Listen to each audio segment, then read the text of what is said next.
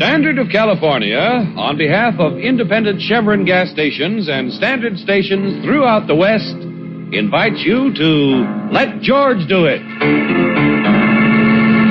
The Corpse on a Caper, another adventure of George Valentine. Personal notice, danger's my stock and trade. If the world has you spinning on your head, you got a job for me, George Valentine. Write full details.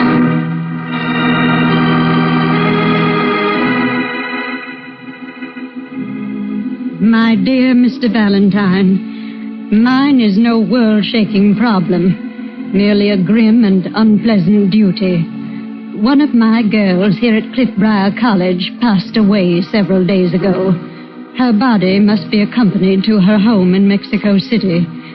If you're available for this assignment, please phone me at the school this afternoon.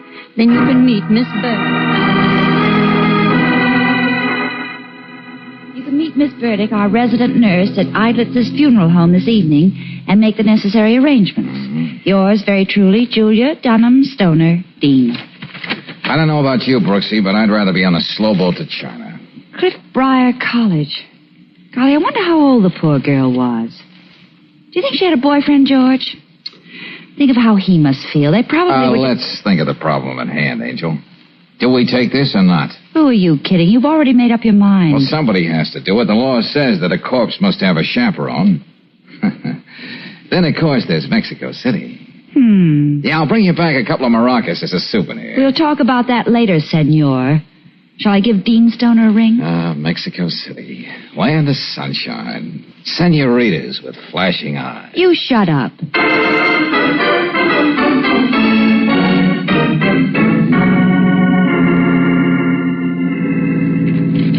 Here's the burial permit and a copy of the death certificate, Mr. Valentine. Okay, Miss Burdick. You'll need those when you get to the train tomorrow. How old was she, Miss Burdick? Consuelo Benales was 19. I know. You're probably thinking how much she had to live for. A great deal, Miss Brooks. She was beautiful, had more money than she could possibly use. Everything. Miss Benales is all fixed up for the trip. Looks real beautiful. If you want to, you can go in the back and see for yourself, Miss Burdick. That won't be necessary, Mr. Eidlitz. I better go across the street and get me a sandwich. The way work's been coming in these days, hardly get a chance to eat. If it would only level off over the year. Mr. Eidlitz, you'd better go and hurry back. We have a few things to talk about. And this is the wrong season for business. Don't understand it. Be back in a few minutes. Well, I suppose every occupation has its hazards. Death certificate. Date 1449. Cause of death, cerebral hemorrhage. Natural causes. Attended deceased from November 18th, 1948 to January 4th, 1949. Last visit, January 5th, 1949. Signed, Elwood Dryden, M.D. Dr. Dryden is sort of college physician, although he lives off the campus. I see. He's been away the last few days, must be on a case. I see. Now, here's a check to cover your expenses, Mr. Valentine. Consuelo's family will take care of your fee when you get to Mexico City. Please let Dean Stoner know when you come back. Yes, I'll do that, Miss Burdick. Good night. Look, Brooksy. Yes, George? Sit down and browse through the mortician's journal. I'll go and see if I can hurry Mr. Eidlitz along. Well, all right, but please hurry, darling. Despite the potted palms, I can think of a cozier waiting room.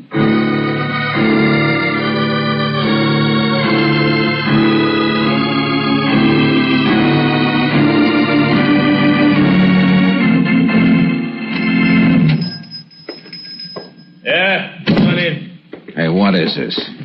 What hole did you two guys creep out of? Yeah, you two men, what are you doing in my funeral parlor? And why have you got that young lady bound and gagged? Button your lip, Keep button your your shirt on. That gun doesn't frighten me. I'm going out and call a policeman. Hey, wait a minute, you get... Oh, I...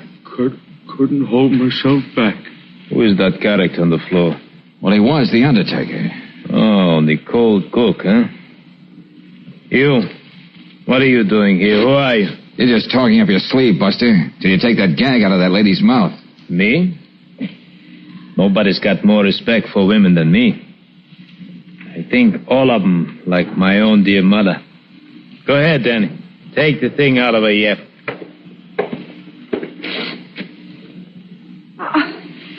George. Shut up. I just did that to show you I got respect for womanhood, lady. Now back to you, Jack. What are you doing around here? And why did you hide the body? He's been raving about somebody stealing Consuelo's body from the back room. Didn't I tell you to keep still? Come on, Jack. What did you do with her? The name's Valentine. What's the name they got under your pin-up picture in the post office? Hey, you want I should give this guy a good slamming for cracking wise? The name is Bo Scarby. You're the only one been flitting around here all night. And Consuelo, she ain't here anymore. You're running a fever, mister. I was just hired to go with the body back to Mexico. She ain't going back to Mexico. She's gonna stay here and get buried right next to my dear mother. Go ahead, keep ranting. I'll try and listen. Even though she did walk out on me, she's my wife. You get the swing of it? No, I don't. She's just a college kid. She's only been here from Mexico a couple of months. You're not in her league, friend. She gave me a wrong name. Ginger Santos. But I found out what she really was. And I read about her dying up here in that college. You get the swing of it? Oh, brother, the only thing I'm getting is a headache. All right, Danny. I will hold the gun. We've got work to do. George, tell them anything. We'll start easy. First with a mouthful of fingers. Get the swing of it, Valentine? And Danny was holding back. Hey, what do you want me to tell you? I don't know anything. This is crazy. Danny, let yourself go. George!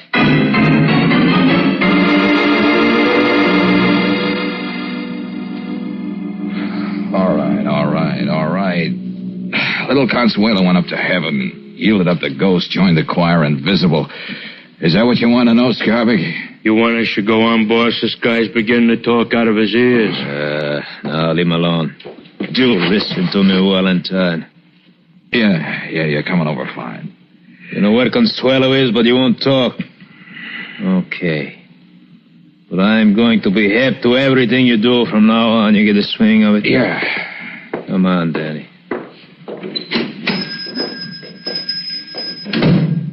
Don't move, George. I'll try to get over to you. Might be a little awkward, Brooksy, tied to that chair. I think I can make it. There's a couple of brave boys. Oh, darling. Oh, I'll have you out of this in a minute. While you take care of Mr. Idlitz, I'll call Lieutenant Riley. Yeah, but what about you, George? Me? I'm just a big snoop, a little old Paul Pry. Oh, darling, how can you joke when you're... Body, who's got the body? And why?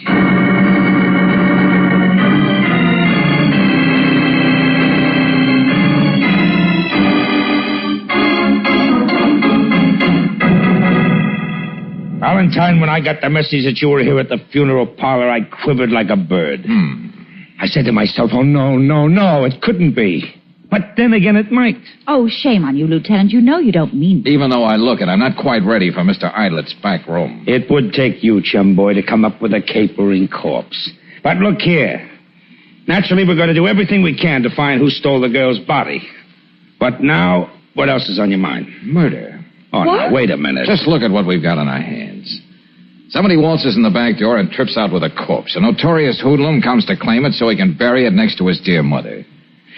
A typical Valentine shindig. The girl in question comes from a wealthy Mexican family and is presumably married to said mug, giving a false name. And she's supposed to be going to college all the time. Yeah. And finally, this death certificate. What do you mean, finally? We've looked at it enough. The doctor who wrote this hasn't been around for a few days. In fact, not since the morning after the girl died. Well, the man's got a right to get out of town on a case or to go to a convention or something. Did not leave any word?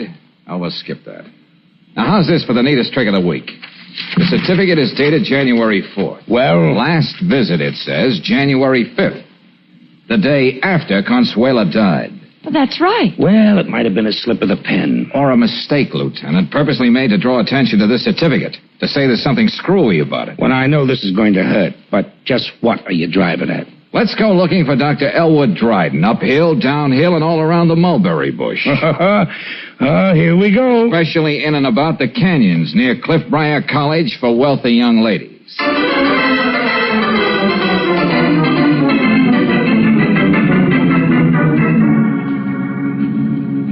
Lieutenant! Quick!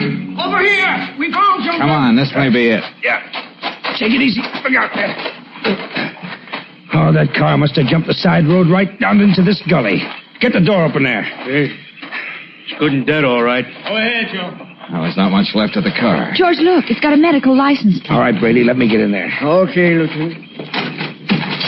Better send for a tow car. Oh, holy smoke.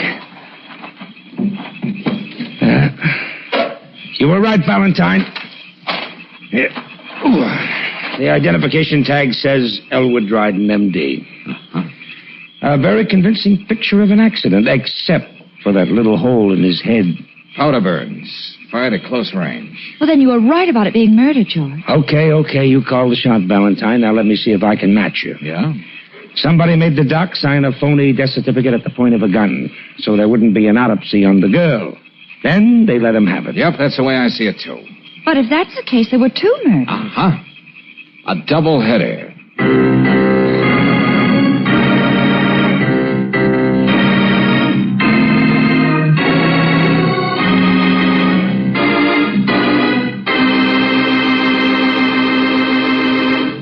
We'll return to tonight's adventure of George Valentine in just a moment. Meanwhile, a word about modern methods. Not so many years ago, the problem of lubricating your car's engine was fairly simple. Nearly any straight mineral oil would do the job well and economically. But today, nearly every car on the road needs a specially compounded motor oil. Otherwise, engine efficiency would drop way down and repair bills would stop piling up. And that's where RPM motor oil comes in.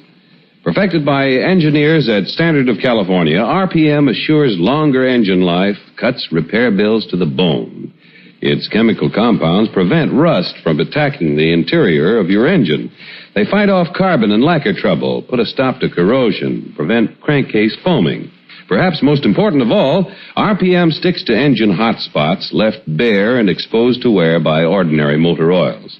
And wherever you drive in the West, you're never far from a fresh supply of engine-saving, money-saving RPM motor oil.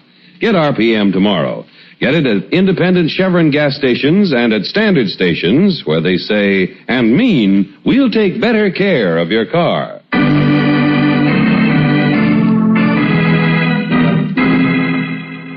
And now back to tonight's adventure of George Valentine. Reluctantly, you take the job of escorting the corpse of a young woman to her wealthy family in Mexico City. But the body is stolen. 2 gangsters work you over. And the doctor who signed the death certificate is found murdered. In his place, you'd probably describe these homicidal shenanigans just as George Valentine did. A double header. Yes, and also find yourself in the room of the late Consuelo Bonales at Cliffbriar College.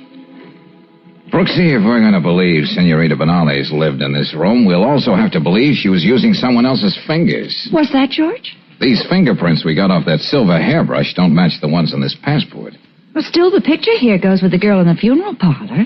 Mr. Idlett's identified. Well, you can substitute a different picture, but you can't change fingerprints. But why the melodramatic masquerade? Why should another girl take Consuelo's place and end up on a slab in a mortuary? And where's Consuelo? Hey, one thing at a time, Angel. But you're right. The big thing is why. Why a wealthy and beautiful young lady from Mexico would let anyone else fill her nylons? You know, we could kick that one around for days and not get anywhere. Well, suppose we get a jump on the wild goose season. Hmm? Beat it down to headquarters and make like Mata Hari with the boys in the fingerprint division. See if there's anything in the files that will give us a name to go with the prints. Oh, Mr. Valentine, Dean Stoner told me that you were up here and wanted to see me. Oh, yeah, just a few questions, Miss Burdick. Take care of that little matter, will you, Brooksy? Oh, I'm on my way. Now, would you know, Miss Burdick, when Dr. Dryden filled out that death certificate? Why, the night Consuelo died. The Department of Health got it in the mail the next morning. According to Lieutenant Riley, when you walked in, you found Miss Bonales dead. That's right. I saw the light and wondered why she was up so late. First, I thought she'd taken an overdose of her pills. Pills? What pills? She suffered terribly from migraine headaches, and Dr. Dryden was prescribing for her. Oh, I see. Those are the pills in that bottle on her night table. But Dr. Dryden decided differently, huh? Cerebral hemorrhage. Just one more question, Miss Burdick. What sort of girl was Consuelo? Mr. Valentine, all our students are supposed to be paragons of virtue. Genteel young ladies from the best of families. But off the record. Off the record, Consuelo was a paragon of everything but virtue back in Mexico.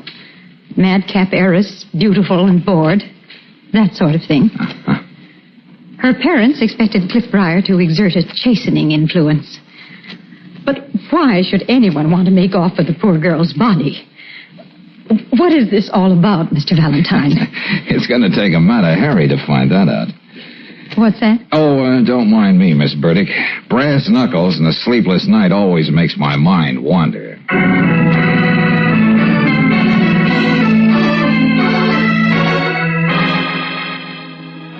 Yeah, Brooksy, I'm still on the phone. Well, I was just trying to think. Now we know the Cliff Briar girl was Ginger Santos. And that's the name Consuelo Benales gave that mug Scarbeck when she married him. Yeah, well, look, I'll meet you over at Max Weiner's as soon as you can get there. Well, you know, the theatrical booking agent. Yeah, so long.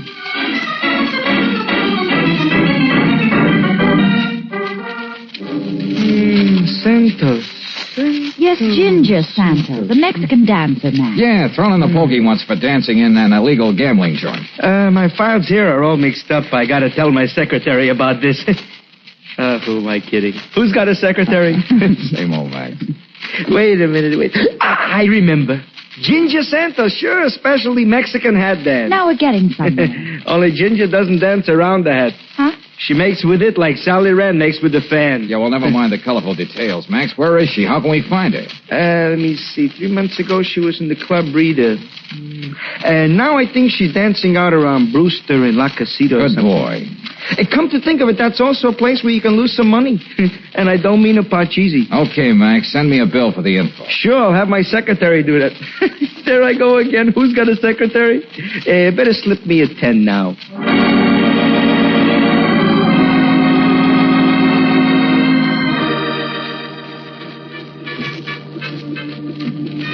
What a tragic waste, Miss Santos. What? I said, what a waste. You sitting here alone at the bar. Where did you come from? Why didn't you get here sooner? I take it that you wouldn't scream if I joined you, Ginger. What do you think? Hey, Ginger, is this guy giving you any trouble? Yes, the kind I like. Go away, Carlos. No, wait. Get me another drink. Look, you had too many already. Reynolds wouldn't like it. You still got your dance to do. If my eyes are a little bloodshot, nobody will be looking at them anyway. Besides my headache. Okay, but this is the last one. Headache? Yes, but no matter. A little excitement always cures that. And you look like the kind of man who could provide plenty. By the way, what's the man's name? Valentine. George. I mean, who are you? Oh, just say I'm a ballet domain. That means... Don't patronize me. I know what the word means. But aside from being a lover of the dance, what else can you suggest for excitement? What do you think?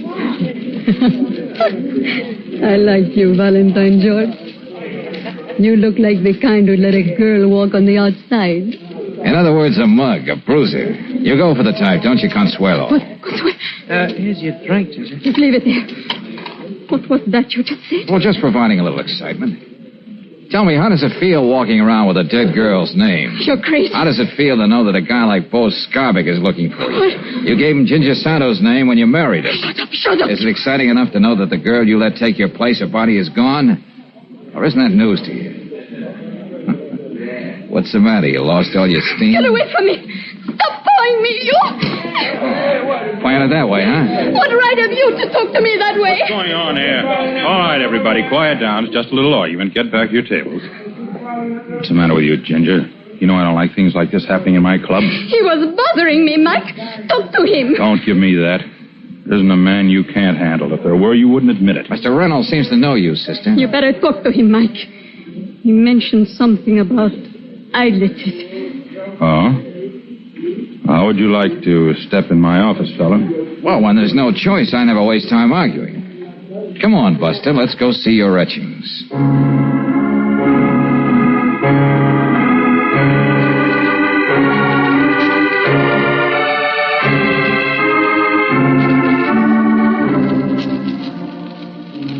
All right, Valentine, I get the picture. Now let me do some talking. Go ahead, it's your deal, Reynolds. I'm a gambler, a businessman, not a murderer. I'm too smart for that. Uh-huh. The worst that can be said about me or Ginger You is mean Consuelo. Let me talk. The worst is that we did something to keep the other dame from being shipped to Mexico, so Consuelo's folks wouldn't find out the truth. Now, Reynolds, there's more to it than that. All right, so the kid pulled a fast one on her people. Hired another girl to take her place so she could play it high, wide, and handsome on her own for a while. She's dynamite. She can't stand being cooped up without exploding. Where have you got the body of the real Ginger Santos? My boys stashed it away, but they'll see that it gets back. With a little diplomacy, things get squared again. Oh, you write a nice story, Reynolds, except for the happy ending. You seem to forget that... Well, hello, Scarbick. For a while, I thought you lost my trail. Get out of my way, Valentine. I just seen her outside. She's not dead at all. You, Reynolds? Why? Oh, now, come, boys. Let's not forget social amenities. Reynolds, I want you to meet Bo Scarbick, also a very tough guy, but more important, Consuela's husband. Husband? Why, that... And, Bo, this is Mike, your successor and your wife's affection. Yeah, I know. And me even wanting to bury her next to my dear mother. Anyway, I break this guy in half. Please, but don't. I've caused enough trouble. Get away from me. Can we come in and do your charge admission? Now, just a minute. You missed the best part, Lieutenant. This is the end of the third act coming up. Is this Consuelo, George? Yep. And Mr. Reynolds, who does her body snatching. They're all yours, Lieutenant. Now, just a moment, Lieutenant. All right, quiet. We'll unscramble you down at headquarters. And before morning, we'll know which one of you killed Dryden and that girl. Just to make sure you're not disappointed, Lieutenant, Brooksy and I will bring Nurse Burdick along. She'll have something to say that'll clinch the deal for you. All right, bring her along. Oh, 1 minute. There's something festering in my soul. What, George? Oh, Scarbick, I've got something for you. Huh? Yeah. And if you like it, send Danny around. Pretty good, Valentine. But cut it. All unfested now.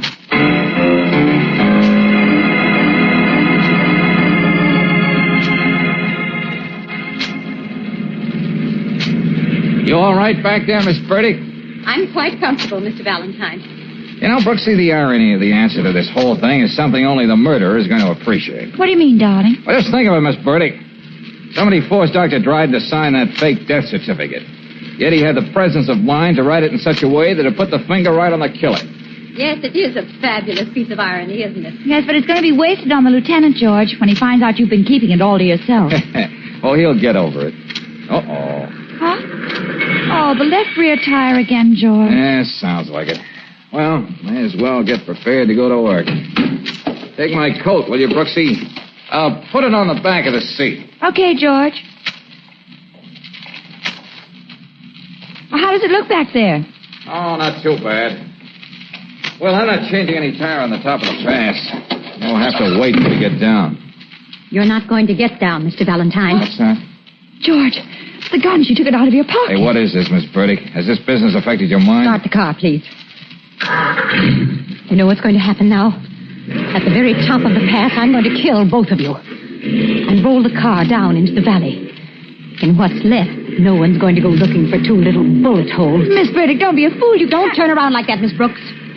Wouldn't you like to know why I killed those two? I know about Dr. Dryden. But what did you have against that Santos girl? Nothing. She was just a common, vulgar nobody. But her death was useful. When is murder ever useful? When it can get you all the things you've never had. I've been a nurse all my life, taking care of everybody else. And these last years catering to those spoiled, brainless young ladies who have everything money can buy. Oh, wait a minute. Listen, Miss Burdick, if I explained to Lieutenant Riley you had a chance to kill us and didn't, I'm sure he'll give you a break. Sure he will. Keep driving, Mr. Valentine. Life could have been very pleasant with the money I would have blackmailed from Consuelo Benales. That's all zeroed out now. All right. But it was worth the risk. I knew I had to do what I did ever since I found out about the Santos girl and Consuelo changing places. You fools, can't you see? I had to get rid of the stand-in. You did. They'd met regularly. They met again that night, the night I killed Ginger Santos. That school nurse, I persuaded her to let me give her a routine injection. But it was the same drug she was taking in the pills for her migraine. George, we're almost at the top. Yeah, but... Now, wasn't that a clever scheme for a dowdy, unimaginative nurse? The death could either be called an overdose of sedative or murder. I made Consuelo believe I could testify I saw her poison Ginger Santos' drink at the roadhouse where... Stop the car, Mr. Valentine. Yes, and I even thought of a motive for Consuelo. Ginger was blackmailing her because she knew about the gangster husband. Have you got it all out of your system, Miss Burdick? I had to tell someone. It was a beautiful plan, even though it didn't work. I thought of it all by myself, and I went through with it. Just as I must go through with this now. No. I don't want to do this, but I must. I must. It's empty. Yes, Miss Burdick. You don't really think I would have tempted you with a loaded gun? George, you mean that Hold your horses, Angel. Just as soon as we deliver Miss Burdick to Riley, I'll tell you all about it.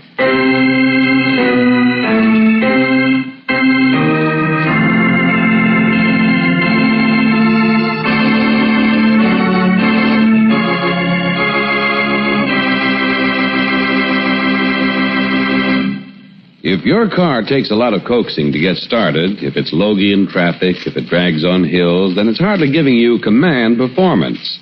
And to get this from your car, get Chevron Supreme gasoline. Special blending agents in this premium quality gasoline command fast starts, command smooth acceleration, command the extra power that makes your car great on hills. And because high-octane Chevron Supreme is climate-tailored, you can be sure of command performance from your car in each different altitude and temperature zone wherever you drive in the West. Ask for Chevron Supreme tomorrow and enjoy motoring at its best with your car giving command performance every mile. You can get Chevron Supreme gasoline at standard stations and at independent Chevron gas stations where they say and mean, we'll take better care of your car.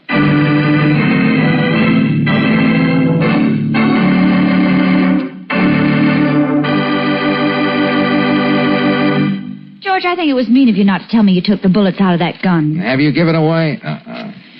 Darling, I was thinking, why didn't Dr. Dryden just go ahead and sign that death certificate? There was no reason to suspect it wasn't an overdose of those pills. Oh, well, that's what I meant by the irony, Angel. Well, I thought you were just making conversation. Part of your act with Miss Burdick. No, Ginger was playing her part like a trooper. Consuela's medical records said she suffered from migraines. So Ginger pretended she did, too. Well, I had those pills analyzed. You see, Dr. Dryden realized there was nothing wrong with Ginger, so he was prescribing sugar pills for their psychological effect. That's what Miss Burdick didn't know. Oh. And when Dr. Dryden demanded an autopsy, she was forced to kill him. I got it. Hello? Oh, yeah, Lieutenant. What's that? Huh? Well, sure, I guess so. It sounds okay to me. Yeah, bye.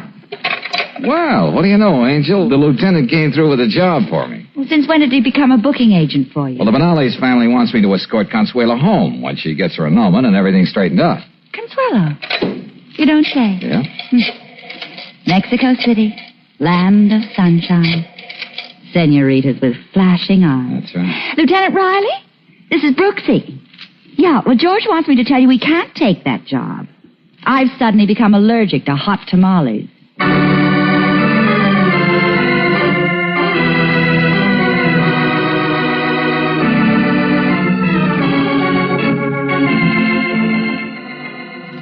Tonight's adventure of George Valentine has been brought to you by Standard of California on behalf of independent Chevron gas stations and standard stations throughout the West. Let George Do It stars Robert Bailey as George with Francis Robinson as Brooksy. Wally Mayer appears as Lieutenant Riley. Tonight's story was written by David Victor and Herbert Little Jr. and directed by Don Clark. Also heard in the cast were Jeanette Nolan as Miss Burdick, Tony Barrett as Scarbick, Barney Phillips as Reynolds, Junius Matthews as Idlitz, Peggy Weber as Consuelo, and Jack Crucian as Max. The music is composed and presented by Eddie Dunstetter. Your announcer, John Heaston. Listen again next week, same time, same station, to Let George Do It. This is the Mutual Don Lee Broadcasting System.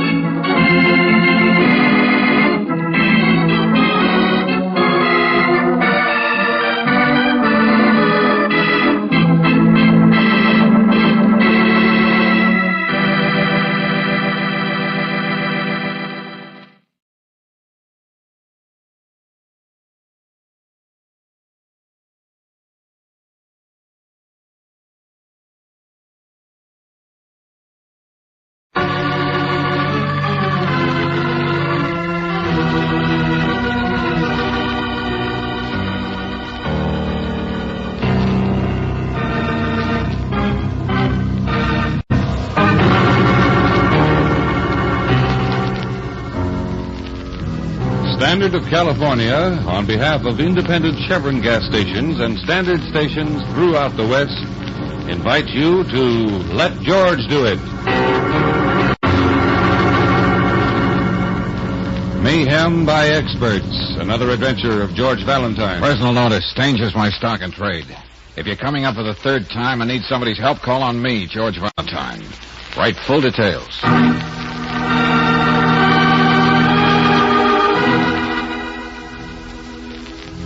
Dear Mr. Valentine, I know the exact time of your morning mail. I've checked on that. You'll have a very short time to get to me and keep me from being murdered. Believe me, I have very good reason to be terrified. I can't think of anyone else to help me.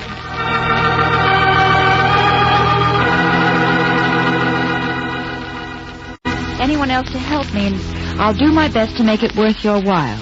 Be sure to come alone, otherwise there's nothing you can do for me. And it's signed Madge Damon. Uh-huh. Well, we've gotten a few cockeyed letters, Brooksy, but this one belongs in a showcase. We got a deadline, no less. But suppose the mailman decided to stop off at the drugstore for a cup of coffee. Well, this Mad seems to have unwavering faith in our postal service. Here, let me see that letter. 426 Duane Street. George, that's a full half-hour's drive from here. If you make every light. Sit tight, Angel. I'm going to find out what this is all about.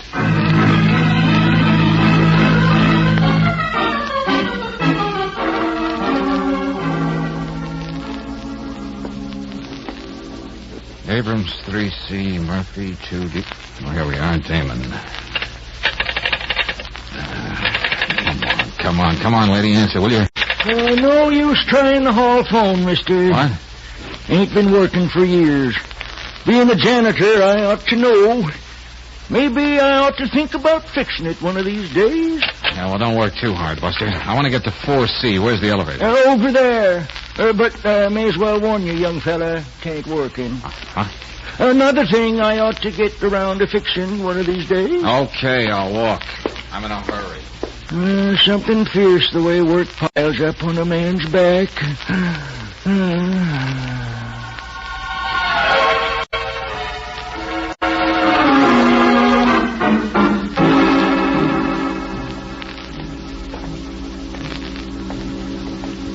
Careful, mister. Wet floor. Oh. And watch out for the pail. Oh, I'm sorry to step over you, Mother.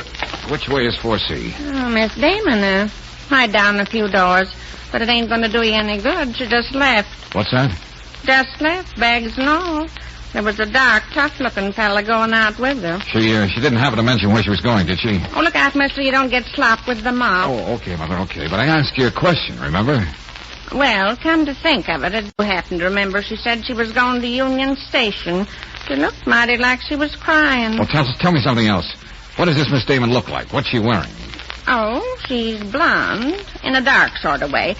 Short, but not one of them real short kind, mind you. She's, great. Well, she was wearing one of them big floppy hats. Oh, she can get away with them, too, because, like I said, she's short, but not too short. Yeah, well, thanks very much. Now I can pick her right out of a crowd.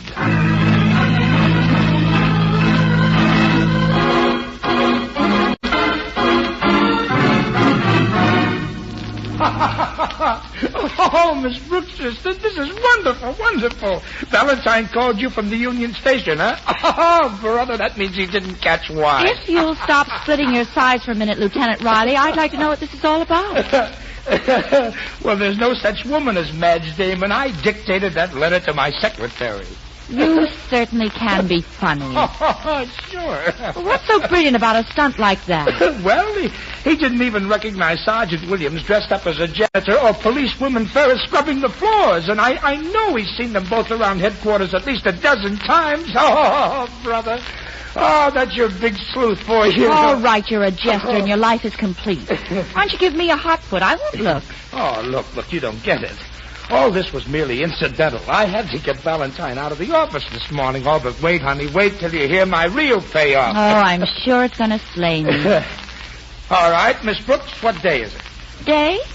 Well, it's Monday. I knew it. You forgot just as he did. Forgot what? It's Valentine's birthday. I checked on it just to make sure. Oh, no. Oh, it can't be. Oh, I've got to get out of here and get him a present. Where's my coat? Relax, honey, relax. This time it's yours truly who's giving Valentine a present. Yeah, how sweet. Yes, sir. Look here. Here in this box. A birthday cake? Yes, sir. And in just a few minutes, five top-notch mystery writers, all big shots in the field, are going to be here to attend Valentine's surprise birthday party. Mystery writers? Lieutenant, you sound like you're running a fever. No. I've done them favors in the past, and they're just dying to come along for the fun. After what you did this morning, I'm suspicious of what you consider fun.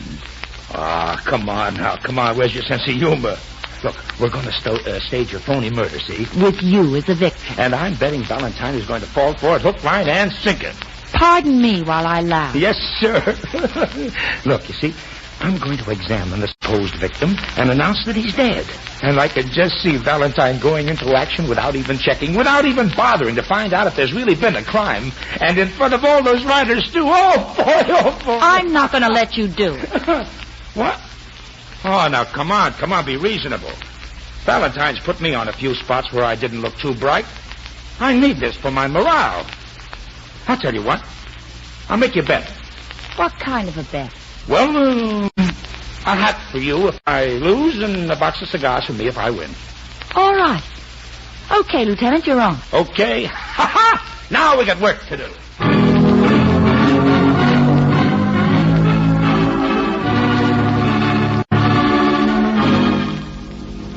Miss Brooks, I want you to meet Steve Barry.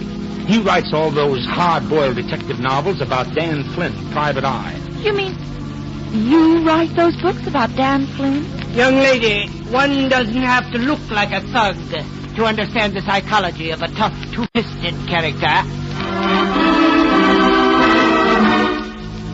And this is Cornelia Wollaston, who writes such wonderful, blood-curdling horror stories. Yes, you should see some of the people I meet in my nightmares. Gruesome. When did the festivities begin, Lieutenant? Well, Valentine is still probably wandering around Union Station, so let's get on with the introductions, huh? This is Ben Forrester, Miss Brooks. He's of the deductive school. He's here to play corpse today. I'll make the liveliest one you ever saw. Don't you think so, Miss Brooks? In your profession, you should at least know what a corpse looks like. This is Sigmund Greenmetz. He specializes in scientific crime. Why, he spends more time in our police lab than we do. Thank you, Lieutenant. I admit the thoroughness, even though some of my colleagues don't. Nothing like being thorough about mayhem. And this is, finally, young Mr. Copeland, who believes that every crime has a psychological basis. And that's the way it will always be, as long as crimes are committed by human beings. I don't mind suspense, Lieutenant, but I happen to have a dinner party. Yes, where is Mr. Valentine? Well, he'll be along any minute now, Barry. Well, now, look here, Greenmetz. You know what you have to do. Yes, I understand it. I pull down the window blinds to darken the office like this. Then I turn on the light. Right. Then when Mr. Valentine begins to light the candles on his birthday cake, I flip the lights off. And with a pathetic stifled scream, I crumple to the floor. Oh, dear. Murder can be so repetitious, even when you stage it. Just 1 minute and one more thing, Greenmetz. I beg your pardon, Mr. Foster. Don't poison Valentine's cake with one of those exotic venoms you always fall back on in those incredibly dull stories of yours. I may seem a little out of date to a successful best-selling writer like you, but at least I use careful research. I'm not a fraudulent writer. Gentlemen, remember, this is supposed to be a party. Yeah, cut it out, Greenmetz. I don't like people to laugh at my work. If you go through the annals of crime, you'll discover that poison has been used more often. Quiet, everybody. I think I just heard Valentine come in the outside office. I still think I'm going to win that hat. Hey, Brooksy. You know that letter I got this morning? Well, did you find Madge Damon? Hey, Brooksy, what is this? Who are all these people? Oh, they're guests, darling. Your birthday guests. What? As a matter of fact, they're all well-known mystery writers. Well, never mind, pal. You'll get to know them all later. But tell me something. What about the janitor and the scrub woman? Didn't you recognize Williams and Mrs. Ferris, huh? Lieutenant, I gotta hand it to you. You had me coming and going. No hard feelings, huh? Look here. Look, I provided a cake and some refreshments, so come on, let's celebrate. Okay, I'm just in the mood. Go on, George, light the cake. Off with the lights, Greenmetz. Very well. Oh, this is nice and cozy. Oh, Say, I don't even have a match. Here, use my lighter. That's the idea, Miss Williston. Hurry up, Valentine. No, you don't. Get away from me. What was that? What happened? It sounded like Forrester. What's going on here? Hey, you, Green Mets, get those lights on. Forrester! Well, what's the matter with him? Why is he lying there like that? Don't stand there, Barry. Help him up. Somebody better get a doctor. Wait a minute. Don't touch him. Let me have a look at him. Oh. We'd better get the coroner. What? This man's dead. Lying on his face with a dagger in his chest. Dead? What are you talking about? Who would want to kill Forrester? What are you saying, Lieutenant? Well, what's the matter, Valentine? Aren't you interested? This happened in your office. Oh, I'm quivering like a leaf. I think the only thing that'll calm me down is a piece of cake. What? Tell your stooge to get up, Lieutenant. This whole setup is as crooked as a worm in an apple. Oh, darling, I love you. Oh, nuts. I get a The new best laid plans of mice and men. Your little joke didn't work, Lieutenant. He was too smart for Looks you. that way. When I get taken for a ride in the morning, I try to smarten up come afternoon. Well, don't be such a ham, Forrester. Get up. He always did like holding the center of the stage. Well, maybe I can shake him out of it.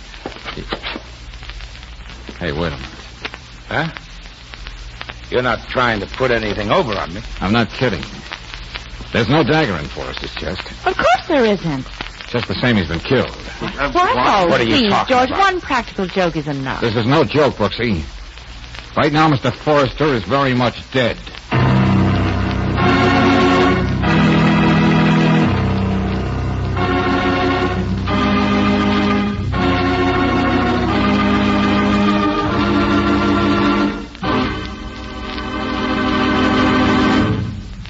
We'll return to tonight's adventure of George Valentine in just a moment.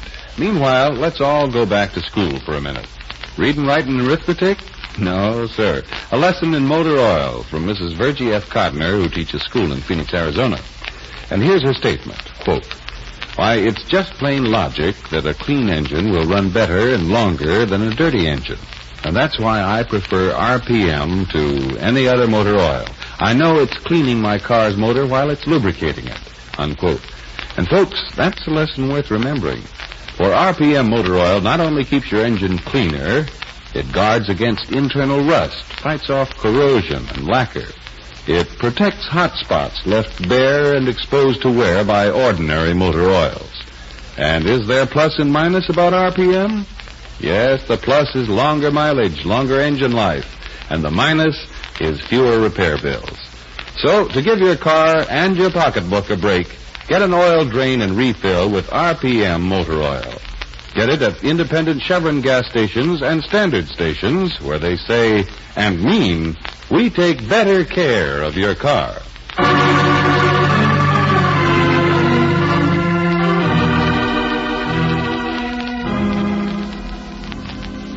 You find yourself the victim of a very elaborate and phony birthday joke planned by, of all people, Lieutenant Riley.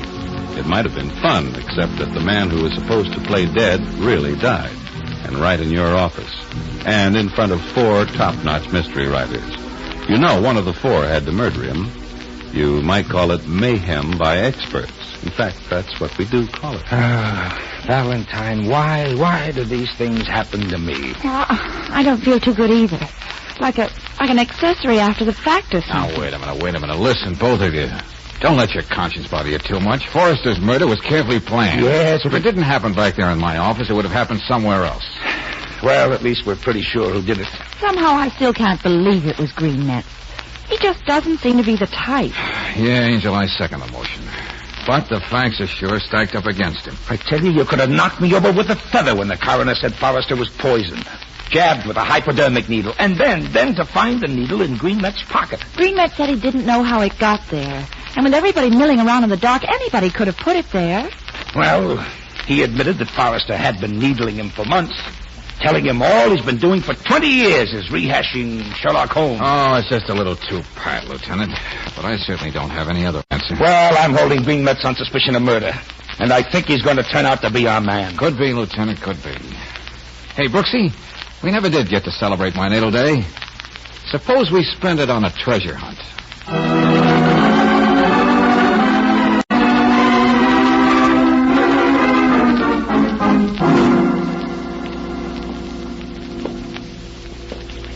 See if you can find the light switch, Angel. Okay. Well, the late Mr.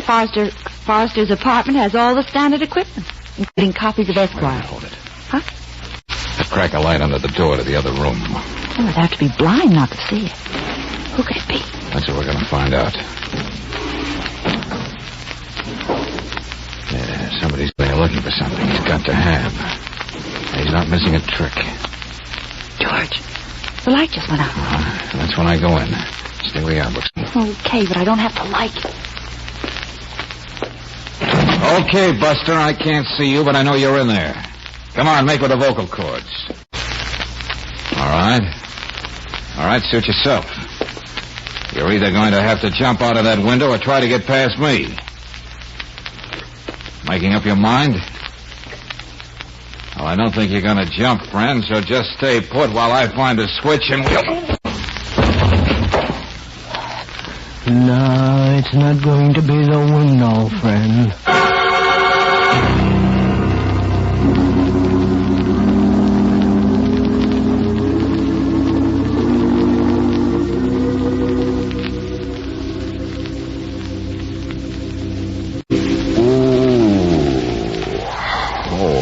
I feel like I was baking a cake and stuck my head too far into the oven. Oh, George, what did I do? Oh, what did you do? Oh, don't tell me you put this dent in my skull. No, I hit him. Huh? Yeah. That gentleman lying face down over there by the couch. Oh, you handled yourself right well, Angel. Well, he hit you. There wasn't anything I could do except take my shoe off and hit him back. Golly, I hope I didn't hit him too hard. Well, we'll just see. Let's turn it over. Well, surprise. Yeah, a big surprise. It's Barry. Steve Barry.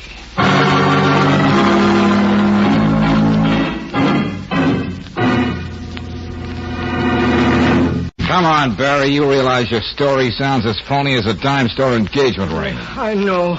It's the truth, Valentine. I've heard of people doing things for publicity, but not anything like this. Please, try to understand my position. There I was in your office, Valentine, at that party, the scene of the murder. Uh-huh. Well, now, what would my readers think if I, Dan Flynn's literary father, wasn't able to solve it? Oh, I can just hear the whole nation going... Just what were you looking for here in Forrester's apartment? Well, I don't know. Just like you, any little clue that might prove whether it was or wasn't Green Metz who did it. Uh-huh. Just any little old clue. Yes. If I could find the murder, the sales of my new book might run into millions. You know, it's just possible somebody might think you killed Forrester, and we're here trying to destroy evidence. Hey, what about that, Barry? Me?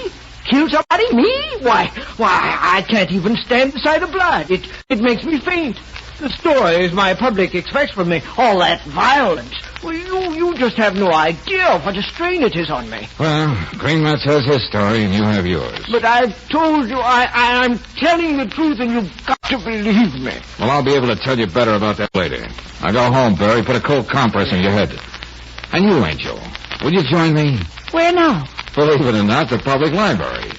To read some mysteries.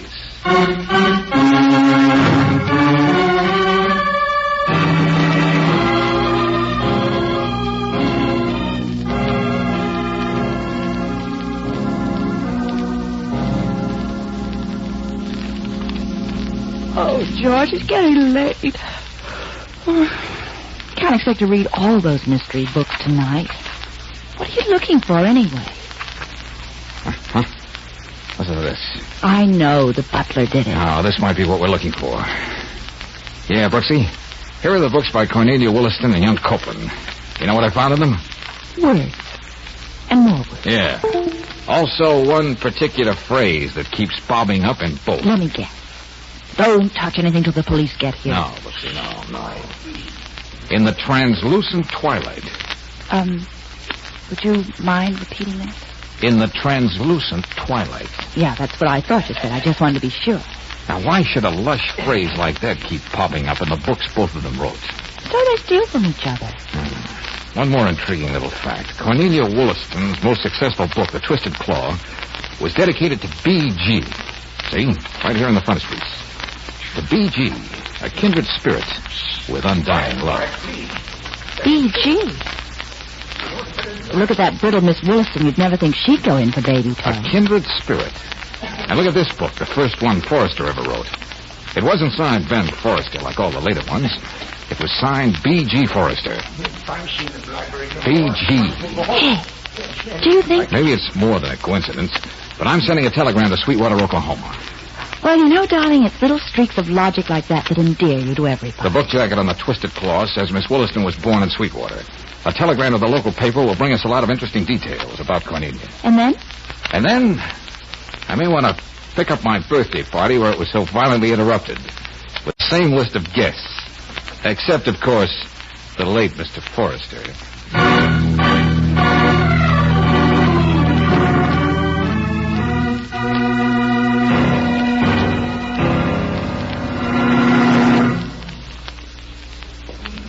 Valentine, what's the reason for this clam break? Yes, just what have you got on your mind?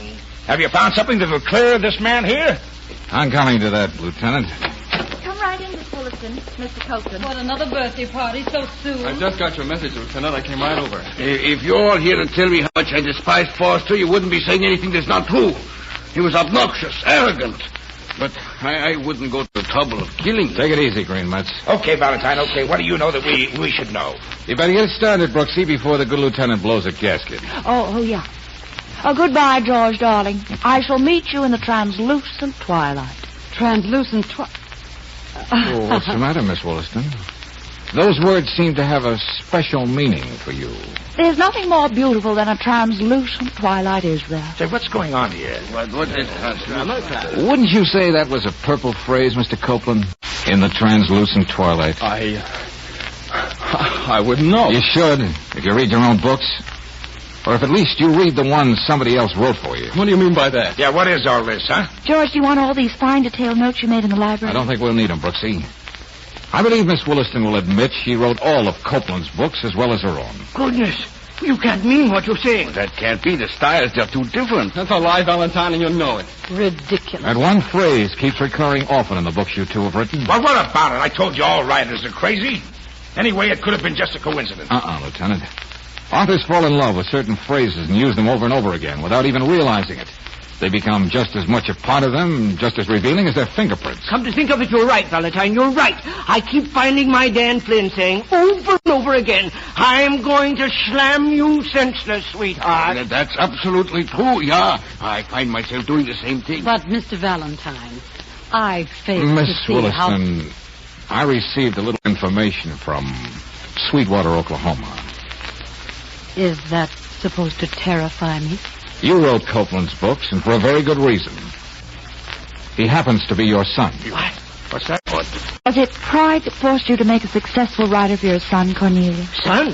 But it's Miss Williston. Miss! Take it easy, Dad. No, there was a Mr. Williston at one time. Okay, why don't you admit it, Cornelia? You're a widow. It's all here in this telegram. All right. What if I am? You can stop it now, Valentine. Yes, Cornelia is my mother. She wanted to help me in my career. That's nobody else's business. Okay. So this is going to make headlines in the Saturday Review of Literature. Now, what about it? Go on, please, Mr. Valentine. Mrs. Williston, you had a very good reason to kill Forrester, didn't you? Why, I hardly knew him, except professionally. He was just another writer. Oh, I see. And is that why you dedicated the Twisted Claw to B.G., and I quote, with undying love? Forrester's middle initial was G. G for Gerald. And he was the kind of man who had other women call him B.G., and with the same undying love. You're right about that, Valentine. Forrester was always bragging about his success with the fair sex. The truth is, I once told him to his very face that he was a cad. Keep going, Valentine. Let's get to the end of this. Don't you see, Lieutenant? When Forrester decided he was through with Cornelia, he held a whip hand. The threat to expose the hoax of young Ted Copeland, the promising new writer. I should never let you do it, Mother. So, Cornelia, you killed Forrester, and in a way that would place all the suspicion on Greenmetz. Now, didn't you? Yes. That's exactly the way it happened. Thank you, Mr. Valentine. Believe me, Mrs. Williston, I'm very sorry. Of course you know you're lying, Cornelia. What's this? And I have an idea that I won't be the one to prove that. Wait a minute. Are you trying to say she didn't kill Forrester? She just said so herself. Thank you for being a practical man, Lieutenant. No. No, this is one time I'm going to stand on my own 2 feet, Mother. Ted, keep quiet. I killed Forrester, just as Valentine described it.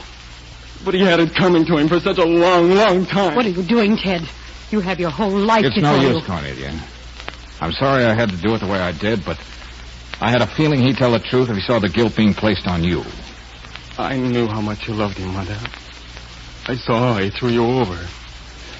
All I could do was stand by. Ted. The scandal about the books, it was going to ruin not only me, but you. That's why I killed him.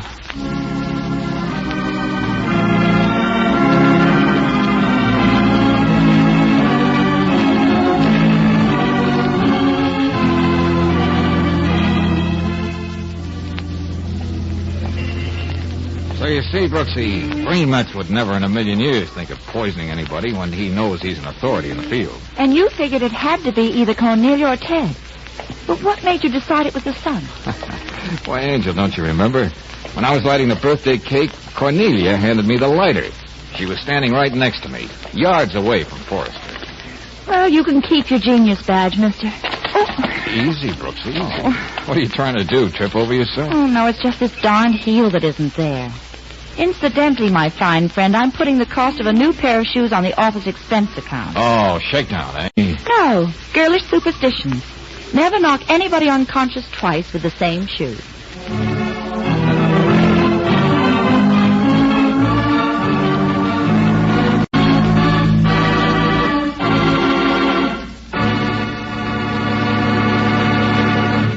Lots of times in everyday motoring when you need extra go-ahead for your car, but fast. And the way to get that speedy pickup is to get Chevron Supreme gasoline, the gasoline that puts command performance in your car. Thanks to special blending agents, this high-octane fuel gives your car command performance under every road condition. It commands fast starts, commands smooth acceleration, commands the extra power that makes your car great on hills. And no matter where you drive in the West, with Chevron Supreme, you can be sure of command performance. For premium quality, Chevron Supreme is climate-tailored to each different altitude and temperature zone from Canada to Mexico in all the western states. For command performance in your car, get Chevron Supreme tomorrow. Get it at standard stations and independent Chevron gas stations where they say and mean, we take better care of your car.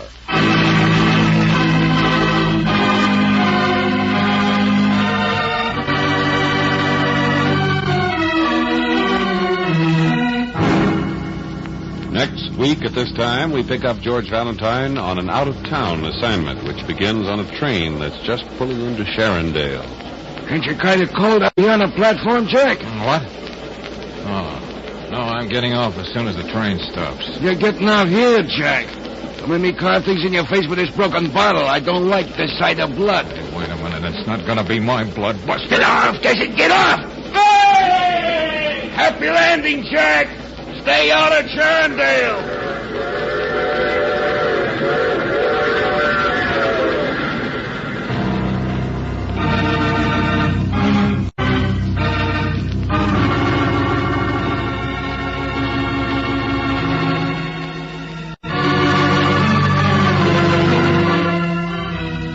Tonight's adventure of George Valentine has been brought to you by Standard of California on behalf of independent Chevron gas stations and standard stations throughout the West. Let George Do It stars Robert Bailey as George, with Francis Robinson as Brooksy. Wally Mayer appears as Lieutenant Riley. Tonight's story was written by David Victor and Herbert Little Jr. and directed by Don Clark. Also heard in the cast were Jeanette Nolan as Cornelia, Roland Morris as Copeland, Junius Matthews as Barry, Fred Howard as Forrester, Louis Van Ruten as Green Metz, and Ruth Parrott as a scrub woman. The music is composed and presented by Eddie Dunstetter. Your announcer, John Heaston. Listen again next week, same time, same station, to Let George Do It. This is the Mutual Don Lee Broadcasting System.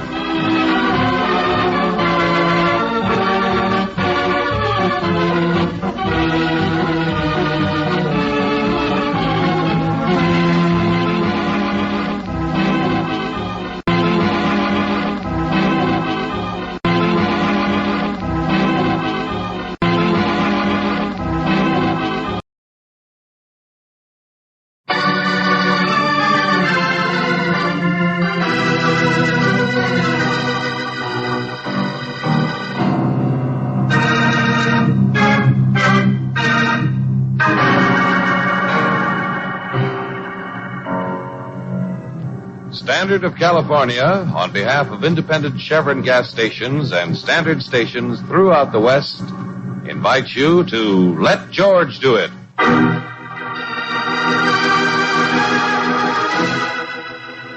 Your money or your life. Another adventure of George Valentine. Personal notice. Danger's my stock and trade. If you're on a spot where a step forward drags you 2 steps back, you got a job for me, George Valentine. Write full details.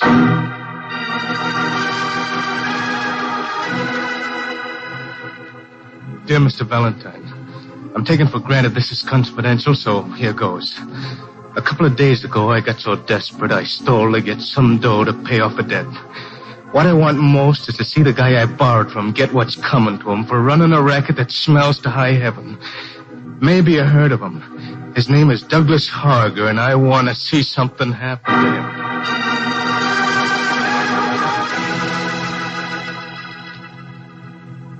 If this hits you right, you've got a job. The only time I can talk to you is between 12 and 1 at Molly's Cafe on Pierpont Street. Signed, Fred Dundee.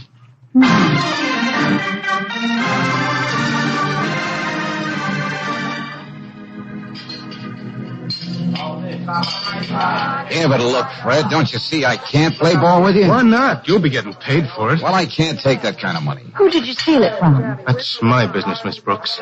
And if you're worried about me making it my life's work, forget it. It was my first and last time. I know, Fred. And I'd like to help you, but... Oh, sure. Bowl of chili, Mike. I suppose that's what you fellas call ethics, huh, Valentine? Well, But it's all right for Harger to make all the dirty money he wants without anybody saying a word. How can you be so sure it's Harger who's running this loan shark business? I borrowed that money from Phil Pagano. He's always going in and out of Harger's Melody Club. He works for him. Yeah? You should hear his line. Go on, kid. Your credit is good. If the wife's going to have a baby, let her have the best. Huh? You got a whole month to pay back the $250. Of course, there'll be $100 service charge. But then we don't ask for no security, which you don't have. I tell you, I can't... Hold it, Fred. Take it easy. I know you think I was a schnook to take his money.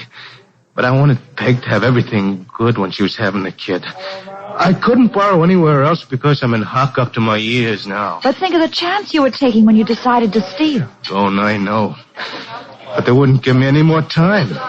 They didn't just threaten me. They said things would happen to Peg if I didn't raise the dough. Uh-huh. You know, there may be an answer to this. There's got to be, Valentine. It's not just myself. Think of all the other people who get squeezed and do things they never would have done to pay Harger back. That's why I couldn't just pay up and forget it. I know. You want something to happen to him. All right, tell you what, Fred. What? I'll take the job and see what I can do. Oh, that's swell. There's a little money left. I'll give you... No, Fred, no. You just make sure you hold on to that. Now I'm working for free.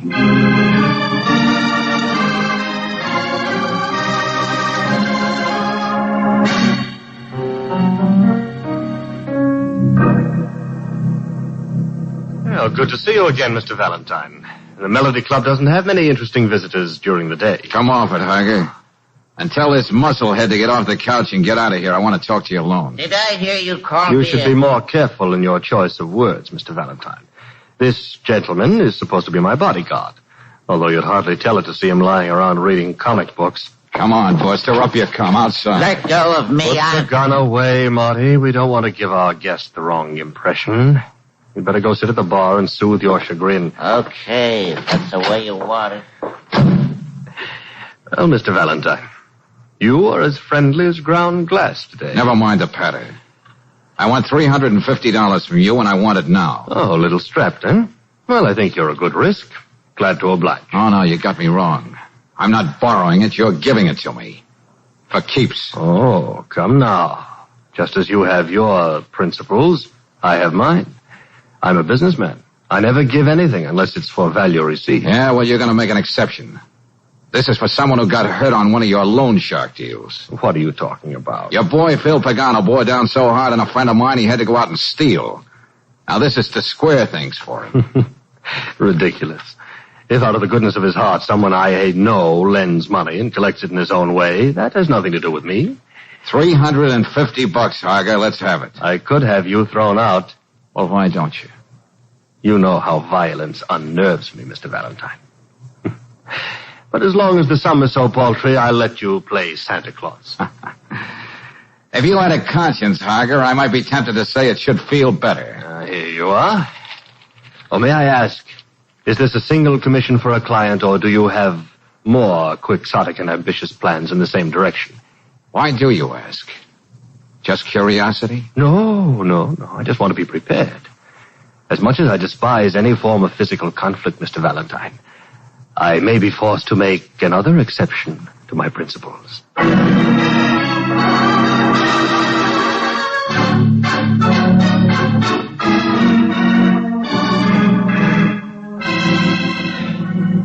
Valentine, you may not have noticed, but the word on the door says homicide. Don't come to me about loan sharks. Riley, how can Harger operate a racket like this without your worthy colleagues putting the arm on? You say it's Harger. I suspect it's Harger. It might well be Harger, but when we pick up one of those strong-arm bankers, he says it's a personal deal. Yeah? There's nothing in writing. The victims are too scared to say anything, and there's no mention of Harger. Now, go ahead. You arrest somebody. Lieutenant, you should have talked to Fred Dundee. Look, Miss Brooks, we don't like the idea either, seeing the little people in this city being pushed around. A question, Lieutenant. One simple question. Oh, I know your simple questions. They take till doomsday to answer. Oh, wouldn't you say it'd take a lot of cold, hard cash to supply what you call these strong-arm bankers? There must be dozens of them covering the city. And they're ready to lend dough right on the line. You just name the amount. What are you driving at? Harger isn't headed for the poorhouse, but neither does he get his mail in care of Fort Knox. And he has so many other interests that take cash to run. Christopher Arena, his nightclubs, and all the rest of them. Yeah, in other words, somebody else has to be furnishing the wherewithal, the financier, the angel. Now, have you ever heard of anyone connected with him who could even vaguely fit that description? Not even vaguely. Oh, great. Well, there's nothing like being a pioneer and trying to find the answer to my own question.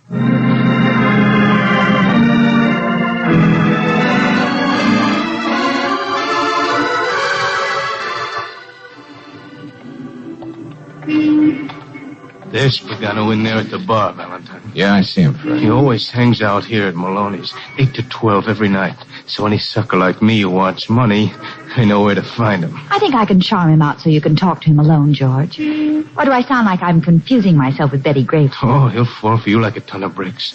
He thinks he's a ladies' man, Miss Brooks. But you be careful of him. He's an oily little rat who carries a knife. A knife, huh? Hey, look, Angel, maybe we ought to forget this. Look, I'll find another way to get you. Hey, Brooksy, wait. Stop dead, mister. I've got an appointment with a gentleman.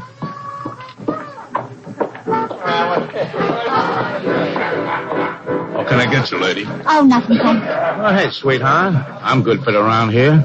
And when they come like you, I can do better than that. Much better. No, I only wanted to talk to you. Alone. Oh? Yeah. I need money. Need it real bad. Why me? Oh, names get around, you hear things. Somebody said I'd find you here. What seems to be your trouble, sweetheart? Probably nothing new to you. The show I was dancing in folded up. I held out as long as I could, and now I've got to borrow money. What's your name? What show? Vivian Dupre did a solo in Gals Can Be Pals, the Morrison circuit. Your real name, I mean, Mr. Prey. Oh, okay. Mary Sullivan. Do I get the money? I'll pay it back. Usually I work regular. All right. Don't get so nervous, Mary. Bill Pagano will take care of you. How much do you call money? Well, I'm afraid it's got to be at least $300. Bill Pagano can still take care of you. Oh. And he's happy to. Oh, when can I have it? What do I have to sign, Mr. Pagano? Well, this is no joint to talk about something personal, sweetheart. Suppose we go over to my place and set up the deal. Well, I don't know. You trust me, don't you, kid? Oh, you know I do, Mr. Pagano. What are we waiting for?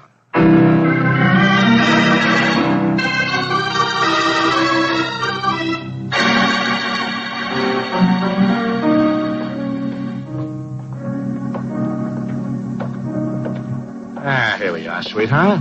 Well, I got my key. Yeah. The way you're looking around, you think you was expecting somebody. Oh, no. No, it's just that, well, the hall is so dark. Well, we'll take care of that right now. Go ahead in, Mary. Oh, no, you first. I don't know who you are, bud, but I'm going to... Shut up. And you, babe, sit down over there. What? Oh, Oh, yes, sir. Copper? We'll talk when you take your hand off that knife in your pocket. Ah, so you heard about me, huh? Well, then you ought to know I let this knife do my talking for me. Now, wait a minute. Listen to me, handsome. Hager sent me to see you. Huh? You're lying. Yeah, I started working for him today. It seems he lost his respect for Marty as a bodyguard. You think I'm going to believe that? Hager says you've been charging extra interest on loans and holding out on him. You've shaken his faith in mankind, Phil. I never held out a cent in my life. Now snap that knife closed. I want to have nice things to report about you. Well, that's a good boy.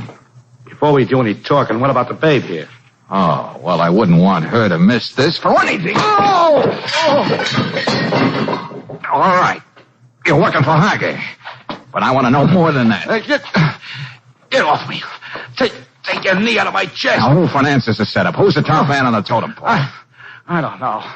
I don't know nothing. Don't. Who really runs the racket? Supplies are ready, cash. Come on, talk. All right. I'll tell you. Stop it. Yeah? Leslie. Leslie who? Leslie Remsen. Out in Compton Hills. Okay. Thanks, Phil. You've been very helpful. I don't want to seem ungrateful, but I gotta do this. Oh! Sweet dreams, handsome. Well, what do I do? Cheer or just fold up like an accordion? Sorry I had to expose you to that bit of rough stuff, Angel. But even if it takes more of the same, I want to clean this thing up. Compton Hills? But there's nothing out there but fashionable estates. Yeah, I know. But that's the next stop, Brooksy. We're getting up in the world.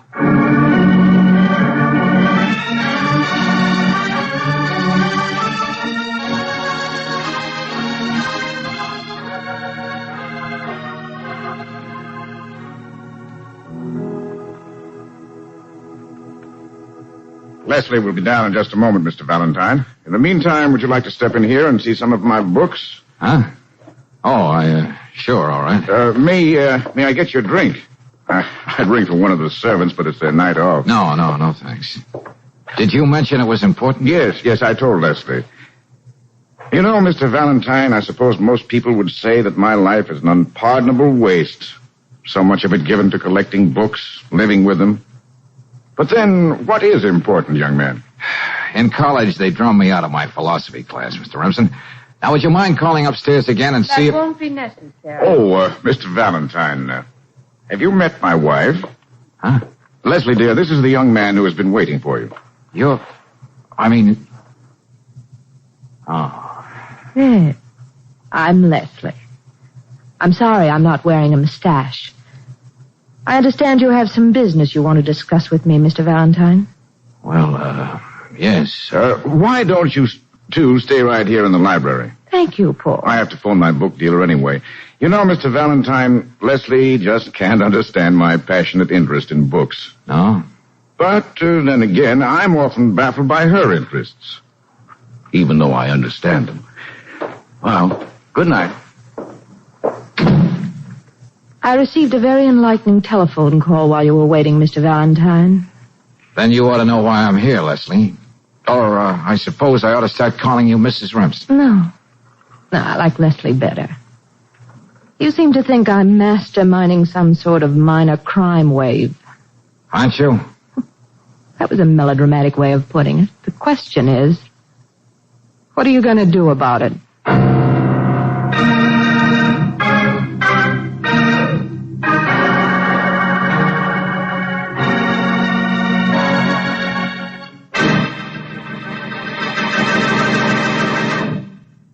We'll return to tonight's adventure of George Valentine in just a moment.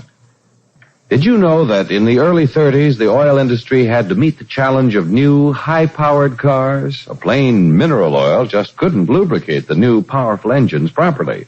Engineers at Standard of California met the problem with compounded RPM motor oil, the oil that won't run away from internal engine hot spots, that keeps a protective film on all parts when a car is standing cold, and that cleans your engine as it lubricates. One motorist quick to see the advantages of RPM motor oil is F.B. Stormont of Tombstone, Arizona. Mr. Stormont started using RPM in 1936. He states that he has been a constant user of this premium motor oil for the past 13 years. He's driven the same car all these years, driven it close to 100,000 miles with only one major overhaul job in all that distance. Well, that's really protection you can trust. And to give your own car this superior protection, stick to RPM motor oil. Ask for RPM at standard stations and independent Chevron gas stations where they say and mean we take better care of your car.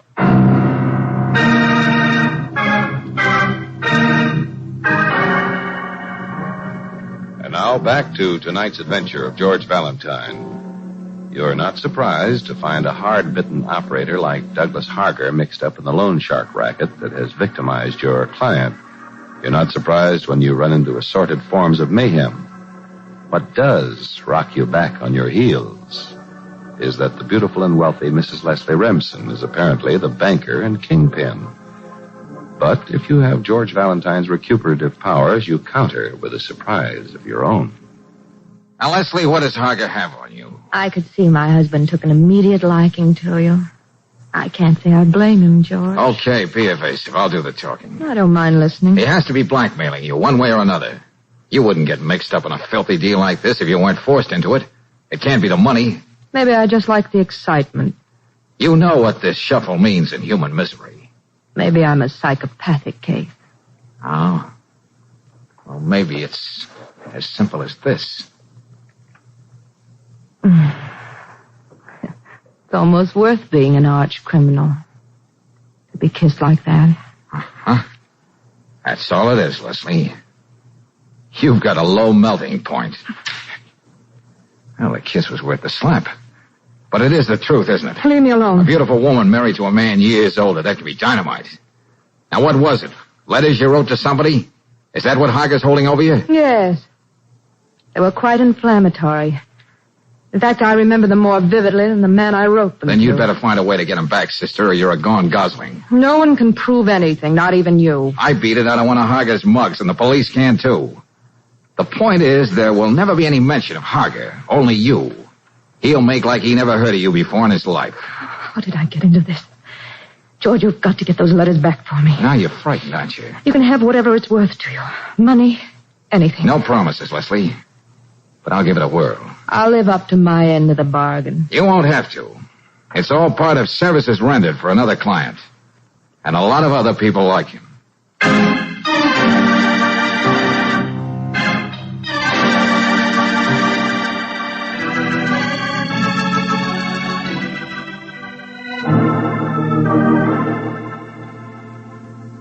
Now look, Fred, I've got an idea. A way to take all the pep out of Harker. And if it works, what happened to you and Peg won't ever happen to anyone else. Let me have it. I'll do anything. I've got to get some letters out of Harger's safe at the Melody Club. Huh? Letters signed Leslie Remsen. I don't know much about blowing safes. Now, I could try to scare him into giving them to me at the point of a gun, but he knows I wouldn't shoot him. Yeah? But, and this is where you come in, if someone with a nervous trigger finger and a man-sized grudge walked in, Harger would really sweat. I see what you're driving at. Sure. You put on an act. You don't like the way you were taken for a ride. You're going to get even. You want him to open the office safe so you can help yourself. I'll put on an act that could get me a Hollywood contract. Now, Fred, you know there's a risk involved. But we've got to have those letters. You've got them. But there's just one thing. What's that? That gorilla, Marty. He's always following Harger around. He never lets him out of his sight. Okay, that's my job. I'll get Marty off the scene. At 9:30 tonight, Harger will be alone at the Melody Club. That's when you walk in.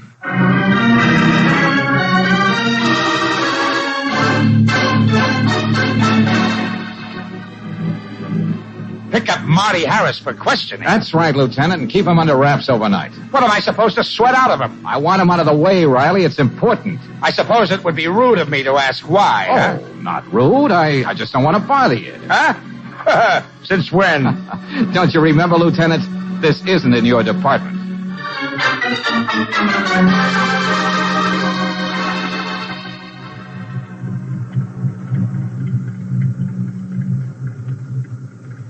George, down the alley. There's Fred now. Yeah, good.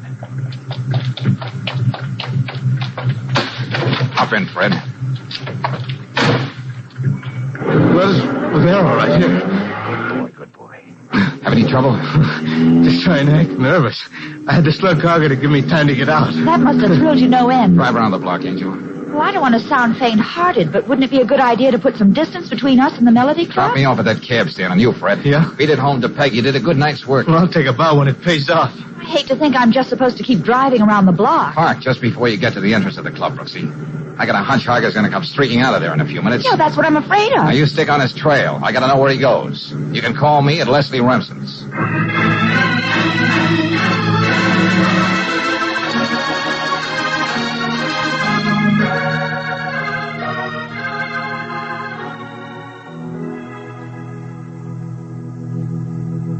Oh, I'm sorry, Mr. Valentine, but you just missed Leslie. Oh. She seemed rather in a hurry, too.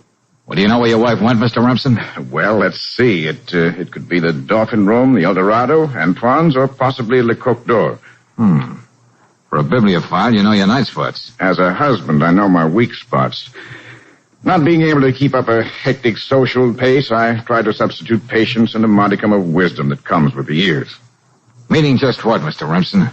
Let's not spar. Meaning all things come to him who waits. I'm quite able and willing to wait for Leslie. You're okay, Remsen. All right, I'll kick around those spots you mentioned and see if I can find Leslie. Oh, just a moment, Valentine. You probably think it's strange I never questioned you about your business with my wife. Well, Of course, I have sensed that she's in some kind of trouble. I'll even venture to say that you're here to deliver that little package. Huh? Would they be ill-advised letters? Leslie's very impulsive. Well, as a matter of fact... Don't be embarrassed. I'm not going to ask to see them. They don't matter. It was foolish of her to get in trouble because of them. Mr. Remsen, why are you telling me this? Because I know you're trying to help her. That being the case, you ought to know how I feel. Oh, pardon me. Hello? Oh, yes, he's right here. It's for you. It's a Miss Brooks. Oh, thanks. Yeah, Brooksy? Huh? Both of them, huh? He met her there, the Gramercy room. No, use your head, Angel. No matter how many of Harger's men are staking out the place, I gotta do this alone. Okay, I'll be right there.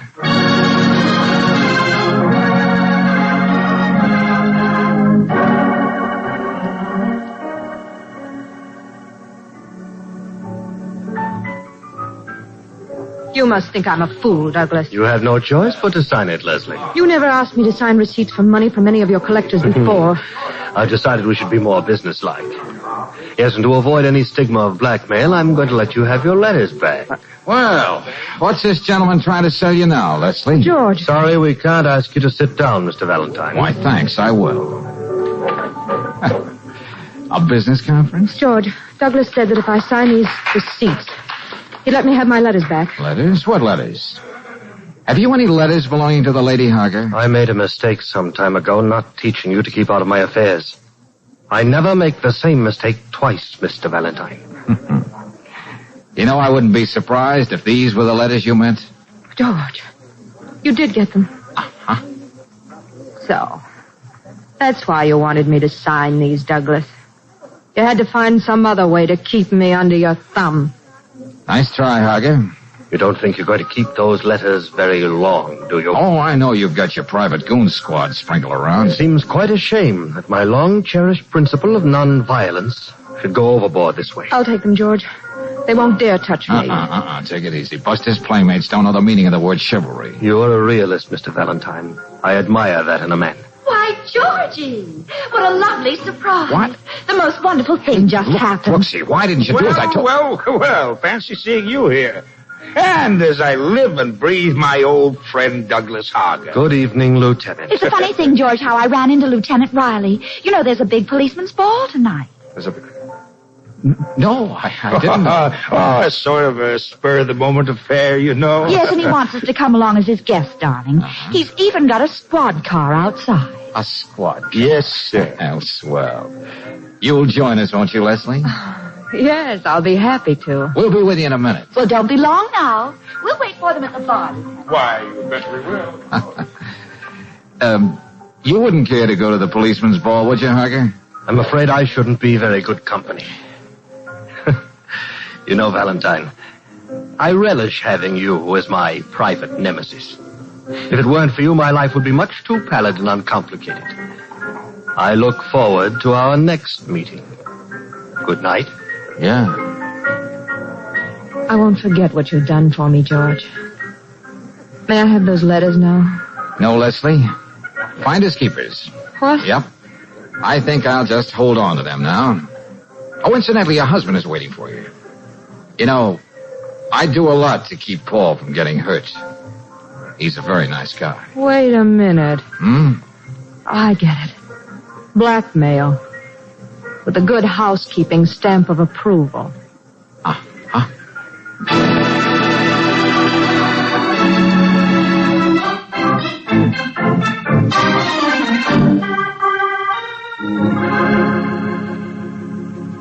Oh, George, before you burn those letters, you might at least have let me peek at one of them. You know, that's what I like about you, Angel. You're so unscrupulously feminine. Yeah, but seriously, George, do you think Leslie and her husband will make a go of it now? Oh, maybe. As long as she thinks I still have the letters. She doesn't suspect that Paul knows about them. Darling, you should run a column of advice to the lovelorn. Dear editor, my young man, who shall be nameless, keeps putting off popping the question, what shall I do? Signed, Anxious. Oh, I get it. Dear Anxious, after seeing your beautiful pictures, I'm convinced your young man is a half-wit. By no means marry him. Insanity is hereditary. You can't win.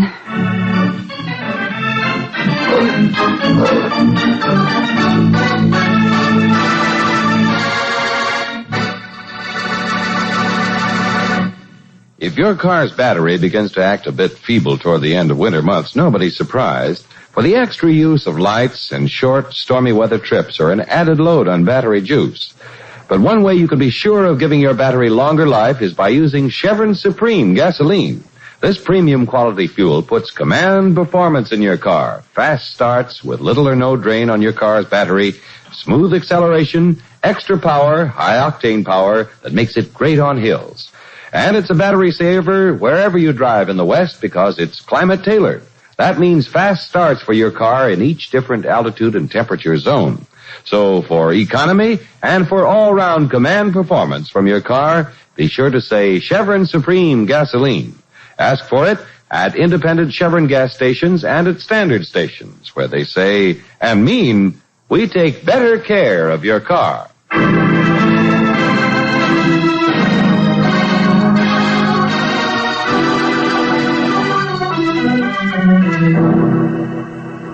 In the course of next week's adventure, we find George Valentine in a cheap rooming house.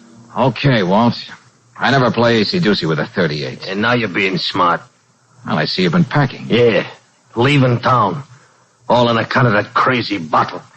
I should have thrown it down a sewer, but no, I gotta go be nice to somebody, a guy I never seen before. Who gave you the bottle, Walt? And why? You're getting nothing out of me, mister. Nothing but this. Oh! That crazy bottle.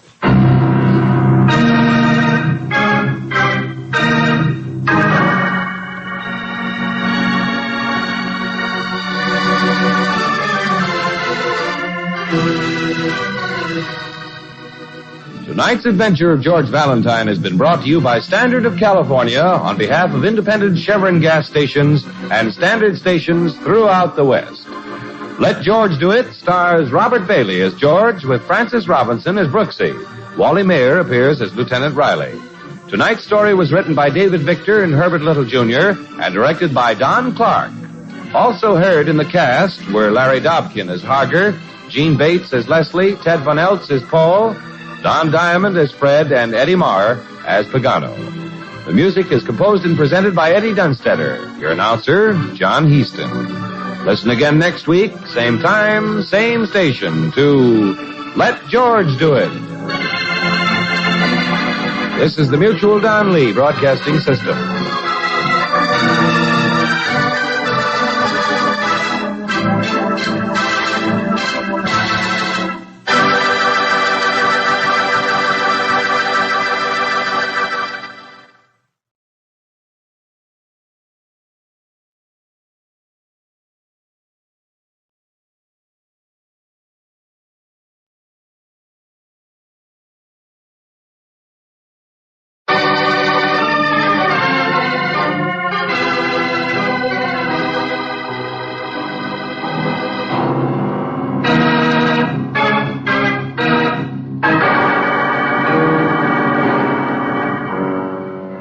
Standard of California, on behalf of independent Chevron gas stations and standard stations throughout the West, invites you to Let George Do It.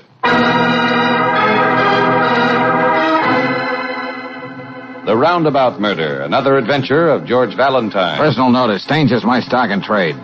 If trouble is a noose around your neck and it's getting tighter, you got a job for me, George Valentine. Write full details.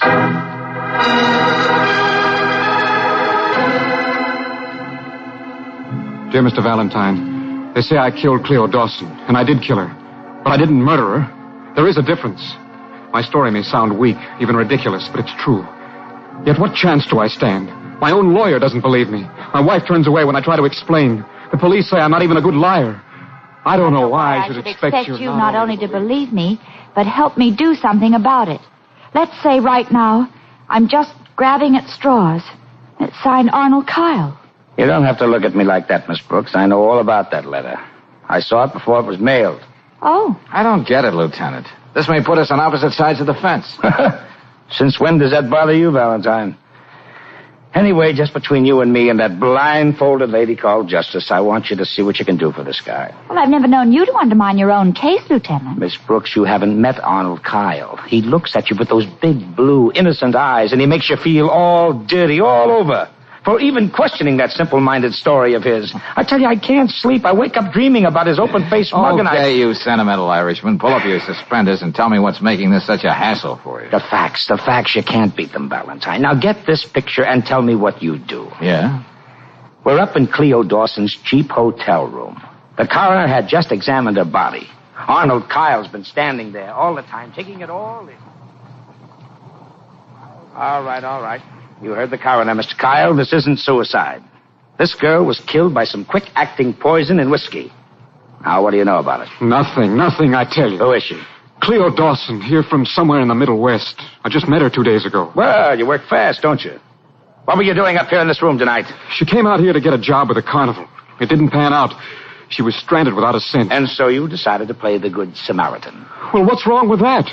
If my kid sister were in a jam like that, wouldn't I be glad if someone tried to help her? Never mind that. Go on. I got Cleo this room and even fixed it with a friend so she could start working today at a drive-in downtown. Come on, what about tonight? Well, she didn't show up at the job, so I dropped by to see what was the matter. She had a rotten cold, so I told her she ought to take a drink and stay in bed. Kyle, why did you poison this bottle? Did Cleo threaten to make trouble between you and your wife? Don't be crazy. It was nothing like that. I was going to take a drink myself. Except all of a sudden, she keeled over, just like that. Okay. Where did you buy this liquor? I didn't buy it. Huh? Some fella gave it to me. A guy down at Donovan's Tavern, name of Walt. I never met him before. If I told you that story, would you believe it? But it's the truth. Why would I call downstairs for a doctor? Why didn't I run away? Nobody knew I was here. If I were guilty, would I... There you are. That's the story, Valentine. Now, come on. Kyle's cell is right down this corridor. Well, now you're going to have Brooksy and me sharing your insomnia, Lieutenant. I don't suppose you found any stranger named Walt? Don't think we haven't tried. Well, here we are. Okay. I think it'd be better if you waited for me downstairs, Angel, and we'll have dinner. I shouldn't be very long. Okay, George. Here's somebody to see you, Kyle. Oh, drop by and see me before you leave, Valentine. Sure. Yes? What do you want with me? My name's Valentine, George Valentine. Oh, then you don't think my story is crazy, do you? Or you wouldn't be here, would you? Now, calm down, will you? No, look at me. What makes me such a freak because I tried to help a poor girl who was down on her luck? And I know how the rest of it sounds, We don't too, have to go over that now. I've already checked. Well? How about this man in Donovan's Tavern who gave you the bottle of whiskey? Can you remember anything about him? I mean, something that might have slipped your mind when you were talking to the police? Well, that's the trouble. He looked like a dozen other people you might meet in a place like that. He wore a leather jacket and... Yes, sir? Sure, there is something. Something that made me notice him in the first place. He wore one of those wide, studded leather belts. The kind you see on guys when they're driving motorcycles. Huh? Well, what did this Walt say to you when he offered you the bottle? Now, I want his exact words. Let me see. He said, here, maybe you'd like to have this, mister. Morrison Club. The best. I don't want it because I got no use for the Joe who gave it to me. And you ended up at Cleo's with your present. Oh, what's the use? It's even beginning to sound cockeyed to me. Now, listen, Arnold, you stuck to your guns so far. This is no time to run out on yourself. I know. We're going to go over everything that happened that night till it comes out of your ears, and then some more. Now, shove over so I can sit down.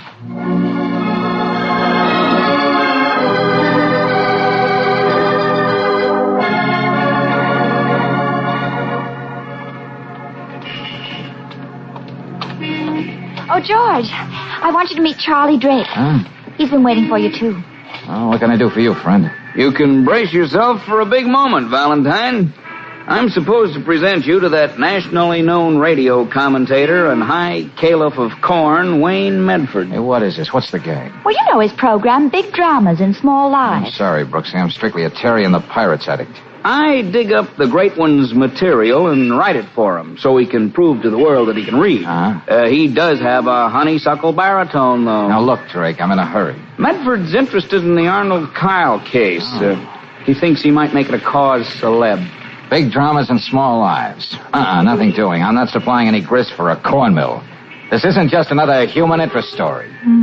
Touchy. The truth is, he thinks he can help you.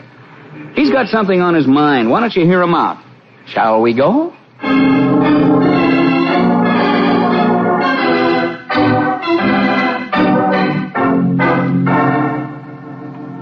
Drink, Miss Brooks, Mr. Valentine. Don't you find it disconcerting, Medford, having a bar in your office? And so well stocked. What's worth doing is worth doing well.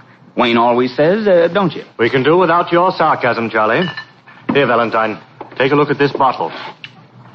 Morrison Club. But that's the same brand the man in the bar gave Arnold Kyle. Exactly. That's what first attracted me to this extraordinary case. This is the only kind of whiskey I drink.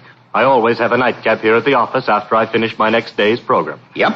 Wayne is a stickler about that. He always likes to read what I've written for him at least once before he gets on the Look, air. I'm wasting an awful lot of my clients' time. Very well, here's the point. First, the coincidence of the brand name. It intrigues me. And then I discover that the plight of Arnold Kyle, caught up in a web of incredible circumstance, is the very stuff that makes the heart of my program, Big Dramas in Small Lives. I believe Mr. Drake mentioned something about you being able to help. And I can. I happen to know, Valentine, that Arnold Kyle isn't too well fixed for money. Don't let that limit your investigations. I'll foot the bills, including your fee. Well, now, that's very generous. What's in it for you? Naturally, I shall dramatize the cause of Arnold Kyle on my program, including all the new facts you bring to light. Oh, naturally. But it can only help. Someone may even come forward with information about that man in the leather jacket, perhaps, and other information you might not ordinarily get. What do you say, Valentine? Well, Oh, Mr. Medford, excuse me. You'll have to come back, Molly. I thought maybe you were out to dinner and I'd have a chance to clean your office, but it can wait. Oh, no, Molly, come here. I'll show you what I mean, Valentine. Yes, Mr. Medford. I was just talking to these good people about your son, Molly. I'm sure they'd like to hear more about him. My boy. He's a big man now. Oh, excuse me. Only 4 years ago, he was a nobody. Then he went east to a town named Clinton, New York. He's the biggest lawyer there now, makes hundreds of dollars a week. And he's married to a beautiful society girl, isn't he? Oh, yeah. You see this belt I'm wearing, miss? Yes, Molly. It's all hand-woven. He sent it to my sister to give to me if she ever ran across me. You see, he doesn't know where I am. I don't want him to. All his friends might find out that his mother's just a poor, ignorant woman who scrubs floors. Oh, well, excuse me. I have to get on with my work. Oh, Molly, how are you feeling these days? I know why you asked me that, Mr. Drake. Well, I promised the building manager I wouldn't touch a drop. And I won't. See what I mean, Valentine? Yes, I see, Medford. Big dramas and small lives. Yes. Lord knows what her son is really like. But she has her illusions. Could Hollywood dream up anything more corny? All right, you're a slave to your hobby. Let's put it this way, then. All you want is to see justice done, one way or the other, in the life of one little man named Arnold Kyle. Is that it? Valentine, I couldn't put it better myself. Okay. Since you're my client, too, I'd better get busy and stop loafing on your time.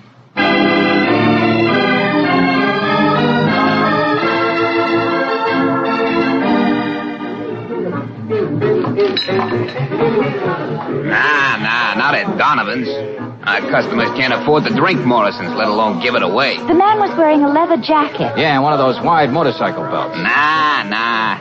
Look, this is my busy time. Can I get you something beside conversation? Nah, Buster. Let's get out of here, Buster. Okay, just a minute, Angel. What's the matter? You're not going back in there. Don't you know when you're as welcome as a crack in a glass The eye? bartender made a beeline straight for the phone booth. I'll be right with you, Buster.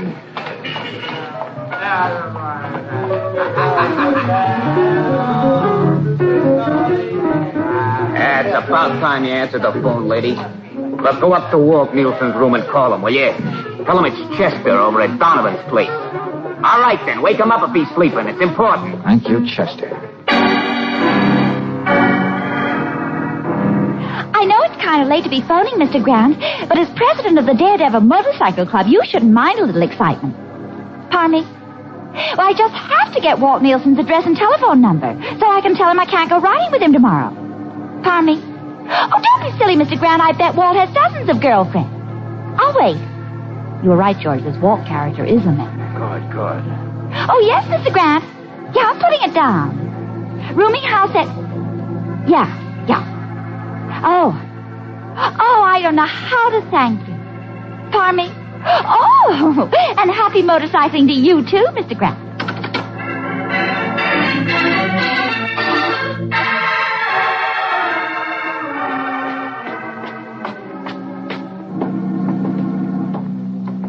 That must be his room right ahead, George. Yeah. I'm just trying to figure out what to expect, how to approach this character. What do you mean, darling? Now we know Kyle is telling the truth. There is a man named Walt, and he's hiding out. But why? Well, he did pass on the bottle of poison liquor that killed Cleo Dawson. Well, even if he did it innocently, he's not too anxious to show his face. Now, there's another angle. According to Arnold, Walt had some kind of a fight with the person who gave him the bottle. If Nielsen was marked for murder, maybe that's why he's holding up there. Hiya, folks. Hey, what are you doing here, Drake? Don't worry. It wasn't another coincidence. I was following you. That wasn't part of my deal with Medford. Yeah, I know, but I like to be close to the news when and if it happens. Well, you're real close now, Buster. But just stay from under my feet. See that the gentleman isn't bored, Brooksy. I got work to do. Okay.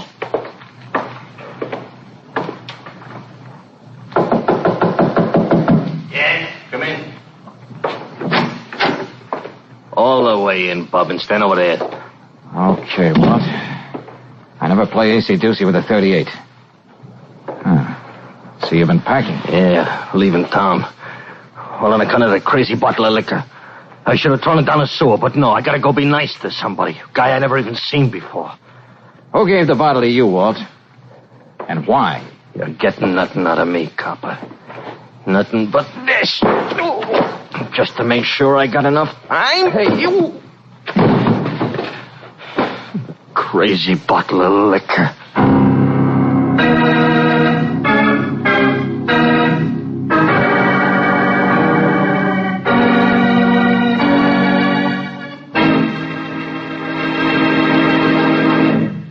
We'll return to tonight's adventure of George Valentine in just a moment.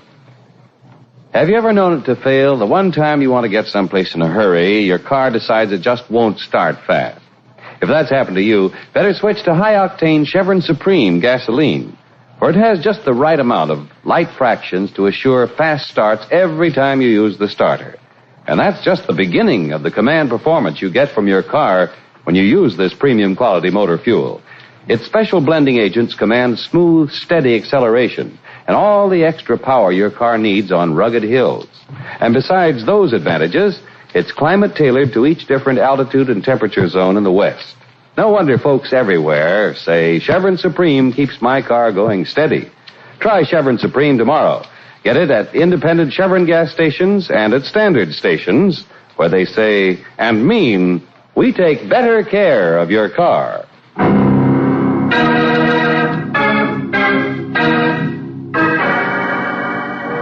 Now back to tonight's adventure of George Valentine. A man pours a girl a drink from a bottle. The young lady promptly dies. Said man, who winds up as your client, protests he didn't mean to do it. He says a stranger gave him the lethal bottle as a present. So, surprising even yourself, you find that big-hearted stranger, and he has a present for you, too. A sculling that's a work of art. If you're like George Valentine, when you come to, the recently acquired lump doesn't keep you from asking... Oh, Brooksy, why did Walt Nielsen jump me like that? What made him so desperate? Darling, please sit down.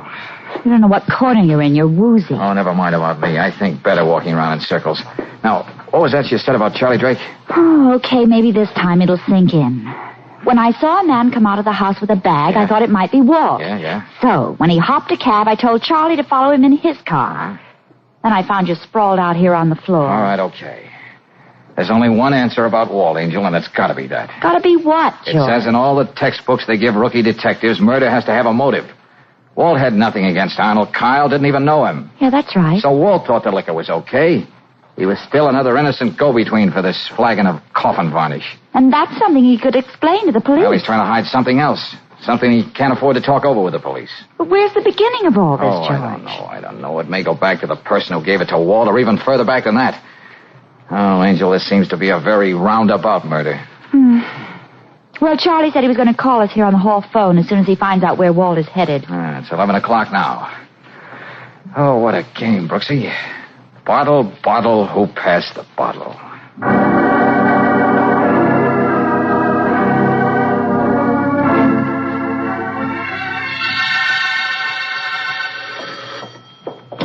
Hello. Valentine? Yeah, Charlie, what'd you find? I followed your man. That was Nielsen, all right. He stopped off at a flea bag called the Palace Hotel down on Ritter Street. Huh?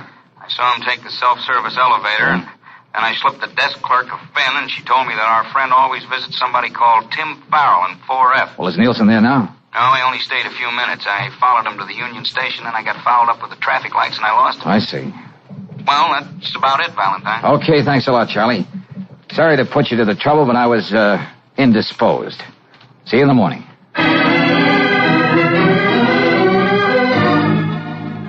Tim Farrell? No, I didn't see him go out. Shall I ring him? Never mind, lady. He's expecting us. The elevator's right across the lobby. Oh, there's no boy on it. Only self-service after 12 o'clock. We'll manage.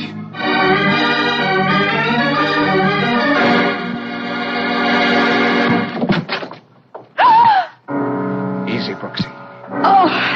This lets Tim Farrell out as a source of information. Yeah. Walt didn't do a very neat job, but you can't say he wasn't thorough.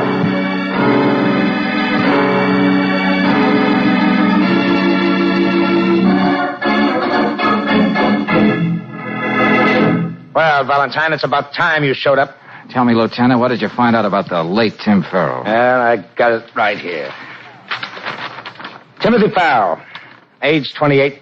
Crimes include illegal entry, assault, armed robbery, et cetera, et cetera. Committed to Dannemora State Penitentiary January 4, 1945, and so on, so on. In other words, just a cheap crook. Yes, but this is the payoff. Lately, he's been teaming up with Walt Nielsen. Huh? Well, that is something. And Nielsen is really a bad boy. A 3-time loser. One more arrest, and he'd have to collect his old age pension in jail. So that's what it was, then. That's why he'd have none of the police. Yeah, so now it lines up like this. They have a fight, and Tim tries to slip his pal a Mickey Finn that works for keeps. Before leaving town, Walt drops by the Palace Hotel and slits Timothy's throat. It could be. And just where does that leave Arnold Kyle? Well, right where he is. Why? Well, at least until we pick up Nielsen. After he talks, then our saintly hero can go home to his wife. Oh, hold on a second. Hello? Yeah, let's have it, Thompson. Huh? What? Yes, okay. Well, what is it, Riley? Oh, of all the things to have happen. Now, this. What is this? Where's this case going to wind up? Now, it's Walt Nielsen. They found him. Well, what's the matter with that? Where is he? They found him last night on the railroad tracks. He either jumped or was pushed off the Garland Street Bridge. Jeepers. Then the train got him. The 1140 Coastliner.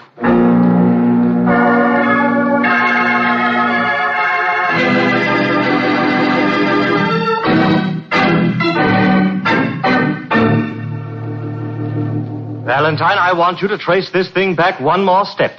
Don't you see? Someone who still has his heart set on murder is walking around loose. Yeah, I don't know that for a fact. Well, man, why do you stand here? Why... Dear, here I go walking in again before you're ready to leave. Please excuse me, Mr. Medford. That's all right, Molly. Hey, Molly. Have you heard any more exciting news about your son? My son? What's the matter? Aren't you feeling well? I'm fine. I'll clean up when I come around later. I'm sorry, Mr. Medford. Excuse me. About my son, mister. I can tell you he's better off now than he ever was. Poor creature. Well, Valentine, we're still in business, aren't we? Uh-huh. At least until I find out one thing. What's that? How a man can be murdered after 12 o'clock by someone who was dead at least 20 minutes before the witching hour. You mind shedding a little light on that, Valentine? Yeah. Soon now, gentlemen, very soon. Come on, let's go, Brooksy. Whether you know it or not, you're a very important witness to this discrepancy in time. Am I? Well, what do you know? I'll be in touch with you, gentlemen. Good night. Good night. What do we do, George? Stand here and count 10 before we go back in? That ought to be enough time, if I'm right. Oh, it's a long way from Cleo Dawson's hotel room to... It begins. George! Oh, golly. Oh, my shoulder. He shot me. I'll take that, Medford. Oh, but listen, Valentine. Don't you stand there. Give me a doctor. Brooksy, help me get Charlie on the Yeah, couch. George, yeah. Just as soon as you and Miss Brooks left, he came at me with a lot of wild talk. I just got the gun out of the desk drawer, but I didn't shoot him. What are you talking about? You'll see when they get the bullet out of him. The shot came through the French doors on the balcony. Where does that balcony lead? It goes right around the building. I just thought of something. Brooksy. Yeah. Call Lieutenant Riley and tell him what happened. Medford and I'll be right back. Okay.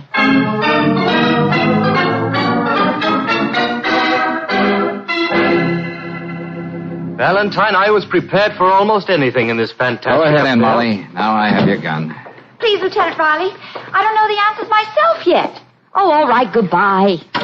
Well, friends, now the circle is neatly closed. I don't understand. That bottle of Morrison Club came from this office.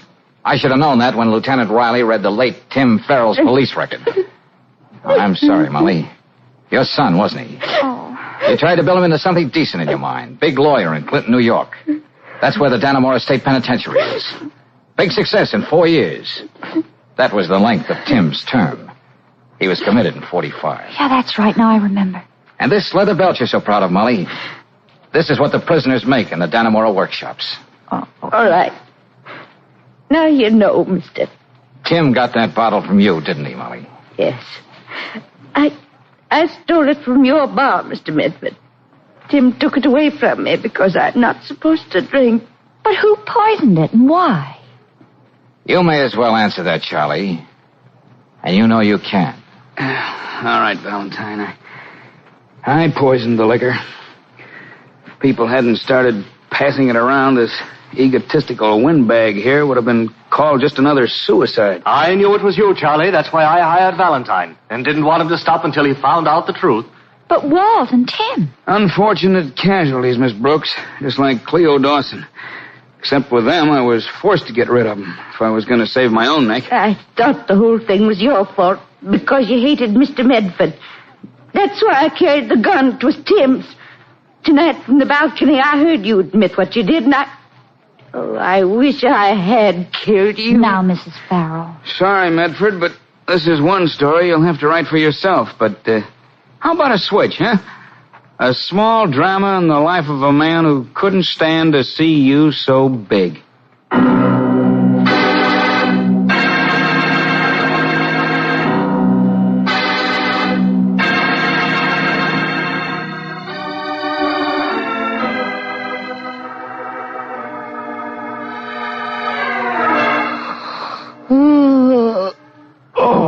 Oh, you don't know what a relief it was to send Arnold Kyle home to his ever-loving wife. Yeah, I can imagine, Lieutenant. You know, the public ought to know more about this sentimental streak in our police officers. Well, it's a fact. That guy was beginning to gnaw on my conscience. I couldn't sleep. I walked up and down all night, and Mrs. Riley thought I was going crazy. George, I'm still not quite sure about what you meant by discrepancy in time. Well, Charlie Drake understood. That's why he went after Medford the moment we left the room. If he was going to get caught, at least he was going to finish what he started. Well, I know Walt Nielsen was hit by the 1140 Coast liner, but... But Charlie told me on the phone that he saw Walt use the self-service elevator at the Palace Hotel. And you remember the clerk said it became self-service only after midnight. Oh, yeah, that's right. Charlie Drake pushed Walt off the bridge, then came back and killed Tim Farrell. Because he had to use the self-service elevator, he took it for granted that's the way it worked all the time. Isn't George positively brilliant, Lieutenant? Oh, fine. Back to normal again. Now it's Mrs. Riley's turn to stay awake all night.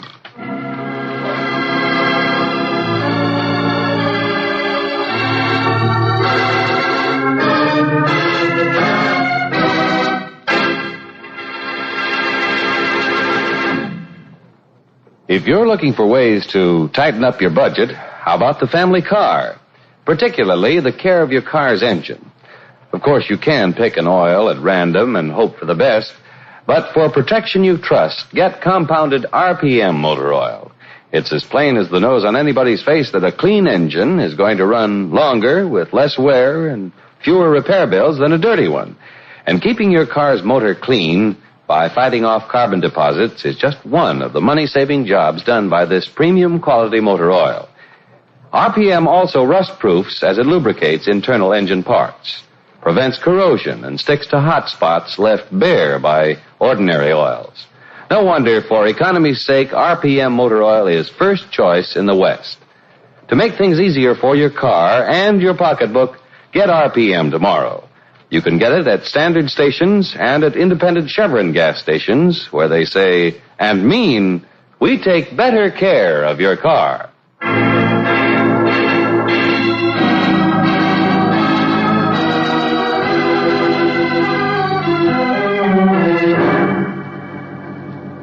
Next week, when we catch up with George Valentine in his office, there'll be a ring on the phone, and then... Hello? Hello, Valentine. Oh, yeah. Now listen, friend, what's this all about? You sound as though you know who this is. I should. You said you'd call at this hour. But assuming you did kill those 3 people... Tomorrow, I'm going to kill again. I'm even going to give you the name of the victim. George Valentine.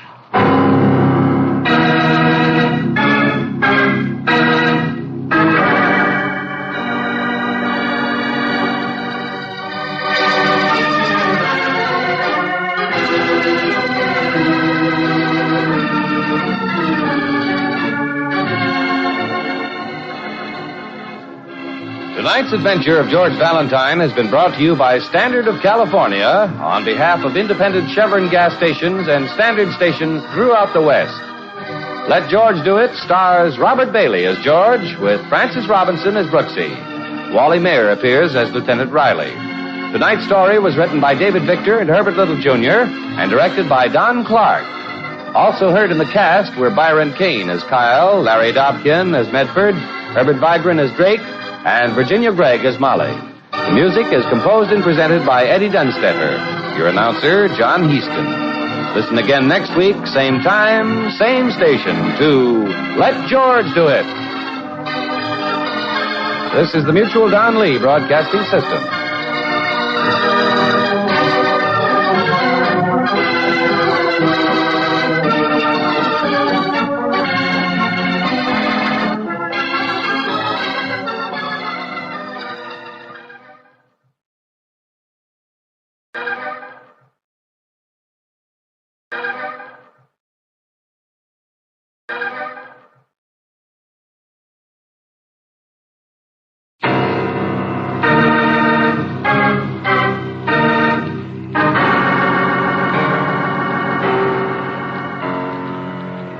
Standard of California, on behalf of independent Chevron gas stations and Standard stations throughout the West, invite you to Let George Do It.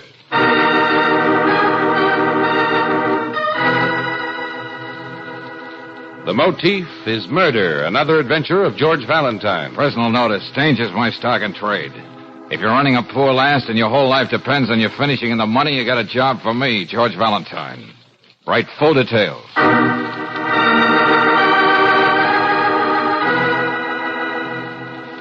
Dear Mr. Valentine, enclosed are 3 $100 bills to arouse your interest and claim your attention. Now, consider my problem.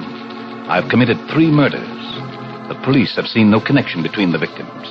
Dr. Douglas Chapin, Stella Tofania, and Otto Pfeiffer. But there is a connection, a theme to these deaths, as definite and perfect as a motif in a work of Wagner. I want you, Mr. Valentine, to provide me with the appreciation of an intelligent man and exhilarating knowledge that from now on you'll be an obstacle in my path. I shall phone you at 2 this afternoon. No signature. How thoughtless. Well, what do you make of it, George? I'd say somebody was funning me, Angel, if it weren't for these 3 century notes. Well, he sounds like a well-educated man. Or a woman, for all we know, but well, the handwriting's like a child. These names here, they don't ring any bells for me, but they may for Lieutenant Riley. And, Brooksy, if we find the 3 people in this letter in the file for unsolved crimes, there's going to be a refreshing and deadly calm about the good lieutenant.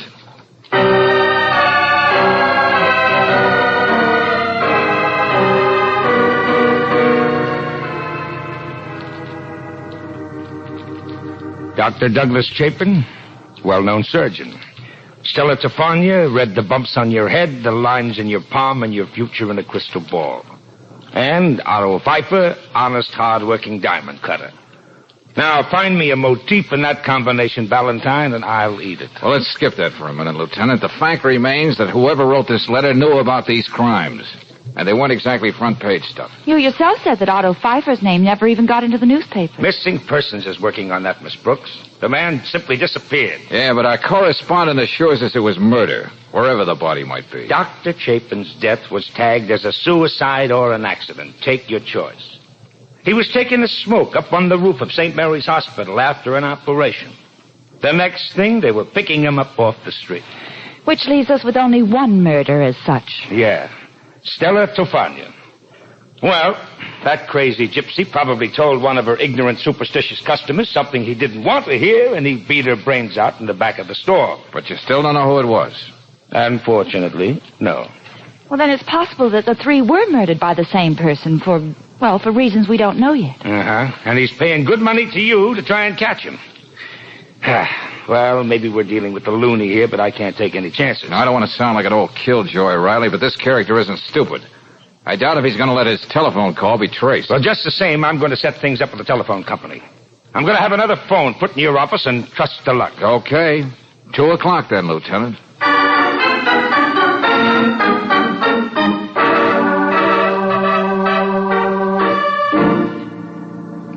Now, have you got everything straight, Miss Brooks? Uh-huh. All I do is get the special operator on this phone as soon as the call comes through to George. Then if he can hold the call long enough to be traced, I flash the information to headquarters on this emergency. Yes.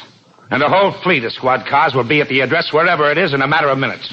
Well, it's almost 2 now, Lieutenant. Now, look, Valentine, when you get on the phone, wind up and talk as long as you can. Say anything, even if you have to stutter, but keep the conversation rolling, see? And right on the button. All right, Miss Brooks. I've got it, Lieutenant.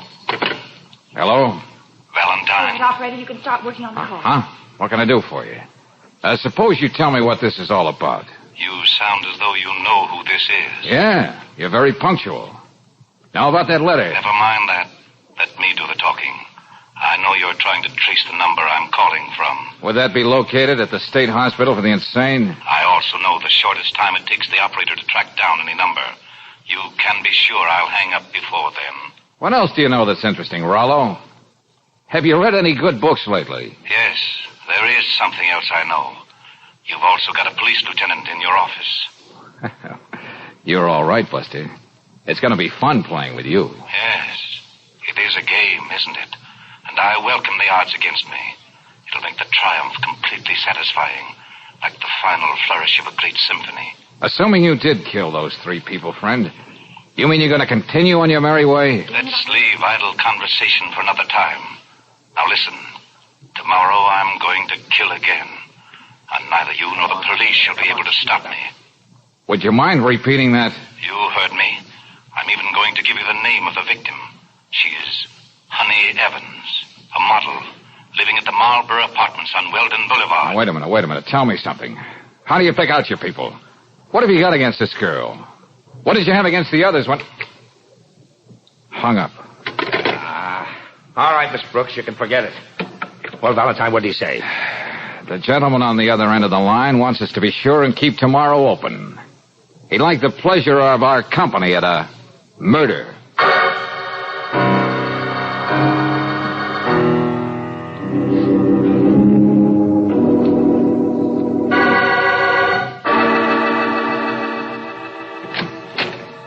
It's all right if I take in my morning milk, isn't it, Mr. Valentine? Sure, Miss Evans. Here, I'll get it for you. Thanks. Isn't it rather silly, you and the police patrolling this building all on account of a letter from some crackpot? Well, now, wait a minute. You forget I spoke to that crackpot.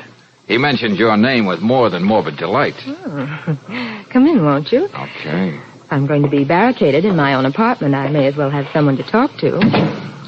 Someone interesting. Here's your milk. Oh, thanks. Special skim milk. I really hate the stuff, but I have to think of my figure, which is the height of irony. Honey Evans, the girl with the most beautiful hands in the world. My public never gets to see the rest of me in the ad. Poor public. My next-door neighbor practices like that for hours. Well, it's one thing you can't blame on Lieutenant Riley. Now, seriously, Mr. Valentine, who'd want to kill me? Well, I haven't an enemy in the world. Haven't you ever heard of people having a compulsion to kill just for the thrill of it? No reason at all. Well, that's what's got us stumped, Miss Evans. This man says he has a reason, which applies to you as well as the other three. You know, I think I'm really beginning to feel a little buttery around the knees about this whole thing. You have a marvelous knack for understatement, Miss Evans. Now go ahead, have your breakfast.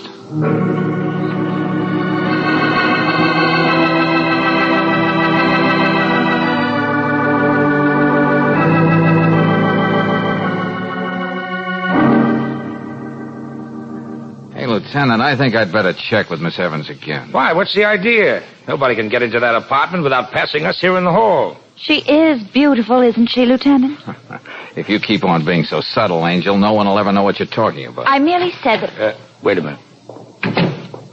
And where do you think you're going, Miss Evans? I'm sorry to spoil your fun, Lieutenant Riley, but I've got to go out. My agency just called. Duchess Jewels wants me to model some bracelets for them. That can wait till tomorrow. Oh, no, it can't, Mr. Valentine. I've been waiting ages for this account. It means a great deal to me. Full-page ads in all the national magazines. Miss Evans, we can't use force, but I'm telling you And I'm telling you, Lieutenant, that... Oh, George! I got it. Miss Evans, what's wrong with us? Hey, you better get an ambulance, Riley. This girl is dying.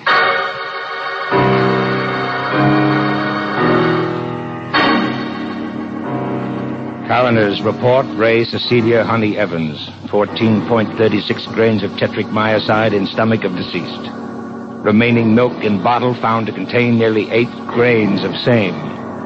Cause of death beyond doubt, poison.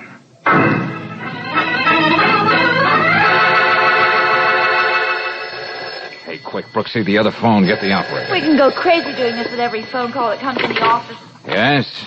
Everything went off very nicely, didn't it, Valentine? So well, Rollo, that you almost made me an accessory. I brought that bottle of milk into the girl's apartment. What an exquisite fillip. I hardly anticipated anything so dramatically appropriate. Now listen to me, friend. I'm going to get you if I have to crawl into this phone and over every mile of copper wire to where you are. I can appreciate your sense of failure, Valentine. I know what it can do to a person. Keep stalling and darling, keep Tell me more. More? So you can trace the call? Hardly. Now let's get on with our game. Hey, I got a surprise for you, Rollo. The next time you're going to be just another also-ran with a murder rap staring you in the face. You and the police will have to do much better than you did yesterday. Consider how simple it was. Having discovered that Miss Evans was the only one in the building who ordered that special brand of skim milk, I found the time and the place to substitute another bottle right outside the Marlborough apartments when the milkman was making another delivery. I still say you're not going to get away with it, Rollo. Very well. If you're so sure of yourself, maybe I ought to make it more difficult next time. Tomorrow. Tomorrow? Hey, now look, what did these people do to you? Why are you doing this? You can't be so crazy that human life means Be quiet, Valentine. I don't have much time. Tomorrow, someone in the 1200 block on Corona Del Mar Avenue is going to be found dead. That's all I'm going to tell you. Now, let's see how really clever you can be. But, operator, are you sure? Well, they're still on the phone. Oh, no, we're not, Brooksy. You can hang up now. Well, I guess you're right, operator. Thanks. George, he must be timing himself with a stopwatch. He knows just how far he can go. That time they almost traced the exchange he was calling from. I know. Well, what gives with Rollo now? Murder. What else? Hello, Lieutenant Riley, please. This is Valentine. Then he's going right on. Yeah, but he's making it a little tougher for us. He's trying to... Oh, yes, Lieutenant. Uh-huh. Just got another call from him. No such luck. Well, he's got another shindig scheduled for tomorrow. Will you take it easy, Riley? I've got a hunch that's so crazy it might just work. All I want you to do is let me play it my way.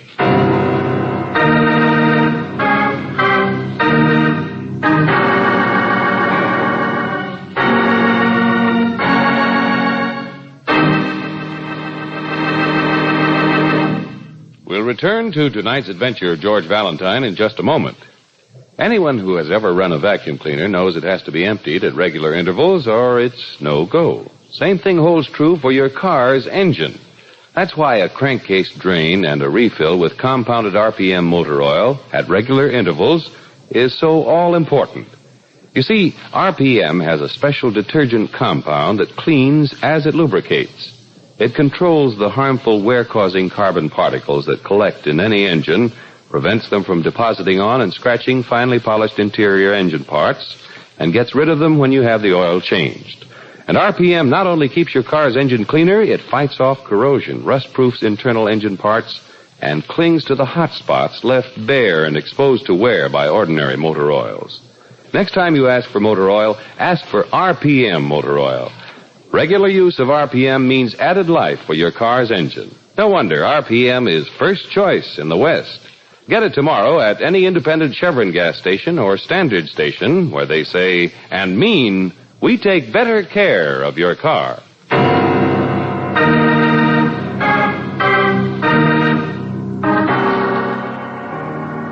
And now back to tonight's adventure of George Valentine.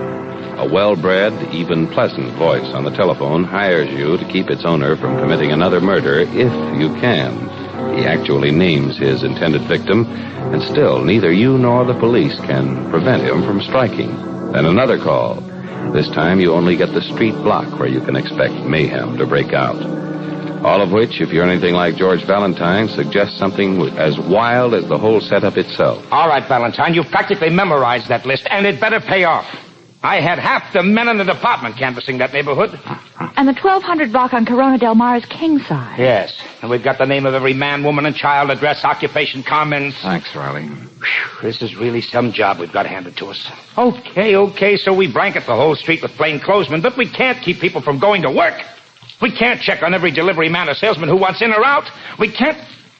Look, Valentine, will you stop staring at that list? What do you expect to find? The name of the person who's next on Rollo's schedule. I don't see how this can tell you. Riley, while you and the boys cover the block, I'm going to concentrate on one Walter Cluckholm, piano teacher. 1236 Corona Del Mar. I don't want to be an old nosy, but why? And I don't want to raise your hopes too high, Lieutenant. So suppose we just call it a wild stab and see if it works.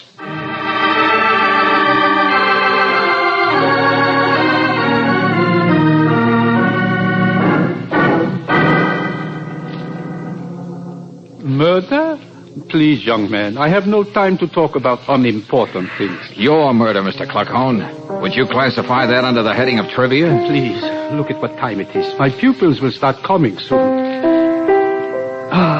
Listen to that. My new piano. Never before have I had such an instrument. Yeah, well, that's just swell. But you gotta believe me, mister. I didn't come here just to pass the time of day. This man I told you about means business. Young man, I learned to be a fatalist, a philosopher. 3 years I was in a concentration camp. And still, here I am. Yeah. A new life in a new country, a new piano, plenty of pupils. And anyway, who'd bother killing an old man like me? So, you see... Hey, wait a minute. You said this piano was new? How new? This morning they just delivered it. That's why I'm so happy. Take your hands off that thing. Get away. Let go. What's the matter with you? Stay where you are, Cluckhorn. Keep your hands off that keyboard. What are you doing, young man? Just having a look inside this piano. Oh, brother. You don't know how lucky you are, Pop. What do you mean? These little wires, this detonator cap. Somehow our unknown playmate found out this was being delivered today and managed to wire it for sound. And I mean sound with a capital boom. I do not understand. Sooner or later you would have hit a certain combination of notes and this whole place would have blown up. You with it. I better sit down. The philosopher is not feeling so well. Yeah, very lucky. Both of us. Phew. Move over, Pop. I think I'll sit down, too.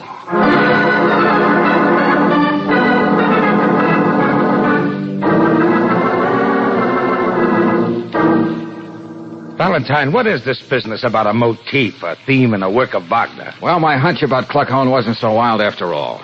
Think back now. A surgeon, a diamond cutter, a gypsy palmist. Now, what's the common denominator for all of them? Well, none that I can see. Hands, Angel, hands. All their lives revolved around hands. Huh? The sensitive fingers of a surgeon. Thousands of dollars depend on the way a diamond cutter handles his mallet on a precious stone. And Stella Tafania made a living reading the palms of people's hands. Sure. And Honey Evans, the model with the most beautiful hands in the world. And Mr. Cluckhorn, the piano teacher, the same thing applies to him. Okay, Valentine, maybe you've got an answer as to why this guy went on. Maybe that's Rollo. I'll get over to the other phone. Don't bother, Brooks. He's too smart for that. Yeah, hello? I underestimated you, Valentine. Let me congratulate you on saving Cluckhorn. Well, thanks, Rollo. However, it introduces a very unpleasant necessity. Meaning? I'll have to figure out details and call you later. But my next move must unfortunately shatter the beautiful pattern I had all worked out. Yeah? To keep anything from happening to my long-range plan, I'm afraid you must be next, Valentine.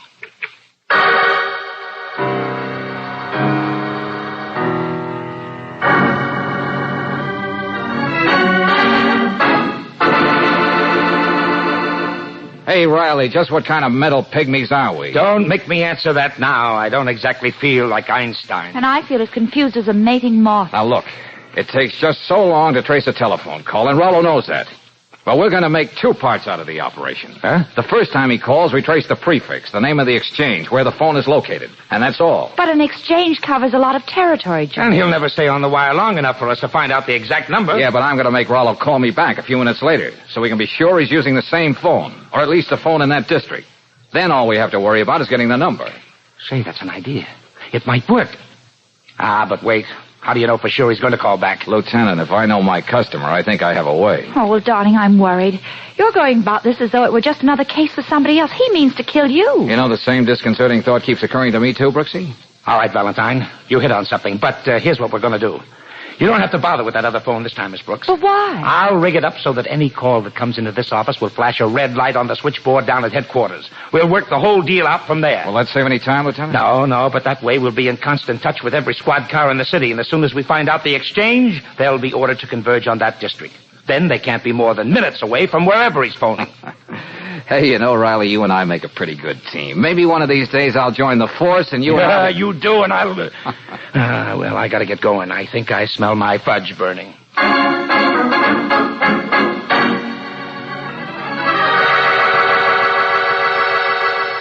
All right, Brooksy, if that's Raleigh, you got the pitch. Operation Runaround. Yes, George. But don't play it too big. No. He may get suspicious and hang up. Now, go ahead. Okay. George Valentine's office. Mr. Valentine, please. Oh, well, now, isn't that a shame? Mr. Valentine just stepped out. Oh, well, just a minute. Maybe I can get him before he reaches the elevator. This ought to give us a few seconds. Well, better not make it too long, George. I won't. Hey, I know a way to waste a couple of seconds. Come here. Hello? Oh, I wouldn't call that a waste, darling. Thanks, Miss Brooks. Hello, Valentine.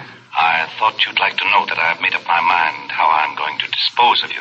Oh, I'm vaguely interested, Rollo. But this time I'm going to do the talking, and you can hang up whenever you feel like it.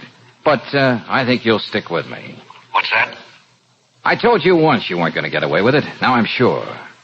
I know enough about you so I can really grease the skids under you. It's just a matter of time. Come, why don't you stop whistling in the dark? Let me tell you about yourself, Rollo. I know you're a pianist. Probably a very well-known artist once. Then something happened to your hands. That's right. Go ahead. Take a look at them. Suddenly you couldn't give any more concerts. Your whole life came to an end for you. You had to have your revenge against the world. Stop it. Where hands played an important part in anybody's life, you set out to destroy him. You were the one playing the piano in the apartment next door to Honey Evans. Thinking about it now, that was a pathetic performance. And your handwriting, the miserable scrawl. I'm going to hang up. No, this time I'll hang up. In a few minutes, I expect more information that'll make it easy to put the arm on you. Well, how did you pull all that out of your hat? A little elementary deduction and a generous helping of guesswork. Musical references, MOTIF, Wagner. And he knew enough about Cluckhone's piano to turn it into an atom bomb. All that Brooksy, and he's as mad as a coot. Yes, but will he call you back? If he doesn't, we're right where we started. He's sweating blood, Angel. He's all mixed up. That cookie won't rest till he finds out just how much I do know about him.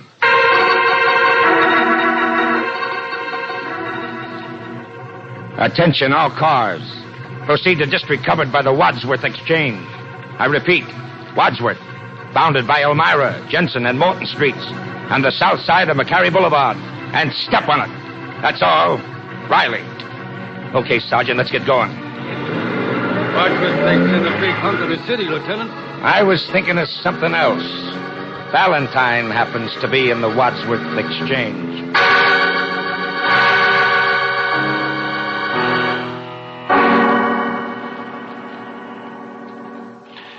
You've done a lot of talking, Valentine, but you really haven't told me any more than you told me before. Still, you couldn't resist calling back, could you, Rollo? Merely curious. Now I know it was just rather skillful deduction on your part. You don't actually know too much, and it doesn't alter my decision one bit. Oh, that's nice. Let's hear about it. Oh, no. Time is running short again. You know the 3 minutes it takes to trace a call. But I'm coming to get you, Valentine. Oh, George, I can only take so much suspense. Yeah. Well, we know Riley's got the exchange. But were they able to get the number? A second, one way or the other, makes all the difference. Rollo said he's coming to get me. Oh, darling. Oh, figure of speech, Angel. He likes the elaborate touch, that's all. He wouldn't just walk in here and blow my brains out. Oh. Hey, where's that coming from? The next office. It's... Yeah. The same thing that was being played the morning Honey Evans was killed. But it wasn't played that way. This isn't just a coincidence. I'm going to see what this is all about. Get back inside, Valentine. What the... But you're the man who has the office next door. Don't try reaching for your gun. You'll have a bullet through you before you can raise a finger.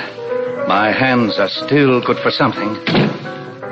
Too bad the young lady has to be here. Now, she'll have to go, too. Wait a minute. Look, you can't... If one must die, music like that should make it somewhat more acceptable. Valse Triste, played by Gerald Mydens.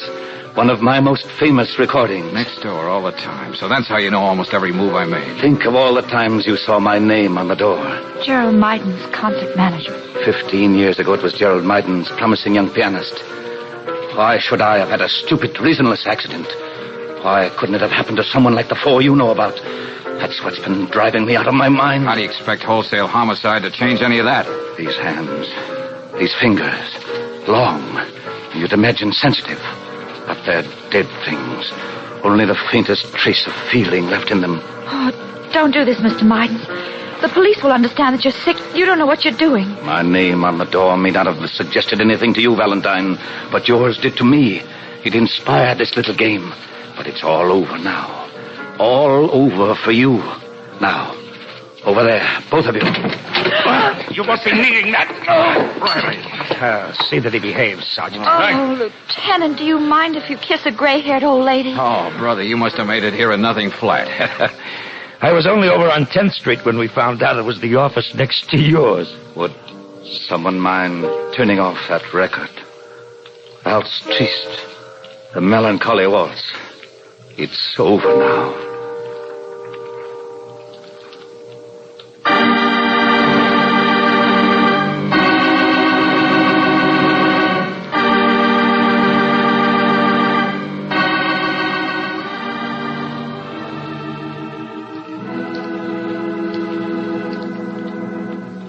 George? Did you notice our new neighbor in the next office? Yeah, yes, I did. Pamela Stodgeworth. Society secretary. Oh. All social functions correctly managed. Mm-hmm. Weddings a specialty. Well, I had Coke with her down in the drugstore, and Well, Miss Stodgeworth wants to meet you.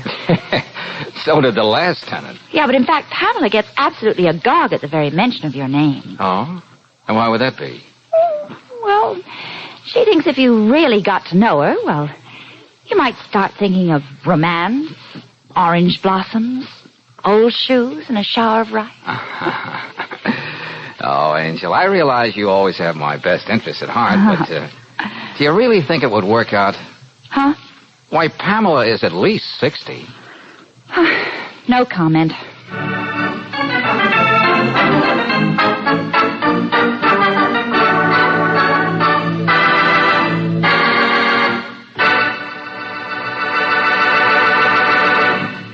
If you're a mother, maybe you drive the kids to school every day. Or if you're the breadwinner of the family, maybe you use the car to drive back and forth to work.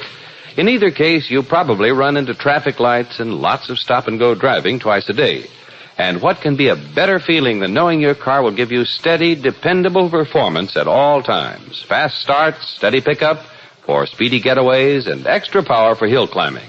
That's the kind of performance you can be sure of when you have a tank full of Chevron Supreme gasoline. For this high-octane gasoline is specially blended and climate-tailored to get command performance out of your car in every driving condition. Its light fractions command fast starts every time you use the starter, and it's perfectly blended to command steady, powerful acceleration whenever you give it the gun.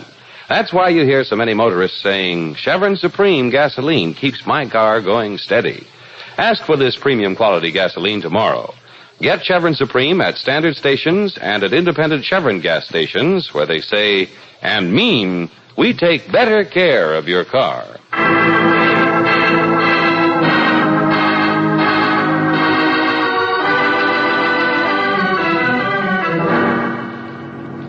Next week, when you tune our way for another adventure of George Valentine, you'll find a very distraught Brooksy waiting by a roadside as... Hey, Brooksy, over here. Oh, George, Have you got that prescription, Brooksy? Let me have it. Here, but what... Now get inside and take the wheel. I can't. Oh, George, you know you're scaring me to death, don't you? Well, that makes a couple of scared people. Let's just hope this stuff works, or you'll be looking for a new boss. Now step on it.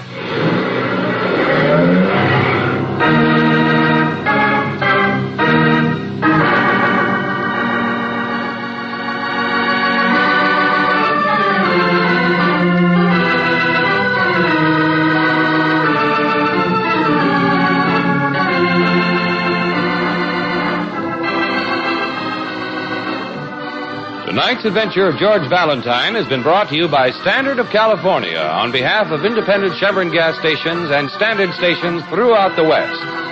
Let George Do It stars Robert Bailey as George with Frances Robinson as Claire. Wally Mayer appears as Lieutenant Riley. Tonight's story was written by David Victor and Herbert Little Jr. and directed by Don Clark. Also heard in the cast were Ed Begley as the murderer, Mary Shipp as Honey, and Herbert Butterfield as Pluckhone. The music is composed and presented by Eddie Dunstetter. Your announcer, John Heaston. Listen again next week, same time, same station, to Let George Do It. This is the Mutual Don Lee Broadcasting System.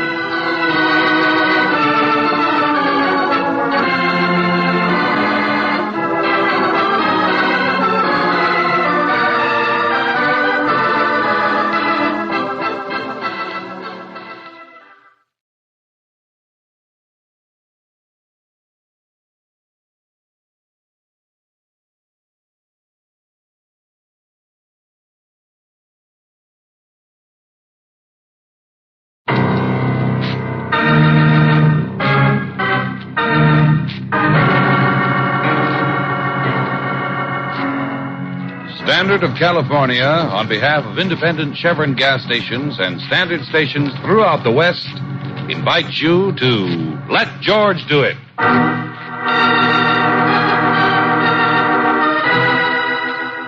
The Four-Sided Triangle, another adventure of George Valentine. Personal notice, danger's my stock and trade. If life's tossed you into a barrel of trouble, you got a job for me, George Valentine.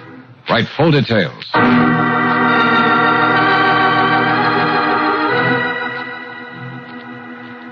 Dear Mr. Valentine, I'm here briefly on a visit from Canada just to make certain of one thing. Was Dr. Kenneth Sterrett, my best friend, murdered, or was it really an automobile accident? As a novelist, I admit the situation is trite. The older, successful man, the restless, beautiful wife. And if my suspicions are right, even the inevitable other man. If you care to interest yourself in something you may dismiss as an obsession on my part, I'll be at my hotel all day. Sincerely, Owen Marby.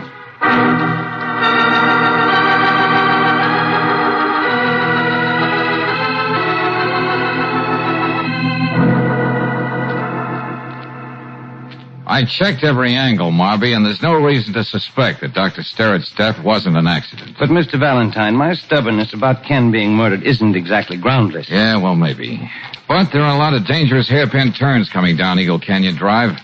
The Sterrett house is practically on the mountaintop, and there's always a fog rolling in there at night. I knew Ken very well. He was my roommate when he was going to medical school at the University of Toronto. He was the most exasperatingly careful, methodical man I've ever known. He drove a car the way old ladies used to drive electric buggies. But that night he received an emergency call from a hospital. He may have been in a hurry. And there's something else. Yeah? Last year, on my way to a lecture engagement, my plane had to stop over for a few hours. I had a drink with Ken, and he showed me a picture of Juliet, his wife. Go on. He implied, and very definitely, that they weren't happy. He suspected there was another man, though he didn't know who it was.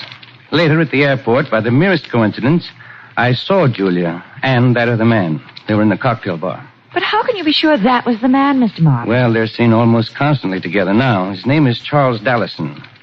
But this is the important point. They're very careful to give the impression they didn't meet until after the so-called accident. Why? Well, that's an interesting question. Now, tell me, Julia Sterrett doesn't know you, does she? No. Ken may have mentioned me casually, but that's about all. Uh-huh. Then I could be Owen Marby. Well, you sound as though that imagination of yours is going into action. Well, just like you, Marby, I'm flying blind at the moment. But I'll see what I can do to put your mind at rest.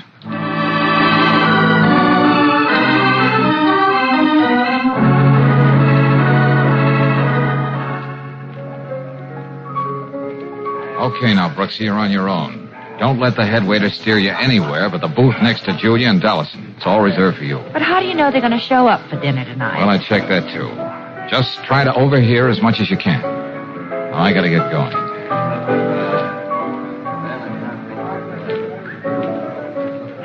Julia Sterrett, isn't it? I beg your pardon. Well, I recognized you at once from the picture Ken sent me, and the head waiter assured me I was right. I'm Owen Marby. Oh, yes, I remember. Ken used to speak about you. Charles, this is one of Ken's friends from Canada. Dallison's the name. How do you do? Would you join us, Mr. Marby? Oh, well, thank you, but worse luck, I have to meet a book critic in a few minutes. Oh, that's right. You are a novelist, aren't you? Yes, Mrs. Sterrett. But I still manage to find life infinitely stranger than fiction. For instance, running into you at Henri's like this tonight. But I was going to look you up anyway, Julia. I should hope so. I thought it no more than right to apologize for making it more difficult for you after Ken's death. I'm afraid I don't understand. Well, I must confess that when I first heard what happened, I was convinced there was foul play. You, don't write mystery novels by any chance, Mr. Marby? No, I don't. It sounds like it, doesn't it? No, I should have known that if there were any suspicion in that direction, the county autopsy surgeon would have cleared it all up. Autopsy? But why... Well, you see, in a rash moment, I even wrote your district attorney what seems now to have been a melodramatic and slightly hysterical note. I think you can be forgiven, Marby. You know, a tribute to your friendship with Dr. Sterrett rather than your zeal as a busybody. Oh, but I won't consider myself really forgiven, Julia, unless you have dinner with me tomorrow. Of course, the invitation includes you too, Dallison. Sounds delightful. But why so formal? I think you two can find your way to my mountaintop. Suppose both of you just drop in tomorrow evening. Oh, fine, thank you. Now, if you'll excuse me, I must be running along. Nice to have met you, Dallison. Thank you. And I know we'll have a lot to talk about, Julia. Good night. Good night. I don't like it, Charles. I don't like it at all. Oh, now, please, Julia. The man is lying. I'm sure Ken never sent him any picture of me. This was no coincidence tonight. I tell you, he staged it. He's up to something. Shut up, Julia. Do you want the whole place to hear you? He's the only one who never believed it was an accident. I could tell by the tone of his letter of condolence. He still doesn't believe it. Julia, we'll You'll have to do something about your nerves. If you let a little thing like this upset you... Let's get out of here, Charles.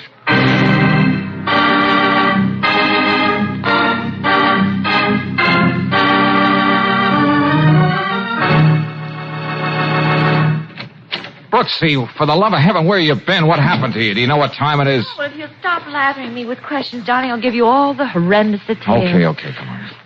Oh, my feet. Let me sit down. Oh, here, sit down. Well, how did I know those two are going to park halfway up Eagle Canyon Drive and get into a gab fest? What? How the dickens did you get way up there on Eagle Canyon Drive with them? Well, in that booth, I could hardly hear anything they were saying, except that they were going to leave in a few minutes. Yeah? Well, so I beat it out and wrapped myself in the blanket in the back of their car. Oh, great. All they had to do was spot you, and then you'd have been... not a chance. It was too dark, and the back of that custom job is a half a block from the front seat. I had all I could do to hear what they were talking about. Well, for the moment, I won't inquire how Claire Brooks, girl Gumshoe, got away undetected, but just what did you overhear? Well, nothing and everything. See what you can make out of this conversation. I can't help it, Charles. There was something about Marby. I can't explain it. It was as though he were laughing at us all the time. You're going to make life very difficult for yourself, Julia. If you go to pieces every time you bump into a visiting fireman who once knew your husband. Oh, darling, let's not wait any longer.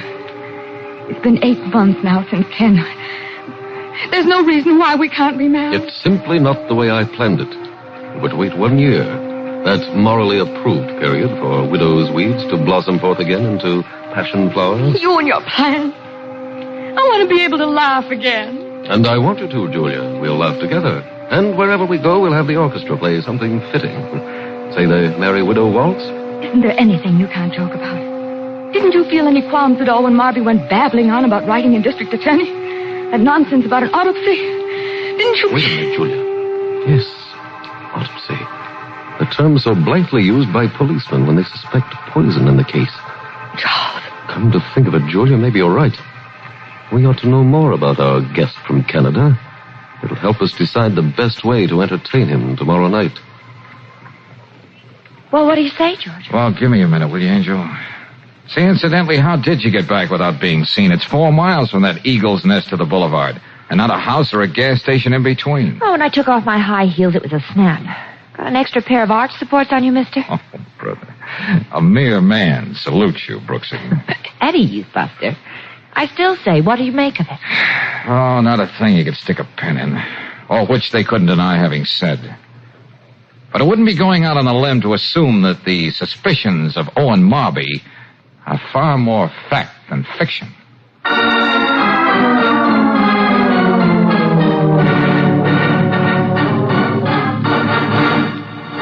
Okay, Lieutenant, don't blow your top. I'm not asking you to exhume Dr. Sterrett's body. Well, thanks, Valentine. That's real white of you. Just the same, I bet the medical examiner would find traces of something to show the doctor was poisoned, and it was no accident that he lost control of the car, Miss and I'll bet Brooks, the M.E. might even find the lost cord, but I can't go asking for an autopsy order on just a lot of hearsay evidence and vague suspicion. Well, I was only trying to help you It's a find... pretty generally accepted thing that once people are dead, you ought to leave them alone. Oh, really? Unless there's a darn good reason to dig them up. Look, please, both of you, what's all the shooting about?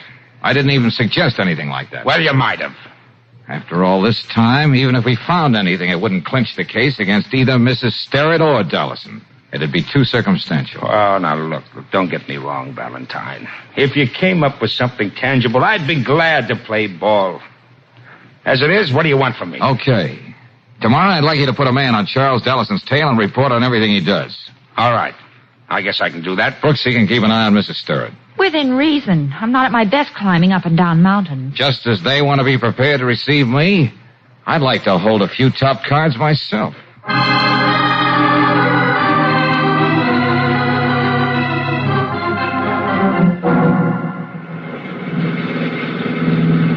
Darling, you're not only going in the wrong direction from the Starrett house, but you're going there a little too fast. I don't recall any 60-mile-an-hour zones within the city limits. Would you mind going over your day with Mrs. Sterrett again, Angel? There's one part of it that intrigues me. Oh, I don't know why. Beauty parlor at 11. Lunch at Miranda's tea room alone. Visit to a Dr. Rayford on Barton Street. A stop over to Rexall Drugstore, and so to home. I think I'll have a few words with Dr. Rayford on the way out. Well, why, George? Old operations always make stimulating conversation. right now, I'd better take care of this little matter. George. Sorry, Brooksy. Well, of all the dopey things, what are you trying to do? You'll see, Angel. All right, Buster, get out of that car. What's the idea of stopping that way? You want to kill somebody? Come on. Step out, friend, outside. Don't get bug-eyed. You've seen a gun before. What is it, George? Just a minute, Brooksy. All right, now, Bud, you've been on my tail all day. Well, you're nuts. You ought to know better than to try to shadow somebody with that beach umbrella jacket you're wearing. I don't know what you're talking about. Okay, I'll break it down into one-syllable words. Dallison hired you, didn't he? Have you reported to him yet? Okay, I don't have time to play games with you. But you present a very vexing problem, fella. Yeah, I see what you mean. What are you going to do with him, George? I think we'll drop him off at headquarters and let Lieutenant Riley keep him company. Yeah, but if he doesn't call Dallison, they're bound to wonder why. And it may even cramp their style tonight. I hope. Because it looks like those two will be playing for keeps. Okay, Buster, start moving. I got a very important date.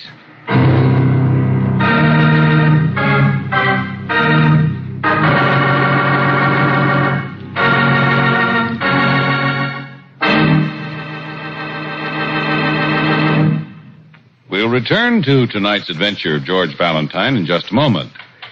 Whether you're driving a brand new car or one of the older models, there's one way, and a sure way, of getting the very best performance out of it. And that's to depend on Chevron Supreme gasoline.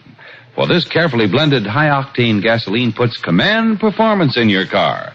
It commands fast starts, smooth, steady acceleration, all the extra power your car needs on steep hills.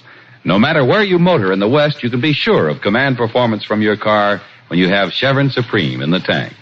That's because this premium quality fuel is climate-tailored to each different altitude and temperature zone. Makes no difference if you're driving in the Northwest, in the desert, the Rocky Mountain country, or in the coastal cities. Chevron Supreme is climate-tailored to your region. And that's why you can count on it. So, to get the best out of your car, get Chevron Supreme tomorrow. Get it at standard stations and at independent Chevron gas stations where they say and mean, we take better care of your car.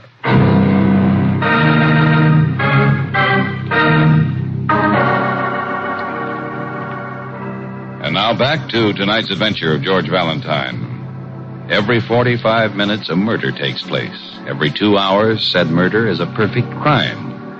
So, if you're in George Valentine's business, you can just take it in stride when you have to impersonate a Canadian novelist to prove an 8-month-old accident was a homicide. But then you find yourself being shadowed, so that as you set out to meet the suspected couple, you're really quite grim. Meantime, a minor crisis is taking place between Brooksy and Lieutenant Riley in the latter's office. A fine thing, Miss Brooks. I agreed to cooperate with you and Valentine, and what happens? What happens? Well, you did manage to keep this Eddie Thorpe under wraps for the night. Well, sure, on a vagrancy charge. But one of these days, I'm going to get caught up the creek without a paddle messing around with you two. Oh, I wish I knew what George expected to find stopping off at Dr. Rayford's office. Mrs. Starrett only dropped in there for a few minutes today. Don't you know by now that when he gets a brainstorm, it's like an act of nature? You don't know what he'll do next or why. I tell you, one of these days I'll... Hello, Riley. Oh, Valentine, where the devil are you? I thought you'd be with them by now. Oh. What? Shh, quiet. Okay, I'm listening. Go on. Where is... Huh? Now, look, you. I'm not going to be a party to anything like that. Now, don't be a fool. What's he going to do? Quiet, will you? No, not you. You know what it'll mean if it doesn't work? Now, wait a minute. Sure, I can get the ME's office to make up that prescription, but listen to reason. You can't... Yes, I understand, but... Okay. What does he want you to do? You can at least tell me that. He wants you to park on Eagle Canyon Drive, just around the first turn, coming down from the Starrett home. You're going to have a little package to give him. Package? Yeah. I'll be waiting down on the boulevard for the both of you. But George never keeps me in the dark like this. Why now? Why? Hello. Let me have the medical examiner's office. Well, find him wherever he is. It's an emergency.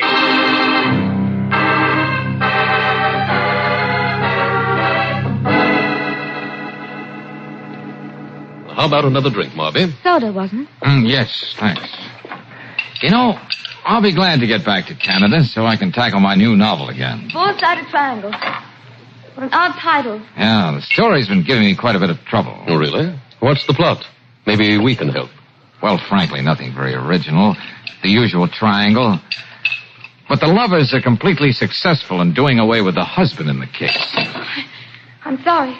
You've already begun to intrigue Julia, but go on, Marby. Well, they do it so neatly, in fact, there's no suspicion of crime. Not a shred.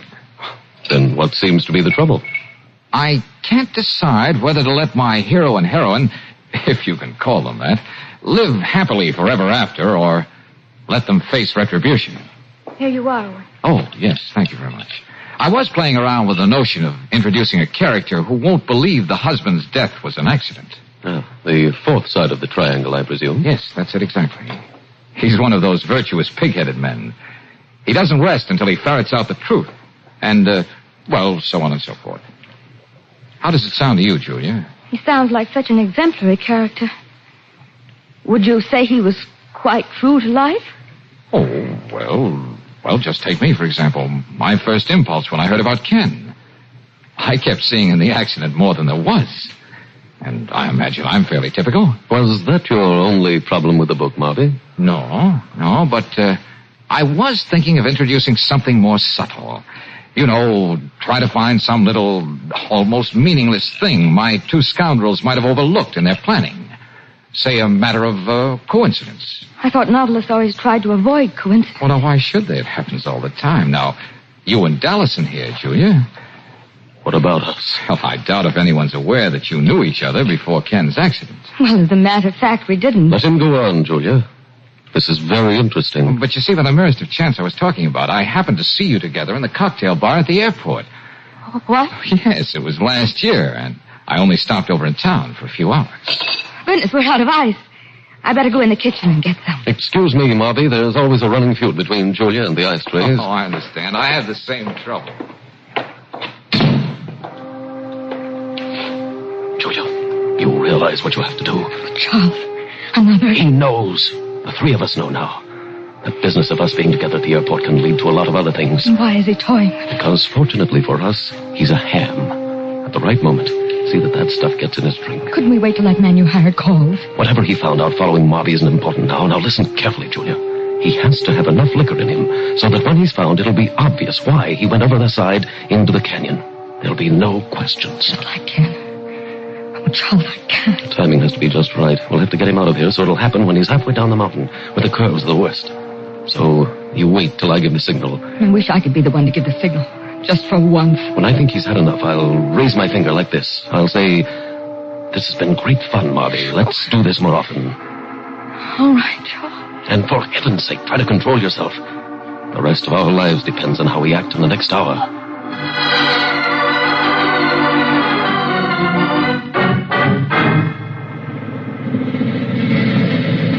Well, it's about time, Ferris. I did everything but fly, Lieutenant. Okay, I'll take that. Here you are, Miss Brooks. I'll ask you again, Lieutenant. What is this? What have I got here? I told you before Valentine made up the rules for this little game. I didn't want any part of it. You heard me on the phone. Now there's no choice but to play it his way. Just give him that package. For 2 cents, I'd call a cab, just so I could tell somebody where to go. Go on, get in that car and get started. And remember, park just this side of the last big turn before you get to the top.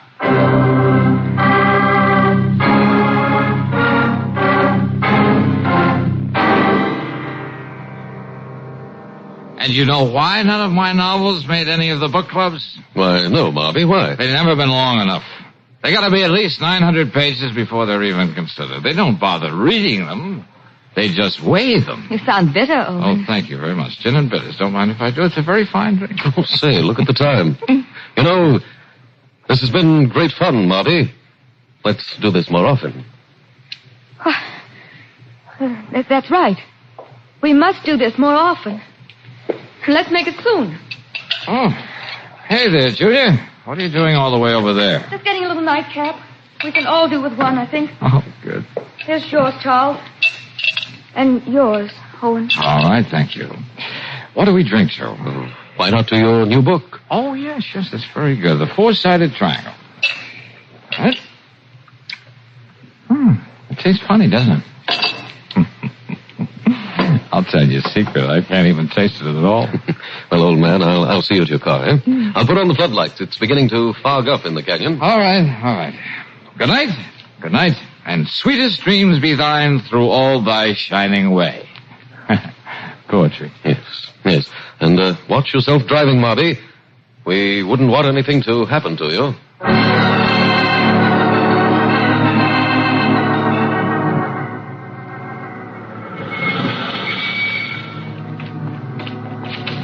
George. Have you got it, Brooks? Let me have it. Oh, darling, I saw your headlights Quick, weaving down the... quick. Well, here, but... Now, get inside and take the wheel. Okay, George. Here's to you, Brooksy. Happy days. Oh, darling, you know you're scaring me to death, don't you? It makes a couple of scared people. Step on it, Angel.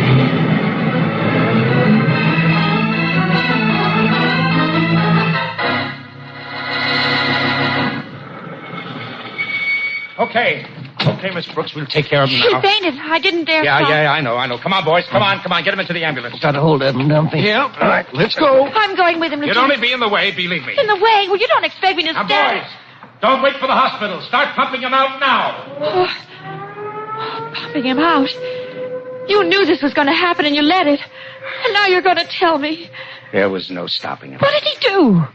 He found out Dr. Rayford gave Mrs. Starrett a prescription for some poison today. Poison? Presumably to make a solution to use on her flower beds. Being a colleague of her late husband, he didn't even think twice about it. And George walked into this and purposely let The himself stuff in be... the bottle you gave him is supposed to be the antidote for the poison. If he got it in time. Oh, that big, crazy, stubborn... Well, loon. that's what your boyfriend calls getting evidence that'll stand up in court. He just naturally likes to do things the hard way.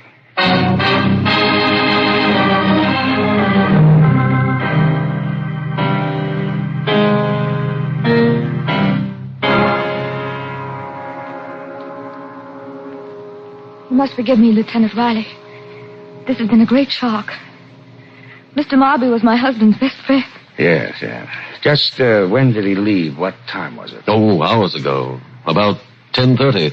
You see, he was feeling rather, gay. We felt that if he was going to drive, he oughtn't overdo it. Even so, I suggested that he stay over. Oh, this is terrible. Yeah. Well, like they say, liquor and gasoline don't mix.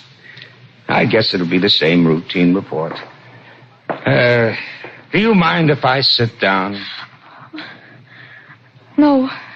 Go ahead, Lieutenant.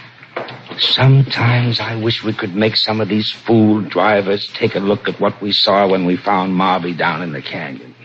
Oh, believe me, it would make them think he wasn't a pretty sight. Lieutenant, please stop it. Now, Julia, we know you're upset, but this isn't going to help any. Nothing's going to help now. Marby! Hello. No! Julia. No! Don't come near me! We killed you, didn't we, Charles? We killed him! Shut up! Just like we did Ken. We're only imagining this. Everything's going to turn out all right. Tomorrow we're going to laugh and be happy. That's the way it's supposed to be. That's the way. That's it, Lieutenant.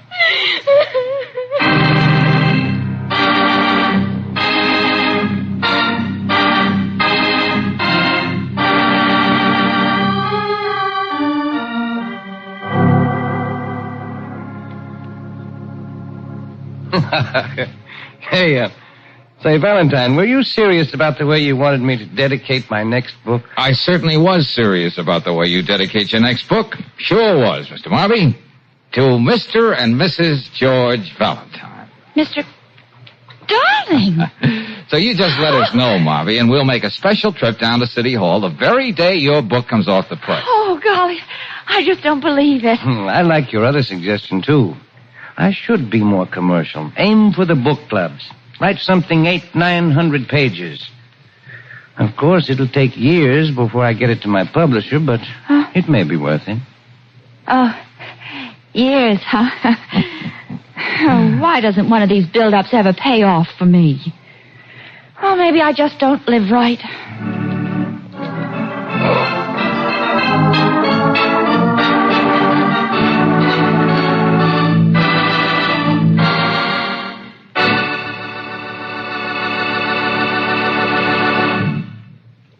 The return of spring means, for most folks, the time for another house cleaning. And speaking of things attended to at regular intervals, how long has it been since your car's oil has been changed? You know, for the life of your car's engine, nothing is more important than a crankcase drain and a refill with RPM motor oil at regular intervals. Like any other piece of equipment used daily, your car's engine is bound to accumulate a certain amount of harmful contaminating material. RPM motor oil was compounded to take care of these troublemakers, to keep them from building upon interior engine parts during the oil service period. When the oil is changed, this harmful material is drained out.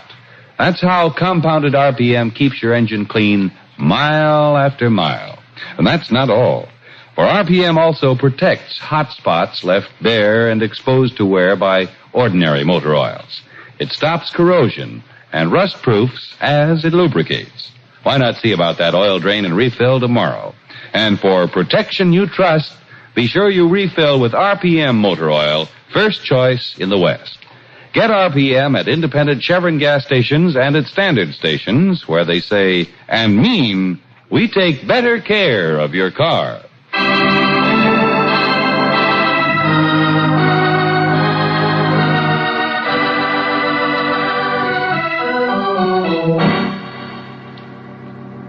Next week, we'll pick up George Valentine in Mexico, in a house as mysterious and sinister as its name, Casa Diablo. George, if Bixby had somebody in this house to see that none of us left here alive, whoever it is must have turned on him. You know, like Frankenstein turning on his... George, you're not even listening to me. Angel, if there's a grammar school around here, I think I'm going to enroll in the kindergarten. Huh? We're right down to the oldest outdoor sport in the world, Brooksy. The hunter and the hunted.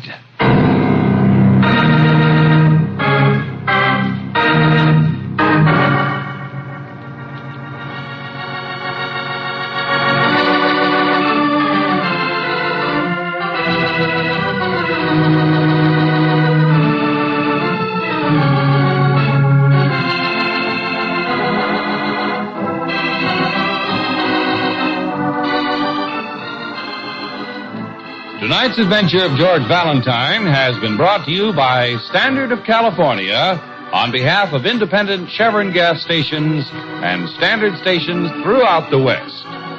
Let George Do It stars Robert Bailey as George with Francis Robinson as Brooksy. Wally Mayer appears as Lieutenant Riley. Tonight's story was written by David Victor and Herbert Little Jr. and directed by Don Clark. Also heard in the cast were Barton Yarborough as Marby, Lorene Tuttle as Julia, William Woodson as Charles, and Mark Lawrence as Ferris. The music is composed and presented by Eddie Dunstetter. Your announcer, John Heaston. Listen again next week, same time, same station, to Let George Do It.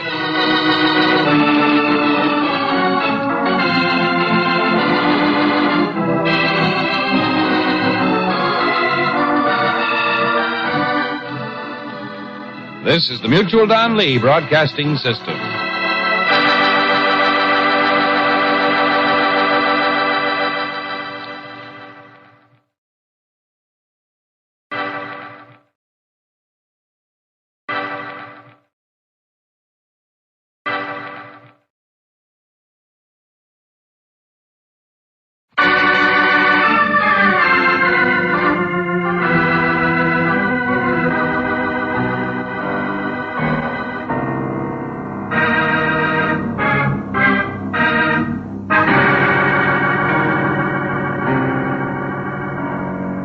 Standard of California, on behalf of independent Chevron gas stations and standard stations throughout the West, invites you to Let George Do It.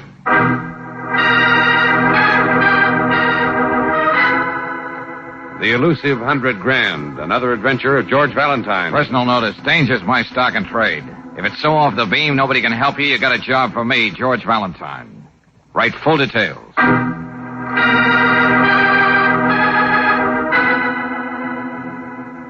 Dear Mr. Valentine, this is not a quiz program, but how would you like to get paid for spending a weekend at the fashionable resort of Las Rositas? Doing what?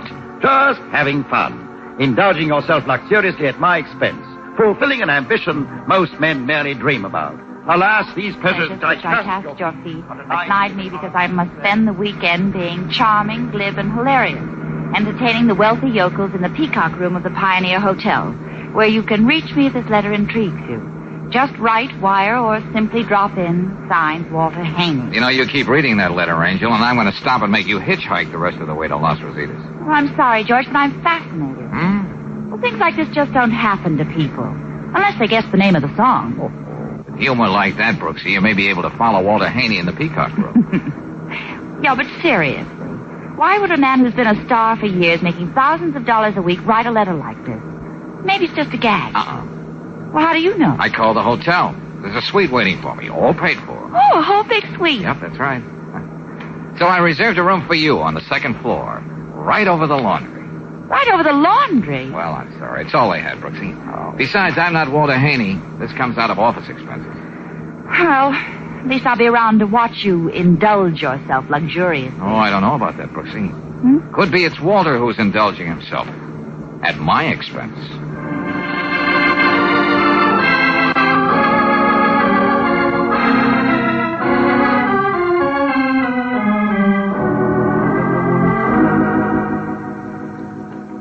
Dear Valentine, here's something I want you to spend for me. $15,000 in cash. Jeepers.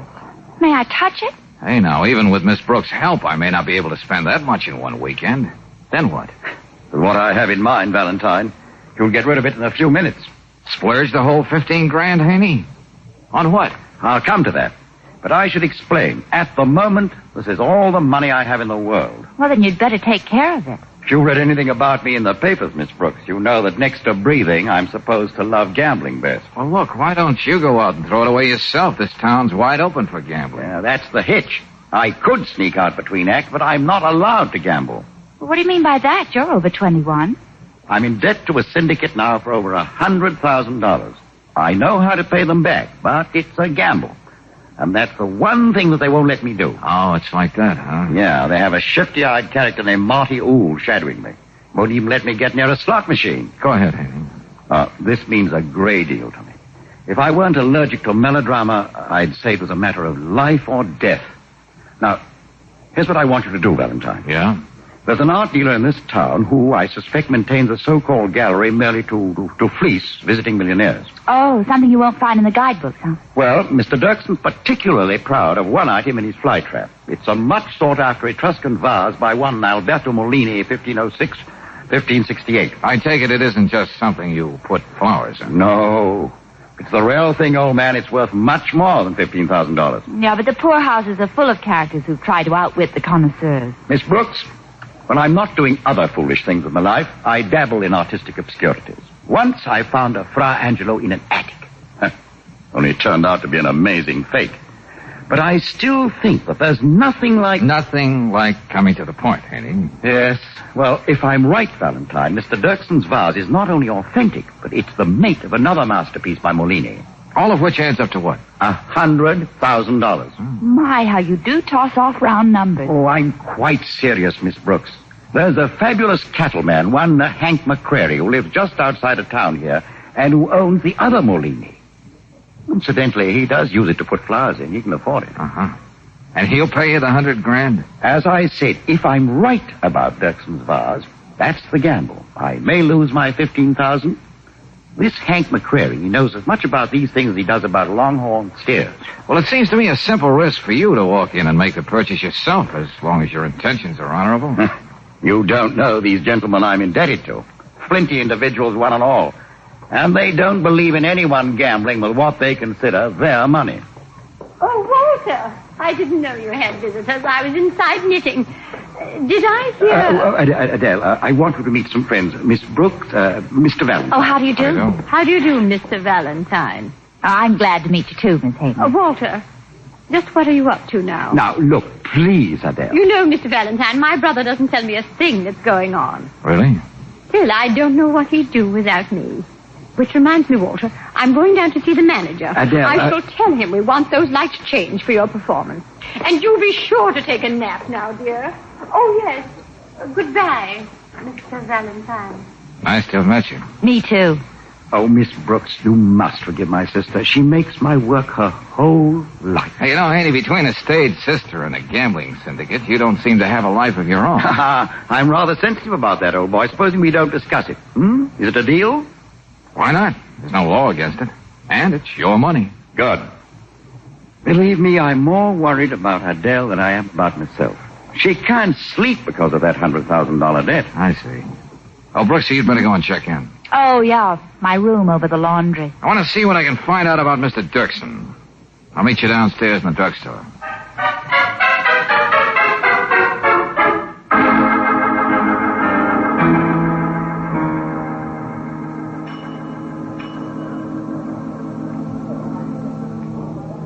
Valentine? Huh?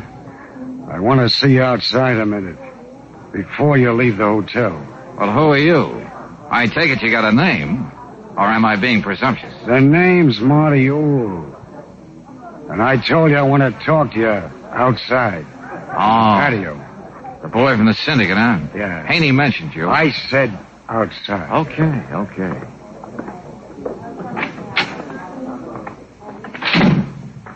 Well, here we are, Marty. Alone at last. I don't know what Haney is cooking up with you, How but... did you know about me and Haney at all? Now, never mind. Just shut up. Now, look, I'm warning you. Stay away from him. Oh, well, gee, thanks for telling me, Mr. Rule. Yeah. I might have stuck around town and got into an awful lot of trouble. Yeah, real trouble. Get it? I think I'll show you just what it's like. Something like this. Thanks for the warning, Marty. But you know you shouldn't try to scare people out of town like that.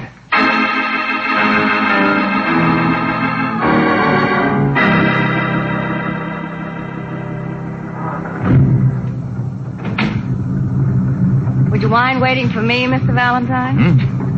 Oh? Well, ordinarily, no, but right now I'm in a hurry. It's all right if I come along, isn't it? Hey, you know, this seems to be my day for meeting people I don't know.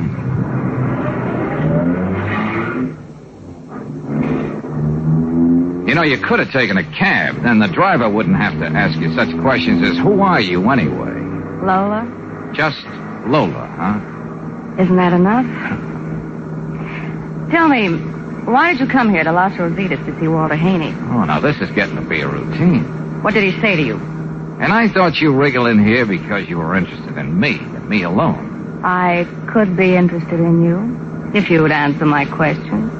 So this is how beautiful redheads named Lola act. I must know why he wanted to see you. How did you even know I met Haney? Suppose we stop off down the block for a drink. I'm sure you'll tell me what I want to know.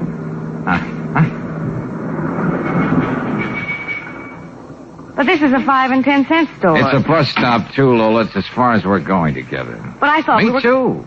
But suddenly I remembered all my Boy Scout badges. Bye, Lola. You know, I'll find out what I want anyway. Sure, I know you will, but I don't want to make it any easier for you. Oh, yeah.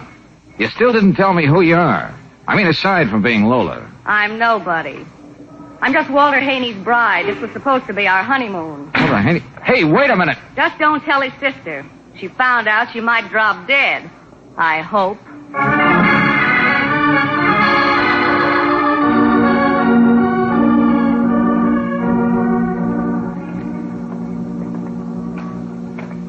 What'd you find out about Dirksen, darling? The most charitable report. Nothing that could send him to jail.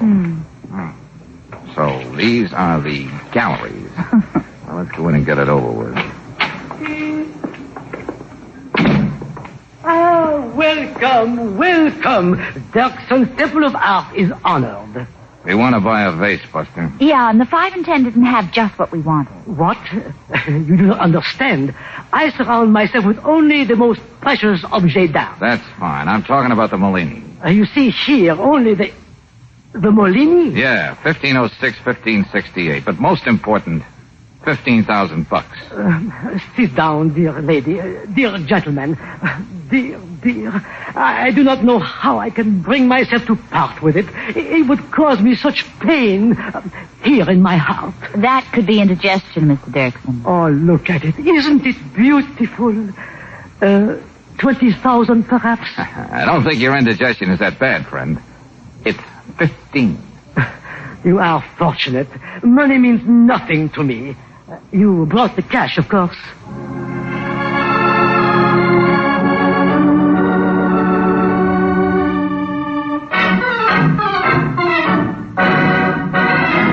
Well, what do you know? That Haney fella wasn't trying to pass off a phony on me after all. This here vase is the real thing, Valentine. Yeah? I mean, sure. Oh, it ought to be just the right thing for Petunia. Well, it was right there in Los Rosaritas under my own nose. Well, that's life, Mr. McCreary.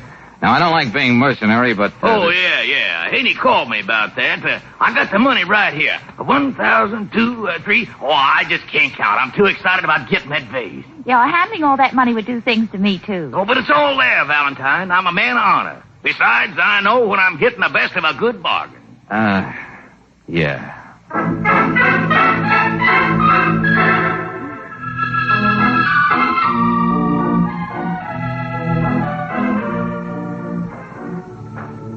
And so we leave the hallowed precincts of Fort Knox, otherwise known as McCreary's Ranch, and make our way back to Los Rosaritas, the Monte Carlo of the West. You're in rare form, Brooksy. Yeah, but not before I ask a couple of questions. Well, this gunful Marty and the redhead Lola you refuse to talk about. What's going on anyway, Joe? Long stories I don't mind telling, Brooksy, but this is kind of complicated. You see it... Uh-oh, another one of my loyal followers. I knew my brother was planning something with you today, Mr. Valentine. Remarkable insight, Miss Haney. You don't have to play cat and mouse with me. I happen to know what this is all about and what's involved. Okay, that's the end of that game. What do we play next? Get in the car, Angel. Okay, Joyce. Just a minute. Yeah? You probably think I'm interfering with my brother's life. Everybody does. But I'm going to protect him as long as I live. Against every grasping female that comes along. Miss Haney, this is just another job for me, and it's almost done. Frankly, that's all I'm interested in. I see. Would you mind giving me a lift back to the hotel? No, of course not. I'd like to see how it feels to ride with someone who's carrying so much cash.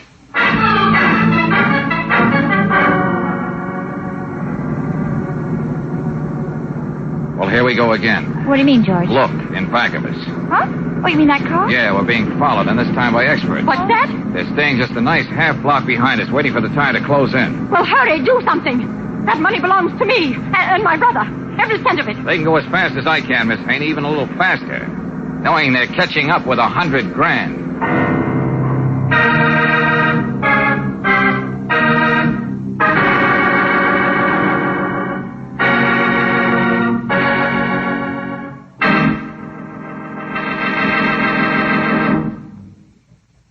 We'll return to tonight's adventure of George Valentine in just a moment. If your car has one of today's high-compression engines, then here's great news for you. A new Chevron Supreme gasoline is now available, and it meets all the demands of today's high-powered cars. Gives your car faster starts, faster getaway in traffic, extra power that lifts your car over hills without a ping or an engine knock. A new Chevron Supreme gets the best out of your car. It's a premium quality gasoline, climate-tailored for the West's different altitude and temperature zones. So wherever you drive, go on new Chevron Supreme. Bet your car's improved performance makes you agree you can't buy a better gasoline. Get it tomorrow at standard stations and independent Chevron gas stations, where they say and mean, we take better care of your car.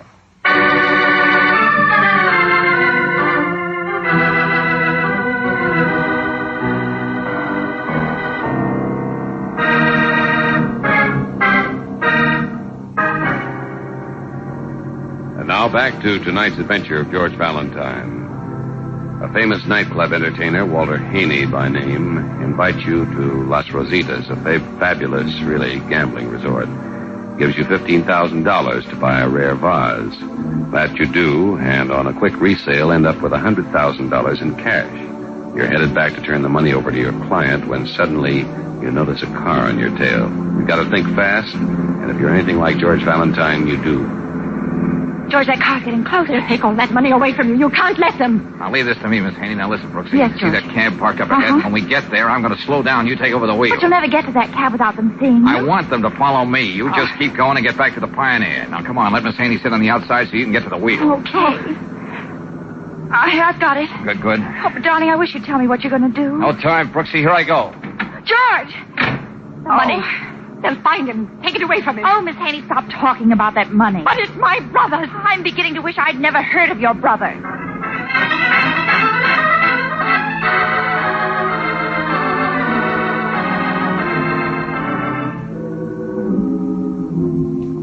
Keep going, Kevin. Keep going. Lose that car. Come on, snap out of it. What?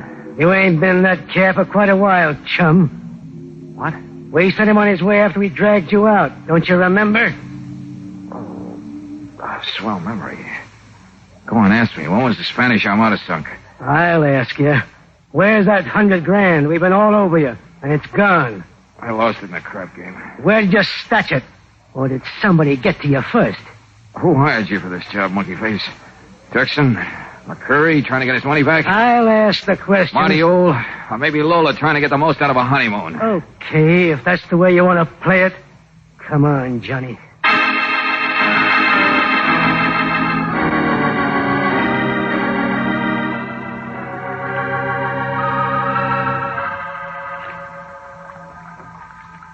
Hey, give me another towel, will you? Yeah, sure thing, boss.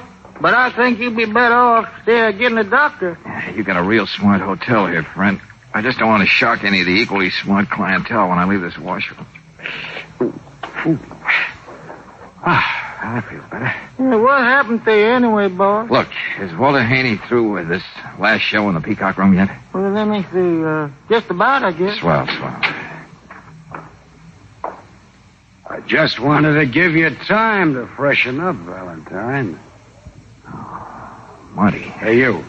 Get out. Yeah, mister, but I work here. I said get out until I'm through. Yes, sir. Now, wait a minute. Let's be nice about this, Marty. I don't want this dance with you. I'm not up to it. Don't I know it, though. And am I sorry? Look, if you're interested in money, I got $4.86 on me. When I lost you after you left McQuarrie, who got to you? Who didn't?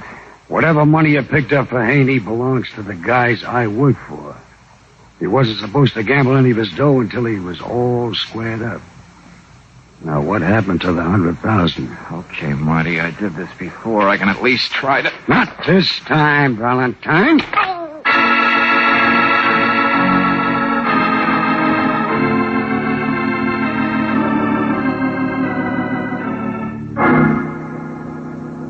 You don't know what it was like, going through that last show, not knowing what happened to Valentine and the money. That money means everything to us, Walter. Doesn't anybody care about Valentine just for his own sweet self? Well, of course, Miss Brooks. I care very much. It's just He that was doing everything to save that darn money of yours.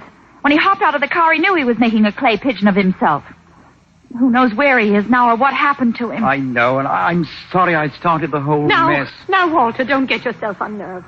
Remember, you have 3 performances tomorrow. Oh, what's the use? Well, don't we make a happy group? Lola. Yes, Walter? Oh, I thought we decided to give me a little time and then to... Walter, who is this woman? Well, That can wait. I just want to say this. I found out what Valentine was doing for you, so I hired someone to follow and take the money away from him. What? What do you mean you hired somebody? Where's Mr. Valentine? I don't know, but he didn't have the money on him. Oh, Lola, you shouldn't have... What else could I do to keep it away from you, Walter? You'd only gamble it away. I wanted to make sure whatever you owed would be paid off and we could make something out of our future together. Future together? What are you ranting about? Who are you? How's your blood pressure, Miss Haney? What's that? I happen to be your sister-in-law. No. Well. I was going to explain, Adele, as soon as everything got straightened out. I won't allow it. Whatever success Walter's had, his talent, everything, it's due to me. I never got married just so I could take care of him. I won't let this happen no matter what I have to do. Walter, you know where I'm spending my honeymoon? Alone. I'll be there waiting, but not for long. Oh, Lola!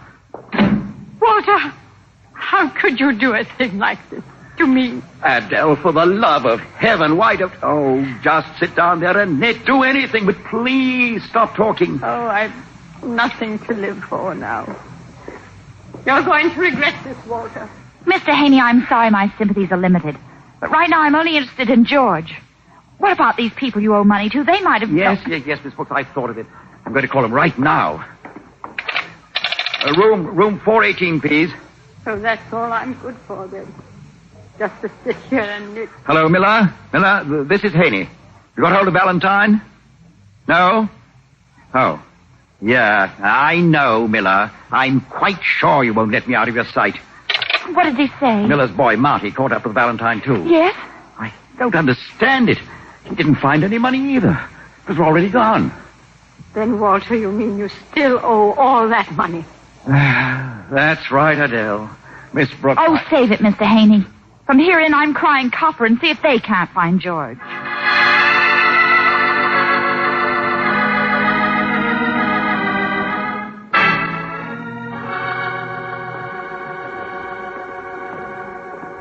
George. True love. She can still recognize Oh, me. darling, when I saw you coming across the I lobby. know. Is that Haney's dressing room over there? Yes, George, but you're in no condition to do anything more tonight. Talk to him in the morning. I think if I just take everything slowly and surely, I'll be able to make it. Oh, Dolly. You see? There's nobody here. Come on, George, please. Wait a minute, Brooksy. Slowly and surely. Remember? Well, what is it? It's a note. Do you mind reading it, Angel? My eyes seem to be closing earlier tonight. It isn't addressed to anybody. Go on, read it, Angel.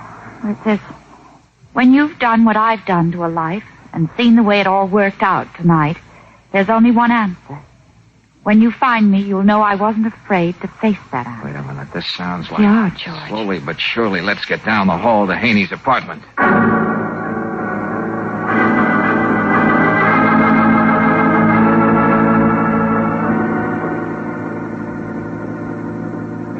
Nobody here either, George. Go on. Take a look in the bedroom. Make sure. He's got to be somewhere. Yeah, okay. Oh, so he took that way out, the fool, and why... No, George, look. Adele. Close that door. Oh, but why should she do that to herself? Do you think she got to the dressing room first and read the note Walter wrote? Brooksy, I got a feeling Walter never wrote that note. It was his sister. But it said, when you've done what I've done to a life. She meant her brother's life. Oh, Adele, Lola's here, and we just have to talk to you. Valentine. Hi. You all right? Why, I can't tell you how sorry I am for everything that's happened. You sorry too, Lola? Why did you pick up those gorillas you hired? Mr. Valentine, I love Walter. That's the only excuse I have for what I did. But about the money... George, don't you think you better tell Mr. Haney? Yeah. Your sister's in the bedroom, Walter. Then I'd better go in and have it out with her right now about Lola and me. No, wait a minute. What? You better read this note. Adele. Oh, no. Oh, I've got to see her. She wouldn't No, do it. Walter. I don't think you'd better go in there. She decided to end it that way, and, well, there's nothing you can do. Oh, good Lord. Walter, darling, don't. Oh, Adele. Adele never really meant any harm. I tried to save her from herself. Each year, I got worse. You mean her gambling, don't you? Yes, Valentine. Her gambling? But, Walter, why did you let me go on thinking it was you who couldn't hold on to a penny? I owed something to her. It didn't matter if everybody thought that I was the black sheep. If I let it ride like that. It was an obsession with her. And then she got in over her head and... then this happened. Will you cut it out, Haney? But it is funny, Valentine. There's not even the money now. There's something even funnier. But it doesn't make you laugh. What do you mean, Valentine? The $100,000. When I jumped out of that car, I slipped it into your sister's knitting bag. George! Valentine. Yeah. She didn't know it, but she had it with her all the time. You see, your stage sister still took care of you, Haney.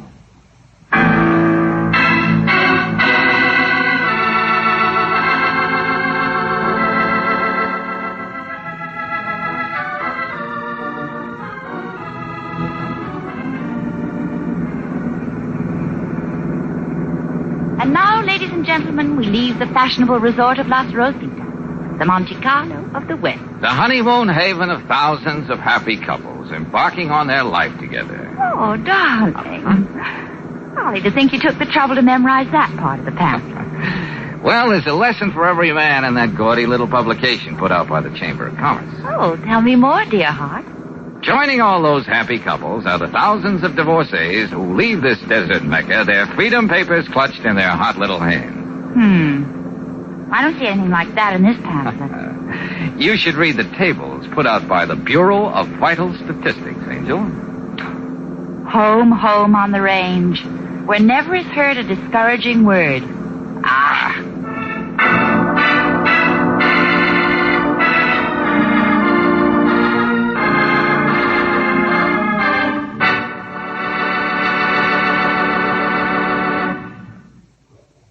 If you've read your newspaper, then maybe you've read all about it.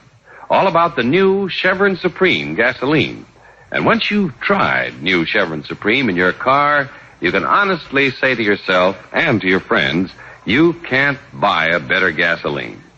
Look what it does for today's high-compression engines. Faster starts, quicker warm-ups, speedier getaway, and extra power on hills with never a knock.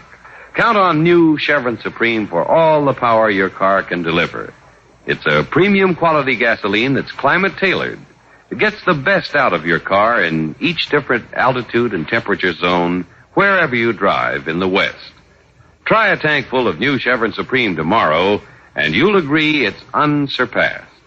Fill up at an independent Chevron gas station or a standard station where they say and mean, we take better care of your car.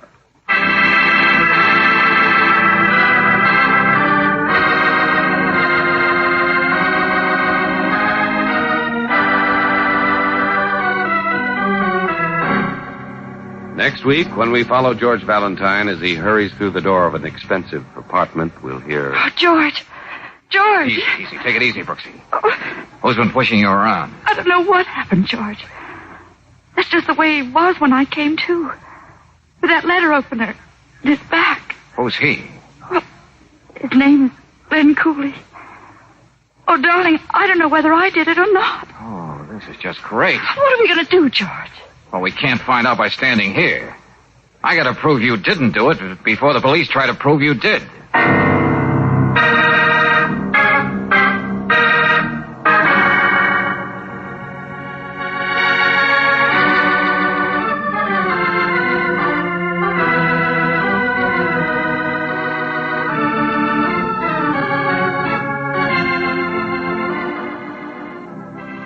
Tonight's adventure of George Valentine has been brought to you by Standard of California on behalf of independent Chevron gas stations and Standard stations throughout the West. Robert Bailey is starred as George with Francis Robinson as Brooksy. Let George Do It is written by David Victor and Herbert Little Jr. and directed by Don Clark. Also heard in the cast were Ramsey Hill as Haney, Jeanette Nolan as Miss Haney, Ralph Sedan as Dirksen, Mark Lawrence as Marty, Pinky Parker as McCreary, and Charlotte Lawrence as Lola. The music is composed and presented by Eddie Dunstetter. Your announcer, John Heaston. Listen again next week, same time, same station, to Let George Do It. This is the Mutual Don Lee Broadcasting System.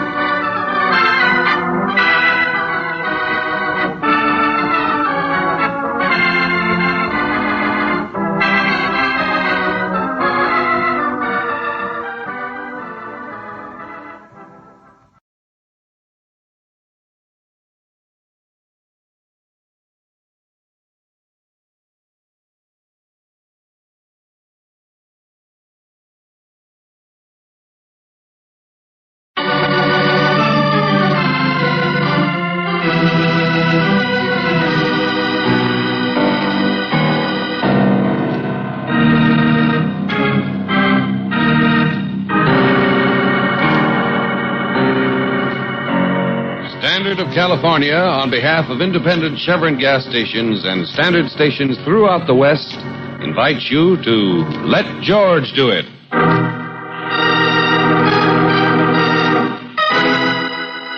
Lady in Distress, another adventure of George Valentine. Personal notice, danger's my stock and trade.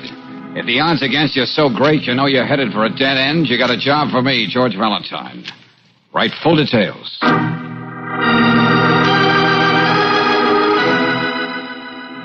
Dear Mr. Valentine, what I'm up against is something you can't put in so many words. But you gotta believe me, it's got me scared out of my skin. I'm just another showgirl getting her first real break. But I'm afraid it's going to be my neck. Maybe you can help me. But I've got to see you today. After that, it may be too late to do any good. Signed, Vivian Drake. Yeah, that's my letter. But you're not Mr. Valentine. Oh, I'm not even Mrs. Valentine. Yet. But I don't understand. Well, I'm Miss Brooks, his assistant.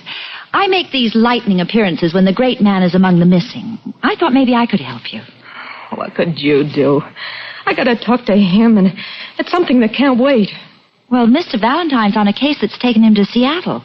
He'll probably be gone the whole weekend. I guess that washes me up. Just what did that letter of yours mean? Well, you see, I happen to have a brother. Well, you'd be surprised how many people do. Yeah, but not a crazy kid brother like I got. He's got himself into a mess, and me along with him. Yes? Well, I'm not a very good singer. Not too good a dancer either. As for looks... You'll do. But where's the connection? I'm coming to that. It was only my looks that got me a job in Julia's nightclub in Des Moines. It didn't matter whether I could sing or dance because it's really just a racketeer's joint with a floor show as a cover-up. Mm-hmm. Well, what brings you here? Yeah. Well, that's the whole point. I don't understand it. I was offered the top spot in a show at the Peacock Lounge. And you're not that good. And something else. Julia, who runs the place in Des Moines, got a grand to see that I came here to take this job. Why? Can't you see? I'm being worked into some kind of a deal where I'm going to end up as a patsy. I know it, but there's nothing I can do. I'm sure you had occasion to say no before. Yeah, lots of times, but not to a heel who can send my brother to jail. And I'm his payoff. It's as simple as that. Well, I think I get the picture. Tell me, what do you know about your prospective employers at the Peacock Lounge? Nothing yet. I've been sitting around trying to get up enough courage to go there and find out what they got lined up for me. I can't stall anymore. But my one hope was that Mr. Valentine might find out what this is all about. Oh, come on, honey. That's not going to help a bit. Tell me, who operates the Peacock Lounge? Do they know you? A couple of guys named Philip Geary and Glenn Cooley. They never laid eyes on me before. That's why I can't believe all this sudden interest in my talents. Then I could waltz in there and they wouldn't know the difference. It'd be perfect. I don't have any talents either. Would you? Oh, but you don't know what you're walking into. I can't let you. Huh?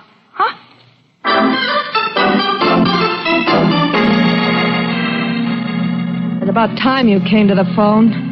Yeah, she fell for it. I did everything but sing Mother McCree. But the frame is on.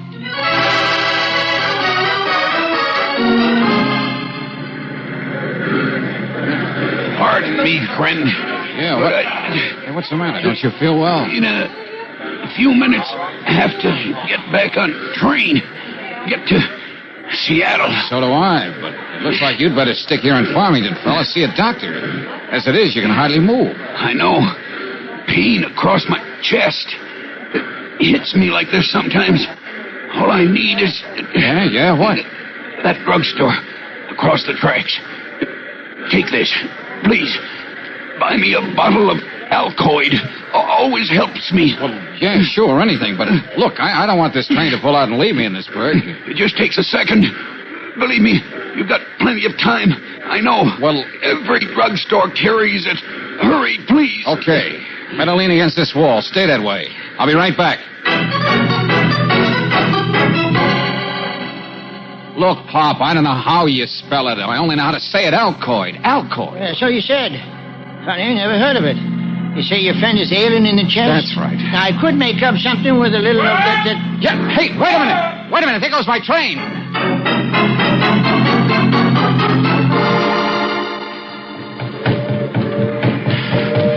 Oh, Valentine, the Good Samaritan. Hey, station master. Yes, sir? When is there going to be another train out of here for Seattle? 8:10 in the morning. Oh, great. You want to know of a good hotel? Hey, just a minute. Yeah? Do you remember a short, stocky guy leaning against the wall here, right here? He wasn't feeling so hot? Sure, I noticed him, but I wouldn't say there was anything wrong with him. What do you mean? Did you go over him with a stethoscope? No, but you should have seen him streak after that train when it started to pull out.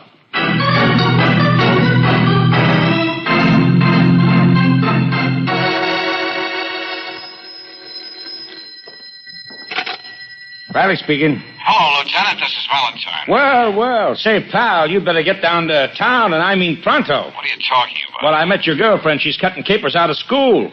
She took some nightclub thrush under her wing, a dame in a hotel on Marlborough Street. Wait a minute. Let's have that again, Riley, and translate it as you go along. Private investigators don't peach on their clients, Miss Brooks informed me, So I don't know the whole story. Riley, will you get to the point? Well, it seems that Miss Vivian Drake imagines she's in some kind of a mess, and the letter was urgent, and you were out of town, and there you are. Yeah, here I am, planted in Farmington, population 2,814, and I mean planted. Huh? Yeah. Someone was anxious to get me out of town, and then they made sure I got stranded here. Well, I'm working on a very interesting case, too. Would you like to hear about it? Stop horsing around, will you, Riley? I was on my way to Seattle to meet a client. Well, I just called up, and there ain't no such person. Okay, pal, let's play it straight. How do you figure it? You think Brooksy was sucked into some kind of a phony deal? If I can find a cab in this place, I'll be back in town to find out for myself.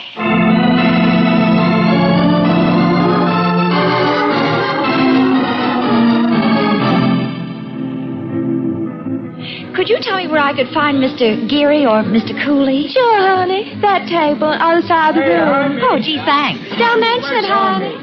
You know, this is the funniest thing. What's the matter? Is my slip showing? I just heard what you said to the hat check girl.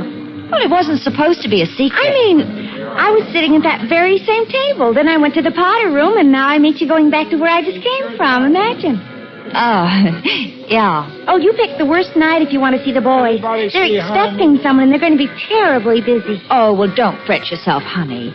I think I'm the one the boys are expecting. Vivian Drake?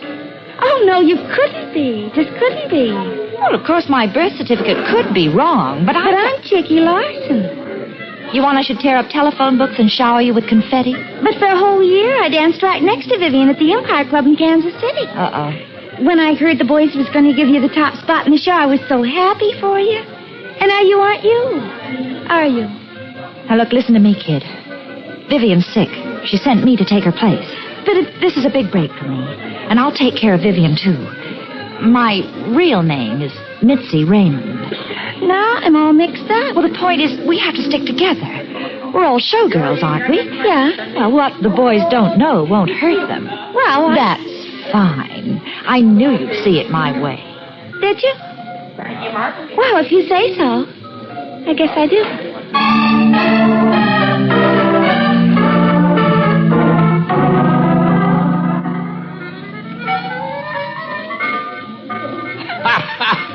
Hey, you certainly know how to pick 'em. How do you do it, man? Let's say I have an eye for talent, Glenn, and you're the money man. Oh, she's going to go over great in the show. One look at her and you can see that. Could you gentlemen stop talking about me in the third person? Poor little me is right here with you, remember? Smart as a whip, too. Sure. You should hear Vivian sometimes, Glenn. She says things I don't even understand. Chicky, darling, I'm very fond of you. Don't make me wonder why. Huh? Oh, Mr. Cooley. Yes, dear? May I make a suggestion? Of course. Anything. Well, why don't I sit on your lap now? Huh? Oh. You mustn't mind Glenn, Vivian. He just naturally admires talent, but he likes to do it up close. As I remember, there was some mention of a job for me. When do I start? Oh, we got a wonderful routine all set for you, honey, but we won't start working on the new show until next week. But you got nothing to worry about. We rented an elegant suite for you at the Remington Arms as of today. And it's perfectly gorgeous. The dressing room has mirrors on the ceiling. I almost got a sprained neck. I'm all for rounding up some of the crowd and going over there right now. A celebration in your honor, Vivian. Let the champagne flow. Gee, the USS Vivian, about to be launched.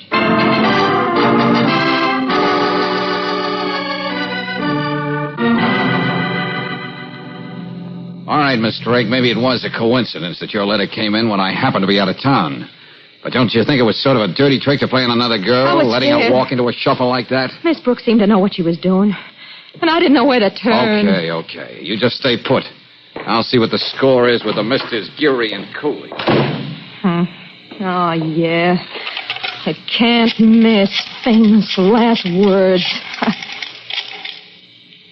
Come on, answer. Never mind that. Huh? The call can wait until later. Artie.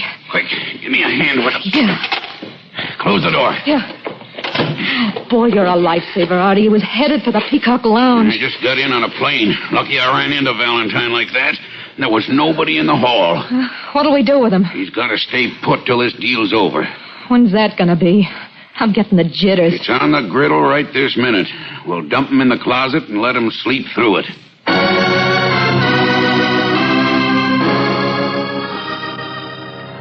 You heard me. Riley. Put Riley on the phone. What? Say that again. I'm not my usual bright self at the moment. All right. Let me have the number he left for me. What are you talking about, Riley? What happened to Brooksy?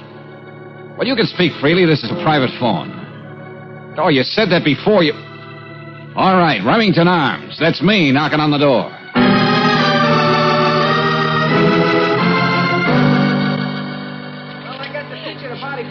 I'll have the fingerprints checked in a minute. What do you say, Doc? When did it happen? Please, Miss Brooks, please, try to control yourself, will you? You're not helping things any. I am trying, Lieutenant. May I come in? Huh? Just what's going on here? George. Oh, George. Oh, easy. Stop this, Angel. Hey, how am I going to sock somebody in the jaw if you hold me like this? Now, who's been pushing you around? I don't know what happened, George. That's the way it was when I came to. I don't know whether I did it or not. All right, shut up, Brooksy. You're not making sense. Come on, Riley, let's have it. Well, the guy on the floor there with the letter opener in his back, that's Glenn Cooley. Yeah? Fingerprints belong to Miss Brooks, all right, Lieutenant. Okay. Well, I can skip that then, Valentine. What's the rest of it? Look, pal, why don't you wait till she pulls herself together and let her tell you, huh? I want it from you, Riley. Okay. Well, there was a party here tonight. Everybody else left except Miss Brooks and Cooley. And there he is. And I really don't know what happened. I'm sorry, Valentine. The next edition hits the street at 6 o'clock. It's going to have to read, we're holding Miss Brooks on suspicion of murder.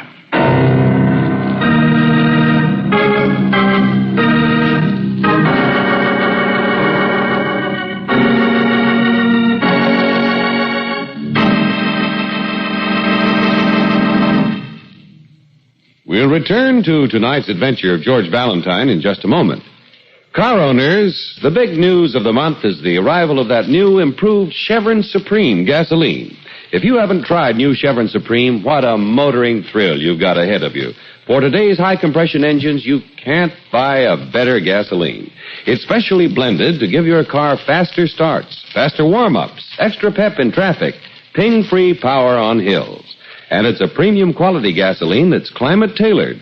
In any of the West's temperature and altitude zones, you can count on new Chevron Supreme to get the best out of your car. So wherever you live, wherever you drive, try this new motoring thrill tomorrow. Get a tank full of new Chevron Supreme at an independent Chevron gas station or a standard station where they say and mean, we take better care of your car.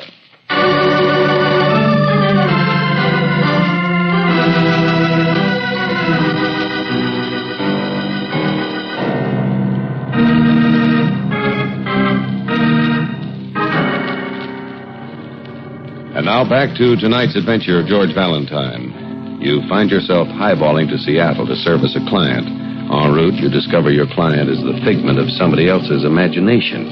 And in your absence, Brooksy takes on a case of her own. One thing leads to another, as the saying goes, and presto, a tableau of Brooksy and a dead man, the former charged with murder.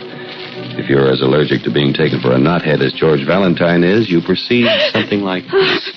Look, if you don't sit on your emotions, Brooksy, I won't be able to help you. Now, come on, let me do the talking. All right, George. The reason you didn't know when the party broke up is that somebody slipped you a man-sized Mickey while you were making like Vivian Drake. Then suddenly I didn't know where I was or what was going on. Riley's going to put Geary, that chickie girl, and the others under the lamp the first thing in the morning and sweat them. But suppose they all tell the same story. What story? That Cooley had been making a play for you all evening, and you were straight-arming him. But that's true. Which makes it bad, Angel, bad. Because people being people, they'll think just one thing. When he hung around after everybody left, slapping his wrist wasn't enough, they'll think. You had to let him have it. No. But I can't be sure. Not really sure. But, George, you don't think... Brooksy, I'd let you stay right here for asking a question like that. I'm not very smart, am I? You just forget that in this combine, I'm vice president in charge of sticking his neck out. But let's look a few more of these unpleasant facts in the face. Vivian Drake's taken a powder. She hasn't been taken for a ride. But, George... And there's no such place as Julio's in Des Moines. You don't have to say any more. In other words, they've got me right in the middle of the field for the crows to pick on. Brooksy, I'm drawing you diagrams like this to make you understand this is no time to fold up. You mean stop being feminine? Uh-huh. Okay. I'll start working on a beard right now. Good girl. Now, let's see. It's almost 5 a.m. I'd better get busy because we got a date for lunch today. Have we? Yeah, and you're not going to be eating it off of a tin plate.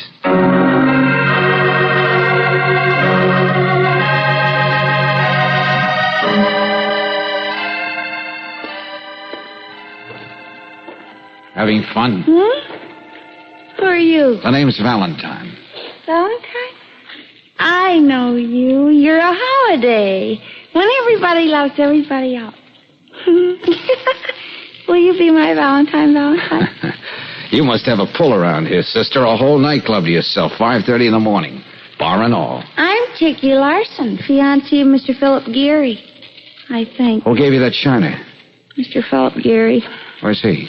Back there in his office.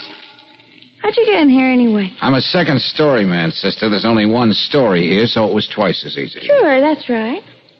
I don't get it. Why did Geary paste you in the eye, Chickie? What's he sore about? That girl, Vivian Drake, who wasn't Vivian Drake, because I know Vivian Drake. I didn't tell Phil that she was Vivian Drake at all. Yeah? And then she went and killed Mr. Cooley. How do you know that? Police called Phil and told him. We're all going to be questioned in the morning. I don't think my fiancé is a gentleman. I don't mind being socked in the eye. But do you know something? After the party, he wouldn't even take me home. He just shoved me in a cab. Oh, he's a real heel, Chickie. But let's make some more nice talk, huh? Did you notice whether Geary went back into the Remington Arms after he put you in a cab? I didn't notice anything. I was too insulted. I didn't go home either. I came right here and waited for him. I guess I showed him. Oh, now take it easy. It's not that bad, Chickie. Or is it? Why don't you tell me? I bet Phil will never trust me again. After me not telling him about Vivian, I bet he'll even make me take out all the money he gave me to put in my safe deposit box. Money? What money? How much? $3,000. That's how much he trusts me. Hey, you're trying to get something out of me. Oh, I wouldn't think of it, Chickie. I'm just trying to be your big brother. I have a brother already. I don't like him either because he's a man. It's the girl who pays and pays. Yeah, Chickie, that's right. I just hope nothing happens to that nice Miss Brooks. That fat dodo Cooley had it coming to him. Well, I got to talk to your fiancé. So you better get a piece of steak for that eye. Oh, no.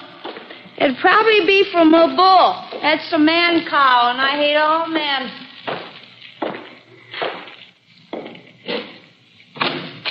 Who's that? What do you want? I've been looking all over for you, Buster.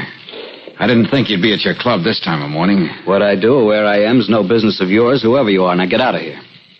What are you doing, Geary? Straightening out your accounts after what happened to Cooley last night? What? You could have done this before, you know. As long as you decided to get the money partner out of the way. Now you won't have to explain about the 30 grand you chipped him out of, will you? Even if you're a cop, I don't have to answer any questions.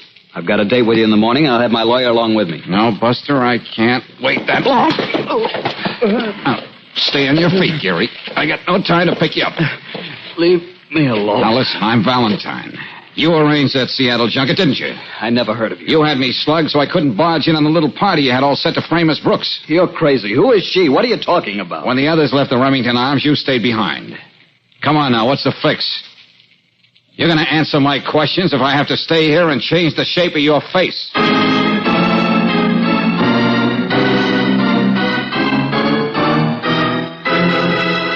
Valentine, what are you trying to do? I'm working my head off trying to help you and Brooksy, and you go and nearly massacre Geary.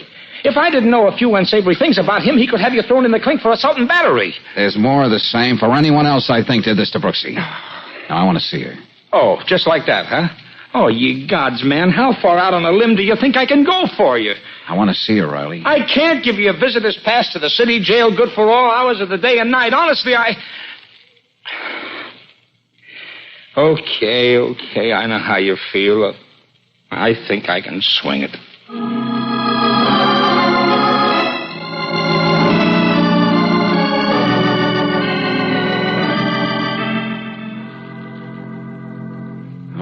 I'm sure one smart cookie, Angel. The one person I want to help, I can't. Oh, you did what you could, darling. Oh, yeah. The only way I know how, it seems, with my fists. I can't use my head. I can't think beyond Geary. Everything stops right there. Now, you'd better sit on your emotions. But, Brooksy, I couldn't get a thing out of him. And when he gets ringed around with a lot of high-class legal talent, it's going to be even worse. It may take months to get hold of the so-called Vivian Drake. And in the meantime, you'll have to sit the whole thing out right here. If I can't do any better than this. Well, it's not a bad cell. Southern exposure, the matron tells me. Hey, what's that you're trying to hide there, Brooksy? It's nothing, Jordan. Nothing. Let me see. Well, Brooksy. I guess I'm just a ham at heart. Why do you want to torture yourself like this? Oh, no, I asked the matron to get me the newspaper. I didn't get much of a play, did I? Only page 2. George, why don't you go out and get some breakfast? And a little sleep wouldn't do you any harm either. I don't want to be a Pollyanna, but things will work out and... Oh, put that paper down and listen to me. Oh, no, but it's a wonderful paper, Angel. What? Yeah, beautiful, blessed paper. People don't realize the miracle of journalism, what you can learn by reading a daily newspaper intelligently, carefully. Huh? Yes, Angel, you're so right. I think I got something. Hey, jailer, turnkey, lover boy, let me out of here.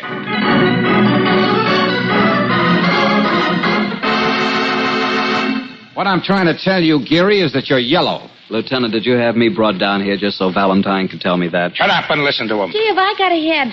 I had a little too much last night. You'll live, Chickie. Geary, your scheme to get rid of Cooley was a thing of beauty. And in a way, it worked. What do you mean, in a way? Cooley gets buried tomorrow. Now, get the picture. A showgirl from out of town who means nothing to anybody kills a notorious wolf. Chances are she'll get off on a plea of self-defense. And Geary is in the clear with everything he filched from his partner. Now, that was the plan. How are you going to prove anything like that? I'm not going to bother. Because the whole thing happens to be immaterial, irrelevant, and has nothing to do with the flowers that bloom in the spring, Trella. Get to the point, will you? Not so loud, Lieutenant. My head. What head? You see, Geary, after all your masterminding, the human factor crept in. Yeah, you lost your nerve and couldn't kill Cooley. Well, thank you. That leaves Miss Brooks on the spot, doesn't it? What about that? Let me go on with the character analysis. You're not only yellow, Geary, but you're a patsy. A fall guy. A grade-A schnookle. Now, wait a minute. Somebody's making you jump through the hoop without you even knowing it. And using your own little maneuver to do it. Oh, that takes real brains, friend. Okay. Who is this genius? Come on, Chickie. Stop holding your head and take a bow. You're talking to me, Mr. Valentine? In person. You produced a Vivian Drake, all right, but you got a brighter notion. Did I? Why not get somebody like Miss Brooks to pose as Vivian Drake? Then when Cooley went to his reward, it wouldn't be just another one of those things. There'd be all that extra publicity. And I'd be more than a little interested. You know I couldn't rest till I traced it down to Geary. Just a minute. Sure, then that $30,000 in your safe deposit box, Chickie, that would be yours for keeps. You can hold that innocent stare, sister. But you were far from innocent when you decided to go through with it anyway when Geary lost his nerve. You sneaked back and did things with that letter opener. Come on, Miss Larson. Say something. 5:30 this morning, when we were alone at the bar, you did everything to put me on the trail of Geary. But you also talked too much.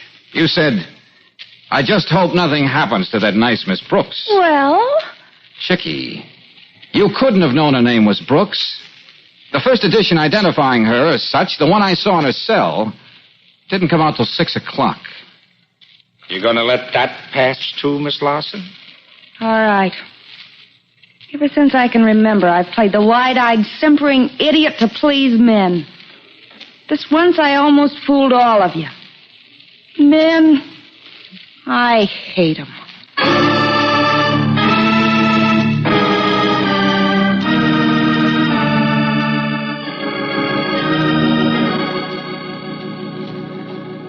Angel, let's see what's in the morning mail.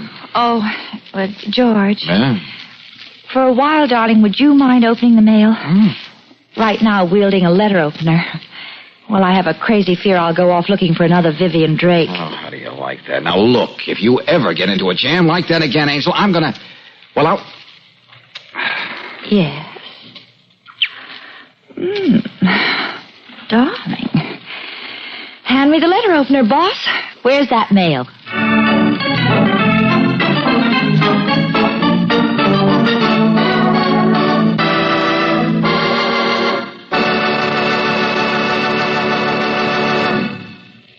When you start out in your car tomorrow morning, remember there's a new motoring thrill available at your Standard station or your independent Chevron gas station. It's that great new Chevron Supreme gasoline. For today's high-compression engines, you can't buy a better gasoline. Through constant research and road tests, new Chevron Supreme has been perfected to give your car its best performance. Faster starts, faster warm-ups, extra pep in traffic, and ping-free power on hills. This premium quality gasoline is climate-tailored, too. Wherever you live in the West, wherever you drive, new Chevron Supreme gets the best out of your car. Try it tomorrow. Ask for it at independent Chevron gas stations and at Standard stations, where they say and mean, we take better care of your car.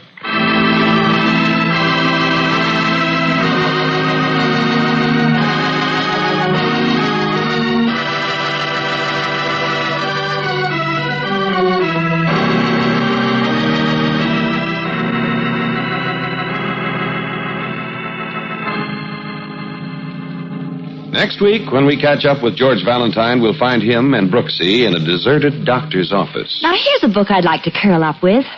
The Human Foot. Its Anatomy and Pathology. Darling, what are you doing? What are you scribbling? Brooksy, I have just verified a universal truth. Oh, goody. Every cause has an effect, and by the same token, vice versa. Oh, goody again. Or in other words, anybody who gets poisoned twice ought to drop dead at least once. Louvain? Yeah, Angel. He may be a mental marvel, but I won't buy that he's also a medical freak.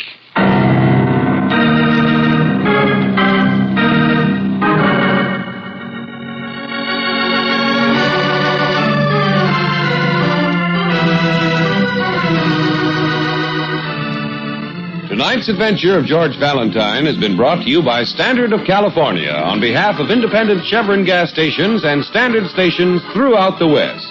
Robert Bailey is starred as George with Frances Robinson as Claire. Wally Mayer appears as Lieutenant Riley. Let George Do It is written by David Victor and Herbert Little Jr. and directed by Don Clark.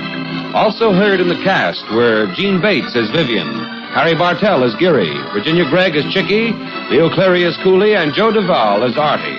The music is composed and presented by Eddie Dunstetter. Your announcer, John Heaston. Listen again next week, same time, same station, to Let George Do It. This is the Mutual Don Lee Broadcasting System.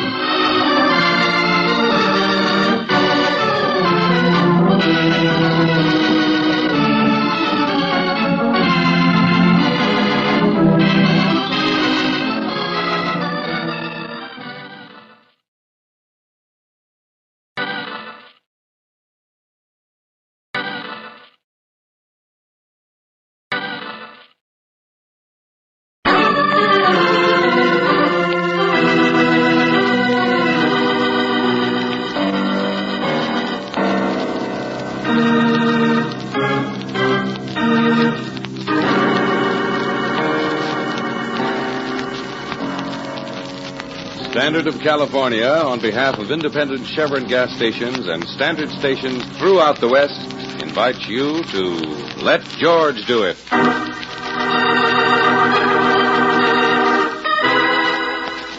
Come and Get Me, another adventure of George Valentine. Personal notice. Danger's my stock and trade. If life's got you in a spin and you need someone to pull you out of it, you got a job for me, George Valentine. Write full details.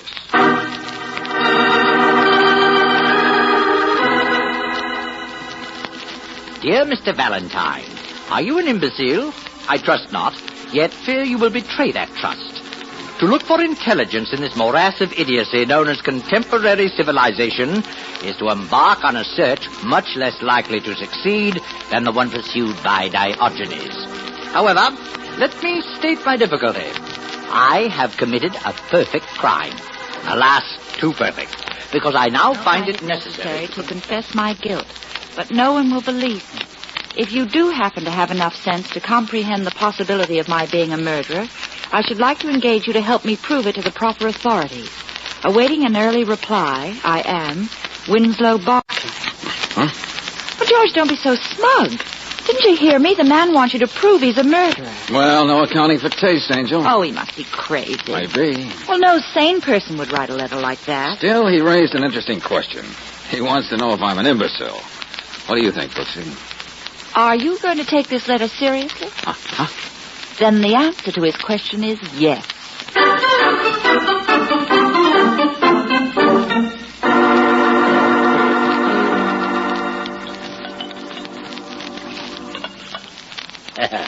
Good of you to come, Valentine. And you, Miss Brooks. Thank you. Not at all, Mr. Barker. This we had to hear. Well, here we are. Refreshment before we get down to business, eh? See how you like that little concoction of my own. Oh, thanks, Barker. Well, long life. Even though you don't happen to subscribe to that old-fashioned notion. Oh, this is delicious. Yeah. Fools. What's that? You will notice I lifted my glass to my lips, but I did not drink. Yet you both went right ahead. How do you feel? How should we feel? Oh, never occurred to you that I'd poison you, did it? George. Hey, wait a minute, Buster. With pleasure. Why should you poison us? Oh, who knows? But this fact you do know. I am a confessed murderer. Yet you take not the simplest precaution. Brooksy, remind me to buy a portable stomach pump. Not a joking matter, Mr. Valentine. You know, I may be quite mad. Oh, don't try to tell me you really have poisoned us. Very well. Wait and see. Oh, or have you? Yes, wait and see. The lady said, have you? No, Mr. Valentine. As a matter of fact, I haven't poisoned you. You're perfectly all right. Perfectly? You just took 10 years off my life. Oh, no, I haven't poisoned you, but I have tested you, Mr. Valentine. Yeah, how'd I do, Professor? Your complete lack of caution indicates but two possibilities. One, you're like all the rest. You don't take me seriously. You don't believe I am a murderer. Or two, you're fantastically stupid. In either case, you're of little use to me. Now, good day. Not so fast, Barker. Let's ride with possibility number one for a minute. Oh, you don't believe that I am a murderer, is that it? A man's presumed to be innocent, Barker, until... Even if he presumes himself to be guilty? Well, I'm willing to be shown. Who'd you kill? Donald Anderson. And I want you to prove it, so the police will come and get me. Why did you kill him? Anderson was ugly. Ugly in mind and in spirit. So I removed him. Just like that, huh? Yes, just like that. And no one knew. But now you want them to know. Yes. You think I'm mad? No. You don't? You must be crazy. All sane people think I'm a crackpot. Just why do you want the world to know you're a murderer? Well, you see, Anderson's wife, Teresa, has been arrested for the murder. Now, I didn't anticipate that the police would be so gullible. Oh, I don't want anyone else to have to pay for my deed. I see. I've confessed. The police laugh at me. They have their suspect. They don't want to admit they're wrong. Oh, but they are devilishly wrong. And it's up to us to prove it. Well, Valentine, will you take the case? Well, what have I got to lose except my time and your money? And I have lots of time. And I have lots of money. Yes, perhaps you are worthy of the assignment after all. Thanks. Now, is there anything at all to prove that you killed Anderson? No, not a thing. That's the trouble. I was too brilliant, too disgustingly brilliant. There's not a shred of evidence. Oh, great. But don't you worry, Valentine. With your brawn and my brains, we'll find something.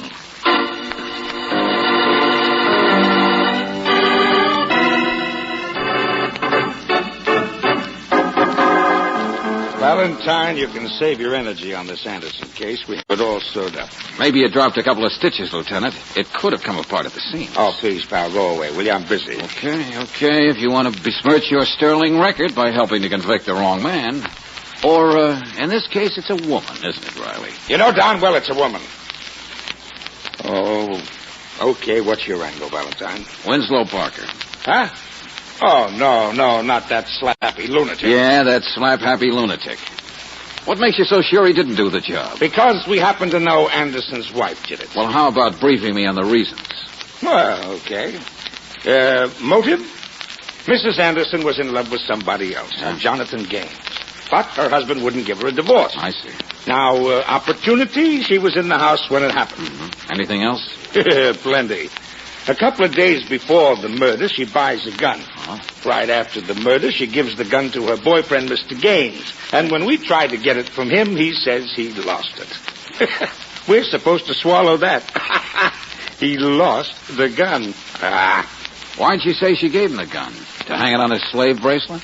She says she was afraid her husband was going to try to kill Gaines, and she wanted him to be able to protect himself.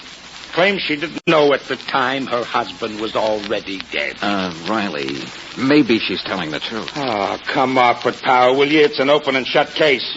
All we need is the gun to clinch it, and I think we can hang it on her even without it.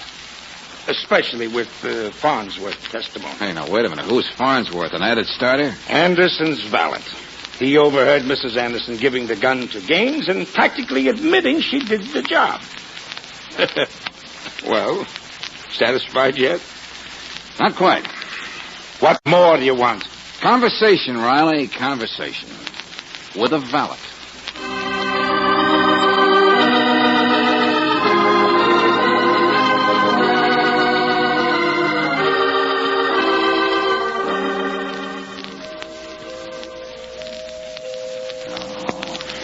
I dearly love the sound of those bells, but come on, somebody. Come on, answer the door. Come to think of it, George, will Farnsworth be here? His master is dead, and the master's wife is in jail. I understand the house is going to be sold, Brooksy. Servants are staying on to do the packing. And George? Yeah. That's a high C with a kick in it. Come on, open up in there. Hear anyone coming? Yeah, I think so. Yes? Say, what plays here? Nothing, sir. We heard screams, she remarked brightly. Oh, that, miss. That was only Jessie. Only Jessie? Who's Jessie? The upstairs maid. Well, what happened to her? Nothing. Oh, just trying out for the Metropolitan auditions. Well, if you must know, sir, she's a sinner, and I don't like sin. Oh, great. Well, what did you do to Jessie? She'll be all right, sir. That's not what he asked you. Very well. I struck her. Well, who are you to go around punishing sinners? Somebody must see that right prevails. Okay, Buster, okay. Where's Jessie now? In the kitchen, hey, sir, Brooksy, go in and look after the girl while I have a talk with this avenging angel. All right, Joe. Now, Farnsworth, you are Farnsworth, aren't you? Yes, sir. Well, I'm coming in and ask you a few questions. You can close the door. Very well, sir. What do you wish to ask about? Mr. Anderson's murder. Ah, yes, the murder. Unfortunate occurrence, but then one must expect such things, mustn't one? Must one? But after all, that's life, isn't it? First thing you know, you're dead. Ah, yes, that's life. Oh, brother, Charlie Chan with the wrong accent. Now, look, I understand you overheard Mrs. Anderson giving a gun to Mr. Gaines and asking him to get rid of it. Correct. However, I should like you to understand, sir, I'm not in the habit of eavesdropping. But when there has been a murder, one feels it one's duty as it were. Yeah, Farnsworth, you and your duty. I simply press the point because, as a gentleman's gentleman, I know how my fellow gentleman's gentleman would feel if it were thought that one of their fellow gentlemen's gentlemen was no gentleman. Do you follow? I think I lost you about 2 gentlemen back. But now look, what I want to know, Farnsworth, you're absolutely sure you heard Mrs. Anderson tell Mr. Gaines to get rid of that gun? Quite so, sir. She said, and I quote, "I've done something terrible, Jonathan. I've killed Donald.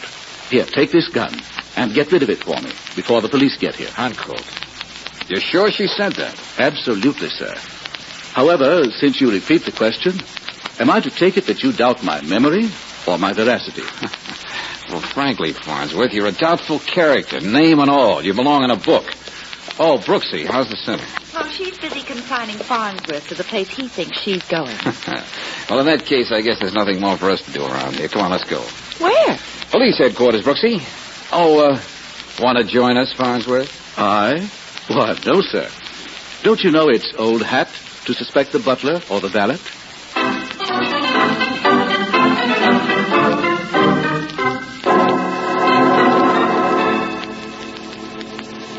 Now, will you please look, Lieutenant? You refuse to take my client seriously because you've got a hotter suspect. But suppose I can toss a bucket of ice water on your hot suspect. All right, Valentine. Toss. Okay, the valet, Farnsworth, is one of your chief witnesses, right? So? So? Did you know he's a religious fanatic, a one-man vice squad? Again, so? All right, now. Mrs. Anderson has been, shall we say, wandering a bit. Now, that's your big motive. And believe me, the way this Farnsworth is whacked up, it's just the sort of thing that would make him decide it's his duty to punish her. Oh, you think Farnsworth is framing her for the murder as punishment for waltzing in 2 times? Oh, it's amazing how clear I make myself sometimes. But we know part of his story is true. The Anderson woman admits giving Gaines the gun, and he admits getting it from her. Yeah, but she doesn't admit the murder. Now, look, it's no use, Valentine. Mrs. Anderson gave Gaines that gun for him to get rid of. Okay. Well, why should she, unless she committed the murder? Riley, I've been checking. Anderson didn't have any cash when he died. House was mortgaged to the hilt. Everything he had was tied up in a heavy insurance policy he bought a year and a half before he died. All right, well, don't you see? Barker could have killed Anderson with Mrs. Anderson's gun and left the gun by the corpse. Mrs. Anderson finds it, thinks her husband has committed suicide. So she takes the gun away and tells Gaines to get rid of it so she'll be convicted of murder. She wanted it to look like murder instead of suicide. But she didn't count on Farnsworth pinning the murder on her. But why would she want to... Oh, the insurance policy. Oh, you're a dazzling sight, Riley, when you light up. Yeah, the insurance. The company wouldn't pay off on a suicide since the policy was less than 2 years old. Well, stop gloating, Valentine. You could still be wrong. Stop griping, Lieutenant. I still could be right. Okay. I suppose I'd better look into it. Yeah, force yourself. I think I'll go report to my client. He'll be delighted to know I've practically got him at the door of the gas chamber.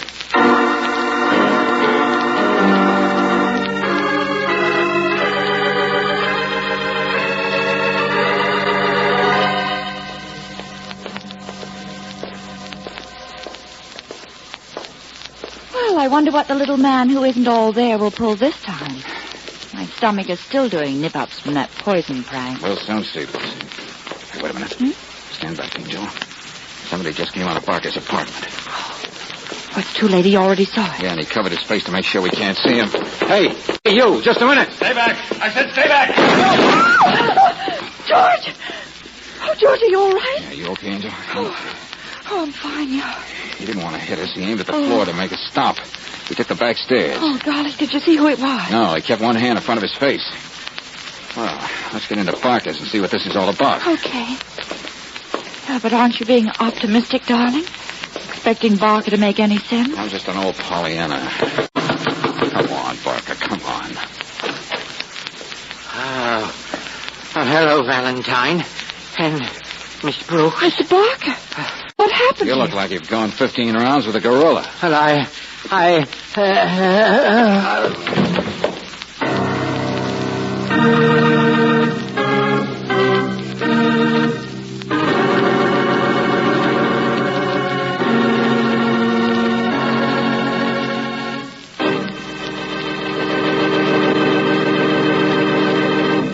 We'll return to tonight's adventure of George Valentine in just a moment.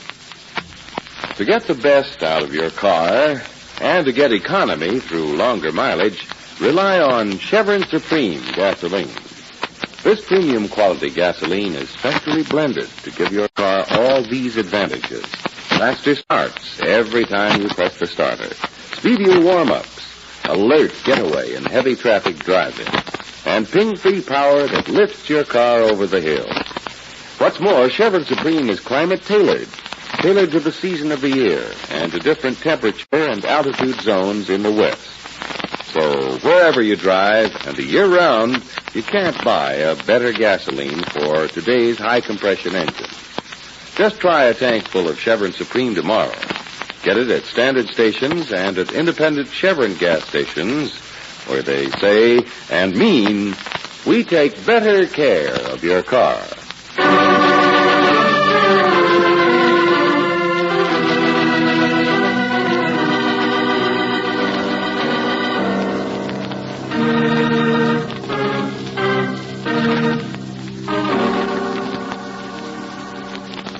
Now back to tonight's adventure of George Valentine.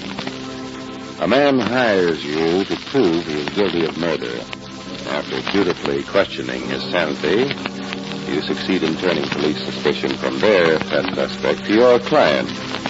In the due course of events, a furtive character takes a few shots at you. And a moment later, your client himself comes to the door of his apartment and drops at your feet. Being like George Valentine, you don't rock all the way back on your heels, because all along you've sniffed the proverbial rodent.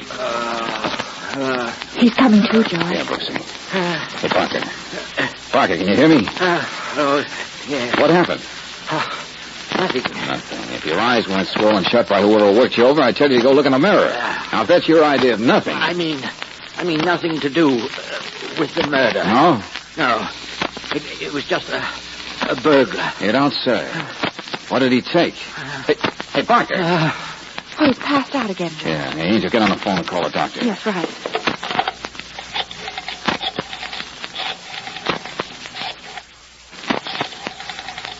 Oh, would you look at this? What, George? Some boards on the floor have been pried up. Oh. Barker must have had something hidden under there. Huh? Oh, something was stolen after all. Come on, hurry over that phone, Brooksy. I want to talk to Lieutenant Riley.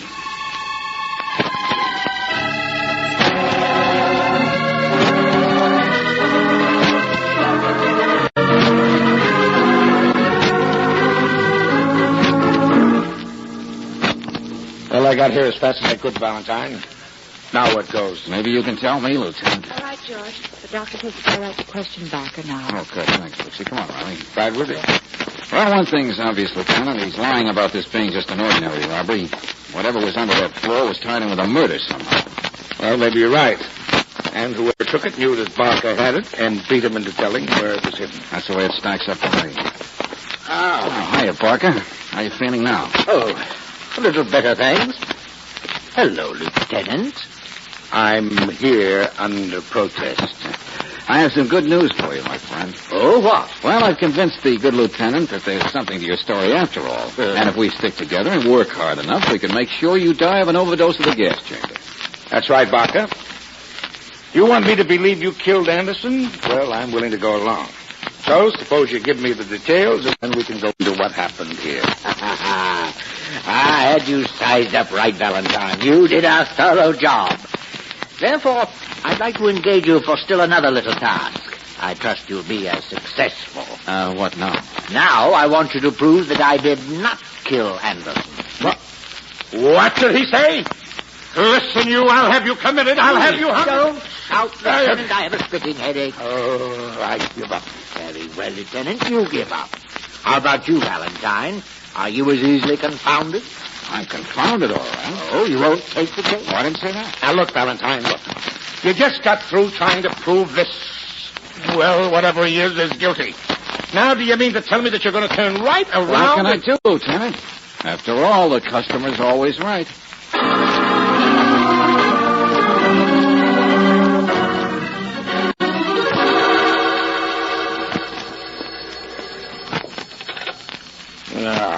Homicide. Hello, Riley.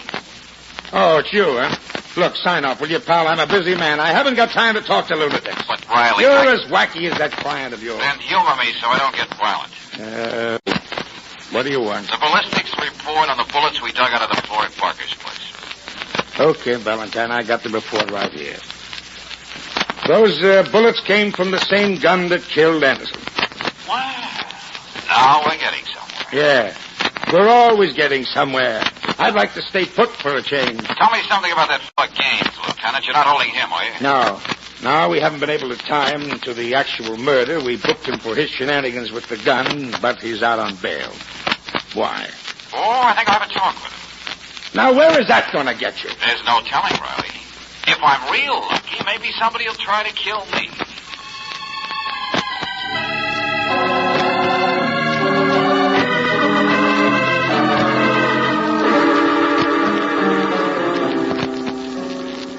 We won't take up much of your time, Mr. Gaines. All right. What do you want, Valentine? Some facts. Make a few notes for the Brooksy. Yes, sir. But look, Valentine, I told the police everything I know. I'm not the police. But you could have asked them. Oh, they think I'm crazy. Well, who am I to argue with the law?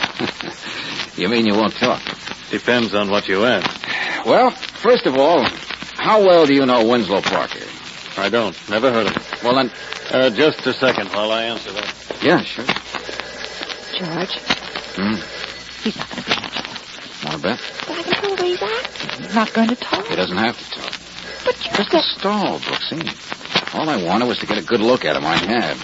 He's the impulsive lad who was at Parker's, the one who was bouncing bullets off the floor. Are you sure? Positive. He tried to hide his face when he was there, but I saw enough. And I recognized his voice, too. Then he's lying. He does know our erratic client. And now that I know it was Gaines who made that hasty exit, it all fits. Don't keep it a secret. Well, look, Parker hired me to prove he killed Anderson. Yes. Then all of a sudden he wants me to prove he didn't kill Anderson. I know. I was there, remember? Okay, then. Why the switch? Well, don't ask me. This is your party. Well, look, consider when Parker made the switch. Right after something was stolen from him. So isn't it reasonable to assume that the thing that was stolen, whatever it was, had a definite bearing on the case and on his changing his mind? All right, but what was this thing, as you so descriptively call it? Look, Angel, the person who did the stealing fired at me. And the police have proved he fired from the murder gun. He had the gun, so couldn't that be what he stole? Maybe. Okay, let's go back to the murder. He never left it very far behind. Now, look, I built up a theory around Anderson's insurance policy. You mean that the company wouldn't pay off in case of suicide? Yeah, but there's another situation in which they wouldn't pay off. And that seems to be the real cause of everything that's happened. What? The insurance company wouldn't pay if the beneficiary killed in order to collect. Oh, now I see what you're driving. Yeah, Mrs. Anderson kills her husband, gives the gun to Gaines to get rid of it. But Parker happens to see Gaines throw away the gun. He gets it and tries to blackmail Gaines and Mrs. Anderson with it. Very neat. The gun is registered in Mrs. Anderson's name so that if it's found and proven to be the murder weapon, we'll clinch the case against her. The trial would be just a civilized formality, Brooksy. But she can't pay blackmail because she has no money and can't collect the insurance as long as she's suspected of the murder. So Barker agrees to confess so that Mrs. Anderson can collect and pay him off. That's it, Brooksy. He plays it wacky, hoping to get off with an insanity plea. But he has an ace up his sleeve in case anything goes wrong. The gun. If he is convicted of first-degree murder, he can always throw the guilt back on Mrs. Anderson by producing the murder weapon. That is, he could until Gaines stole it. Exactly. Gaines let Barker stick his neck out, then stole the gun from him, hoping to pin the murder on Barker. Gaines and Mrs. Anderson walk hand in hand into the sunset. Feeney. Nicely put, Valentine. Ah, my. What big ears you have. Don't move, either of you. Why should we? We're just as relaxed as a weightlifter in a barbell ad. This is the gun you were talking so much about, Valentine. Looks like it still has one more job to do. You're so right. It has. Riley. Stop it, Gaines. What's that? You heard the lieutenant. Careful, George. Let it drop or you'll be carrying this arm around in a paper bag. Well, you know, sometime you'll have to show me how you do that, Valentine. Yeah, just call me Gorgeous George. Gaines, you were right about this gun having one more job to do. It's going to throw up the case against you and Mrs. Anderson. This time for good.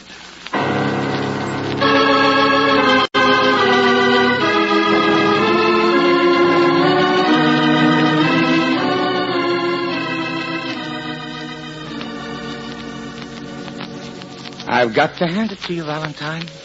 How do you do it? Oh, clean thoughts, fasting, daily showers. Sending in box tops. First you prove Barker guilty, then you prove him innocent. Well, I ain't pleased. Then you trick Gaines into producing the murder gun. Oh, getting him off to the phone for a fake call was my idea. You risk your own life. Brooksy's here, and not that it matters, mine. And where do we wind up? Where? Well, Lieutenant... I'll tell you.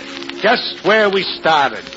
I already had Mrs. Anderson booked for murder, remember? Yeah, but before your whole case rested on the testimony of a feather-headed valet. Even though he was telling the truth, a good lawyer would have tied him in knots. True?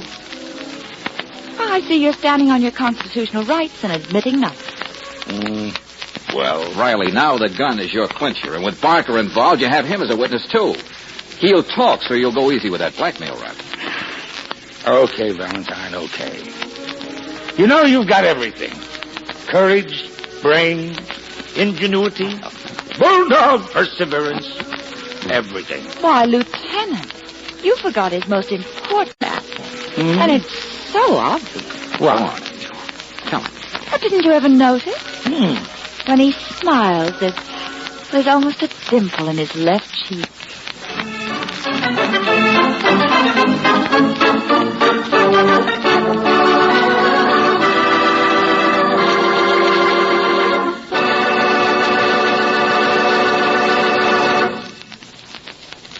Anyone who has ever run a vacuum cleaner knows it has to be emptied at regular intervals or it's no go. Same thing holds true for your car's engine. That's why a crankcase drain and a refill with compounded RPM motor oil at regular intervals is so all important. You see, RPM has a special detergent compound that cleans as it lubricates. It controls the harmful wear-causing particles that collect in any engine, prevents them from depositing on and scratching finely polished interior engine parts, and gets rid of them when you have the oil changed. And RPM not only keeps your car's engine cleaner, it fights off corrosion, rust-proofs internal engine parts, and clings to the hot spots left bare and exposed to wear by ordinary motor oils. Next time you ask for motor oil, ask for RPM motor oil. Regular use of RPM means added life for your car's engine. No wonder RPM is first choice in the West. Get it tomorrow at any independent Chevron gas station or standard station where they say and mean, we take better care of your car.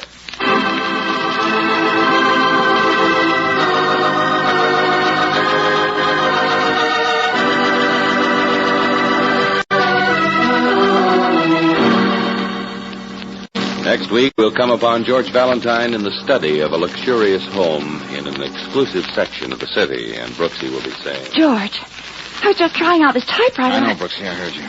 But don't you see? Yeah, the lady lied. You mean...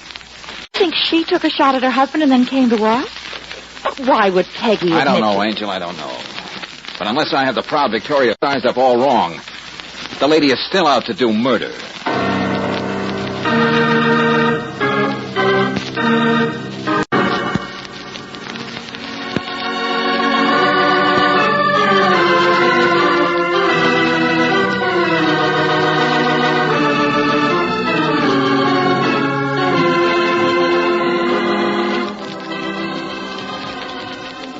Tonight's adventure of George Valentine has been brought to you by Standard of California on behalf of independent Chevron gas stations and Standard stations throughout the West. Robert Daly is starred as George with Frances Robinson as Claire. Wally Mayer appears as Lieutenant Riley. Let George Do It is written by David Victor and Herbert Little, Jr. and directed by Don Clark. Also heard in the cast were Joe Kearns as Barker, Gane Whitman as Farnsworth, and Bob Bruce as Gaines. The music is composed and presented by Eddie Dunstetter. Announcer John Heaston. Listen again next week, same time, same station, to Let George Do It. This is the Mutual Don Lee Broadcasting System.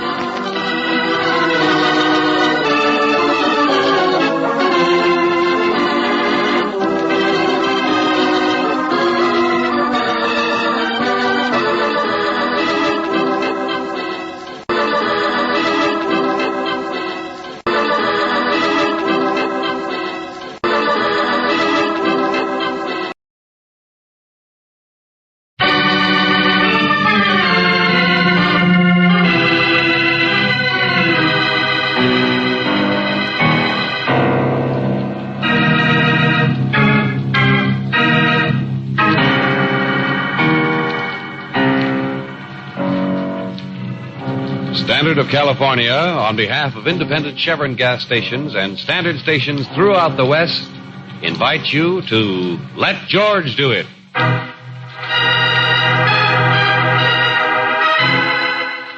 Stranger Than Fiction, another adventure of George Valentine. Personal notice, Stanger's my stock and trade. If life's twisting you like a tornado and you want out, you got a job for me, George Valentine. Write full details.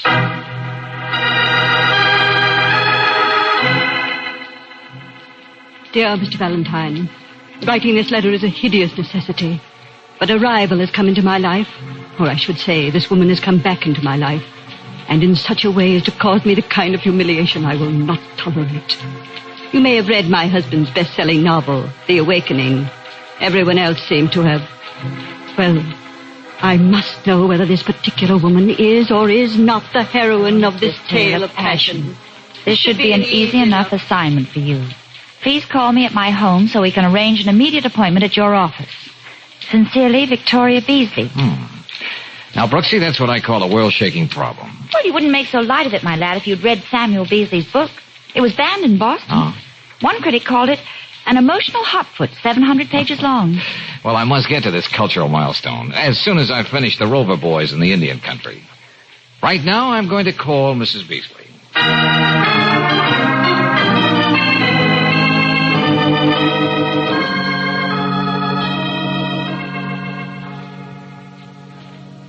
Okay, Mrs. Beasley, I'll just sit here and wait until you stop prancing up and down. Mr. Valentine, you don't seem to appreciate the position my husband's placed me in with this book. Here, Mrs. Beasley, have a chair. Nobody's made you look ridiculous. Friends don't snicker and whisper behind their hands every time you pass. Look, please, So lady. you can sit there with that superior smirk on your face. Well, if I'm smirking, it's because I'm trying not to laugh out loud. I didn't come here to... With someone like you, Mrs. B, I've got to say what I mean to make a dent. Oh, Brooksy, you read the society columns. Oh, sure. A girl's got to be improving her savoir-faire, you know. All right. Now, how is Victoria Beasley usually described, this time without the routine? Really now, Mr. Valentine. Well, without the routine. Victoria Beasley, glacial beauty, wondrous wit, soul of poise. Please. Evoked an almost audible gasp of admiration when she arrived at the Duchess's party, late as usual. I'm leaving. Now, wait a minute. Won't you admit this does call for a laugh? A woman with all those assets getting green-eyed over a fictional gal her husband dreamt up in a novel? Sam is a broker, not a writer. Oh, say that about Samuel Beasley on a quiz program and the man will come up with, too bad, better luck next time. I cured him of all his literary pretensions 10 years ago when he married me. Lord knows where he found time to write this book. He did it out of sheer malice. You mean you thought you had a colorless milquetoast character for a spouse, and now he's the pop of a bestseller, stealing all the limelight from you? No. That's not it at all. Then what is it? The Diana in Sam's book actually exists. Everything that happened between her and the hero actually happened. Almost every critic said it has the ring of truth. Oh, well, that doesn't mean that The whole situation. A community like our own, Deer Lake Park. The description of Diana. A cold, distant wife who didn't know what was going on. The glacial beauty, huh? You sound as though you knew the heroine. I think I do. And that's where I need your help, Mr. Valentine. Well, look, haven't I tried to explain So many that- things are so very clear now. For instance, every Thursday for the last year, Sam's received a telephone call at 5:30. He's always made a point of answering it himself. Well, does it have to be another woman? It could have been his bookie. They're very punctual, too. Once I reached the phone before he did. The party hung up. I'm sure it was a woman. The woman. You recognize the perfume, no doubt. Let me finish. Every Thursday night he's made an excuse to go into town and never once mentioned what he did. Well, of course, you keep Sam informed of all your moves. That's aside from the point. Your commentary doesn't interest me. I just want you to find out if Diana in Sam's book is or isn't Peggy Wilkinson. And who's that lady? Her family has the estate next to ours at Deer Lake Park. She's always loved Sam. Probably would have married him if I hadn't come along. You mean except for the last year, Peggy's been content to forget, if not forgive. Peggy's the kind of girl who's willing to wait things out. She makes a career being naive, wholesome, and athletic. And you think she's the Diana in The Awakening? You may have seen Miss Wilkinson in the Sunday supplements. She's always carrying not one, but 6 tennis rackets. Say, tell me, Mrs. Beasley, what's it going to do for your pride to find out if all this is true? Or is it a little feminine mayhem you have in mind? What I have in mind is none of your business. Question is, are you interested in a flat fee? Oh, excuse me, will you? Valentine. Oh, yeah, Riley. Well, what's on your mind, Lieutenant? What? Hey, look, start from the beginning, will you? And this time, stop for the red lights. Huh? Oh, now, wait, I can't answer that. Looks like I'm going to take the case, so I might be violating the confidence of my client. Okay, stop yelling, will you? We'll be right out there. Mrs. Beasley? Yes? Do you know a man named Michael Waldron? I do. And you left my telephone number in case he wanted to get in touch with you? That's right. We were supposed to have lunch in town together today. How do you know? Who was that on the phone? Lieutenant Riley. Homicide. What's the tie-up, George? Well, what did he say? Enough to take this out of the class of a family brawl. Mrs. Beasley, somebody tried to kill your husband.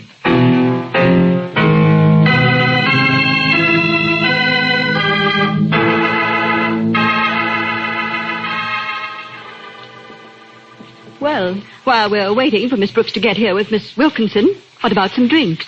Oh, Sally. Yes, ma'am. Right away, ma'am. Just a minute here. Yes, Lieutenant? Mrs. Beasley, suppose we forget about the social graces until we get rid of the business at hand, huh? The business being to prove I took a pot shot at Beasley here. Take it easy, Waldron. Hey, Lieutenant, Mr. Beasley's been strangely quiet.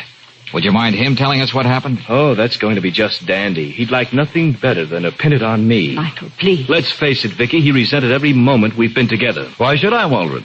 You're 5 years younger than my wife. Our friends applaud her choice for a companion when I'm occupied. You're handsome, very charming. Okay. You guys can knife each other some other time. Are you sure nobody wants anything? What, are you still here? I told you that... No, Sally, nobody wants anything. I was talking to Mr. Beasley. You can go now, Sally. Just as you say, Mr. Beasley. Mr. Valentine, a moment ago you asked me for my version of what happened here in my study. Yeah, it seems to have been lost in the shuffle. I can be very brief about it.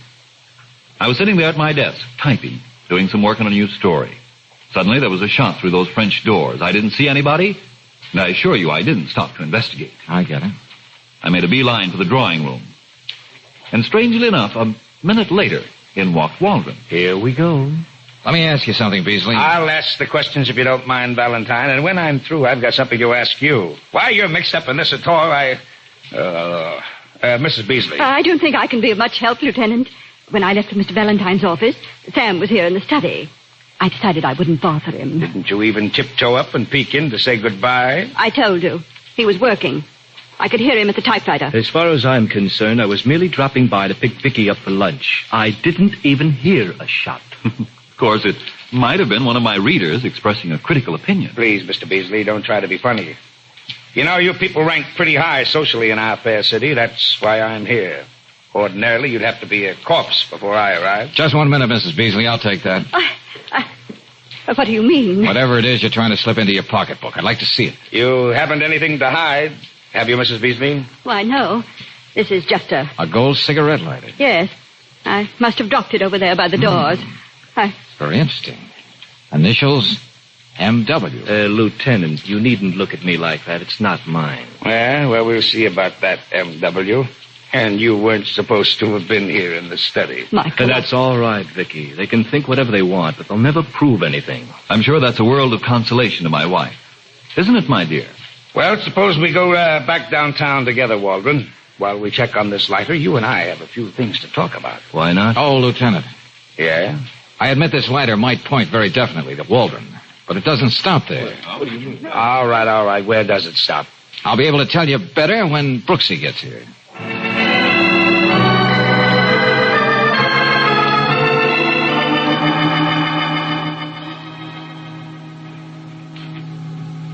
Now, Miss Wilkinson, as I told you, there's no reason to be nervous. The lieutenant has to ask these questions. But I don't understand. I knew nothing of what happened to Sam until Miss Brooks told me. Oh, but I didn't tell you, Miss Wilkinson. I made it a point not to. I couldn't help guessing something was wrong. Lieutenant, must we drag Peggy into this? You've got Waldron in the other room to take down to headquarters. Why this inquisition? Valentine and your wife dragged this young woman into this mess, not me. Surely, Sam, you can't object to us doing everything we can to find out who tried to kill you. Your concern for me is very touching, Victoria. Mr. Beasley, whether you know it or not, your wife has a theory that the heroine of your book is modeled after Miss Wilkinson. Mr. Valentine, that was supposed to be a matter of confidence between us. Attempted murder changes all that. Victoria, you really believe that? Me, the Diana in The Awakening, that irresistible creature who unleashed such raging passion in a man? Sam was so carried away, he couldn't help dropping some unmistakable clues.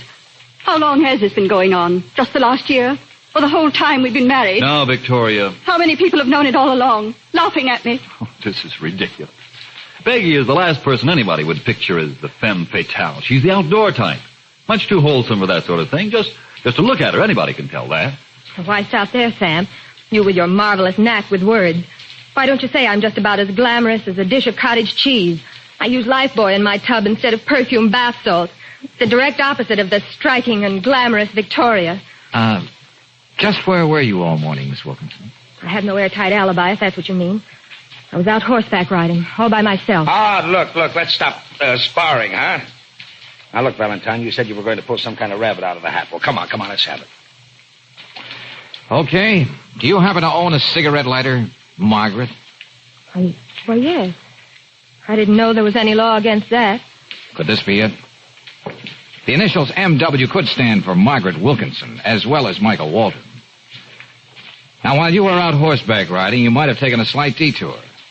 And you might have wanted to kill Beasley because he wouldn't get a divorce and marry you. Well, Miss Wilkinson? Very well. Why shouldn't I admit it? It's all true about this morning. And the book. Well, you know what you're saying, Peggy. Yes, and I don't care. Oh, this'll really cause a sensation. The wholesome, colorless Peggy Wilkinson turns out to be the fabulous and much-discussed Diana. Oh, and I'll love it. You heard her, all of you. This tweedy little frump has been making a fool of me. Me. Well, Miss Wilkinson, I guess we'd better get into town. I'm afraid not, Lieutenant Riley. Huh? Because I'm not going to press charges. What? George, did you hear the man? Yeah. I came here to make an arrest, and that's what I'm going to do. I refuse to prosecute. As far as I'm concerned, Peggy was out hunting squirrels, and her marksmanship was incredibly bad. I think you're right, Sam. But I don't. I want the world to know that you couldn't hold a man, Victoria. And of all things, you lost him to me. I think that washes everything up, Lieutenant. Thank you very much for your trouble. If you were anybody else, Beasley, I'd better get out of here before I lose my temper. Peggy, I'd better take you home. Oh, yes, Sam. Victoria, you'd better go and reassure Waldron that he's a free man. I'll do that, Sam. I'll be right back, Mr. Valentine. Yeah. Well, where does that leave us, George? I don't see any point in hanging around now. Oh, a very important point, Brooksy. A particularly fat and juicy bill. Oh. Doubt what she wanted to know. So, sit down at the great author's typewriter and make it out. Okay. What amount shall I make it, George? Oh, I beg your pardon. I was looking for Mrs. Beasley. This is my day off. I was just leaving. Well, so long, Sally. I was in the next room before. I couldn't help overhearing Mrs. Beasley say Mr. Beasley was using the typewriter when she left this morning. So? The reason the typewriter man was here was to bring this new machine. Goodbye, Mr. Valentine. George. Yeah, Brooksy. This is a noiseless machine. Then she couldn't have heard it. With the doors of the study closed. Now, why did she lie? You mean Victoria took a shot at her husband and then came to us?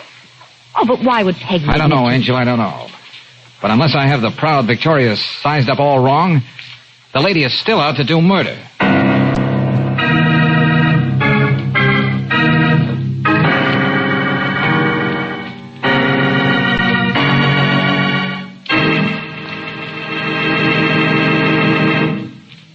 We'll return to tonight's adventure of George Valentine in just a moment. You like your car. Probably everybody in your family and most of your friends like it. But there's someone who doesn't like your car. And his name is Old Man Rust. He's most destructive when your car is standing idle for long hours. He sneaks in with condensed moisture and starts nibbling at internal engine parts the moment you cut the ignition. But if you've got RPM motor oil in your car, don't you worry. So when you cut the engine, RPM doesn't drain off vertical parts. It stays on the job and prevents rust from ever getting started. Other compounds in RPM, motor oil, prevent gummy carbon and lacquer formations, put a stop to corrosion and oxidation. It adds up to complete protection, another reason why RPM is first choice in the West. Ask for RPM at standard stations and independent Chevron gas stations where they say and mean, we take better care of your car.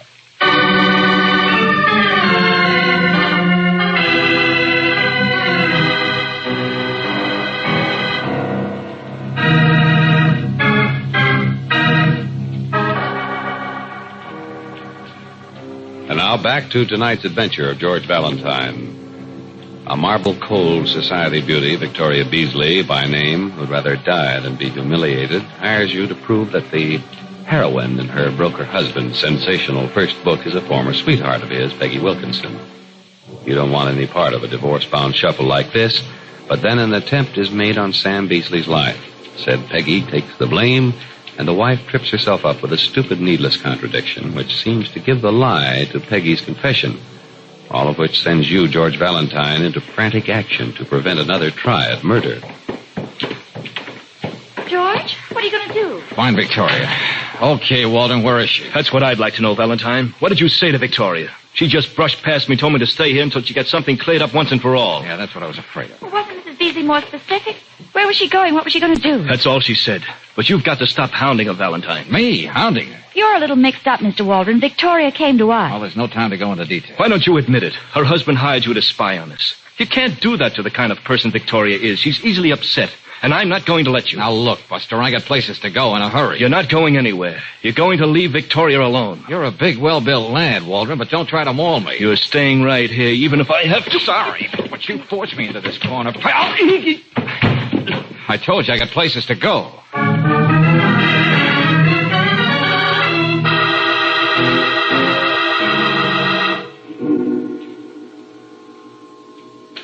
Don't keep looking around like that for help, Peggy. I waited till Sam left so I could be alone with you. I'm here to kill you in your own house. Victoria, put that gun away. You don't know what you're doing. Oh, yes, I do. In the presence of others, you admitted that you came between me and my husband. It was you who were phoning every Thursday at 5:30. The other details are all there for the whole world to read in Sam's book. No, Victoria, no. No jury will convict me for trying to protect the sanctity of the American home. Now, listen to me, Victoria. Being a laughingstock, I'll be a heroine, a noble figure. That's something I never could stand for, being laughed at. I'm willing to do anything to put an end to that. You've got to believe me. I lied to that lieutenant. I didn't try to kill Sam, and I'm not the Diana in his book. Do you expect me to believe that? Well, I said it only because I'm human. I'm tired of being the dowdy thing that I am. Can't you understand what it would mean if people thought that I had all the glamour that you have, and more? I haven't been waiting around for 10 years to get Sam. Sorry, Peggy. I'm all through talking. I'm sorry about that. How did you... She was going to kill me. It's all right now, Peggy. Your wrist will hurt for a couple of days, Mrs. Beasley, but you're lucky to get away this easy. Well, I get on my knees and thank you most humbly. No, and you better not bother picking up that gun either. I'll just take that. Where did you get it anyway? It's Sam's.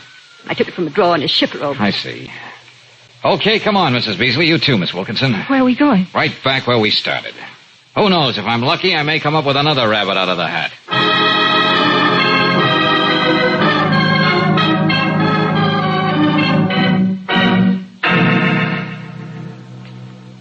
Well, ladies and gentlemen, I don't like hogging the floor, but the time has come when you're going to have to do the listening. Well, get it over with, Mr. Valentine. I'm sick of this whole thing. I'm sure the ladies, too, are anxious to hear what you have to say. Well, you should be more than anxious, Mrs. Beasley.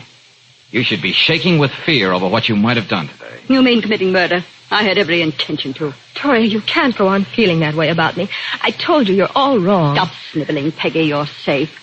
I doubt if I could work myself up to the same fever pitch again. Oh, now you're just being an old softy, Mrs. Beasley. What I meant to say is that if Miss Wilkinson is right, you would have killed the wrong woman and paid for it with your life. I'm just as sure as ever that she's the Diana Sam wrote about.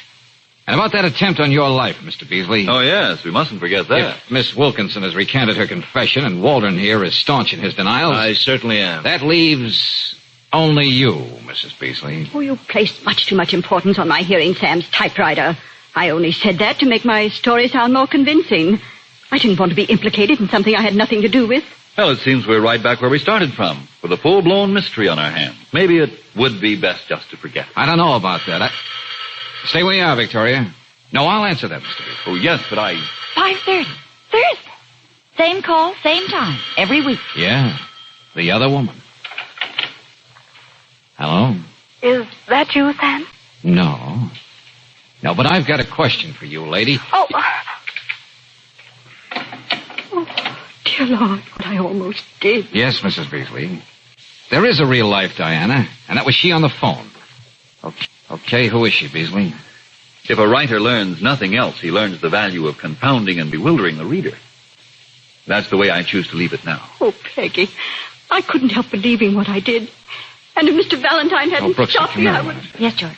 Get on the phone and tell Riley to get back here. Oh, he's going to just love that. Well, it's only right that he should be in on the payoff.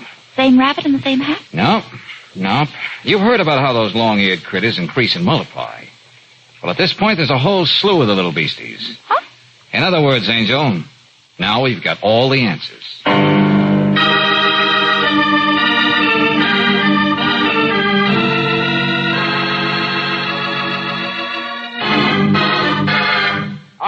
All right, Valentine. I get the picture of what happened between Mrs. Beasley and Miss Wilkinson. But I told you, Lieutenant, I'm not going to do anything about it. Awakening. Certainly under the circumstances, I'm not going to do anything about it. Oh, most certainly. There have been 2 murder attempts, and we're supposed to just laugh it off, huh? Lieutenant, do I still have to hang around here? As far as I'm concerned, you can drop... Surely, Waldron, you don't want to miss the exciting explanation Valentine's promises. Yes, why don't you say something, Mr. Valentine? What have you got on your mind? I don't think you can stall much longer, darling. Okay, I admit I have been stalling. But for a very good reason. Still, if the time has come. Beasley. You staged this whole business. Nobody tried to kill you. What? You fired that shot through the French doors. You're going to have trouble proving an obvious absurdity like that. Okay, if someone really wanted to kill you, some person in this room who knew you, he would have walked right up to you and let you have it. Not resort to any hit-or-miss tactics. That makes sense, Valentine. Go on. The gun your wife wanted to use on Miss Wilkinson, your gun, has 1 bullet missing from it. And that's the bullet embedded in the wall over your desk. Are you sure of that? Quite sure, Lieutenant. Mr. Beasley was so convinced that suspicion would never fall on him, he was, well, let's say, careless enough to put the gun back in his room where his wife found it. Why would Sam do such a thing? I'll tell you why. He'd make the headlines, more publicity for that book of his. Yes, dear, that thought did occur to me. The sensation the awakening caused was beginning to die down. Something like this would have started people talking all over again. Make me seem even more ridiculous. It was fit payment for the 10 years you lorded it over me, making me a laughingstock among our friends. And I was to be the patsy in the deal. I've been waiting for this, Beasley, and now is a good put, Buster. And the lighter, Sam? Were you going to purposely implicate me? No, Peggy. I never thought of you as Margaret when I planted that lighter with the initials M.W. I wanted it to point to Waldron, but I never intended to press charges. Oh, there must be something in the books that applies to a case like this. There's got to be. And I'm going to find it. Look, Beasley, I don't care how big a man you are. Lieutenant, you haven't heard the whole story. I don't think I can take any more. Oh, you don't know about rabbits, Lieutenant, and how they increase and multiply. Miss Brooks, there's an awful lot of things I don't know, but I'm going to find out right now. Oh, Mrs. Beasley, I didn't know you had company. What, Sally? I just wanted to tell you I was back in case you needed me. But, Sally, this is your night off. I'm sure she'll give you a detailed report some other time, but now... Lieutenant Riley, you should be ashamed of yourself. What's that?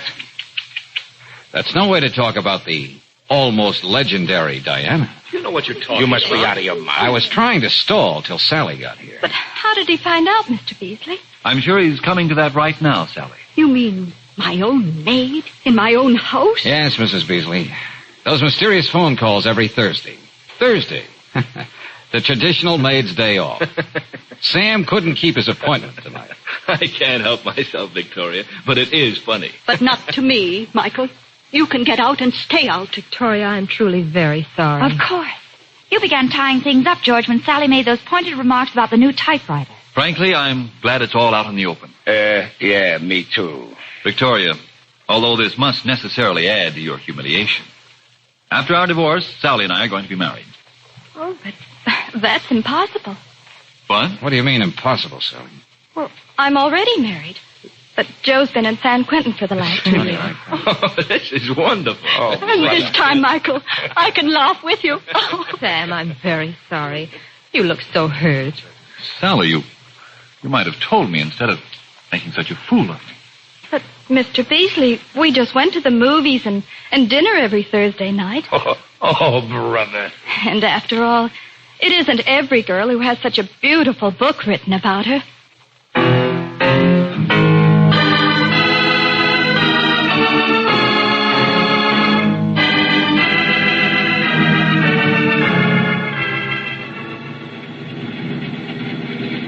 Oh, I don't know, Riley.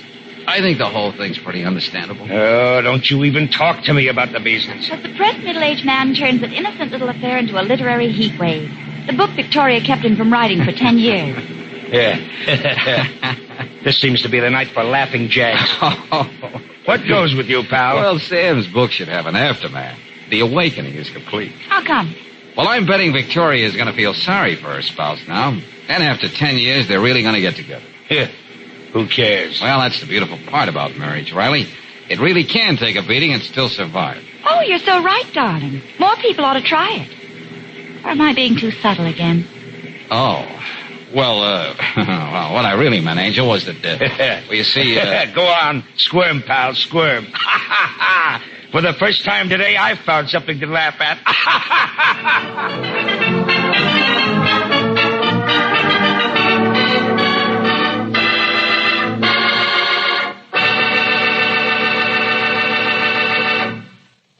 If you want to be off to a good start, a fast start, every time you use your car, just make sure it's Chevron Supreme gasoline you've got in the tank.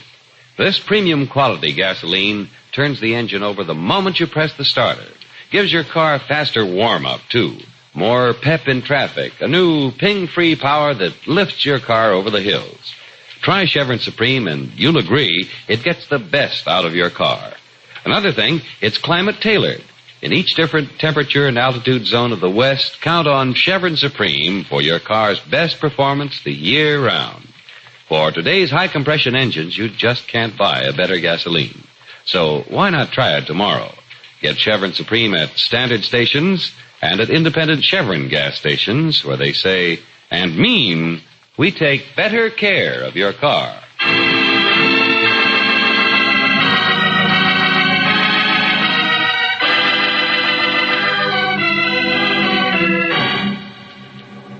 Next week, as George Valentine is poking through the tall grass in a vacant lot, we'll hear him saying to Brooksy, well, looks like we walked into something, Brooksy. What? That looks like part of a man's shirt. The collar of a man's shirt, with blood on it. Golly.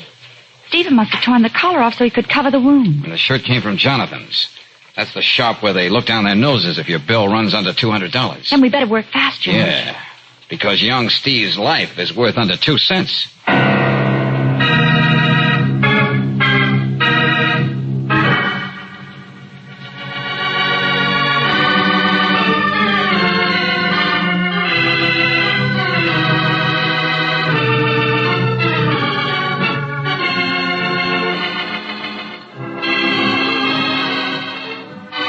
Tonight's adventure of George Valentine has been brought to you by Standard of California on behalf of independent Chevron gas stations and standard stations throughout the West. Robert Bailey is starred as George with Frances Robinson as Claire. Wally Mayer appears as Lieutenant Riley. Let George Do It is written by David Victor and Herbert Little Jr. and directed by Don Clark. Also heard in the cast were Lee Patrick as Victoria, Frank Martin as Sam, Peter Leeds as Waldron, Mary Shipp as Peggy, and Bernice Barrett as Sally. The music is composed and presented by Eddie Dunstetter. Your announcer, John Heaston. Listen again next week, same time, same station, to Let George Do It. This is the Mutual Don Lee Broadcasting System.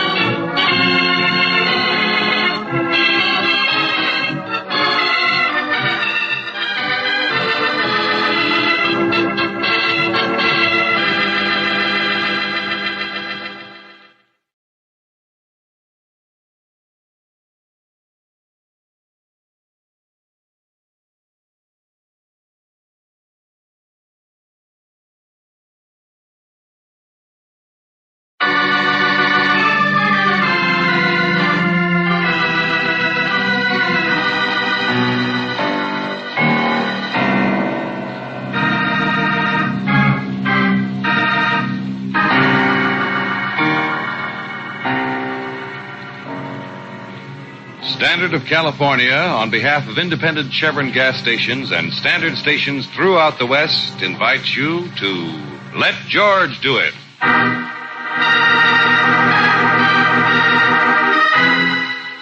A Matter of Doubt, another adventure of George Valentine. Personal notice, Danger's my stock and trade. If you're in a tight squeeze and crying uncle won't get you out, you got a job for me, George Valentine. Write full details.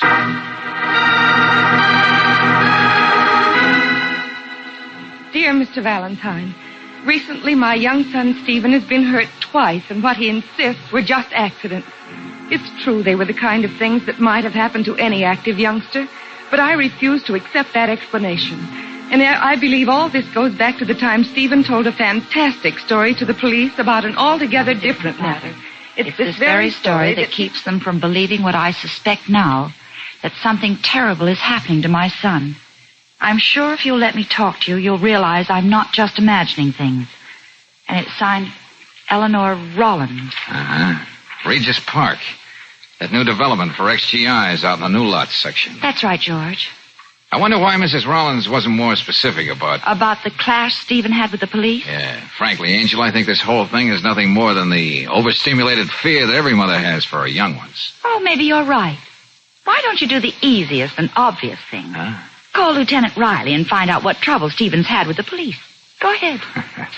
And that's the last thing in the world you want me to do, isn't it, Brooksy? Oh, I didn't say anything. No, but the way you didn't say it. I simply Well, meant... since we've gone this far, let me go on reading your mind. You, being a woman, can tell the mother isn't just clucking like a hen. After all, I am a potential mother myself. And if I do decide to look into this hazy hassle, I should get all the dope firsthand from Mrs. Rollins herself. I don't want you to feel I'm talking you into this, Oh, George. no, nothing like that. Come on, grab that undernourished garden you call a hat, and let's get going, potential mother.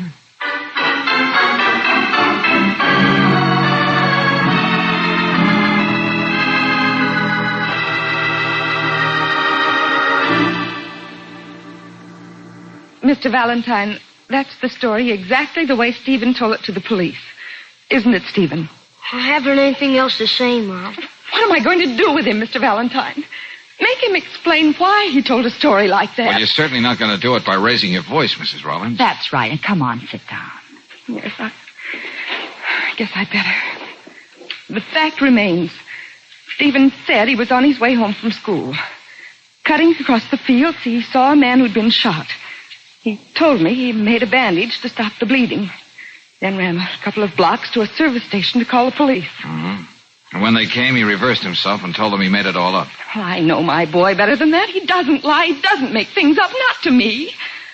Mother and the son couldn't be closer than we are.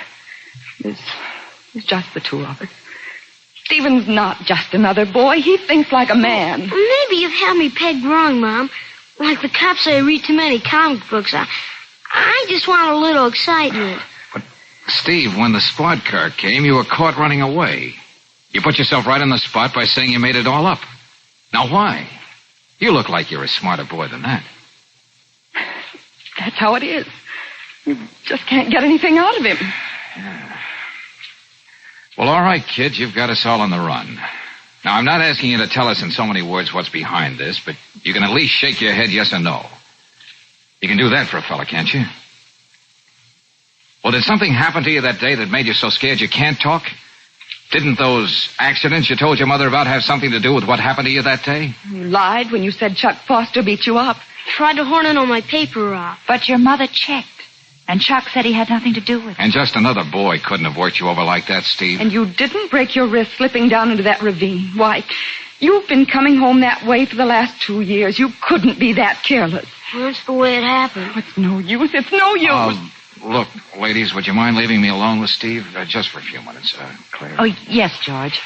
Mrs. Rollins, I think you and I can do with a good cup of coffee. Let's go in the kitchen. You fellas join us when you're ready, huh? Well, Steve, that was pretty quick thinking, being able to fix up a man's wound when you found him bleeding like that. I keep telling you that never happened. Oh, but if it did happen, you could have done a good job. After all, you're a Boy Scout, and you won your first aid badge. Your mother told me all about it, how proud you were of it. That doesn't prove anything. Well, maybe not. See, how about this newspaper route you got? Business good? Good enough. Good enough to bring a little something into the house each week to help your mother? Well, I don't know what you're driving at. Well, I'm driving at this, Steve. You're not the kind of kid who lies and gets himself into a mess like this with the cops. That I'm sold on. Look, now that we got rid of the gals, we can talk sort of man to man. Steve, tell me, just what's going on in your mind? Come on, now, open up. What are you thinking about? You did the best you could, Sonny. You can't patch me up. Just remember, San Diego, Mercantile Trust, Red Kinsey. He He got me. Remember? Didn't you hear me, Steve? What? Why were you running away when the cops picked you up? Why were you putting on an act? Didn't think I'd still be alive when you come back, eh, kid? You did a better job than you thought. Now listen. Forget everything I said before. If you say a word to anybody, I'll get your mother. Get your mother. Remember? Come on, shake out of it, Steve. Don't stare at me like that when I'm talking to you. I'm not telling you anything. Get that straight. Look, don't you see? You've got to get it off your chest, son. Your mother believes in you. You've got to do it for her sake if you're in any kind of trouble. Yeah, for her sake. This man you helped, did he give you that beating you blamed on Chuck? Why did he do it? There was no man. Okay. How about accident number 2? Who gave you the assist that sent you to the bottom of that ravine so that you needed a doctor to take care of you? Now think about that a minute before you answer. Come on, pick yourself up, kid. You're gonna get worse than this if you don't talk. I'm the guy who messed up the job killing that rat you found. Me, Red Kinsey. Why'd you lie to the cops? Where's he hiding out? Better come clean. Now you got both of us on your tail. Okay, Steve, okay. I see you'd rather die than say anything. And maybe you think you got your own good reason. Yeah. Get your mother. Get your mother. Well, Steve, you're going to find out that I can be a pretty stubborn character, too.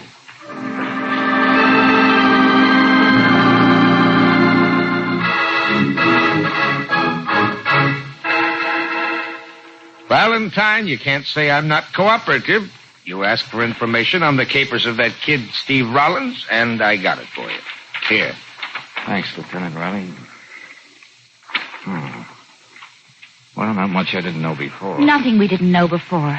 Just that he called and faked a story about finding a man shot in the neck on New Lots Road. My good friends, I'm sorry I can't enlarge on the kid's antics just to please you. He got off light as it was, playing games like that with the police. Okay, Riley, okay. Take it easy, will you? This wasn't meant to be an invitation to apoplexy. How about those accidents? You just answered your own question, Miss Brooks. They were just accidents. Accidents and a jittery mother who's imagining a lot of boogeymen out to harm her little chick. Lieutenant, did it ever occur to you that mothers have a certain instinct about such things? And did it ever occur to you that I ought to know something about mothers, having had one myself? From the way you act, you'd think Mrs. Rollins was just put on earth to keep your colleagues from enjoying their pinochle in their various precinct stations. Is that so? Well, let me tell you that I... Whoa, now, let's break this down. Huh. Oh, yeah? Huh. Say, what's going on here anyway, Valentine? Why had your girlfriend suddenly decide to swarm all over me? Look, Riley, you touched a sore point with Brooksy, implying even the slightest fault in a mother. Who? Who, me? Well, there are only the 3 of us here. And I've learned by experience to keep my mouth shut on the subject. Why, I'm the staunchest defender motherhood ever had. Why, when I hear Mammy sung on the radio, I'm no good for days. Your sarcasm has all the grace of an elephant with a sprained ankle. Hey, look, kids, time out. Lest we forget one Stephen Rollins. Yeah, I wish I was allowed to forget him. Riley, I know a scared kid when I see one. I'm convinced there was a man that day, and Steve was handed a load of dynamite he's too young to know how to handle. Well, if that's what you think, there's nothing I can do about it. Granted. But if I can find something that seems to confirm what I believe, will you hop on the wagon with me? Well, you know better than that. Of course I will. Good. Okay, come on, Brooksy. We got to get back to Regis Park.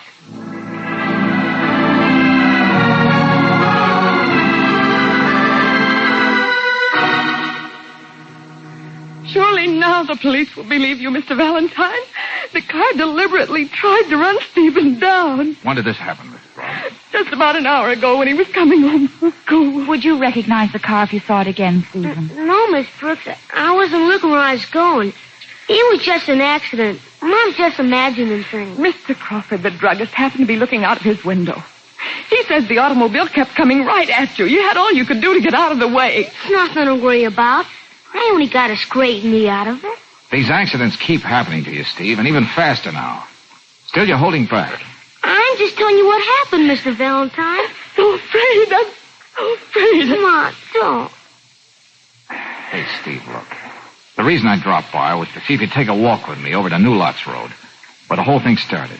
You think you're up to it? You don't need me. The police told you where they found me. Son, please, be honest, Mr. Valentine. Do as he says. He's trying to help You were running away when the squad car picked you up. Now, I want to know the exact spot where you found that man. What man? Well, Steve, I guess you win this round, too. We'll just have to see how far we can get without you.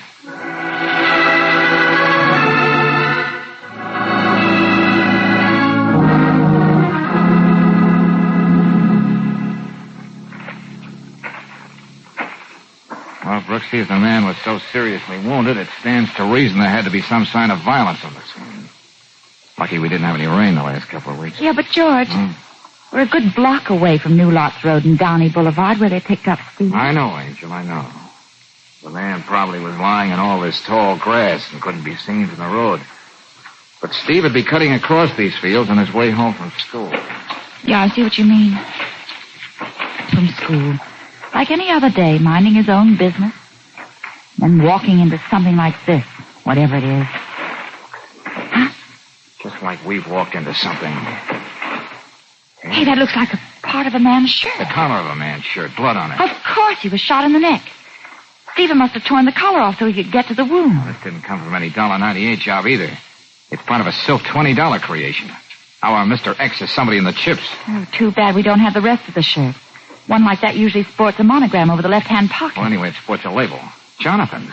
That's the shop where they look down their noses if your bill runs under $200. No question about how fast we have to work now. No, Brooksy. Every minute we don't find the answer to all this is another minute Steve's life is worth under 2 cents.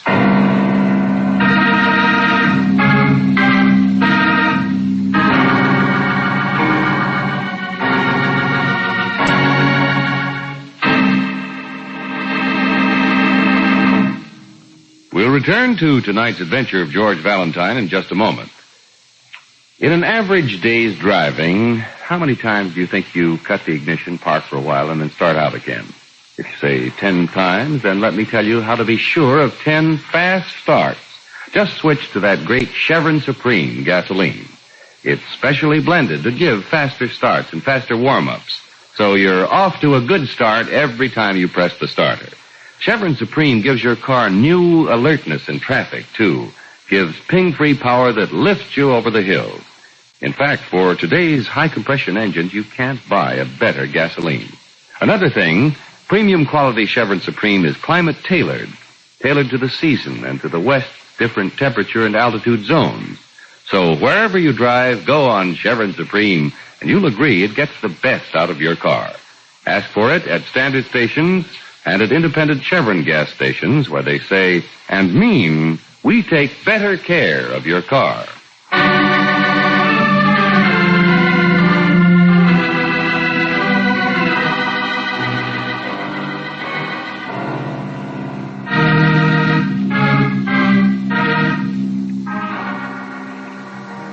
Young Steve Rollins saves a man's life and hears a few disjointed words gasped out in pain, something about a San Diego bank robbery and a name, Red Kinsey. But if he reveals any of this, he knows what will happen. You tell anything you heard, kid, and I'll get your mother. Remember... But then the aforesaid Red Kinsey also puts his sentence of death over the boy if he doesn't repeat every word he heard. This is the squeeze you don't know a thing about as you try to find the reason for the series of strange accidents that have been happening to the youngster. In fact, all you do have is a single clue, the blood-stained collar of a man's shirt. And like George Valentine, you try to make the most of it. Hotchkiss? Yes, indeed. I happen to be interested in shirts. Well, you've certainly come to the right person. I wouldn't be the head of this department here at Jonathan's if I didn't know the importance of this shirt to the man. Oh, Mr. Valentine agrees with you so completely. He wouldn't think of going out in the morning without putting one on. Exactly, but I see. The fact is, I'm very anxious to locate a friend who bought a shirt here some time ago. Maybe you can help me. Always glad to cooperate. That's our motto here at Jonathan's, you know. Caveat emptor. That's Latin. The customer is always right. I do hope that when your friend mentioned our shirts, he had nothing but praise for them. Yes, except for one small item. What did you say? A flaw in one of our shirts? A Jonathan shirt? Well, Mr. Hotchkiss, it seems they pick up stains so easily, especially around the collar. Hey, take a look. Oh, please don't faint, Mr. Hotchkiss. It's only blood. Hold on to the counter, friend. Just think of it as red ink, and you'll pull through this like a hero right out of Rudyard Kipling. Yes, sure. You're so right, sir. I'll try to be strong. Now, just how can I help you? Okay, any chance of you remembering the man you sold this shirt to? Just from this collar? Well, I know it'd be a small miracle if you had an answer, but still, that's what I gotta know. A boy's life depends on it. I'm sorry, but we sell dozens of shirts with a collar like this every week. Well, look at it carefully. Something may occur to you. Something to make you remember who bought it. No, miss. I'm afraid there's nothing I can tell you. Okay. Well, Brooksy, that's a gold star for effort anyway. Thanks just the same, Mr. Hotchkiss. Right you are. One moment. Huh? Yeah? Jonathan's never puts the size of the shirt on the collar. Too plebeian, you know. But I can tell at a glance this is the smallest size we sell, size 14 neck. Well, what about it? Well, the man who wears this size would have to be of a very small stature indeed. Yeah, but can you remember such a man? Of course, there were several 14s in the last month or two, but one man does seem to stand out from the other. Yeah? Oh, give, Mr. Hotchkiss, give. Is there a sales check on record, his name or address? No, young lady. He merely pointed to the shirts he wanted and paid for them in cash. I thought it was a bit odd. Well, could you recognize him if you saw him again? He was a small, dark-eyed, ferrety gentleman. Not at all like our usual clientele here at Jonathan's. Breeding, you know. Still, I doubt if I could be sure about the identification. Does that help at all? Buster, we're fighting against time. Anything might help. That's most gratifying indeed. Brooksy, remind me to send this gentleman a shirt for Christmas.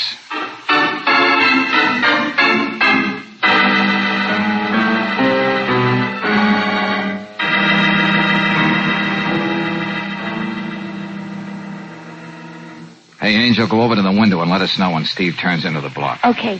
Lieutenant Riley, are you sure nothing can happen to my boy while he's out to the store? Not unless I have a very dumb flatfoot shadowing him, and I haven't, Mrs. Rollins.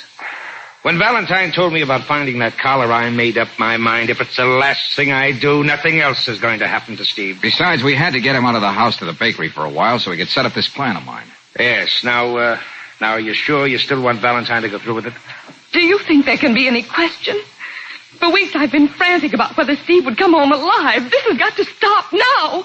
He can't go around with a bodyguard the rest of his life. No matter what Mr. Valentine has to do to trick Stephen into telling us who's threatening him, it has to be done. Well, I realize it's a drastic step we're taking, Lieutenant, but, well, I'd like to avoid it. But do you think there's any chance of us going through the files and finding someone like this small, dark-eyed, ferrety individual? No, not a chance. Any harness bull can name you a dozen bookies and pool room sharks that would fit that description. Yeah, I guess so. Well, nothing to do but wait now. No sign of him yet. The squad car's here. All right, now look. As soon as the boy gets in sight, the empty ambulance will streak back to town, and I'll go out and hop in the squad car with the boys. Oh, it's so hard to understand, Mr. Valentine.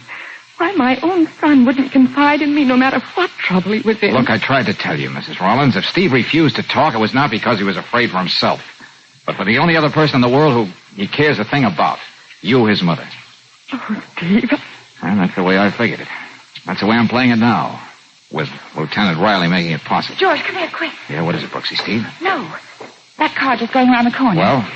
I thought it was funny the way it was parked there, and the man at the wheel staring at this house. What about it, Miss Brooks? Well, he didn't stick around a second after the squad car showed The up. driver. Anything like the description Hotchkiss gave us? No, just the opposite, George. Almost took up the whole front seat. Oh, great. That's all we need. Another interested party pops into the picture. Wait a minute, Lieutenant. Here comes Stephen now. Okay, Riley, give the ambulance a nod. Yeah, sure. Now, look, Brooksy, make sure Mrs. Rollins stays away from the window. Yeah, don't worry about that. Now, I'll beat it out the side door, and the rest is up to you, Valentine. Yeah, and that makes me feel just swell.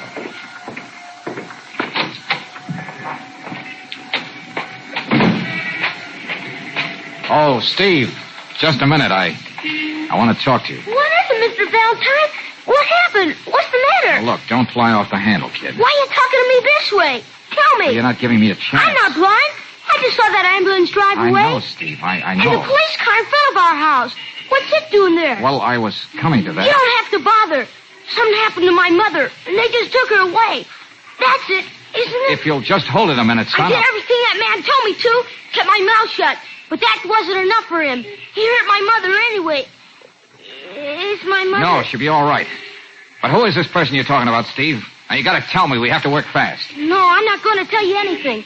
I've got someplace to go. Look, Steve, you've gotta tell me. I'm tired of being a good boy with marbles. Now I'm going to be a bad boy with a knife. Hey, wait a minute. Come back here. You're crazy. You're not going to stop me. Nobody here. What is it, George? What happened? Oh, the kid threw me a curve a mile wide. Instead of telling me the name of the guy with a punctured neck, he's on his way to take care of things himself. We've got to stop him. Come on, hurry, Brooksy. Get in the car. You take the wheel. Yeah, but... Take it slow and make sure you keep Steve in sight. Obviously, he knows where our man lives. Okay. Hey, Valentine, what's up? No time to explain, Riley. Just follow us.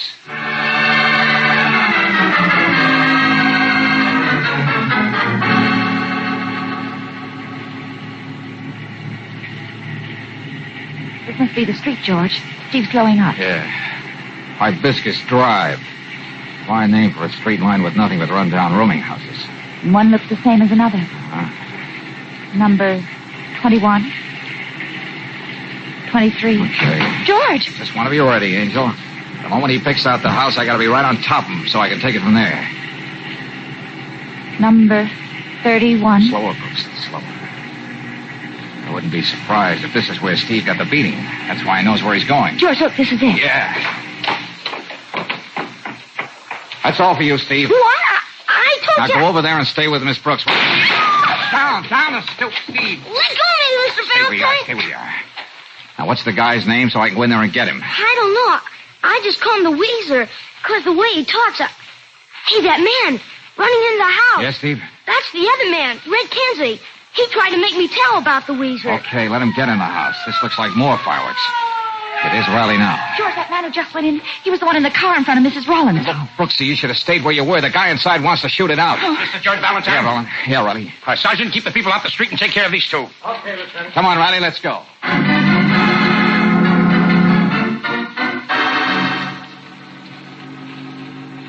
Will you make it snappy, lady? What room's this guy bedded down in? Now, how can I tell you, mister? You don't even know the name of the tenant you're looking for. What's the answer to that one? Well, he's got to be a small, skinny runt, dark eyes. Probably looks like the really rat he is. Oh, yeah, I know who you mean. The man in room 6.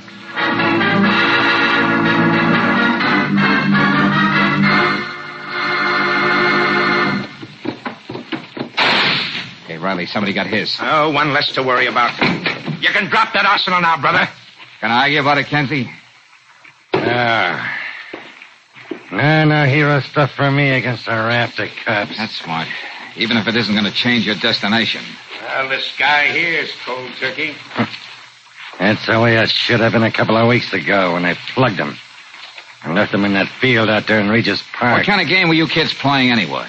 What were you trying to get at him? About $200,000 we got from the San Diego bank. I suppose they're meeting me later. But he double-crossed me. We got all of it stashed somewhere. Sure, the San Diego job.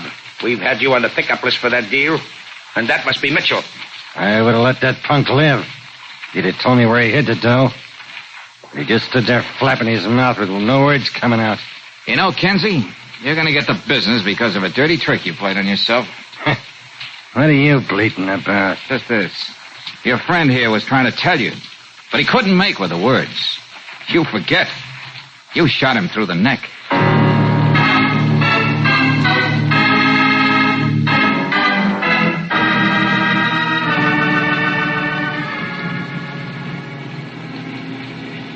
Yes, Mr. Valentine.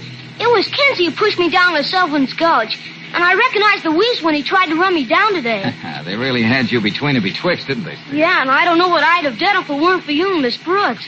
But I just couldn't let anything happen to Mom. Well, looking back on it now, Steve, don't you think you should have confided in your mother? She would have found an answer. That's what mothers are for.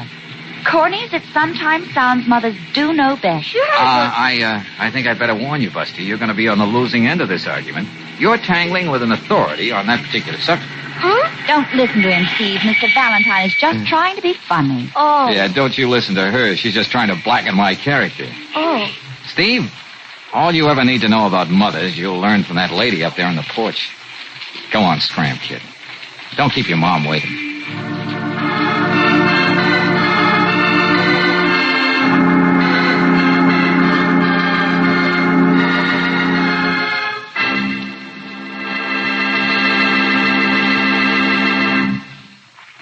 Ask a woman driver what she knows about motor oil for her car, and chances are she'll say, not very much, really. But when she uses RPM motor oil, don't be surprised to hear her say, I do know that RPM helps the family budget. And that's because the complete protection your car gets with RPM means a cleaner engine, fewer repair bills. Special compounds in RPM prevent the formation of gummy carbon and lacquer deposits. They fight off rust and corrosion by making the oil adhere to every inch of internal metal. That means protection for upper cylinder walls, the hot spots left bare and exposed to wear by ordinary motor oils. Even when you've parked your car, the adhering agent in RPM keeps a rust-proofing film of oil on vertical engine parts, usually drained bare. The economy of RPM is another reason why it's first choice in the West. Better get RPM tomorrow. Get it at independent Chevron gas stations and at standard stations where they say and mean we take better care of your car.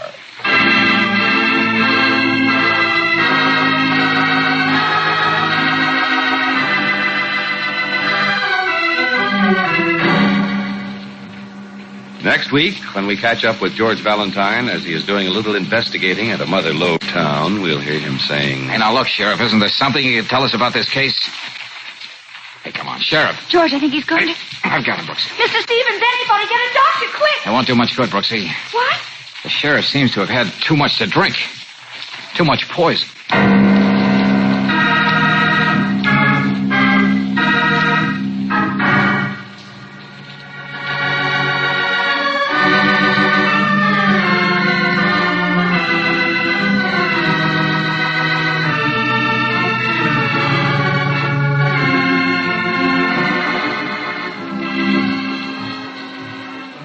Tonight's adventure of George Valentine has been brought to you by Standard of California on behalf of independent Chevron gas stations and standard stations throughout the West.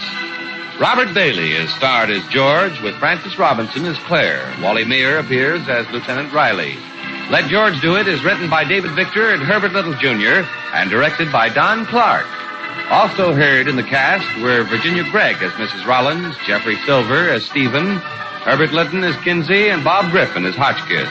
The music is composed and presented by Eddie Dunstetter. Your announcer, John Heaston. Listen again next week, same time, same station, to Let George Do It. This is the Mutual Don Lee Broadcasting System.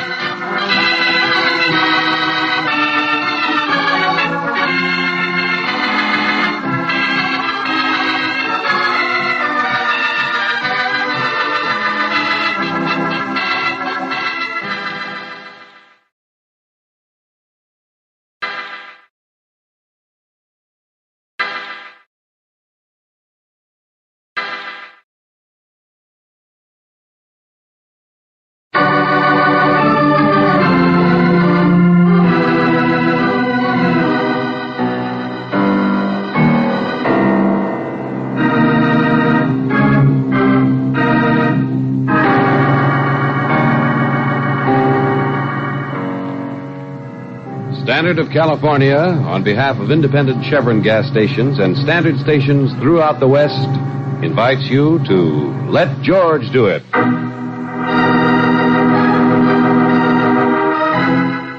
Death in Blue Jeans, another adventure of George Valentine. Personal notice, changes my stock and trade.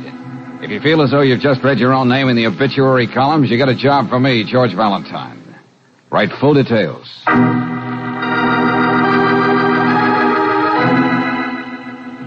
My dear Mr. Valentine, as the librarian in a small mother-lode town like Benson Flats, I don't see much of the world, but right here in my own books, I can see murder. And the horrible part of it is the man who will die won't believe it. Mr. Valentine, he's the man I've chosen to marry. Please come, please hurry. But don't on any account let anyone know why you're coming, or all of us will be in terrible danger. You can find me alone at the library in the evening. Yours truly, Miss Emily Wintrick.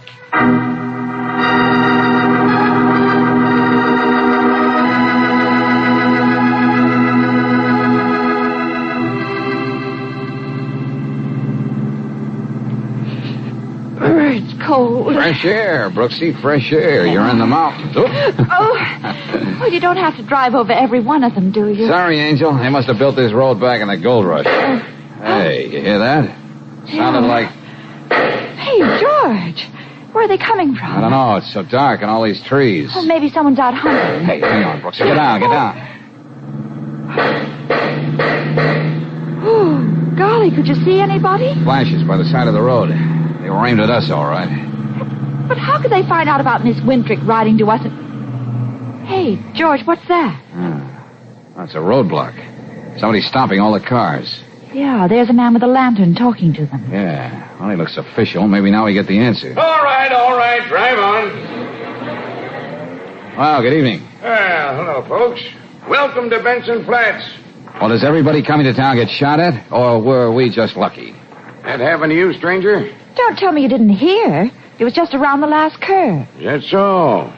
Excuse my lantern, got to check. That's all. Well, you don't have to hold that gun so close I can count the notches. We don't aim to hurt nobody, so just step out of the car quiet-like. Come on now. You better, George. Okay, Jesse James. Now, do you mind telling me what this is all about? Don't be so all-fired touchy, stranger. You need me, Pete? Yeah, Dusty. Suppose you drive the girl into town. Oh, no, you don't, Frank. Stranger, cut it out. Look out, Pete. Guy, got him. Don't worry. Oh, now look, little Abner. For the last time, stranger. Nobody's going to get hurt unless you want it that way. What do you characters think you're doing? Just taking your boyfriend to a nice, safe place, lady. Huh? The jail.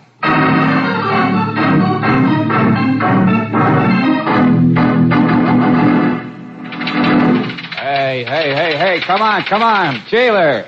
Anybody. All right. Simmer down. I don't feel so good. I don't like all that noise. Well, that's tough, Buster. What's this all about? Just call me saddlebags, partner. Everybody else does. Why? Because you wear them under your eyes? Oh, hey, that's pretty good. No, I tell you. I come to see you because I'm the judge. Judge? You look about as legitimate as this jail does. Well, it used to be the jail back in the old mining days. I remember back in... Forget it, will you? Now, what do you want? What did they do with the girl, Miss Brooks? Ain't interested in history, huh? Okay, partner. If that's the way you feel. Come on, but only mind you, no tricks now. Don't worry. I'll wait till we're using my deck. Maybe it's ulcers you got makes you act like... Oh, I know. All you care about's the girl. All right, partner, take a look. What? Hello, George. Hey, Brooksy, what on earth is this? Order in the court, everybody! Order in the court! Oh, George, you look so funny. He sure does, miss. And it's going to cost him $20. What? Would you... You don't have a beard. $20 or back to jail. If you shave while you're in town, $20 more. A beard? Oh, brother, now I've heard everything. Welcome to the Benson's Flat Centennial Week, partner. Everything like it used to be 100 years ago. Door and the foot, don't worry. Blank cottages won't hurt you now. Come on, boys. Let's get another stranger without a beard.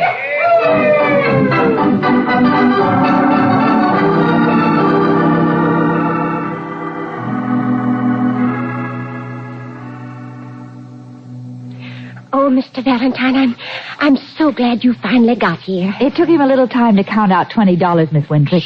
Not so loud, please. Does one always whisper in the library, even when there's nobody around? Oh, but there is someone over there behind the magazines.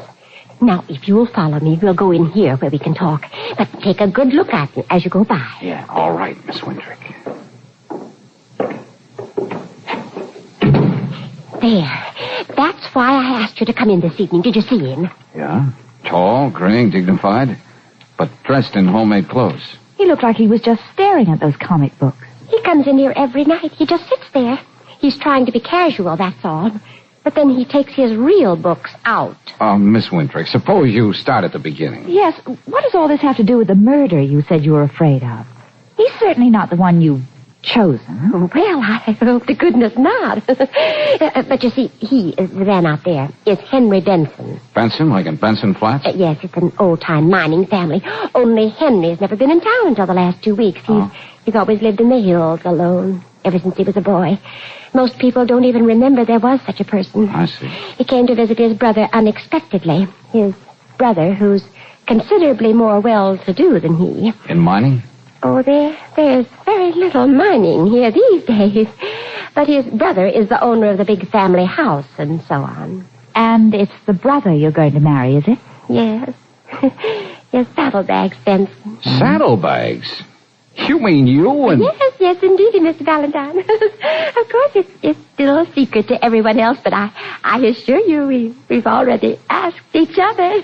Well, how nice. But frankly, I'm a little surprised myself, Miss Wintrick. Saddlebags didn't impress me as being, well, exactly your type. Then you've met him. Yes, we could hardly avoid it. Oh, I know he's rough and full of good spirits, but that's what I love about him. He's so... Well... Miss Wintrick, what makes you think that you... Oh, Mr. Ben... Excuse me. Why, not at all. You're busy. I'll wait. Oh, no. Miss Wintrick's just showing us around. You see, we're magazine reporters covering the centennial. You'll find most of that outside, mister. Did you want me to check some more books out, Mr. Benson? I can wait, thanks. Oh, don't be ridiculous. We still have lots of questions we want to ask Miss Wintrick. Oh, yes, of course. I'll take care of you right now. That's quite a stack of books you have there, friend. You must do a lot of reading. And you must like science, Mr. Benson. Huh? Why? Just give me back the book, please. Yeah, sure. Night, Miss Winfrey. Good night, Mr. Benson. Hey, strange, isn't he? So he's reading an introduction to basic chemistry and Beacon's Guide to... Oh, I've made a list of the others he's taken. Here it is. Every book we have in the library on poison. Uh-huh. And it's your idea from that he's going to poison his brother, Saddlebags? Oh, I know it sounds far-fetched, but Henry's penniless. And they're the only two left in the family, so he's everything to gain. Oh, but really, Miss Wintrick? Listen, please. Saddlebags has always been as healthy as an old horse. Even the doctor told him so the last time he was in the city. But 3 times in the last week, 3 times, mind you, he's had attacks. Spells. Oh, George, he didn't look too well tonight. Yeah, I remember. Well, what's his explanation, Miss Wintrick? Oh, he just laughs and says I'm being silly, but Mr. Valentine, you're not going to say that, are you? You will stay. You will help me, won't you? All right, Miss Wintrick, all right. We'll check in at the hotel and see you in the morning. Oh, thank you. And don't let it worry you if I'm wearing a beard. Good night. Good night, Miss Wintrick. Brother, will you listen to that? Really whooping it up, aren't they? Yeah, and the little spinster sits there in her library scared to death of something else. You know, George, now I'm the one who's beginning to wonder. Uh-huh. I know what you're thinking, Brooksy. If there is anything to her idea, poison's a funny weapon for any man up here to pick, isn't it? Poison? A woman's weapon? Oh, no, she couldn't. George! I'm sorry, Angel. I didn't mean to shove so hard. But I think we'll make a complaint to the local sheriff in the morning. What's the matter? There's too much shooting going on here. Look at my coat. But, oh, George. Yeah, that hole didn't come from a blank cartridge or from a spinster's imagination.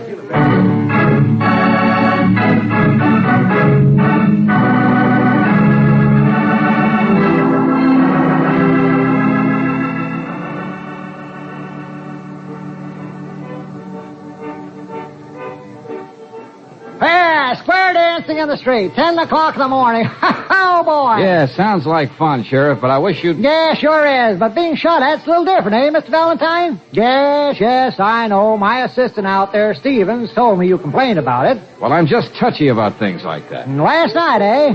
And you're magazine people, he said. Not very good public relations for Benson Flats. You don't seem to take this very seriously, Sheriff. Oh, but you must realize it was just an accident, Miss Brooks. You do, now don't you, Mr. Valentine? Maybe. Mr. Valentine, you don't impress me as a man who'd be complaining about a near miss. Well, Sheriff, maybe I just want to do a little horse trading. Huh? What do you mean? We forget to advertise the bullet, and in return you give us some good stories, good local color. Oh, well, now you're talking my language. What do you know about the Benson family, Sheriff? Huh? Benson's?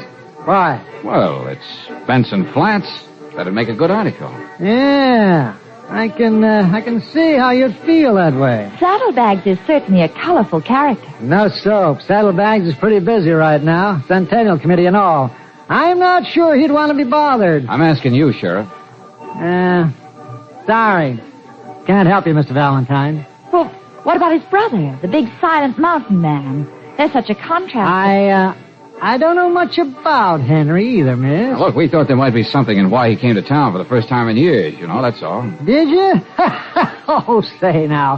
No. You're off on the wrong tack, folks. What you want is some real color, like the hang tree or... Then there's nothing you want to tell us about the Bensons, eh, Sheriff? But if there's any other way I can help, any other way... Wait a minute. Hey, Sheriff. It's nothing. George! Mrs. Stevens! Anybody get a doctor, quick! That won't do much good, Brooksy. What?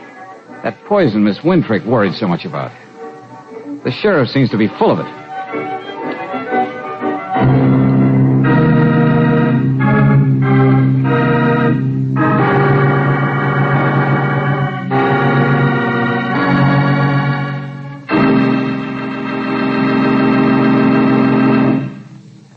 We'll return to tonight's adventure of George Valentine in just a moment.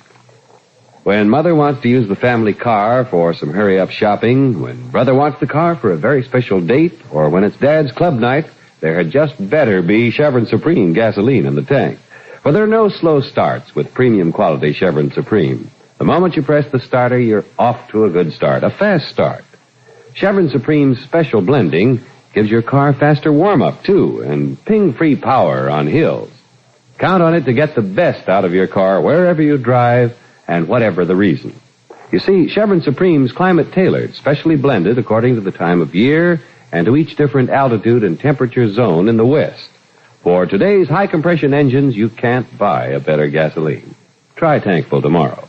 Get Chevron Supreme at standard stations and at independent Chevron gas stations where they say and mean we take better care of your car.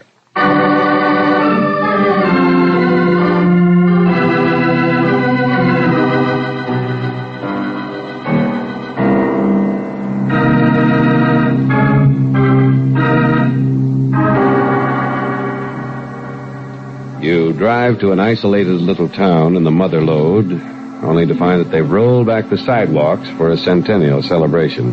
Before you know it, you're not only charged $20 for not sporting a beard, but you're shot at. You go to see your client, a timorous spinster who fears that the man she's chosen to marry will be murdered by his brother. But it's the cagey local sheriff who dies instead. Well, when the doctor confirms that the weapon was poison, you turn the crime over to the proper authorities.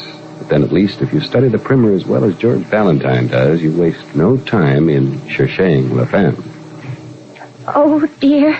But what did you tell them about me? Oh, not much, Miss Winfrick. But what? Well, the man who's handling it, Mr. Stevens, seems both efficient and trustworthy. But I didn't tell him much. Because I don't think you told me much. Well, I explained to you last night. Yeah, I know, Miss Winfrick. You showed us Henry Benson, who's been taking out books on poison.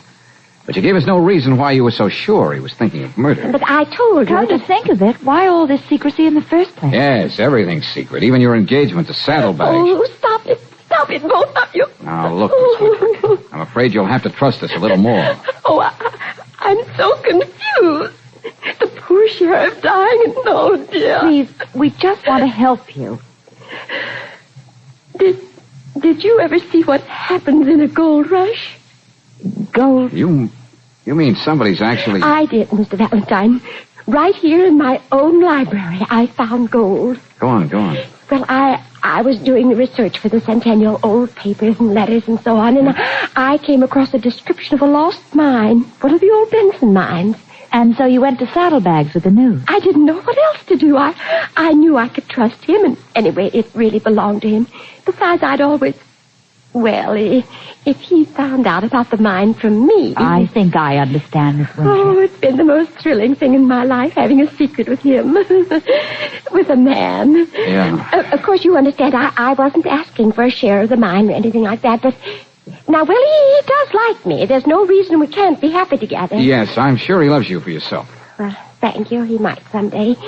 Anyway, there was so much to be done at first. The legal things and the property and arranging the claims without letting anyone guess. Well, what about his brother, Henry? Well, I told you he came to town unexpectedly, and of course, Saddlebags intended to save him his proper share, but Henry was always so unpredictable, so unreliable. So Saddlebags just told him a little bit about some good luck and begged him to be patient. Uh-huh. And just about then, Henry started coming here to the library to take out books on poison. Emily! Emily! Saddlebags! Where in tarnation are you? Emily! Oh!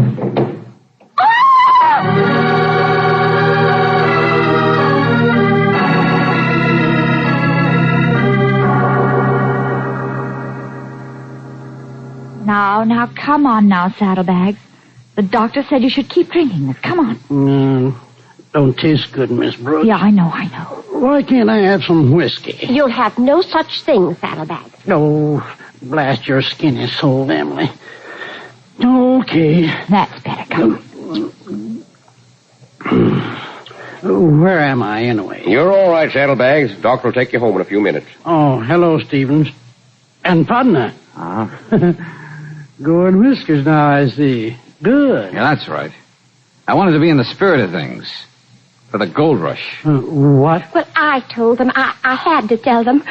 Oh, Saddlebags, I'm so sorry. Oh, it's all right, Emily. It's all right. Everything's been taken care of anyway. Legal stuff all finished. Okay, then maybe you'll answer some fast questions. Maybe. We talked to the sheriff earlier, but he didn't want to talk about you. That's natural. Why? Well, he's in on it with me, that's why. Helping with the legal end. He's sort of a small partner. You mean was. The sheriff's dead. Dead? But he stopped by the house just after breakfast for a little... The sheriff was poisoned. And he ate breakfast in a drugstore. We checked. Who's we? Him and me and... And Henry? Told him all about the mine this morning. Figured it was time to. Then he poured the drinks. I know he did. He must have. Oh, shut up, Emily. No, he didn't.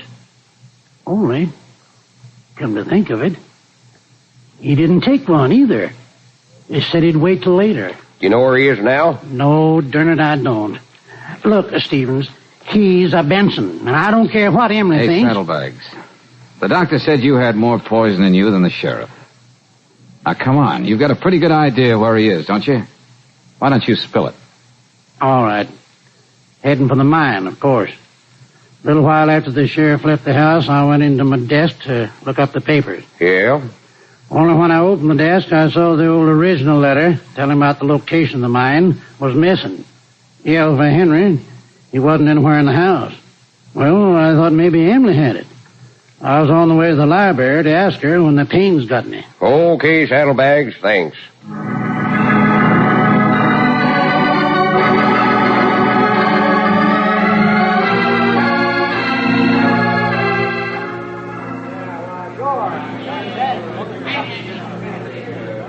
All set, Valentine? You ready? Look, Stevens, do you mind telling me what you're going to do with the rest of those people out there? You don't need that many deputies to go beating the brush for Henry. We can handle the crowd, all right. How'd they find out so fast anyway? In a little town, you'd be surprised how well folks add two and two, Miss Brooks. Here's a gun for you, Valentine. Hey, wait a second. Hey, listen to that. Yeah, Victor Dines, he's just like in the good old days. Are you sure? I said don't worry. The minute that crowd finds out it's Gold Henry's up there for, they'll forget all about him. Then we'll have the whole state of California on our necks.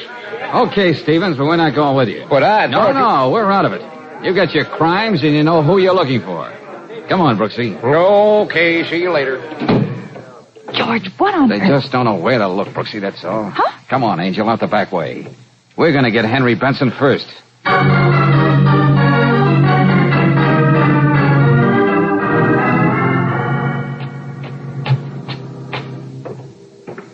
Say, this must have been quite a place in the old days when it was kept up. Take it easy, Angel. I don't know exactly what we're going to find, but I think we'd better go in without knocking. California hospitality. Well, here goes nothing. Mr. Benson? Mr. Benson? Well, George, it's only a hunch Henry's here anyway. It's only...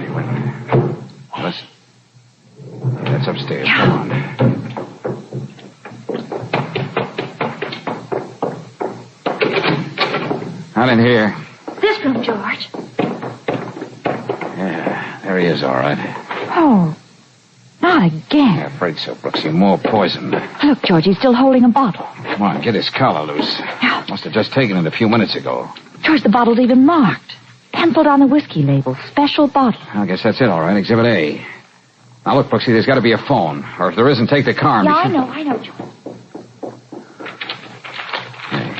How about that? Right in your pocket, huh? The old mine letter. Saddlebags! Doctor! Uh-huh. Doctor, hurry! Hey, hurry up here, will you? Come on, get up here. Yes, I'm coming. What is it? Got another customer, Doc. Well, looks like he paid his own bill, don't it? Henry! Partner, what happened? All right, clear out of here, all of you. Go on, out of here. Get out. Can he do anything?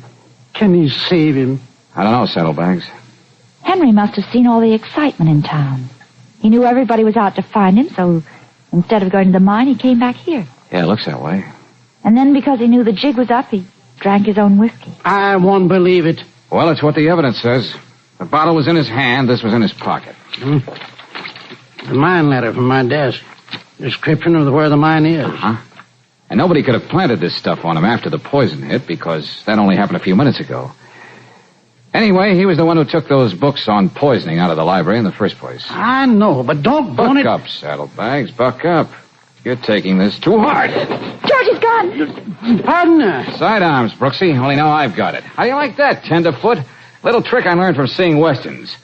And I'll bet this isn't loaded with blanks either. And the bullet that just missed me last night came from this gun. Partner, what's the matter with you? Your brother didn't leave this house since breakfast, did he? He didn't even know there was a mine to go look at. Well, what are you talking about? You, Saddlebags. A guy who's so greedy for gold, he's got to rub out everyone who owns a share and blame it on his brother.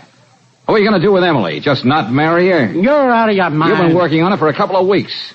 You even gave yourself small doses of poison to build up a resistance, so you wouldn't die when you drank it this morning with the sheriff. George! Well, you just been seeing the evidence is the letter. That's easy, friend, like the bottle. Just suppose after the sheriff left, you gave the bottle to Henry knowing he'd drink from it sooner or later. What? And the letter. Suppose you gave him the letter and told him to keep it. Only he never knew what was in it.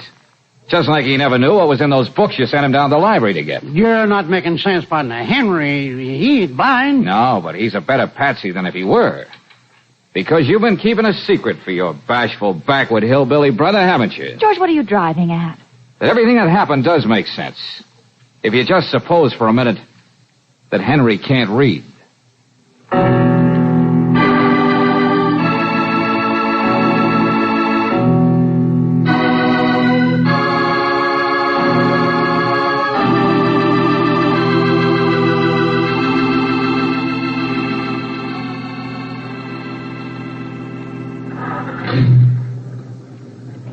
Yes, Henry took the books out by number, index number. I understand, but... Oh, well, Miss Wintrick, we have to be going. It's a long drive. But how did Saddlebags persuade Henry to run his errands for him? And why was Henry so bashful about not being able to read? Do we have to draw you a diagram? Ask him. He's all better. Henry liked to come to the library. He liked to sit there pretending he was reading the comic books.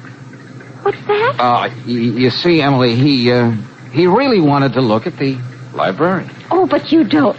Oh, Henry Benson? Do you really think so? Goodbye, Miss Wintrick. Good luck. Well, if at first you don't succeed, try again. Oh, George, do we have to go so soon? We haven't even seen the centennial. We have much time, Angel. Hey, what are you doing? Loading a square diamond pot. Oh, darling. Maybe it's not such a bad idea. Ooh, your beard, George, I forgot. Well, so long, Benson Flat. See you when you have a shave.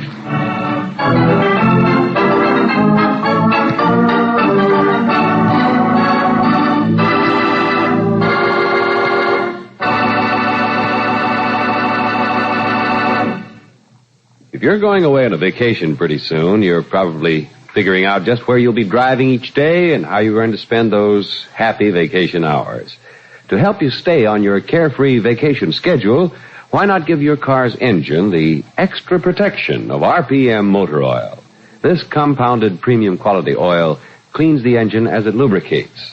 A special detergent in RPM disperses sludgy carbon particles, keeps internal parts cleaner, free of carbon and lacquer deposits. Other compounds in RPM stop corrosive rust, protect the hot spots left bare and exposed to wear by ordinary motor oils. So rely on RPM motor oil to help keep your vacation free of trouble. Remember, the extra protection RPM gives car engines makes it first choice in the West. Ask for RPM at independent Chevron gas stations and at standard stations where they say and mean, we take better care of your car.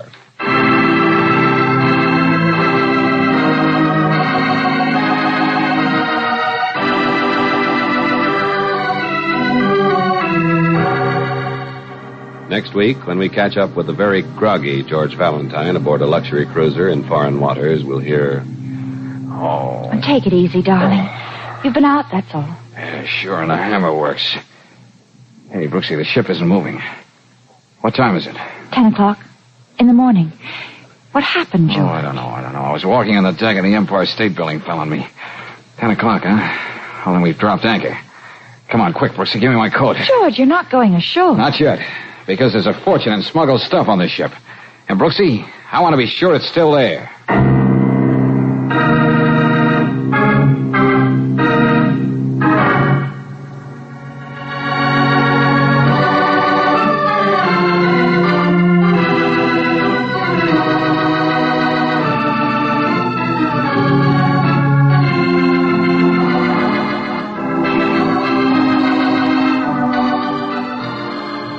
Tonight's adventure of George Valentine has been brought to you by Standard of California on behalf of independent Chevron gas stations and standard stations throughout the West.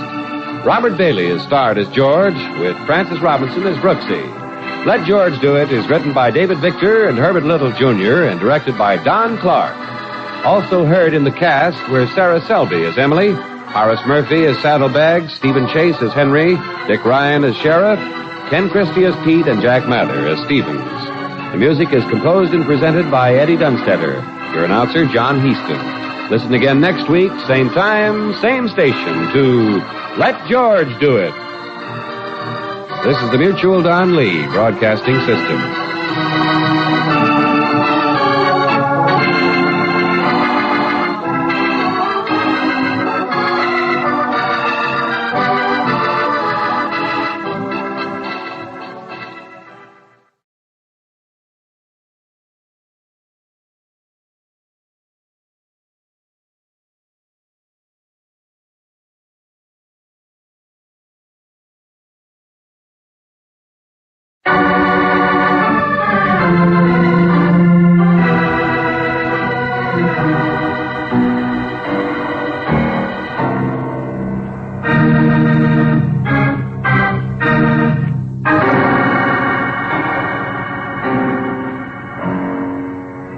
Standard of California, on behalf of independent Chevron gas stations and standard stations throughout the West, invites you to Let George Do It.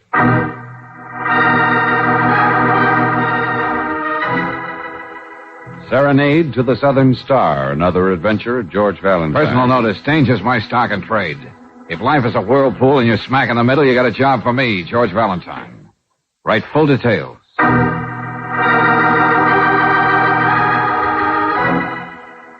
My good Mr. Valentine, there was once a man named Bluebeard who could not endure the thought of leaving his lady friends alive. But it is much more horrifying when you suspect that a woman has developed this same complex regarding her men. We are musicians, and she took an interest in our little group. When we all arrived in your city a few days ago, we were a quartet. Now we are a trio. And unless you help us immediately, there is every reason to believe we may become a duet. If you think this is facetious, may we add that the lady's two husbands have also disappeared. Sincerely, the Parnassus Trio, Steamship Southern Star, Pier 42.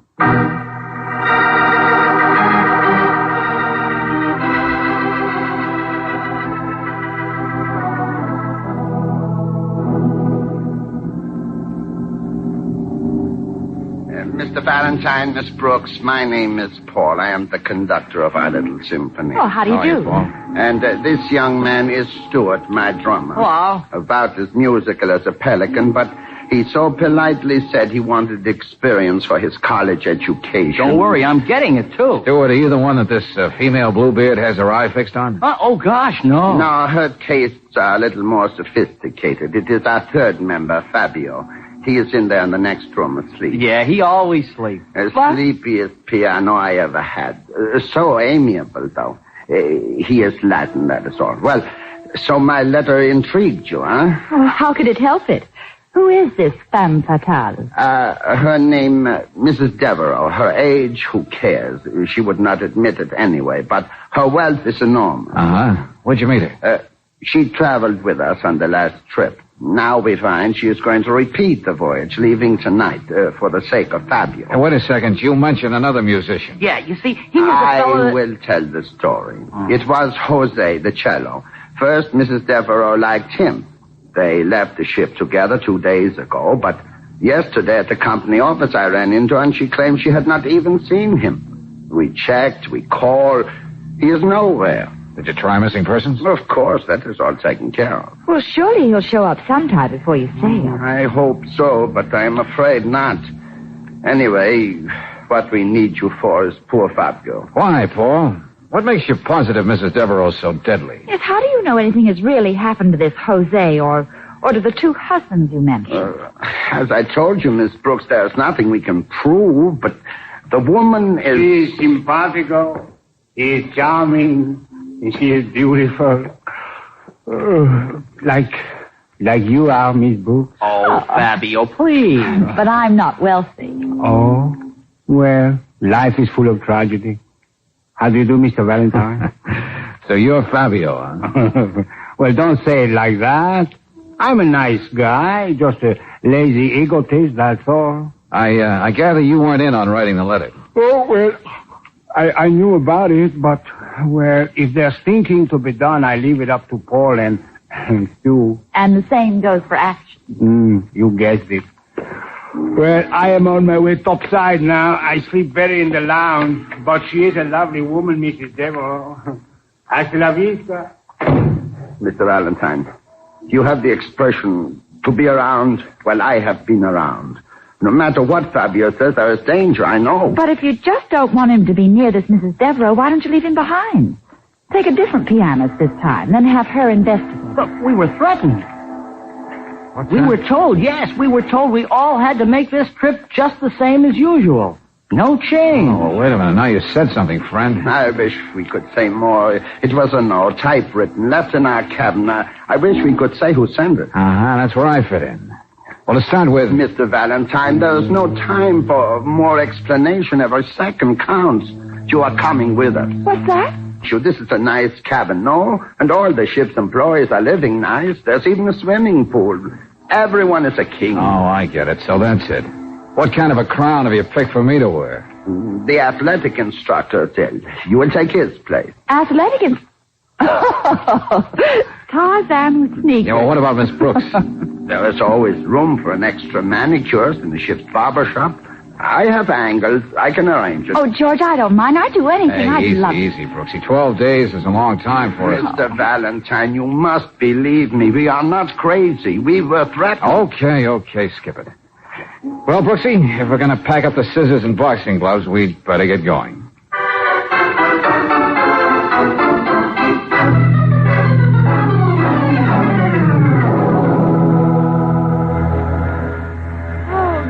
Gangplank still here. I have your stateroom numbers, please. Where's ship's personnel? Oh, give me your names. I'll check them off. Claire Brooks, manicurist. Up you go. George, my red bag. Yeah, I got it. Don't worry. Valentine. George Valentine, athletic director. Hey, come on, hurry up, will you? Oh, here it is. Hey, mister, you're already on board. Huh? There's your name crossed off already. Well, you're nuts. I'm Valentine. Yeah, I know. It's an old trick, mister. Look, when he on board, Buster, I'll get the purser. He'll tell you. Better luck next time. Look, fun is fun, Rollo, but Hey, wait, I'll show you some identification. Nope. All I know is the orders are getting your names checked off. But if you got a real beef, there's a company man down at the pier there, guy in the gray suit, bald, see him? But you don't... Nothing else I can do, mister. Okay, Bureau. Sorry, excuse me, will you? Let me through, will you, please? Excuse me. Hey, you! Hey! On voyage, Matilda! Oh, brother.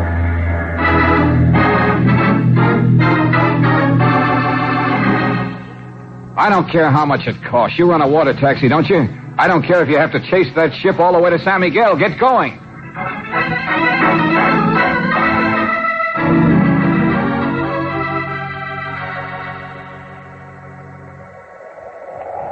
Well, Valentine, the captain was certainly not impressed with your little demonstration of climbing ladders. But, Mr. He Kelly... said, Purser, I want you to speak harshly with this man. Very harshly. He held up the boat 5 minutes, 5 full minutes. Yes, sir, I know. He said some other things, too, which I won't repeat. But look, Mr. Kelly, I told you the guy at the gangplank had crossed my name off. Nonsense. Bonded employee of the docks. Been there for years. Never makes mistakes. Well, then somebody else used my name. I don't know. Well, we've just completed our usual inspection.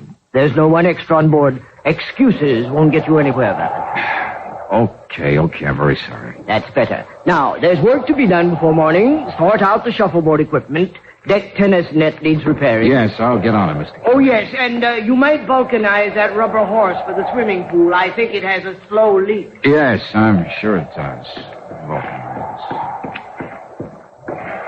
Oh, George. Oh, hi, Angel. Gosh, are you going to miss the boat on our honeymoon? Be forewarned, I'm a man with gangplank fever.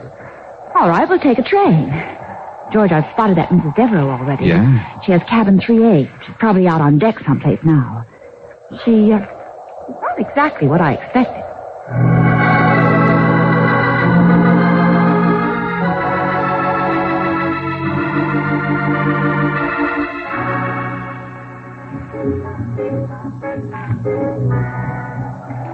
Oh, excuse me. Good evening. Oh, hello. My name is George Valentine. I'm the new athletic director. Oh, athletics. You don't like them? They always make me think of gym bloomers. I'm Mrs. Devereaux. Oh, how do you do? I had a husband once who was an athlete. He played polo until the horses simply loathed him. Oh, I see. That's how he died, you know. One of the horses hit him back, right there in the fourth chukker. I didn't know. I'm sorry. Why? Nobody else was.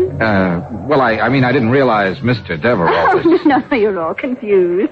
Mr. Devereaux ate himself to death. It was frightful. The doctor told him 300 pounds was too much, and it was. Oh. The one with horses was Mr. Phipps, my first. Now, do you understand? Oh, perfectly. Oh, music stopped, hasn't it? It's such a shame making them play the first night just because it's a cruise ship, don't you think? Yes, it is. I have to be going now. I'm meeting someone. Mr. Valentine, was there anything in particular you wanted to say to me? Oh, well, no, I just understood you'd been on this trip before, and you see, I'm new, so... Well, I thought you might be able to give me some suggestions on organizing games and so. Oh, you certainly came barking up the wrong tree, didn't you? I may as well tell you this. Everyone else aboard gossips about it, I suppose. I'm only here for one reason. There's a musician named Fabio. The sleepy one. Yes. Yes, he's lazy and charming and probably a liar. But he flatters me, Mr. Valentine. Yes, I can see that. Mrs. Devereaux, didn't the orchestra used to be a quartet?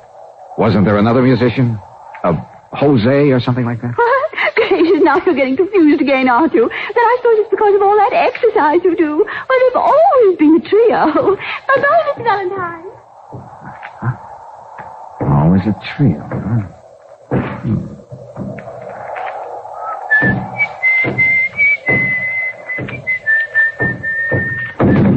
Okay, Buster, whoever you are, come on out of there. I said out.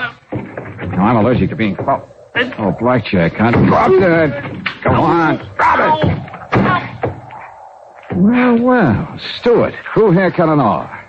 Come on, now, let's hear some talking, brushhead. I can explain, Mr. Valentine. Don't hit me. Never mind. You're going to round up the rest of the trio, drummer boy, and you're going to round them up fast. Yeah, We're having a little orchestra practice. Right now.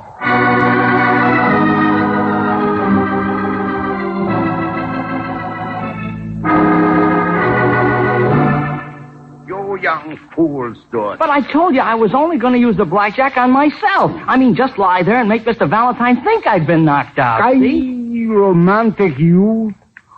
Please, I have business to attend. Okay, all of you. You're going no place. And neither are we. That was the idea, wasn't it, gentlemen? To get us aboard the ship by telling us a phony story? Yeah, I mean, no, it's not phony. There was no musician named Jose who disappeared. And you neither know nor care about Mrs. Devereaux's ex-husband. Does that check? I told you she's a lovely woman. I would not lie. Very well, Mr. Valentine, you're right.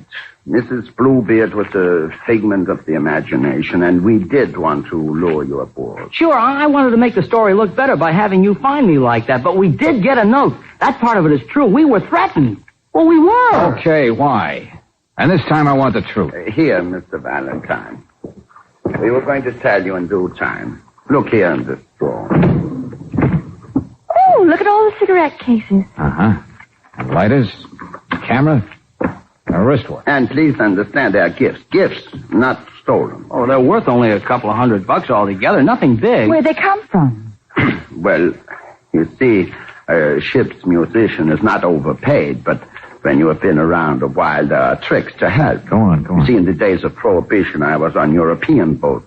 And when we got to New York Harbor, I would invite a few friends aboard for, well, shall we say, parties. You mean you smuggle liquor? No, parties, that is all. Sell a few drinks to my friends. Uh-huh. And now what do you sell? To Mexico and back? For the ladies, naturally perfume. But we don't even sell it. A few lovely friends come aboard. We exchange gifts, that is all. Tiny bottles, nothing the officials would object to. Yeah, but duty-free just the same. Oh, you are splitting hairs. At least you will admit it is nothing important enough for someone to threaten our lives over. Yet the note told us we had to make this next trip as usual. We had to. No change or else. Well, it could make sense if someone is using you for real smuggling. Exactly what we thought. Something they put in the gift bottles of perfume, I suppose. Now, where'd you get them? There's a man in San Miguel who gives us cash for these presents. He also sells us the perfume. I see. And you got me along to hold hands with you the next time you go ashore to meet him. But don't you see, our only hope is to catch the real smugglers. Now, if we just came out and told anybody about all this, well, golly, the steamship company'd fire us. The union would take away our cars. You guys ought to have your heads knocked together. And I should have mine examined. Please. In the meantime, you will enjoy the voyage. Look, friends, somebody's already tried to scratch me off. His name on the gangplank list. And the only one who could possibly have touched that list are the ones who came up the gang. Yeah. Whoever runs this deal, whoever threatens people, is right here on this ship. Oh, bon voyage.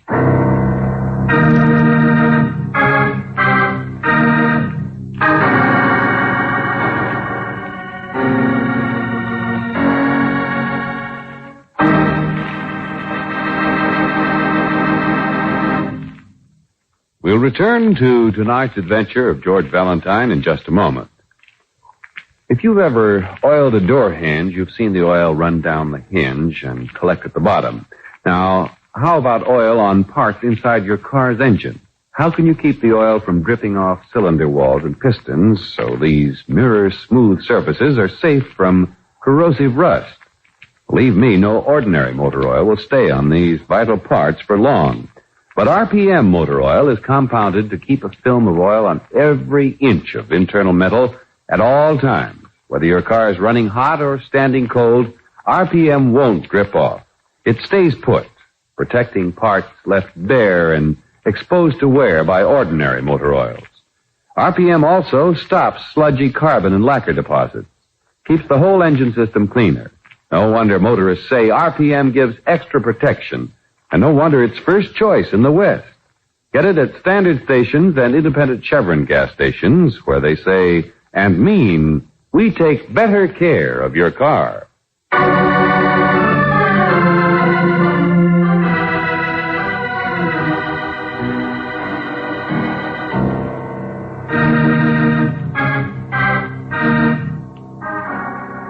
And now back to tonight's adventure of George Valentine. You're aboard the palatial luxury cruiser Southern Star under false pretenses, and the three musicians who hired you were so nervous they played false notes on the truth. However, the voyage is well underway now, and it's no secret that there's somebody aboard who doesn't want you around. Somebody who's already tried to get you off the ship. Somebody who has something to do with a dangerous bit of smuggling. Still, if you're as much a philosopher as George Valentine is, you resign yourself grimly to the hardships of a pleasure cruise to San Miguel. Any luck, George? No, you, Angel? Well, down in the beauty shop, they think I'm crazy. You know, eager beaver kind of crazy. I've managed to give a manicure to every woman on this ship, plus half the men. Oh, you've learned about a hangnail. Yeah, just about. George, I'm scared. Oh, now take it easy. Well, they're not going to just let you go ashore with Paul at San Miguel. I know it. What do you suppose is in those bottles of perfume? Narcotics? Oh, I don't know. The way I see it, Brooksy, our job is to run a switch, change the whole routine. Oh, excuse me. Oh, Mrs. Devereaux. Well, I see you've met somebody, haven't you? Isn't it wonderful aboard ship how everybody manages to meet somebody? Yes, we were just talking about talking about the dance tonight, of course. You are coming, aren't you? Everyone's invited, you know. The dance? Oh, yes, I'll be there. But you'll dance with me, won't you, Mr. Valentine? I mean, it's frightful if you like to dance and like a musician at the same time. I mean, never the twain shall meet. I mean, well, don't you think so?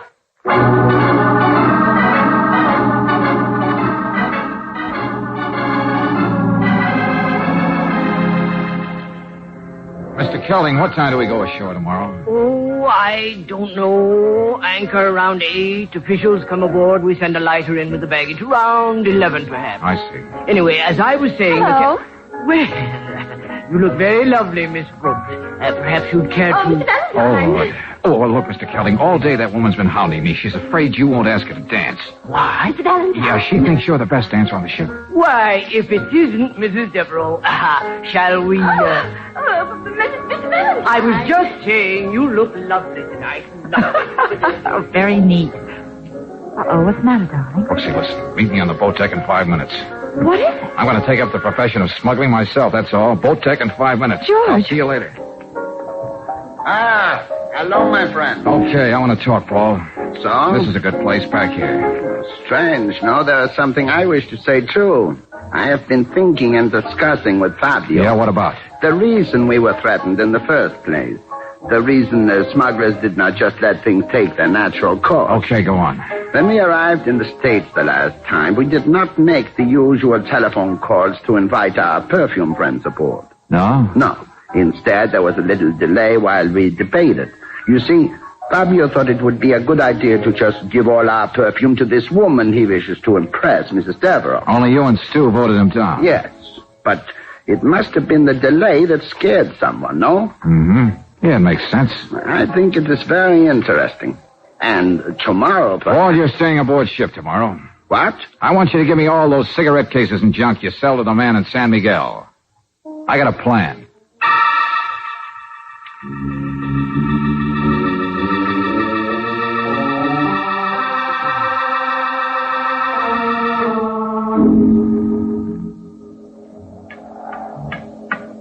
George.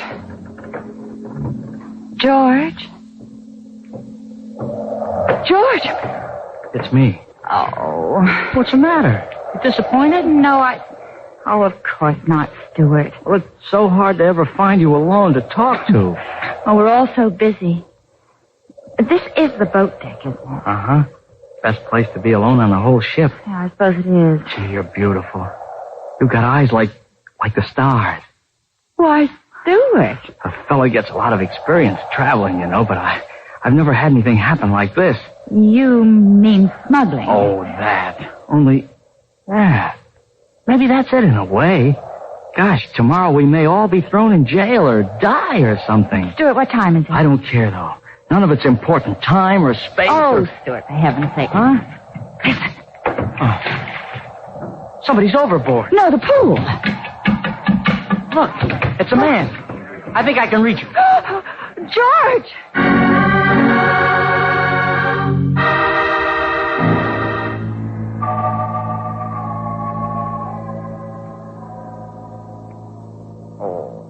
Take it easy, darling. You've been asleep, that's all. Yeah, sure, and a hammer works. The doctor gave you a sedative. Hey, was I awake before? Just for a few minutes last night. Last what?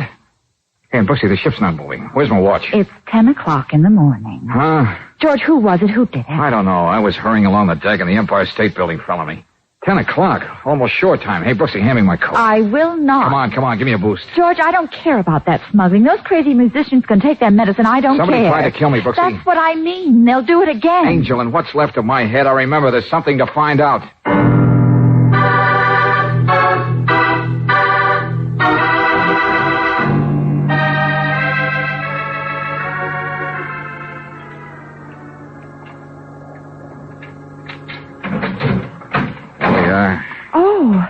The cigarette cases and... Last night I picked up this stuff. Then after Paul left, I dumped it in this locker for safekeeping. I was planning to sneak it ashore on the first lighter as a baggage boy, try to trade it for perfume.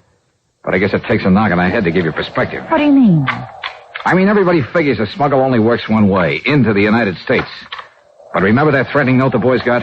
Yeah? Well, that threat would make a lot more sense, wouldn't it, if the sender of the note knew the stuff was already in their hands, packaged for delivery? And ready to be smuggled into Mexico. Yeah. Oh, golly, well, there's nothing in this one. Oh, wait a minute, Angel, this camera. Oh, George, it's a bracelet. Yeah, little bauble that's too hot to be peddled in the States, I guess. And there are some millionaires in South America, too. Well, hello. Oh, Fabio. The boats are here. Our music is over. I'm on my way for a little nap. Oh, what are you doing? Mr. Valentine, you should not be up. I'm all right. Oh, but your head, gee. Yes, you should sit down. You look pale. First boat for shore, everyone. First boat for shore. Hurry, please, everyone going ashore. Mr. Kelling. Hurry, please. Mr. Kelling, come here. What? Why, Mr. Valentine, you shouldn't... No, I'm all right. I just realized I like a lot of people around, that's all. I need them. Oh, please, I am so sleepy. Then wake up, Fabio. Brooksy, show it to him. See? Oh, well, Yeah. Sure, it's pretty, isn't it? Maybe there's even some more on this trip. I don't know yet. What in heaven's name are you talking about? Okay, Mr. Kelling, I'll make it fast. Somebody in the United States wants to send this stuff to somebody in Mexico. Somebody like the perfume man. They get a smuggler to supervise the deal, and the smuggler picks a patsy. No. 3 patsies, Mr. Valentine. Only this time the smuggler knew I was aboard, and he made a slip of the pencil. I do not understand. Well, I'll tell you. It's been bothering me for a long time, and now I think I've got it.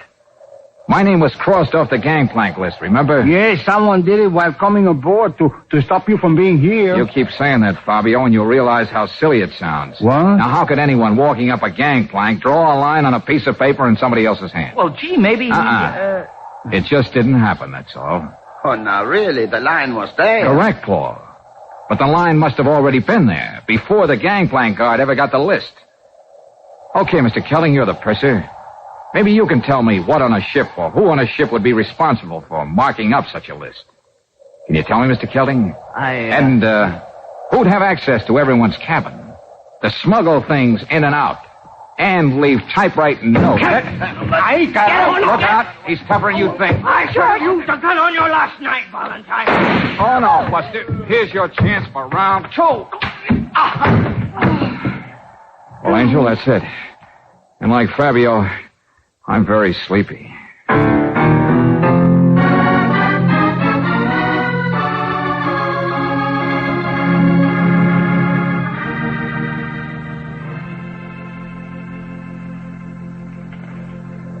Yes, Mr. Valentine, I promise. Never again will I organize little parties for my friends when the ship reaches. Oh, yeah? Look at Fabio over there by the rail with Mrs. Devereaux.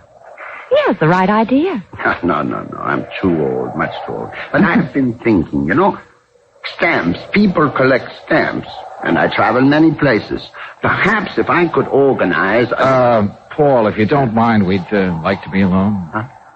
Oh, excuse me. Well, this is something new, darling. Well, I just like to look at the moon, that's all. All right, I won't look at the moon. George, it's still several days until we get back home. And the captain does seem to be an obliging sort of man.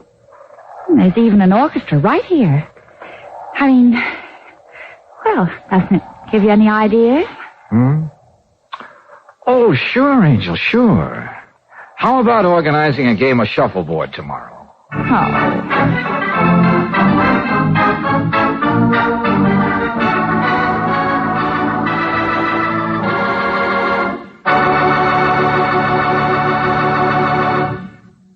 At some time or other, everybody has seen Joe Smith go whizzing along the highway with his boy beside him and big, broad smiles on their faces.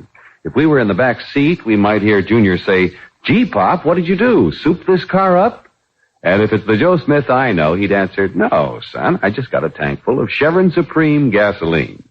Now, you just try this premium quality gasoline in your own car, and I'll bet you'll agree Chevron Supreme gets the best out of your car. It's specially blended to give faster starts, faster warm-ups, alert getaway in traffic. And its ping-free power just lifts you over the hills, and hills you used to call steep, too. Chevron Supreme is climate-tailored.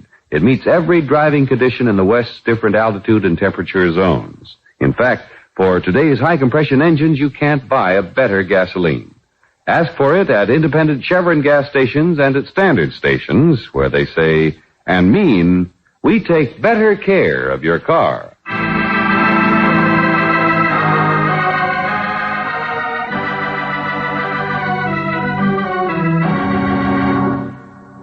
Next week, in the midst of another adventure, you will find George Valentine and Brooksy at the scene of an automobile accident, and... It must be suicide, George, don't you think so? I think so now more than ever, Brooksy. What do you mean? This note the police took off Freeholder's body.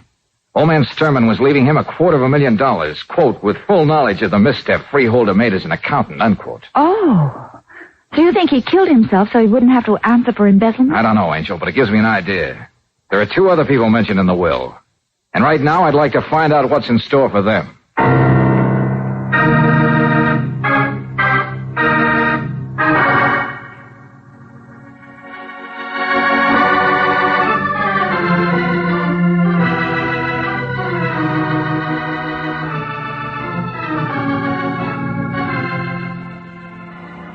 Tonight's adventure of George Valentine has been brought to you by Standard of California on behalf of independent Chevron gas stations and Standard stations throughout the West.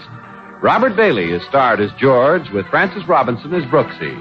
Let George Do It was written by David Victor and Jackson Gillis and directed by Don Clark. Also heard in the cast were Ted DeCorsia as Paul, Jerry Hausner as Stuart, Jay Novello as Fabio, Junius Matthews as the purser, and Lee Patrick as Mrs. Devereaux. The music is composed and presented by Eddie Dunstetter. Your announcer, John Heaston. Listen again next week, same time, same station, to Let George Do It. This is the Mutual Don Lee Broadcasting System.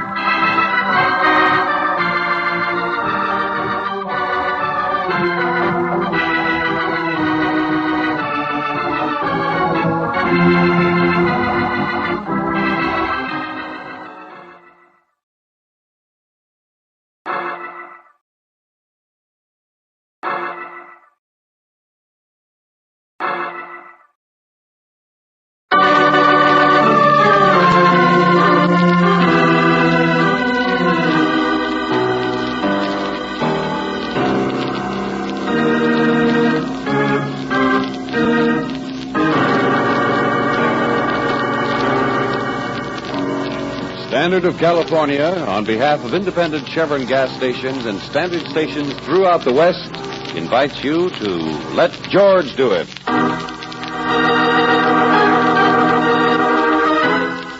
The next to the last guest, another adventure of George Valentine. Personal notice, danger's my stock and trade. If you're so touchy you can't stand to have the finger put on you, you got a job for me, George Valentine. Write full details.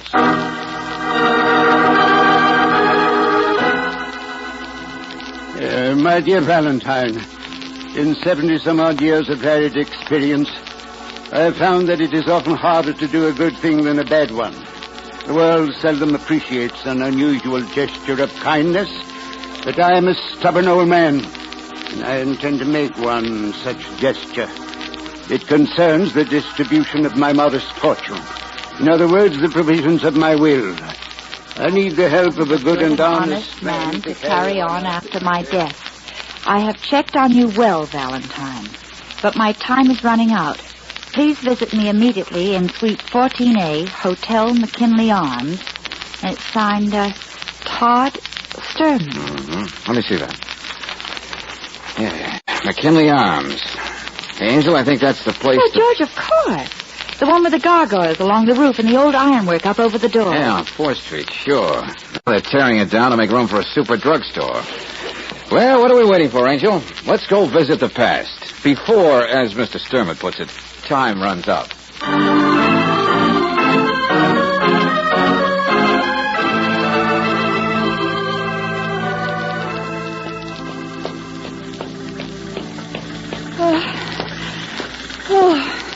Oh, I thought at least the elevators would still be working. Chin up, Angel. 14A should be right down here. Well, exercise is for youngsters. Only how do you suppose an old man like Mr. Sturman... Maybe he doesn't, Brooksy. Maybe he just hibernates up here. Uh-oh. Uncle! Get out! Uncle, you don't have to throw things. I only said... Get out of here. You and your visit. It's my duty, Uncle. Like a ghoul or a vulture, come to see if the carrion started rotting yet. Well, I'm still fit. You see that, don't you? Still fit. I'm glad you're so healthy, Uncle. But you do have to move somewhere. And I only suggested there's room in my house for you. Francis, you're about as subtle as a stick of dynamite. But I'm not going to oblige you by getting angry again and bursting a blood vessel. Here he comes. This is it, Angel. Yeah. Mr. Sturman? Bet you got an earful, didn't you, Valentine? Well, yeah. Oh! Don't look so shocked, Francis. I'd fire anyone who wouldn't admit he liked to eavesdrop. That infernal racket. I hate noise. Come in, Miss Brooks. Yeah, thank you. I want you both to meet my nearest living relative, Miss Frances O'Neill. How do you do? Hello, Miss O'Neill. Do you work for Uncle? Do you? I should have said my most curious and tenacious relative, shouldn't I? It's none of your affair, Francis. What do you do, Mr. Valentine? What's your business? Francis, please. Oh, I'm so sorry. It is dreadful of me to be upset by just a material thing. But the hotel is being torn literally from under his feet, you know. Oh, but there, enough of that. You and I, my dear, can have a nice little gossip, can't we? While the two men talk about their business. We won't interfere at all. Will we, my dear? Will we? Francis. Yes, Uncle. Goodbye, everyone. Tragic. They call her poor Francis. She fell in love once, 20 years ago, and the man turned out to be no good. She's lived on sympathy she gets ever since. Her position, social standing, everything depends on it. Poor dead memories. Poor Francis. Well, Mr. Sturman, when we were out in the hallway, you didn't sound quite so friendly to her. I'm just a cranky old man, that's all. It's this blasted hammering gets me, I suppose. You know, I was the first guest to take a suite in this hotel 42 years ago. I just made my first 10,000. I bought a Chalmers, and the stable boy kept the lamps polished for me out back. Well, from the looks of things, you'll be about the last one to leave, too. Yeah, I have until this afternoon. 42 years. But the management's been very kind, very kind. And then where are you going? It's none of your business either, Valentine. Okay, Mr. Sturman. You hired me to handle something about your will, so let's hear it. You're right. Enough of sentiment. Here, I'll show you. Uh-huh. Stocks? Securities, some bonds, a few foreign things. About $750,000. Oh, you've done all right. Yeah, I just set it up here checking it to make sure I divided it right. Oh, that's a pretty big piece of pie. How are you cutting it up? Mr. Valentine, I watch people the way I've watched you. It's about the only pleasure left to an old man. Go on. There's a little accountant, for instance. Never done anything but little, never anything but honest. He worked for me once years ago. Now I see he has heavy responsibilities, a large family, many debts. His name is Henry Freeholder. And you're going to give him happiness. Nonsense. The next is an ex-pug named Kid McClintock. A pug? A man, Miss Brooks. I saw his one big fight and I enjoyed it. Since then, I've watched him, too. Yeah? McClintock runs a little bar in the tough section, but he doesn't drink. Sort of a popular hero with even the delinquent kids of his neighborhood. He's ignorant, poor, but very proud. Another worthy case. Money should go where money is deserved. Anyway, yesterday I wrote letters to both men. But I want you to make sure they understand what I'm doing. And make sure they understand that whenever my will is probated, you will be there to scrap for them. With legal help, publicity, everything. Well, just who do I scrap with? Who's got a chip on his shoulder? The third equal-sized piece of pie, Frances. Oh, but if you're giving her a share. Only because of her little tragedy, I assure you. Oh, but she wouldn't interfere. Where money is concerned, everyone interferes. There's no one who's immune. Why do you think she's so curious? Why do you think she makes all these duty calls? I tell you, when people see money, their eyes shrink and turn black. Even wishy ones like Frances. And their souls creep into a dark place to offer themselves for sale. Okay, Mr. Sturman, okay. We'll slap on the price control. So give me the addresses of those men and we'll get going. Just remember, Valentine, be careful.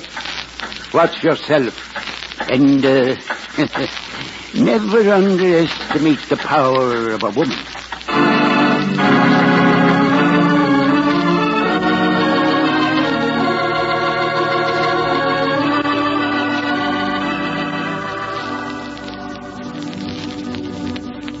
Pretty busy, Jack, working on the books.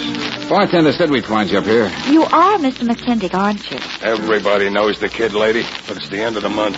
I don't add so good. Well, I don't like to keep accounts either. My name's Valentine. Yeah, real pleasure to make your acquaintance, Jack. Now beat it.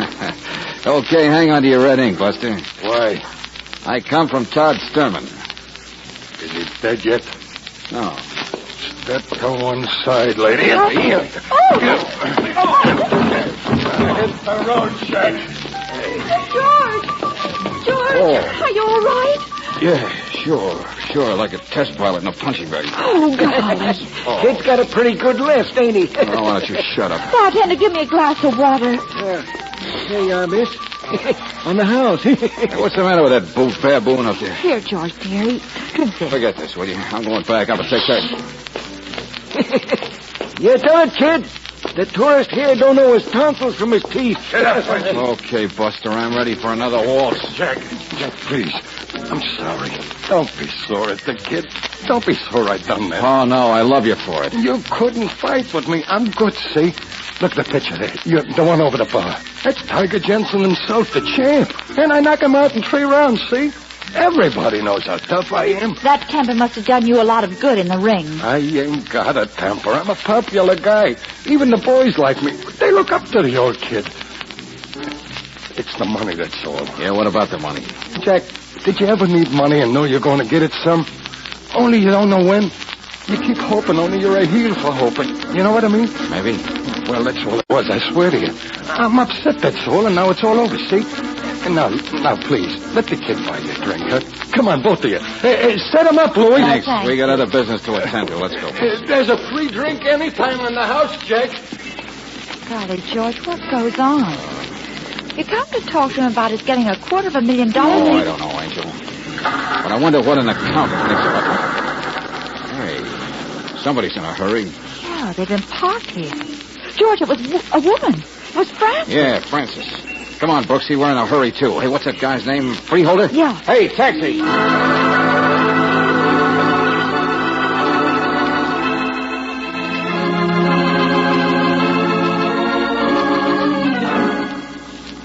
Mrs. Freeholder, you said your husband left only a moment ago. If you could just tell us when he'll be back. He won't ever be back. Not to this house. Not if I can stop him. Oh, we're sorry. We didn't understand. Oh, excuse me. We've always been a respectable family. We've had our little troubles, but we've always managed somehow. We have our position in the community. Henry's treasurer of the church. Look, what's happened, Mrs. Freeholder? I can't tell you. It's none of my affair any longer. You'd have to see Henry. But you don't know where he is. I've said too much already. I'm leaving in a few moments for a little trip with the children, and there's lunch to prepare. Oh, you might try. Well, he was going someplace downtown to meet a woman who telephoned. A woman? Somebody named Frances O'Neill, something like that. Mrs. Freeholder, the reason for your upset has to do with money, doesn't it? No, it doesn't. It has to do with money and an old gentleman named Todd Sturman. Get out of here. Both of you, don't you ever... An old gentleman named... What's in that man's name here?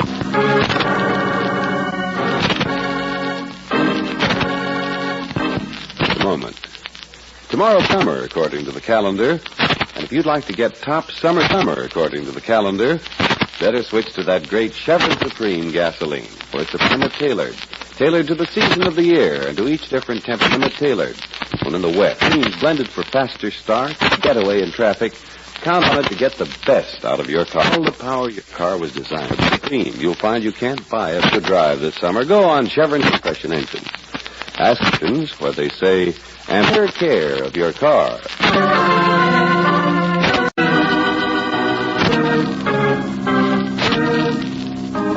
The Adventure of George Valentine. And now back to tonight, not Valentine's. Under which heading dollars come, good or bad? She downstairs that weeps on your shoulder. Another beneficiary, a timid little woman, is either following you or preceding you everywhere you go, and not in a timid fashion. A third beneficiary you can't even find.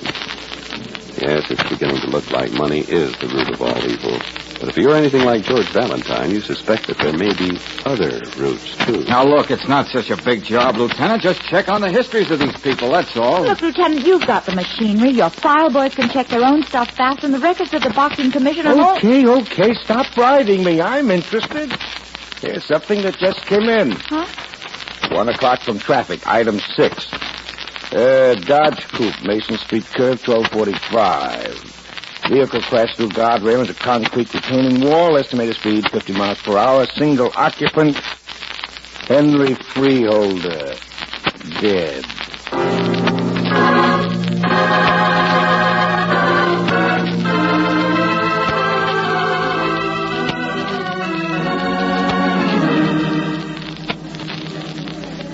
Suicide. Yeah, that's it. Well, the motorcycle officer said he practically saw it. There was no other traffic, and nobody else could have been in the car. Oh, wait a minute. I think I got something. The stuff the doctor took off his body. Well, that's a farewell note, I suppose. No. The letter Todd Sturman wrote Henry Freeholder yesterday. Remember, Brooksy? Yeah, what's it say? Well, it's mostly about the securities, how much they probably would be worth. But here, there's a direct quote from his will. To Henry Freeholder, an exact 1/3 of the amount of my fortune. This bequest is made in full knowledge of Mr. Freeholder's past and of the single misstep he made as an accountant.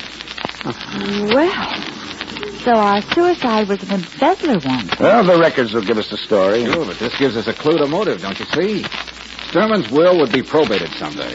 That means it would be available for the newspapers. And if the family, like Francis, contested the will, there'd be even more publicity. Mr. Freeholder would even become treasurer of his church. Huh?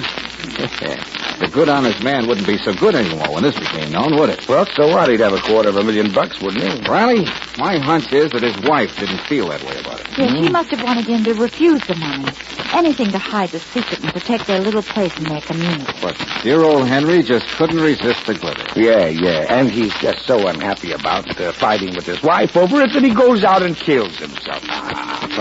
Maybe you're right, Riley. It's not enough. But maybe it will be enough when I find out what kind of correspondence a boxer gets.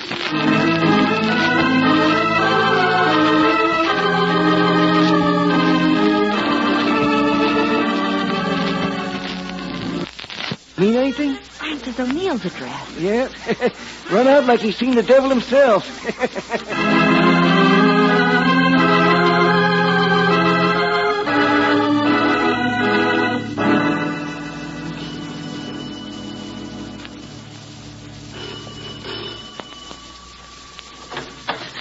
Hello, Miss O'Neill. Do you mind if we come in? Yes. Well, thanks. I knew you didn't mind.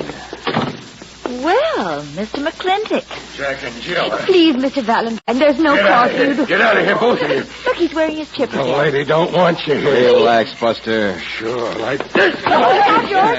It's different, isn't it? Stuck him for a jail. Oh, stop. Lick me. Stop. Stop. Oh! Miss O'Neill. Stop it. Oh! I can't stand violence. I can't stand. Come on, Miss O'Neill. George, I'll take her in the next room. Just cause I'm out of condition. Overweight. Maybe you never were such a great fighter. Maybe you never did knock out Tiger Jensen. What are you picking on me for? I'm not. I just want to know what kind of a paragraph you drew in old man Sturman's will. He Give me a third of it. Okay, keep talking. I can't. Miss Francis. It's all right. It's all right. We must tell them. Please, Mr. McClintock. It's about my big fight. It says I paid Tiger Jensen to take a dive. Uh-huh. Your one big claim to fame is a phony, isn't it? George, there's something about Miss O'Neill, too. Huh? Yeah. She says she'll tell us if we promise not to repeat it. What is it, Miss O'Neill? 20 years ago, there was a young man. I cared so much for him. We had all our plans made. I had thought he was so nice. And then at the last moment, well, I was simply forced to reject him. And people were so kind, so sympathetic. Only in Uncle's will. Only in the will, it's just the other way around. You were the one who was jilted. Yes. And that's the way affairs was. Just like Mr. McClintock won his fight by crookedness. And Mr. Freeholder's embezzlement that everyone had forgotten. And you're the three people that Sturman picked to leave his money to. Yes. Now that you know, you won't tell anyone, will you? You will keep our secret. You will leave us alone. I didn't promise. You see, that's why we took you in our confidence. So you'd understand. There's something you don't understand, Miss O'Neill. A slight case of suicide on the part of one Henry Freeholder. Oh, no. But now I think I'll wait till later to find out why you were the last person to see him alive.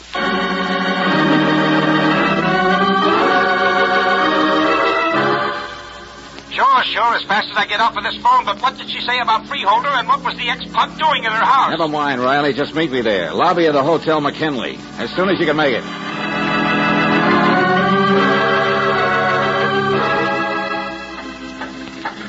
There he is, George. Lieutenant Riley. Oh, lobby, he says. The place hasn't even got a lobby anymore. Just a pile of junk. Okay. The stairs are through here. Wait a second, Valentine. Listen to me, listen. Before we go looking for eccentric millionaires, the file boys have finished their checkup. Yeah? And there's not one single whisper of embezzlement on the whole dull story of Henry Freeholder. What? Yeah, that's right. I know. What? You know it? Sure. And the boxer never fought a dirty fight in his life. Not even with Tiger Jensen. And as for Francis... But George had just got through confessing to... Angel, Santa Claus told us the truth a long time ago. He gave us the answer to everything. Now, come on, let's get upstairs.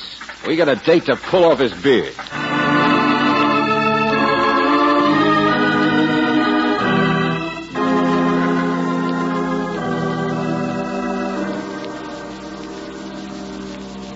I've lived in this room 42 years.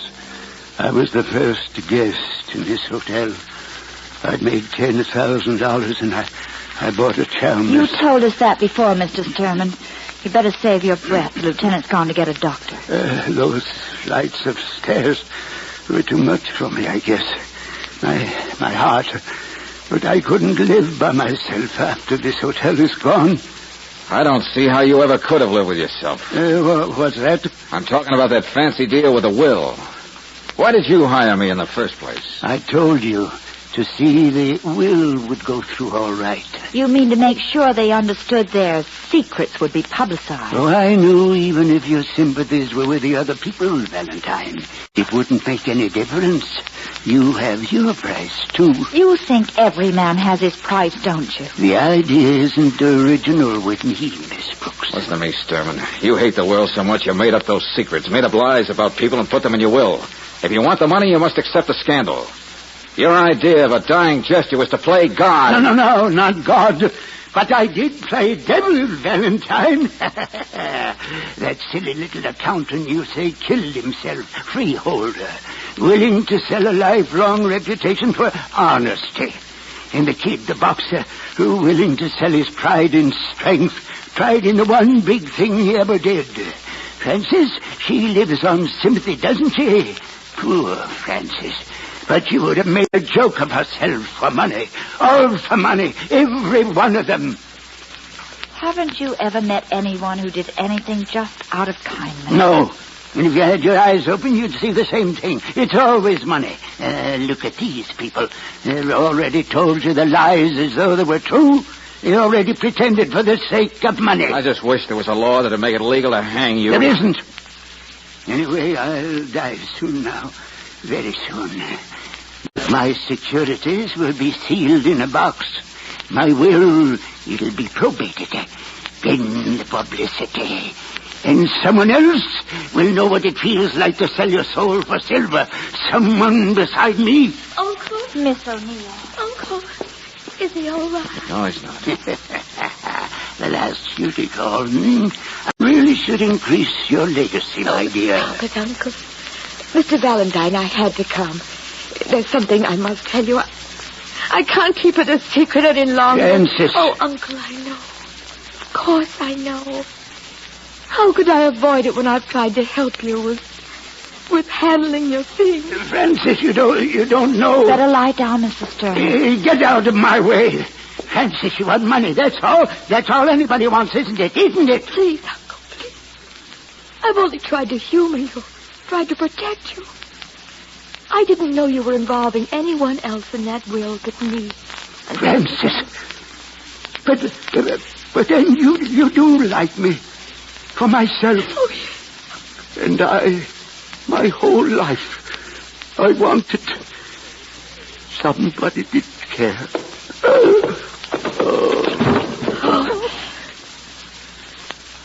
Maybe it's just as well. Georgie. Yeah, yes, Brooksy. Well, he wasn't the last guest. The next to the last guest. Well, Miss O'Neill, I guess I owe you an apology. What? It wasn't until 1 second ago that I realized why you've always been so curious. Why you'd followed us. Why you rushed around to see Freeholder and had the kid over at your house. Yes. I had to see them. I had to tell them. Uncle used to be wealthy, you know. But now those securities of his aren't worth a single penny. He saw it there. What's that? Yeah, Brooksy. The last joke of the man who played devil.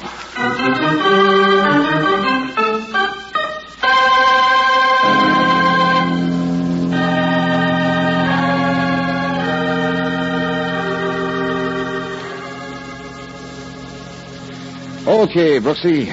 Motive for suicide, frustrated greed. Freeholder had already made his choice and separated from his wife when Miss O'Neill caught up with him to tell him there wasn't any tow. Oh. Well, I guess I got everything.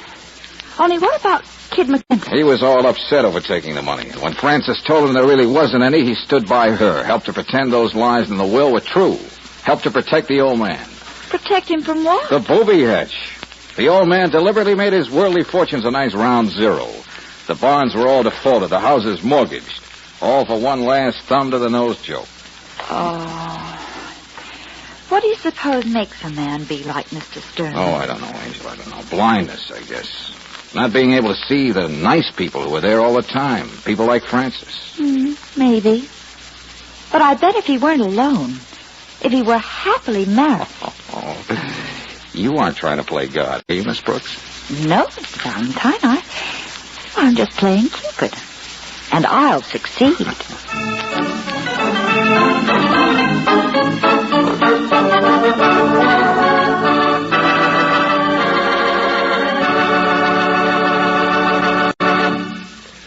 I don't believe anyone planning a vacation ever said to himself, now, let's see, I better figure 3 or 4 hours for engine trouble and repairs. But that unhappy situation happens surprisingly often on vacation trips. The best preventive I know is to start giving your car the extra protection of RPM motor oil tomorrow. This premium quality oil is compounded to take care of your car's engine as no ordinary oil could possibly do. RPM cleans as it lubricates, disperses sludgy carbon particles so they can't interfere with the smooth operation of close-fitting parts. RPM clings to upper cylinder walls and other hot spots left bare by ordinary motor oils. And when you cut your motor, RPM won't rip off internal parts. It stays on the job to fight off corrosive rust. No wonder RPM motor oil is first choice in the West. Get it at independent Chevron gas stations and at standard stations where they say and mean we take better care of your car.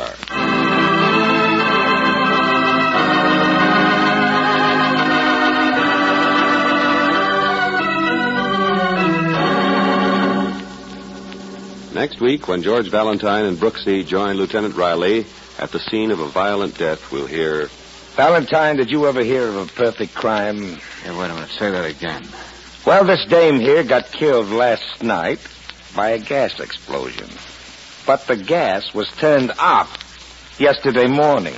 George. Yeah. Maybe that rider wasn't so nutty after all. Didn't he mention an explosion? What's that? Just this, Lieutenant. There's a guy loose in this town who's wearing a brown suit. And it just so happens he's the lucky guy my client told how to commit a perfect crime.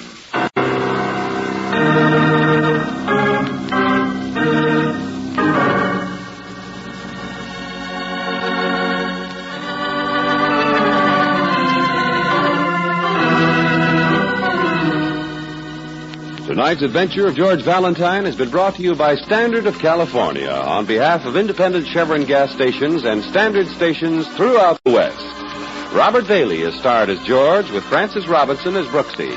Wally Mayer appears as Lieutenant Riley. Let George Do It was written by David Victor and Jackson Gillis and directed by Don Clark.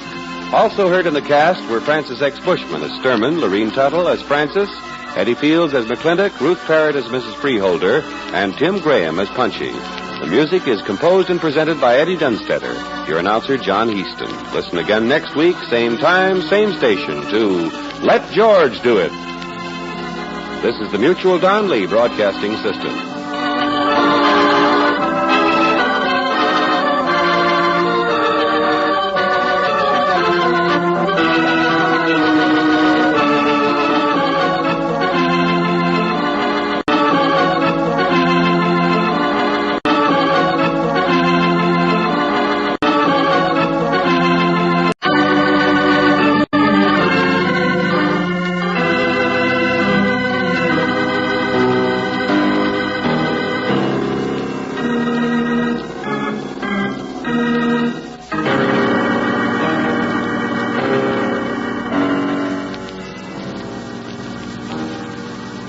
Standard of California, on behalf of independent Chevron gas stations and Standard stations throughout the West, invites you to Let George Do It.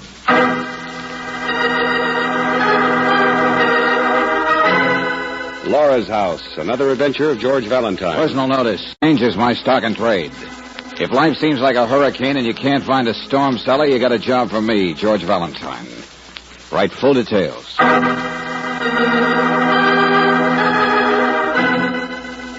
Dear Mr. Valentine, my name is Miss Torrance. Next to Bonnie Burke, Francine Melton is my dearest friend. I don't want to leave Francine unless I have to. After all, we've been together for years, ever since the days when we taught in the same grade school together. But, Mr. Valentine, I can't stand it much longer. Francine has become hypnotized. Now, I don't believe in supernatural things, but I can see what will happen to the three of us unless you come to help. There'll be the murmur of ghostly laughter, the growing insanity of constant fear, and sooner or later the screaming arms of death. You see, Francine has been hypnotized by a house. Laura's house.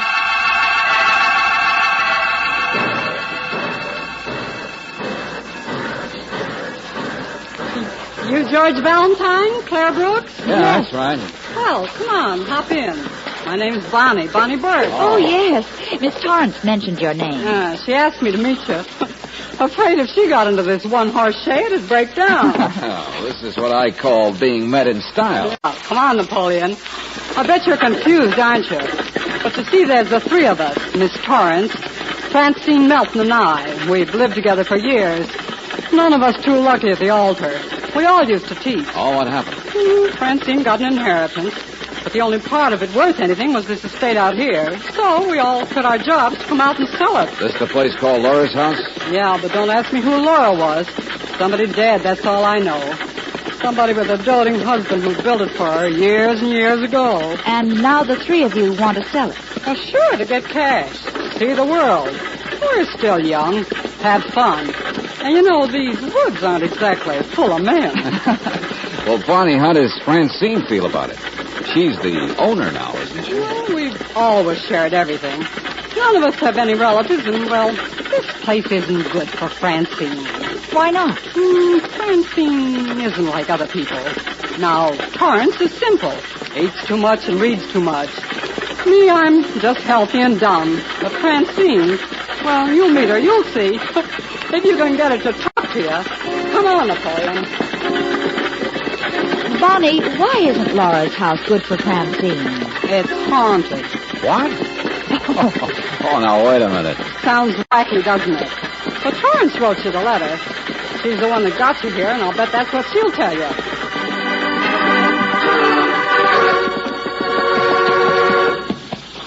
Whoa. Well, there it is, kids. Laura's house. Oh, that place can't have spooks. No. Really something, isn't it? Why, it's like a great big white doll's house.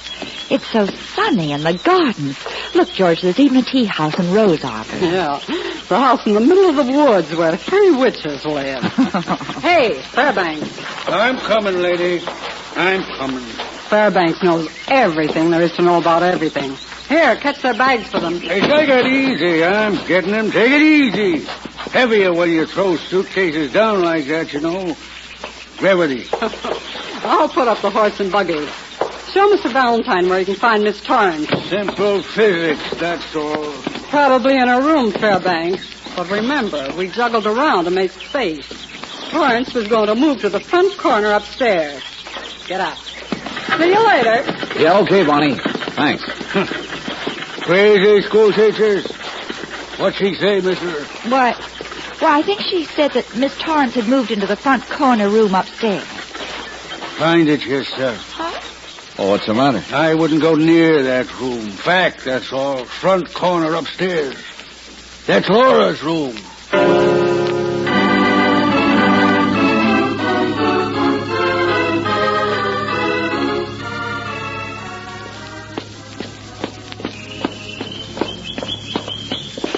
Oh, George, it's all so ridiculous. The inside is even prettier than the outside. Wait a minute. Easy, Brooksy. Huh? That must be Miss Torrance there through the open door. Oh, reading her book. I'll bet it's Edgar Allan. Well, she's fallen asleep, George. Miss Torrance. Miss Torrance? Oh! Yeah. Oh. She's dead. Oh, just sitting there in the sunshine. There's not a mark on her, Brooksy. Nothing seems to be wrong. Oh, George. Listen. It's a carousel. Yeah. Now, what in the deuce is a carousel doing in a place like this? It's Laura's home. Oh. What? It's Laura's. On the back lawn. Her husband had it built there for her years ago.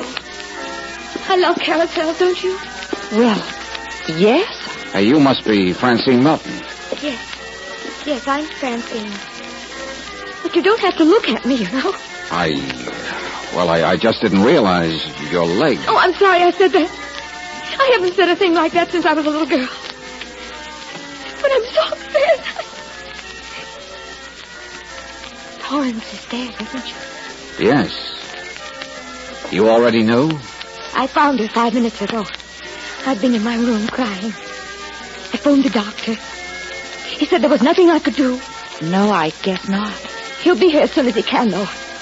He's the coroner, too. Miss Melton, had she been sick? I mean, well, what happened? Her heart, didn't you know?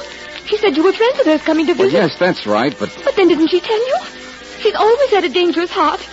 Didn't she tell you about her heart? Well, Miss Melton, car coming up the drive. Looks like it might be the... Oh. All right, Fairbanks. That will be all, thank you. Dead. Dead, ain't she? That makes 3 of them dead. 3 of them, I tell you. Fairbanks, please go. No, wait a minute.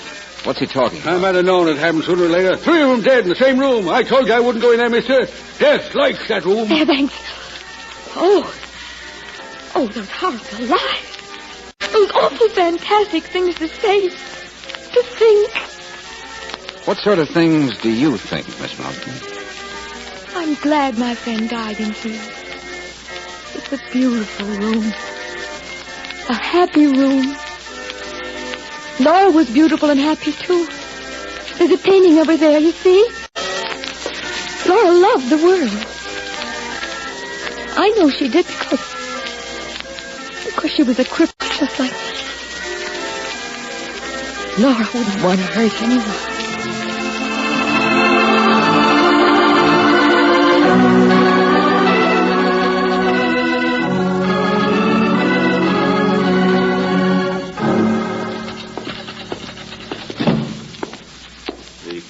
says you want to speak to me.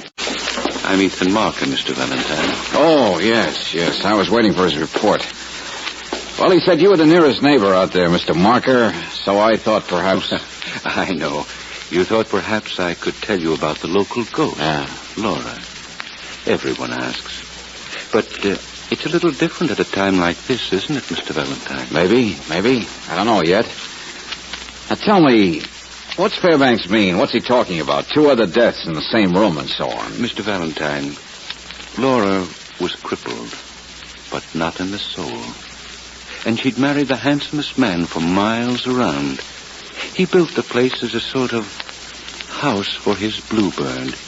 The carousel for her to ride around on because she couldn't dance. The island in the wilderness. Now, there are many of us who would like to find such a place. Yeah, sure, I agree. And it's very interesting, Mr. Marker, but... All right. Yes, the deaths. After Laura passed on, many legends grew up about her. Naturally, the sheltered one. Fascinating legends, too. But anyway, the house reverted to banks and so on. Only 2 people who bought it tried to live in it. They both died. How? Quite mysteriously. One was 90 and had a stroke. Huh? The other one shot himself cleaning his own gun. Oh, but I assure you the legends have colored all this. It wouldn't sound the same if Fairbanks told it to you. He'd say Laura did it. Uh-huh. But you're telling me it's all Tommy rot. Well, of course.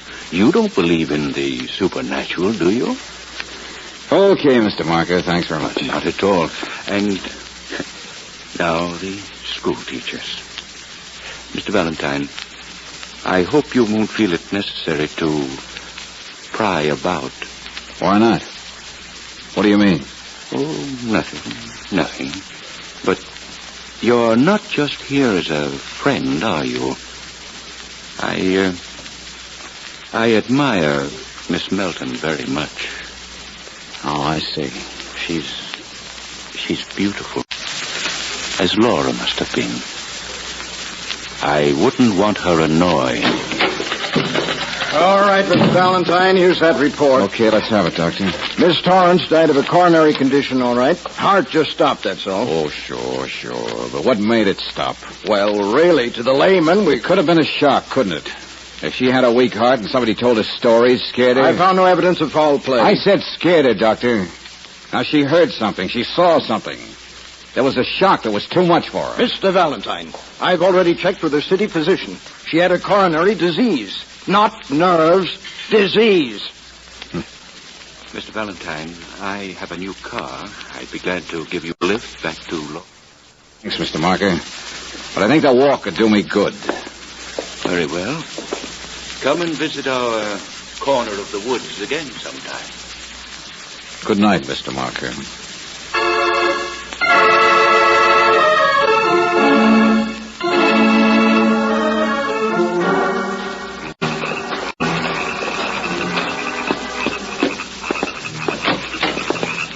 Oh, Brooksy, I'm back. Brooksy.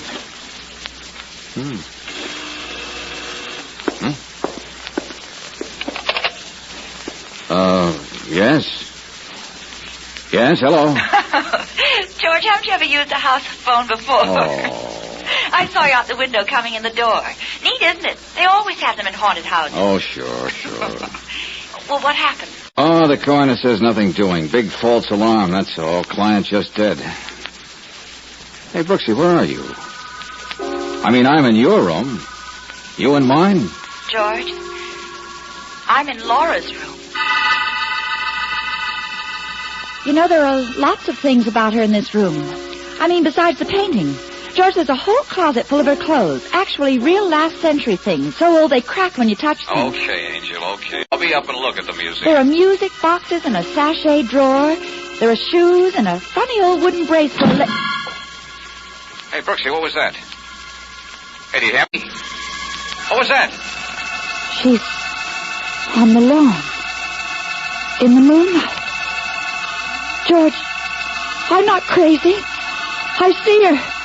Like the painting. George, I see her. It's Laura!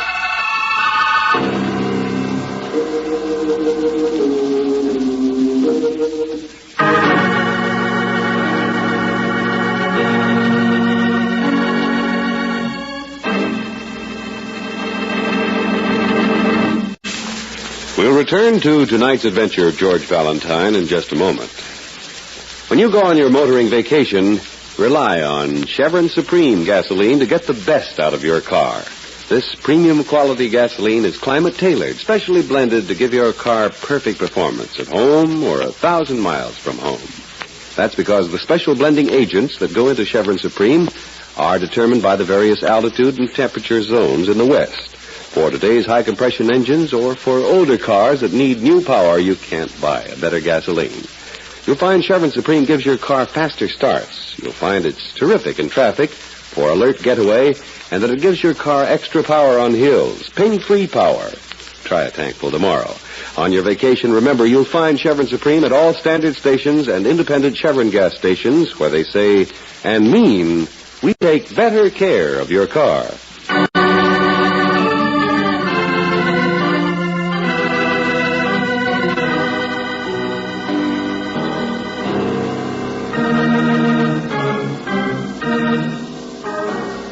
And now back to tonight's adventure of George Valentine. Laura's house, built like a doll's house in the middle of the woods. Built years ago for a woman long dead who once lived to ride on the carousel. But other people who try to live in Laura's domain have a habit of dying, too, like the nervous schoolteacher who wrote you a letter and then passed away of a heart attack before you could talk to her. Well, of course, if you're anything like George Valentine, you don't believe in the supernatural. But you certainly waste no time when your assistant Claire Brooks tells you that she has just seen Laura herself. No, George, I did see her. Just for a second, out in the moonlight, by the rose garden, walking. Then she disappeared in the shadow. Brooksy, are you sure? I swear it. She looked just like the picture, even to the little lace parasol. Okay, then, Angel. What you saw must have been a real person. Yeah, well, now that you're here, yes. Somebody must have got one of these dresses and dolled up for the job. Only why, Brooksy? What's the point of playing ghost, trying to scare people? Who's trying to do what? Oh, for crying out loud. Well, what are you doing in there, Valentine? Picking out a dress for your girl? Oh, hello, Bonnie. I was just getting ready to hit the hay. What's going on? I heard you racketing here. I knew it wasn't mice. So did I. Francine. What was it, Mr. Valentine? What was it? I'll tell you. I'll tell both of you. I saw a ghost. No, you couldn't have. Don't say such a thing. What Miss Brooks means is she saw somebody up at the rose garden in one of Laura's dresses. Maybe Torrance saw something, too. I don't know. The fellow house scared her to death, whatever it was. It was just her heart. I don't believe in all this junk, but Torrance did. Oh, I'll be glad when it's all over, when we get out of here. Oh, Sam's so tough and dumb, and maybe I am. But there's something crazy here, something insane, abnormal. And Valentine, if you don't find out what it is, I'm going to. Bonnie! Oh, she doesn't understand. No one does. Miss Melton, I was telling the truth. There was someone out there. I saw her. No. I'm sure you were mistaken. But I tell you, no, I'm not... stop it, please. This is my house. Well, this isn't easy to say, Mr. Valentine. I hope you understand I'm not trying to offend. But I want you to go. I want you to get out of here. I want you to leave my house. The door. Excuse me.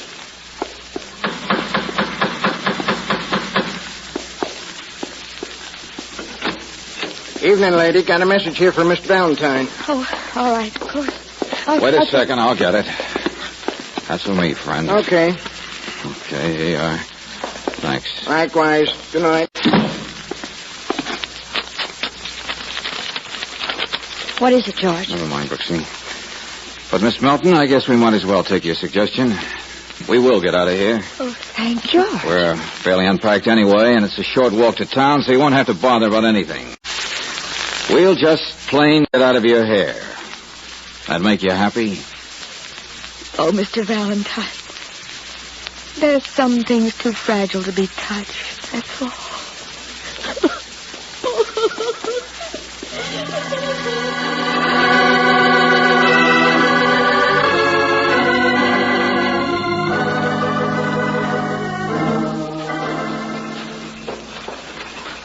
This looks like a good place for the bags.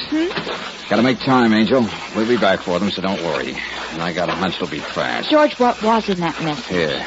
Well, there's not enough moonlight to read it, I guess. Oh, I've got a match. Note says, come to town in a hurry. Meet a guy at the corner drugstore. It's important. Who? The local historian, Angel. Guy named Ethan. Hey, put that match. Oh, boy, am I a sucker. You see that? Something shiny?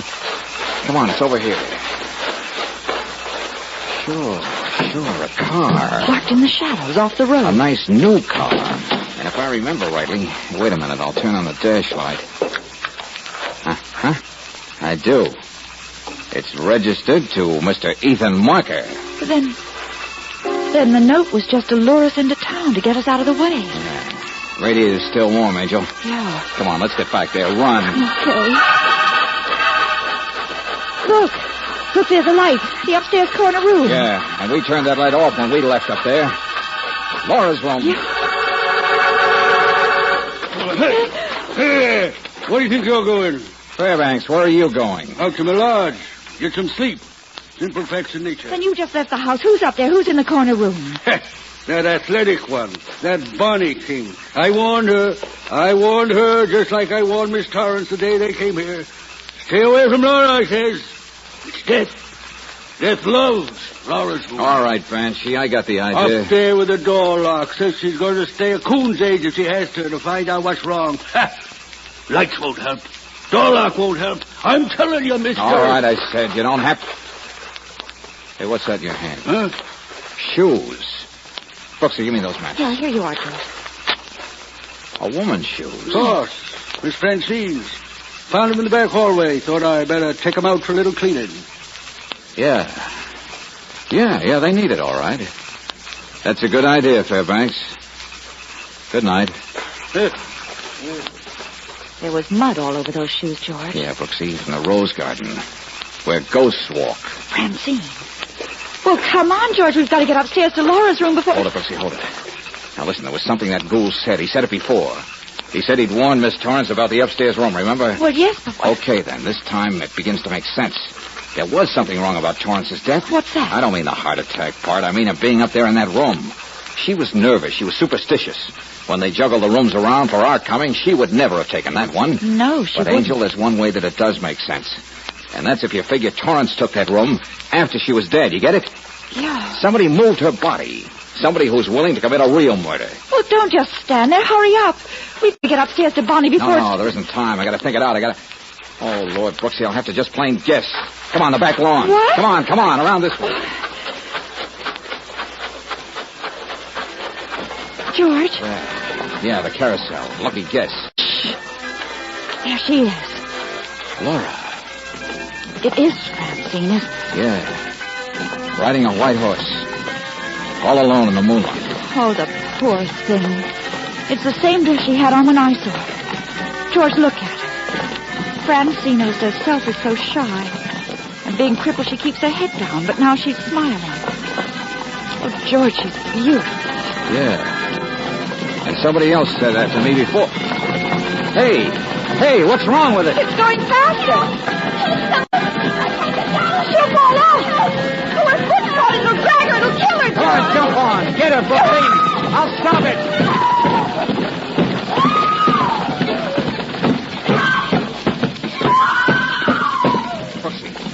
Brooksy, did you get her? Is she all right? Yes, George.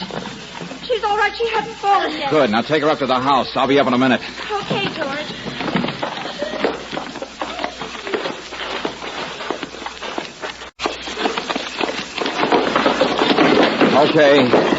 Okay, come on out of there, whoever you are. Come on now, I know you're in there. Oh, no, you don't. Come on, slow down, Sprinter. All right, I don't like to tackle ladies, but you... Let go! All right, sit still, sister. Well, so you were supposed to be in Laura's room, were you? Well, Bonnie, you almost did it, didn't you? Almost killed a poor crippled girl. I suppose you were the one who sent me that note signed Ethan Marker to get me out of here so you could do it. And who else around this house would have been strong enough to move Torrance's body into Lawrence's room? Muscle girl? She was dead. I didn't kill her. No, but you tried to make it look like she'd been frightened, make Francine feel guilty, hate the place. But none of it worked, did it? She still wanted to stay on. Valentine, I wasn't trying to kill Francine. Honest, I wasn't. Yes, you were, Bonnie. You thought you had to. No. You knew she'd been secretly tying on those dresses, taking walks in the rose garden. You know she had an accident out here in costume. Everybody'd agree she was nuts. But she's different. She is strange. Sure. I'm The crazy. little girl's shy. She's touchy. But she was starting to come out of herself. Those dresses were part of it. They were why you had to get rid of her. That's not true. The dresses were making an impression on somebody, weren't they? Somebody who could kick you out. Sure. You had to do away with Francine fast while she still had no relatives. While you were still her closest friend, still in control. Still able to inherit her dough. Oh, no. I don't know what you're talking about. Bonnie, you want to bet he's down there now? You want to bet he was already expecting a little sentimental rendezvous with her tonight? That he heard the commotion and came running? No. Don't, please. Hey, Mr. Marker. Ethan Marker, you down there? What's that?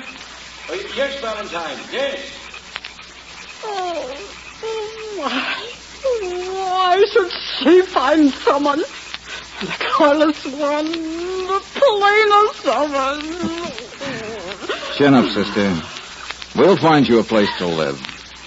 In jail.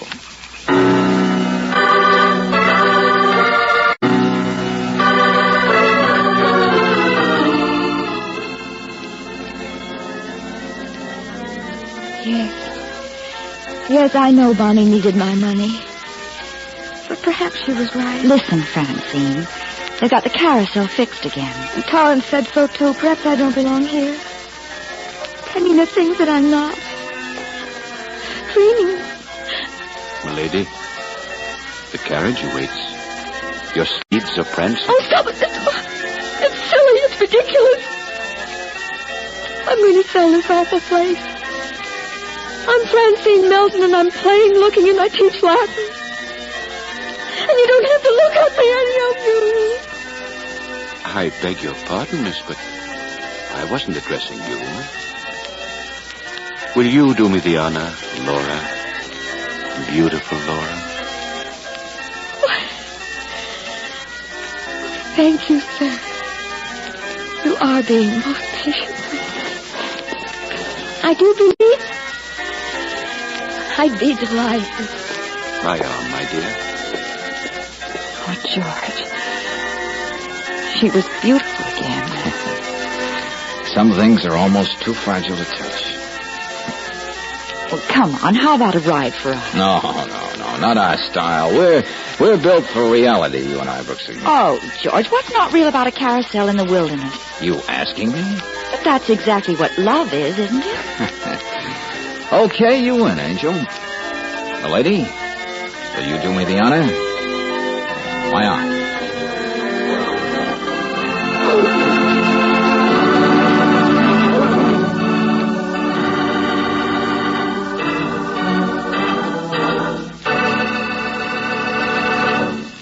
There's nothing like a vacation with a change of scenery and new experiences to give you a grand lift. 2, when your vacation means a motoring trip, there's nothing like knowing your car's engine has the best possible protection.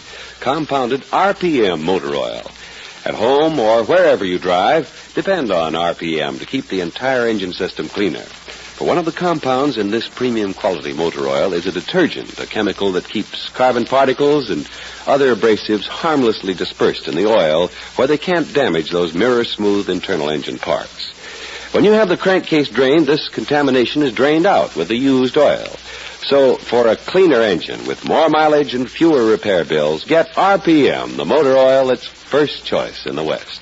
Get RPM at independent Chevron gas stations and at standard stations where they say and mean we take better care of your car.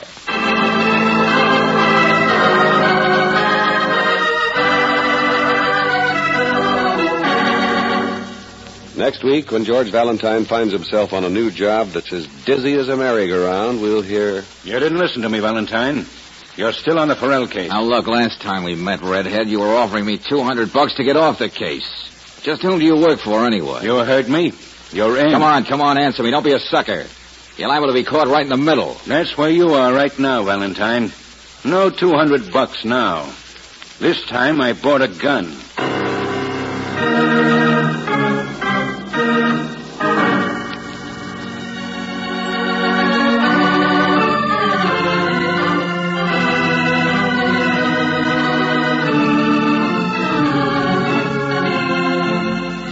Tonight's adventure of George Valentine has been brought to you by Standard of California on behalf of independent Chevron gas stations and Standard stations throughout the West. Robert Daly is starred as George with Francis Robinson as Brooksy.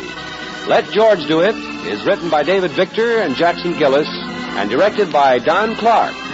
Also heard in the cast were Frank Hale as Miss Torrance, Florence Ravenel as Bonnie, Herbert Butterfield as Fairbanks, William Johnstone as Marker, Lorene Tuttle as Francine, and Stanley Farrar as the coroner. The music is composed and presented by Eddie Dunstetter, your announcer, John Heaston. Listen again next week, same time, same station, to Let George Do It. This is the Mutual Don Lee Broadcasting System.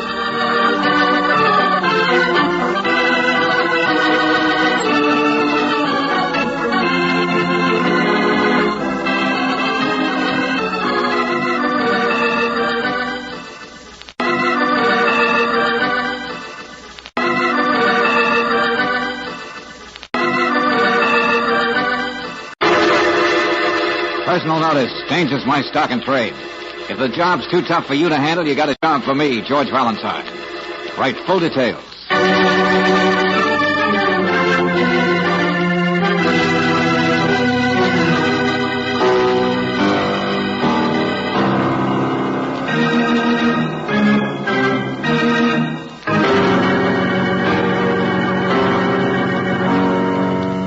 Standard of California, on behalf of independent Chevron gas stations and Standard stations throughout the West, invites you to Let George Do It.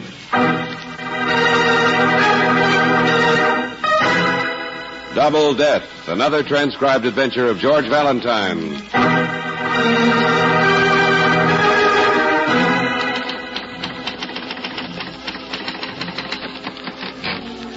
Dear Mr. Valentine, I'm writing for my employer, Mr. Douglas W. Groves, Gill, Dundee, and Fenwick, industrial advisors and accountants. It is Mr. Groves' desire that you report to him at your earliest convenience. Mr. Groves has sprained his ankle, so it will be necessary that you contact him at his new residence on Country Lake Road rather than in the city. Naturally, you will be reimbursed for the slight additional time and expense incurred. Yours very truly, for Mr. D.W.G. by R.H. Mr. Valentine, that's what he told me to write. Please don't tell him I added this note of my own. Mr. Groves has double-checked you. He double-checks everything. He's like that. But his personal life isn't quite so well organized. Please don't be offended by him. Please see him. Please help him. Sincerely, R.H. Rena Hilliard.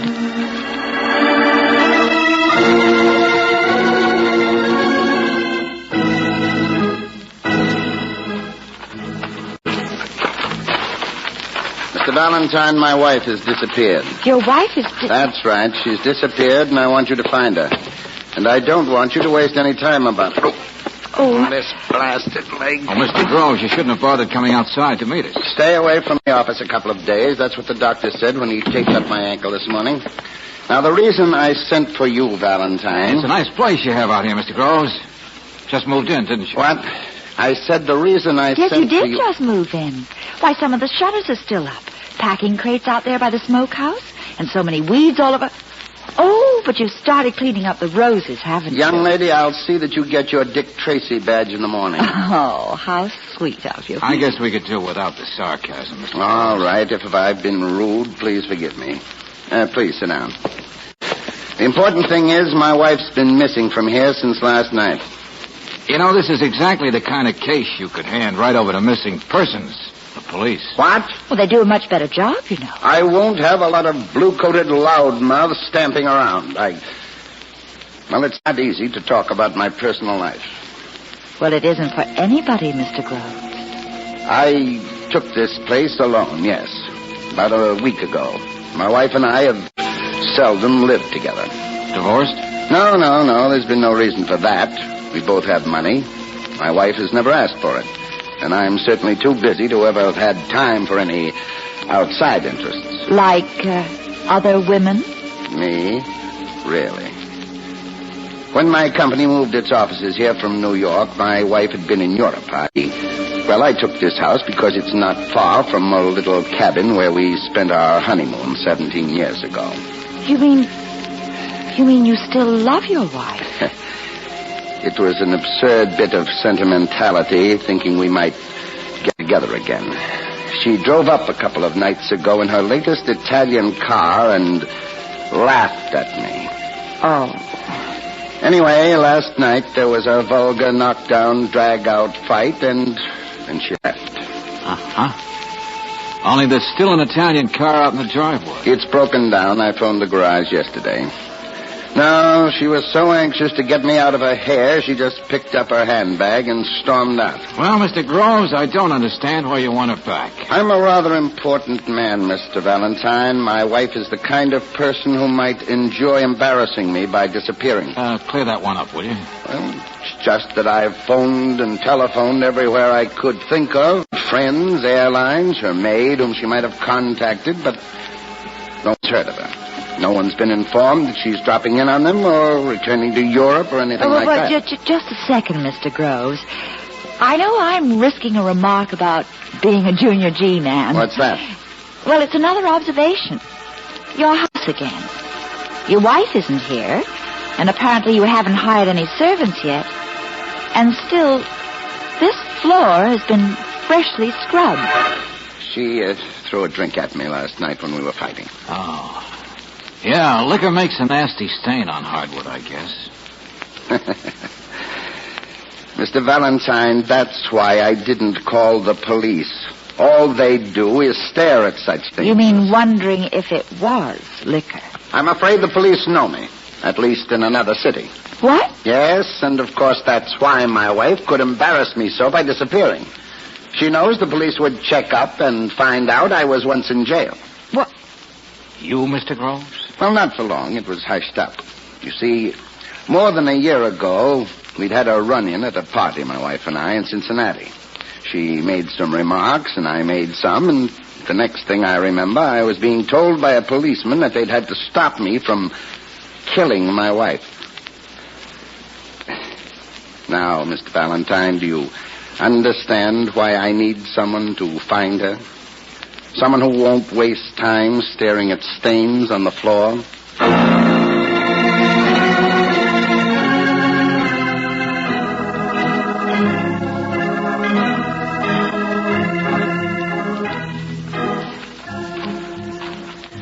Been up visiting that new Mr. Groves, eh? Yeah, maybe. Why? Friend of yours? No, not so as you notice. He don't know I'm alive, I guess, except maybe some dogs have barked at him out burning his incinerator. Neighbor, next-door neighbor. Takes time to get acquainted. Oh? Jose Williams, my name. Pleased to meet you. Nice weather we're having. Yeah, sure. See you again sometime. Besides, he's not the type to be forward. Businessman, you know. Guess you're the first real visitors out here. Well, wait a minute, George. What did you say? Well, casual visitors, that's what I mean. Outside the real estate man renting the place, that's Mr. Benson, who drives 37 Nash. Good condition, though. Then, of course, the wife. You saw Mrs. Groves? Most painted-up Italian car ever laid eyes on. Stayed inside, I guess. Short time she was here. Uh-huh. You noticed a good deal, don't you, Mr. Williams? Student of human nature. What's wrong with that? Well, did you happen to notice Mrs. Groves leave? No. Well, then how did you know she was only here a short time? That's called a conversational pitfall. You know that? That kind of question? Oh, but I overheard a bit of your talk up there on the porch just now. You did? Oh, just snatches, mind you. Yes, I was shaving. Didn't want to cut myself. Oh, no. I suppose you heard that Mr. and Mrs. Groves didn't get along so well. Not like Mr. Groves and that other one. Oh, naturally not. Oh, no, not like the other one. No. Come on, let's have it. Well, only saw her a couple of times. This, whoever she is, pretty as a picture. Only a good deal more third dimension. That is, if you know what I mean. Yeah, we'll struggle with it. Yeah. Well, once in the evening, Mr. Groves met her out there by the Baba. Secret-like. Yes, indeedy, just like the movie. Mushy. That's right. Just like a kid of 16. Never can tell about a businessman, you know. Then one day, saw them out on the highway together, away from the place. Last night, too, inside the house, that time before they remembered the blinds being open. Hey, wait a minute, hold it. You saw some other woman inside his house last night? Man doesn't act like that with his wife, so I guess I ain't so dumb saying Miss Groves couldn't have been around here a very long time. Oh. No, you're not so dumb, Jose. What else did you see? What else did you hear, snooping around the way you do? A student of human nature, that's all. Nothing much. But he likes to garden, I guess. He likes to what? Yeah. Up at 6 this morning he was, hopping around, burning things in the incinerator out back. Leaves, I suppose, don't you?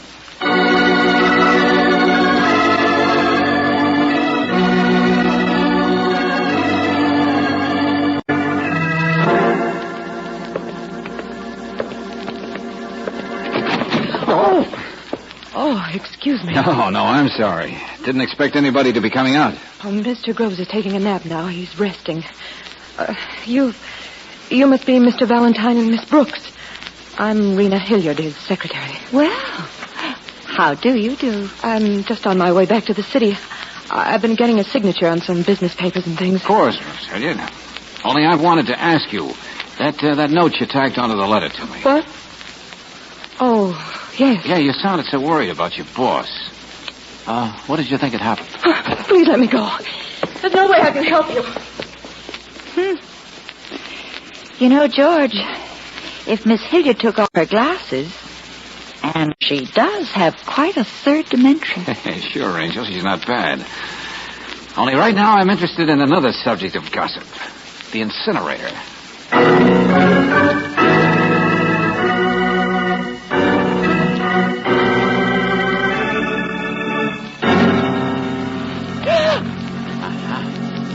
Shirt, pair of trousers. George, they're so badly burned. Look here, Angel, pair of canvas shoes. I know you can't tell much from ashes, but these might... Yeah, there was some kind of dark stain on them. But, George, there's still a shovel standing there by the roses.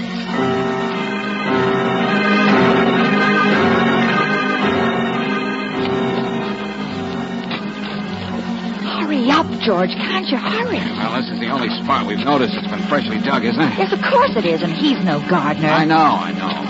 Mr. Valentine, what in the name of blue blazes do you think you're... Take it easy, Mr. Groves. I'm doing you a favor, that's all. Digging up the roses I spaded last night? Oh, cut the comedy, Buster. I'm not the police. I work for you, remember? Yes, so you do. But it's the stain on the living room floor all over again, isn't it? It is. Unless you do some very fast explaining, Mr. Groves.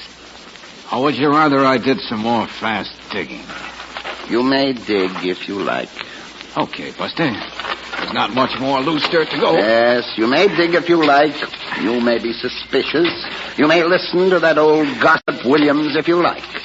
You may think whatever you wish, and I won't interfere, Mr. Valentine. Yes, you may dig. You may dig all you like, all you... Well, go on. What's the matter with you? Dig, Mr. Valentine. Go on. Okay, you win, Buster. No more loose dirt. Only goes a foot down. Yes. The proper depth for cultivating roses. Now get out of here, Mr. Valentine. Get out of here and never come back again. You're fired. Do you hear me? Fired. All right. I was going to quit anyway, Mr. Groves.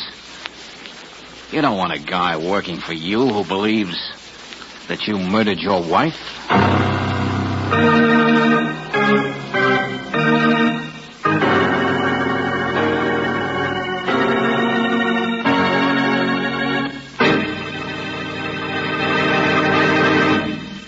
We'll return to tonight's adventure of George Valentine in just a moment. If you're planning a trip up into the mountain country, you're no doubt going to make sure your clothes are right for the climate. But did you know that Chevron Supreme gasoline is also climate-tailored? That's right. This premium quality gasoline is specially blended for each different altitude and temperature zone in the West. And it's further tailored according to the season. Try a tank full of Chevron Supreme tomorrow. Right away, you'll notice how much better your car responds. Faster starts, faster pickup in traffic, ping-free power on hills. Wherever you drive in the West, count on top performance in that area when you've got Chevron Supreme in the tank. In fact, you can't buy a better gasoline for today's high-compression engines. Ask for it at standard stations and at independent Chevron gas stations where they say and mean we take better care of your car.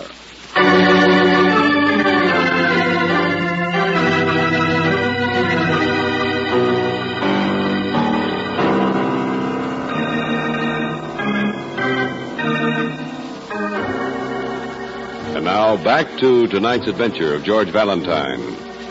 You're hired by a man who never got along well with his wife, but who wants you to find her.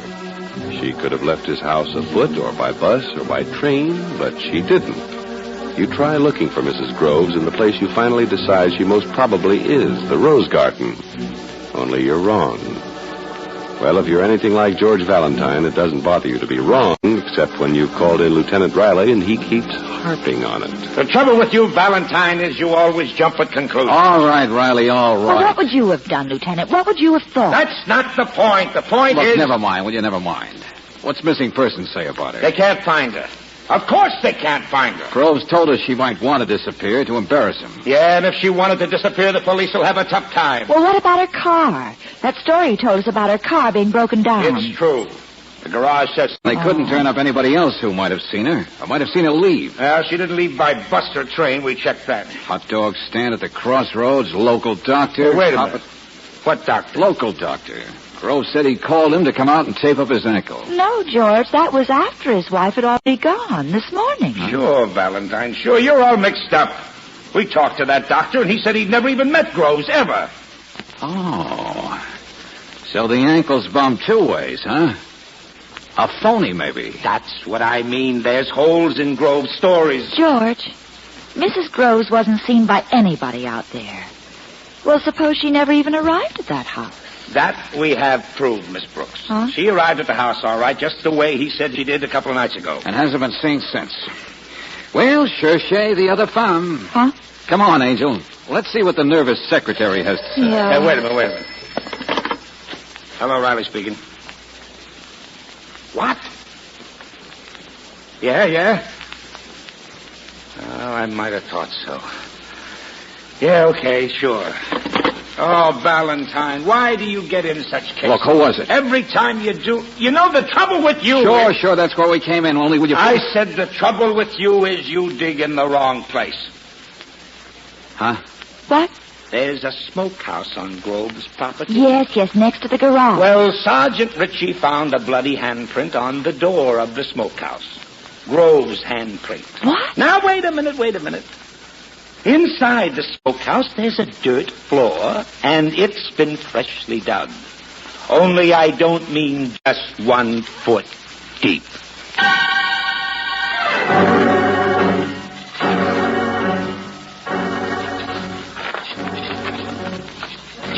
How you coming there, Sergeant? Won't take long, sir. You know, Mr. Groves, we're running those blood samples down to the laboratory for tests. I know, Lieutenant. Hey, how about the tennis shoes and the clothes out of the incinerator? Oh, pretty badly burned. But we got some fresher blood off some of the loose dirt there. Well, Mr. Groves? I have nothing to say, Mr. Valentine. You seem to specialize in saying nothing, don't you? Lieutenant! Yes, Sergeant? You're pretty pale, Mr. Groves. Well, here we are, Valentine. This is it, all right, Lieutenant. It's the grave, all right. Take it easy now, man. Take it. Now, come on. Up with it. There we go. The body of a dog. Yes. Dog. A dog. Wait a minute now. That's all you'll find there, just the dog. What kind of a runaround do you think you're pulling here? Of course I haven't explained. Why should I incriminate myself? I killed the dog last night. He went for my leg, and I swung with a stick, and I hit him too hard. I started to bury him in the roses when it occurred to me that other dogs might... Well, anyway, I brought him in here. I even burned the clothing I'd been wearing. Dog's blood. Your own laboratory will tell you. Incriminate yourself. You said you'd incriminate yourself. I've committed a crime, don't you understand? That dog belongs to my neighbor, Hosea Williams. He has a pack of them. Now you've made me confess to something that lays me wide open to civil suit. I hope you're happy. The phony bad ankle. Come on, let's hear you. Well, I had to make up some excuse for not going to work, not facing everybody in town. not explaining to everyone that my wife had left me. Oh, I see. Now, gentlemen, perhaps you'll look for a live wife in places where she might be found. I'm sure it won't be necessary for me to ask you to leave.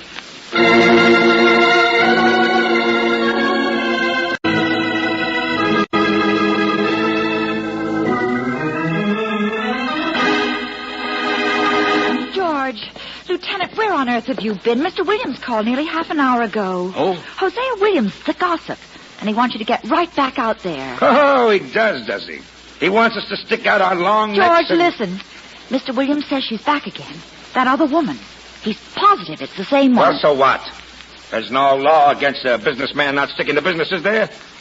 Who cares? Hold on, Riley, will you? What else, Angel? Well, he said he saw them kissing and they were trying not to be seen. Okay, that's enough. I'm going. Oh, no, you're not. I said I'm going, Riley.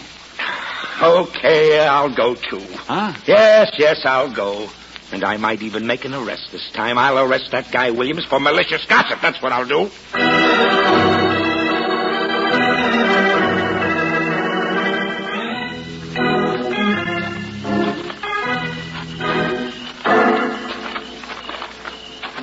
A student of human nature, that's all. I can't help what I see and what I hear. Now, you listen to me, you old woman, you... You saw them out here, Mr. Williams. You saw them meet and saw them kiss, then slipped back into the house. Yeah, the same girl, all right. And you're sure the girl's still inside? Well, she hasn't left. Don't you worry about that. All right, come on, Williams. Brooksy, wait for us, will you, Lieutenant? Hey, wait a minute. I don't need a warrant. You do. Besides, I want somebody to cover the exits, Riley. You just might be able to save a life.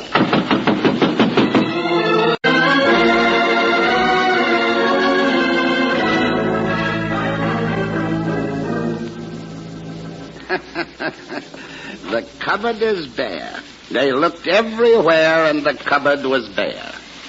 You've done it again, haven't you, Mr. Groves? Mr. Valentine, I swear I saw... Oh, we looked everywhere, and there's nobody here but our host. I suppose it will occur to you eventually that my gossipy neighbor here is as much of a liar as most gossips are, that he invents things for the supposed thrill there is in it. No, I didn't. I tell you I said never mind. There's only one thing to do now. Hey, Riley. Yes, here I am. See anybody leave outside? Nope. Okay, I guess you can make your arrest. Now, wait a minute. See here, I haven't done anything but tell you what I... Well, Blabbermouth, it gives me the greatest of pleasure... No. Riley, I meant you can arrest Mr. Groves. What's that? For murder. Valentine, are you completely out of your mind? There hasn't been anyone here this evening. I don't have any girlfriend. I don't even... Oh, excuse me. Oh, hello, Miss Hilliard. I just drove up. Well, Miss Hilliard. Hello, sir. I wanted to talk to Mr. Valentine. I'm afraid it's a little late, Miss Hilliard. What? Oh, no. I was so upset before. I wanted to protect him. What's that? Yes, I know, Miss Hilliard. You've been upset about your boss for some time, the way he's been acting. Well, the way you acted earlier today, I thought maybe you were his girlfriend. George, yes. Me, his girlfriend. That's a little funny, Mr. Valentine. I've been his secretary for 10 years now. He's never even looked at me twice. Even if I wanted him to. I knew he and his wife didn't get along at all. How about it, Williams? Is this the girl you saw? No, not her. Not even without the glasses. But there is somebody, Mr. Valentine. He's been whispering to somebody on the telephone the past week. And the reason I was so upset out here earlier was I'd interrupted him. He was talking to the same girl again. He told her everything was perfect now. Right according to plan. They'd be happy together now. I don't care how much I like him.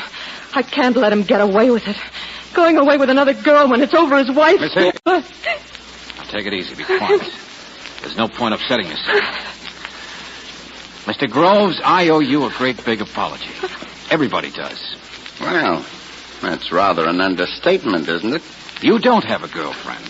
Maybe you never have had one. Oh, but I just... Never mind. And when I was out here this morning, I said I thought you'd killed your wife. Well, I was wrong about that, too. You didn't kill her until maybe half an hour ago. George! Sure, Angel, we couldn't help ourselves earlier. He gave us so many clues. We couldn't help thinking what you wanted us to think, Mr. Groves. Valentine, of course, that's what you wanted, Groves. The stain on the floor, the leaves on your wife you knew wouldn't pan out, the burying of the dog. Then burning in your incinerator when you knew you'd be seen. Really, I don't understand. No matter how many times we asked him, Williams insisted he'd only seen billing and cooing over there. He never mentioned the terrible fights which you described, which people a mile away would have known about. Well, perhaps I exaggerated. I'll say you did, Buster. Everything you said about your wife was a lie. Because there wasn't any fighting with her, was there? There was only, well, suppose you named it. Mushy, mushy. Yeah, that's right, Booksy. And that's how the girlfriend gossip started. It's your wife who's been here all the time. But no one would ever suspect that a married man, let alone you, would act that way with his own wife. So you didn't care if she was seen once or twice. Only, what did you do with her today, Mr. Groves? To get her out of the way, I mean. Nothing. Nothing, really. You do everything in pairs, don't you, Groves? The big efficiency man. Check and double check. Maybe you've been pretending to your wife it was a second honeymoon. No. Yes. Yes, of course. Your first honeymoon cottage you mentioned. That's somewhere near here. That's where she's been, isn't it? Lieutenant Riley, what did you tell her to get her over there, Mr. Groves? You needed a day to shake off the office? Some business needed attending to while you threw out your red herring to us? Oh, but you phoned her, didn't you, to tell her everything was getting along fine? Nice guy. Lieutenant, I've warned you before. Get out of this house. Oh, but the lieutenant's got another job here. Digging. What? Do everything in pairs, don't you? You even tried to kill your wife once before, so you knew you'd have to be pretty fancy this time. Make us accuse you so we could find you innocent and leave you alone from then on. Where is your wife? Here, of course. But where? In the place you thought nobody in this wide world would ever look for your wife ever again. Oh, no, you don't. Take it easy, Bud. Take it easy, yes. This time you do the digging, Groves. In the same grave where you buried the dog.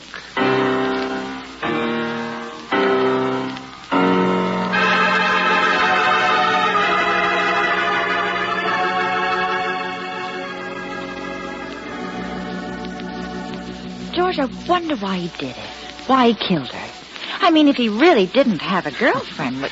Oh, golly. You ever hear such a heel? Huh? Invites his wife to enjoy a second honeymoon, pretends that's what it is, and then he...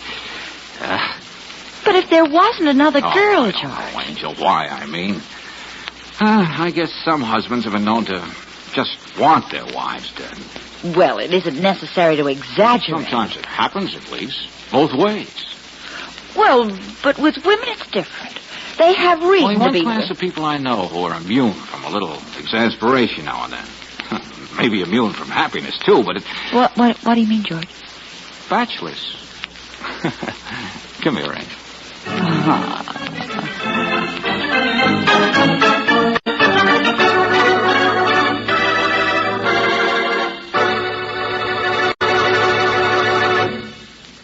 What's the best fall tonic for the car you love?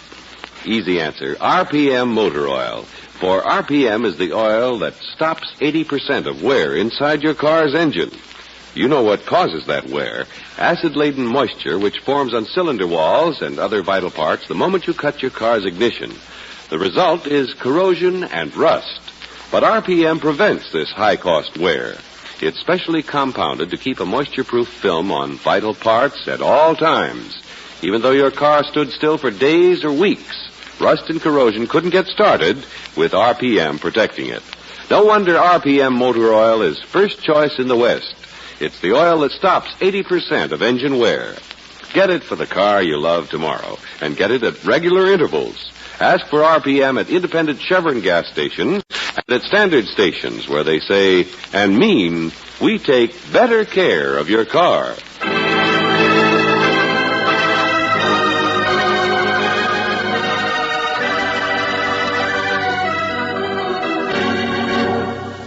And now, here is Robert Bailey.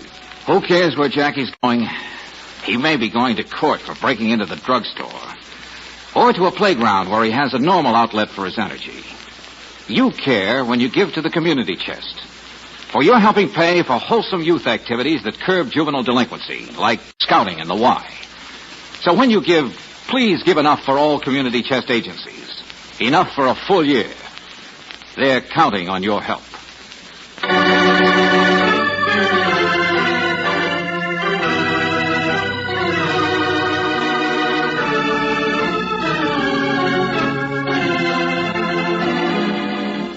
Tonight's transcribed adventure of George Valentine has been brought to you by Standard of California on behalf of independent Chevron gas stations and Standard stations throughout the West. Robert Bailey is starred as George with Francis Robinson as Brooksy. Wally Mayer appears as Lieutenant Riley. Let George Do It is written by David Victor and Jackson Gillis and directed by Don Clark. Also heard in the cast were Ted DeCorsia as Groves, Gene Bates as Rena, Dick Ryan as Hosea, Joe Forte as Benson. The music is composed and presented by Eddie Dunstetter. Your announcer, John Heaston. Listen again next week, same time, same station, to Let George Do It.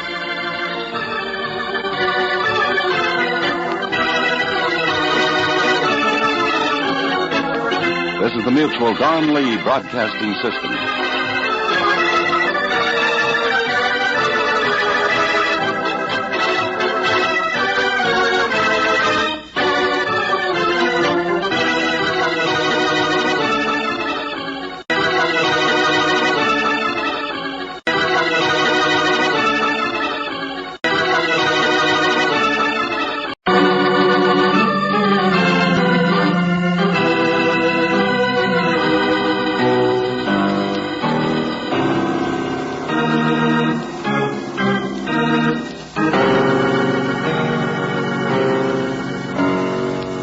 Standard of California, on behalf of independent Chevron gas stations and Standard stations throughout the West, invites you to Let George Do It.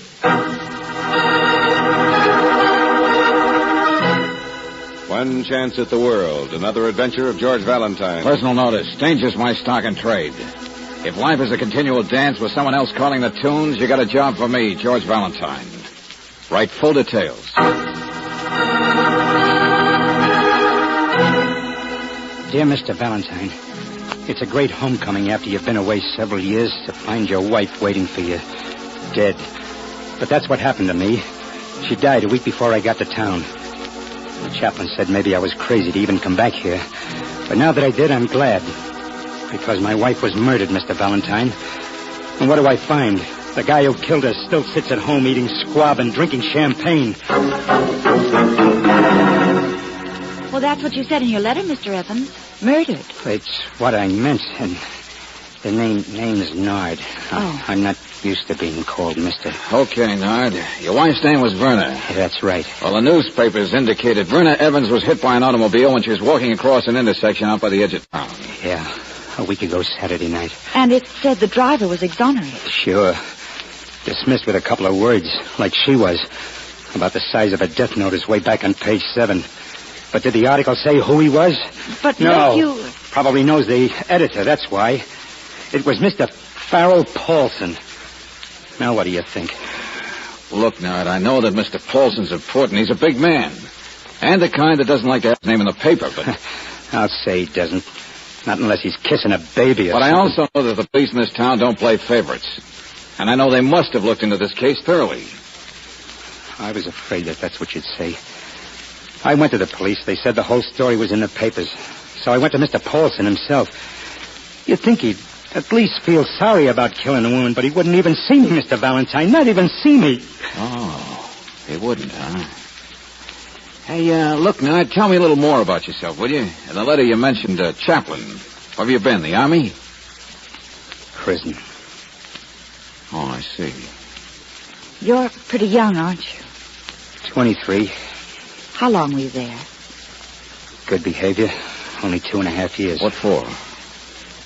Assault with a deadly weapon. Want to tell me about it? No, why should I? It's over with. I paid for it. Okay, now. Being bitter never helps, you know. I try not to be, Mr. Valentine. I know I shouldn't be. I know Verna wouldn't want me to be. But it's not so easy when things like this happen. We were always so close. Married when we were just kids. We started our own little business, laundry and cleaning. I even worked out some new machines, fast presses. You know, we had big plans. But I haven't even got that anymore. What do you mean? She had to sell out while I was away. I told her not to, but I guess she had to eat somehow. Grofay Laundry's got everything I own. I don't know why I'm telling you all this, except, well, I haven't got a penny to pay you with. Who says I'm going to do anything I need pay for? You mean you won't help me? You mean I get the brush from you, too? Sorry, Jailbird, it's just tough, now, that's look, all. why don't you, kid, would you hammer something into that head of yours? The world is not against you. I know maybe it looks that way to you, but it's not. Yeah, sure. That's what the chaplain kept saying, and I believed him, too. All I'm trying to tell you is I'm going to do something about it. I'm going to prove it to you.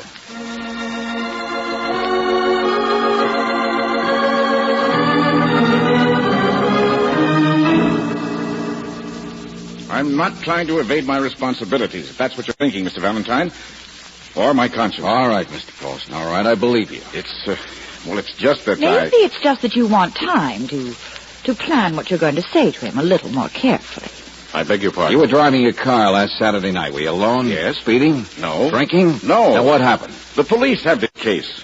They have every bit of information. There's no sense in Okay, Mr. Paulson. Your client, the young man, the husband, he's not trying to cause any further trouble, is he? Oh, no, Mr. Paulson. He's happy Oh, that I you... know I shouldn't have said it that way. I didn't mean it that way. The accident wasn't my fault. I slammed on my brakes, but she was running across the street and... I bet he'd like to kill me. I don't like myself very much either. It wasn't your fault, and yet you don't just feel upset. You feel guilty, too, don't you? Why? See here, I have to get back inside. It wouldn't be you've held something back, would it, even from the police? No, of course not. But what's your name again? Valentine. Yes. Perhaps we'll meet again, Mr. Valentine.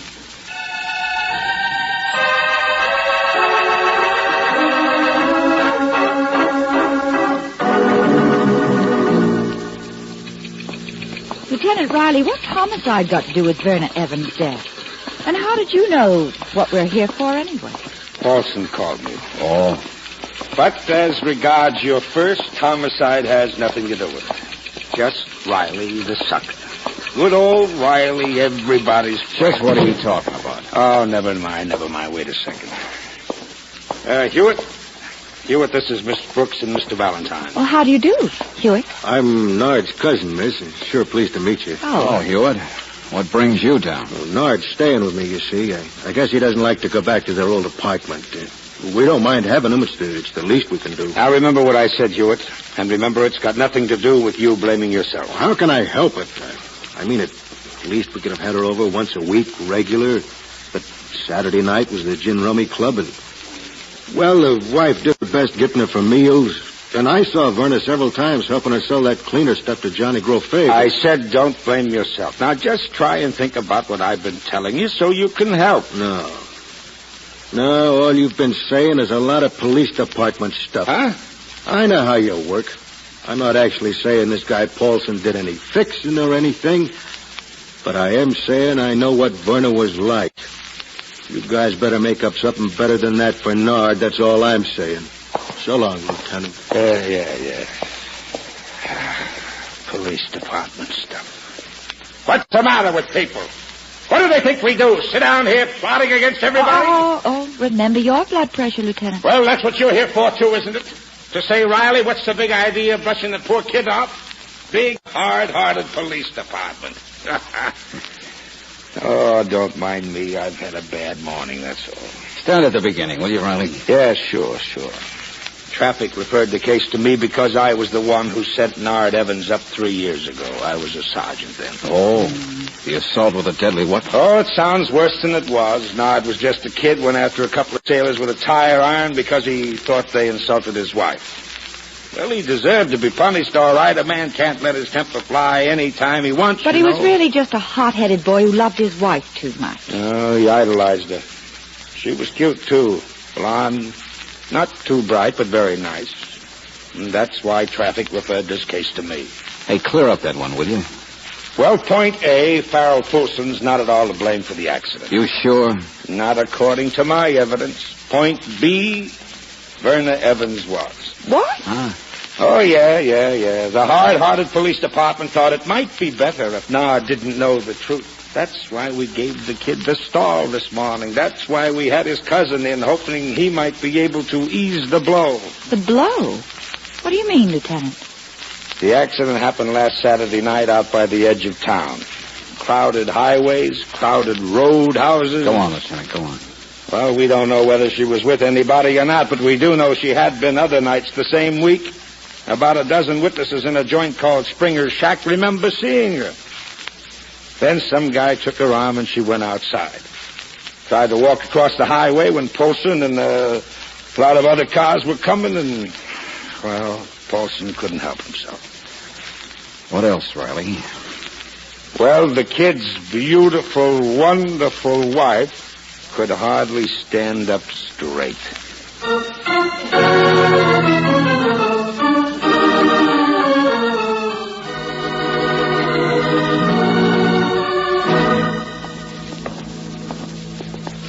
Well, hello, Nard. I thought you'd gone home over to your cousin's. No, I had to know what was going on.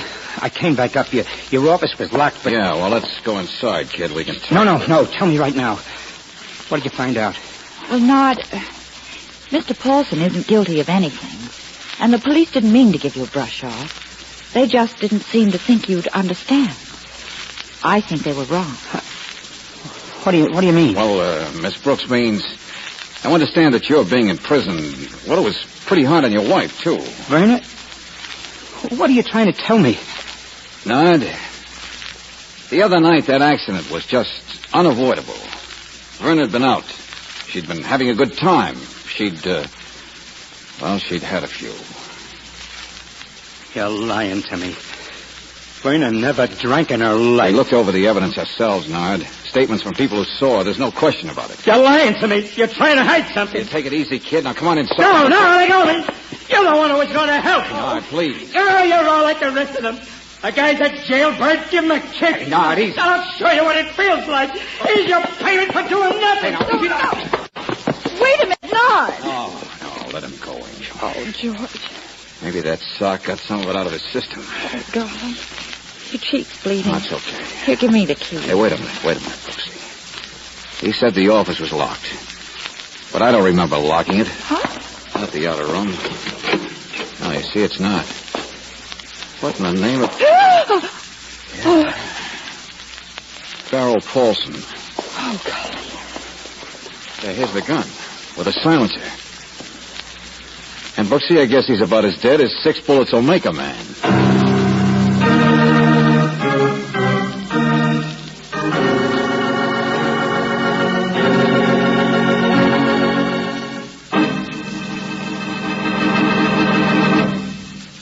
We'll return to tonight's adventure of George Valentine in just a moment. Good evening, car owner. Did you know that the most severe wear in your car's engine starts the moment you cut the ignition off? It's caused by condensation of acid-laden moisture on vital parts. The result is corrosive rust, which is responsible for 80% of engine wear. But there's a sure way to stop this high-cost corrosion. Use premium quality RPM motor oil. RPM contains special compounds that prevent rust. One compound in RPM is an adhering agent which keeps a moisture-proof film on the cylinder walls of your engine. And RPM stays on the job, preventing rust, even though your car stands idle for days or weeks. No wonder RPM is first choice in the West. It's the oil that stops 80% of engine wear. Ask for RPM at standard stations and at independent Chevron gas stations where they say and mean, we take better care of your car.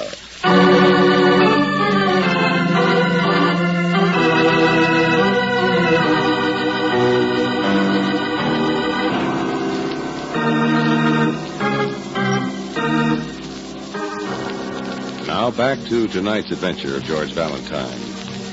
You meet a boy just out of prison whose wife was killed a week before. Yes, Verna Evans was struck by an automobile driven by a Mr. Farrell Paulson. The police tell you that Mr. Paulson was not to blame, that the only reason for the accident was the difficulty Mrs. Evans was having with her own navigation. The boy, Nard, quite understandably, refuses to believe such a thing about his wife and socks you when you try to tell him about it. So, like George Valentine, you have a pretty sore jaw. And it's not helped any by the fact that you've now found Mr. Paulson dead in your office. Well, stop looking at me, Valentine. I didn't say Evans killed him, did I? People always point at the cop and say, there he goes, accusing somebody. My, aren't we touchy today? Oh, well, it's just that I can't help kicking myself for being so gooey-hearted this morning. Gooey-hearted. Maybe if I told Nard the facts straight out, but no. I had to protect his dream about his wife. Hey, look, Riley, I had the feeling Paulson hadn't told the whole story yet. Something bothered him. Subconscious, maybe. Yeah? Well, try this on your subconscious. My boys ran the gun down. Yeah? Yeah. It was bought this morning from a hock shop on 3rd Street. Purchaser signed his name John Smith. But he had brown eyes, 5'10", about 160 pounds, complexion a little pale. Nard Evans. Yeah, to a T. Well, I've got to put out an all-points for him. Okay, Riley. But while your cops are looking for the boy, I'm going to go out and find him. Come on, Brooksy.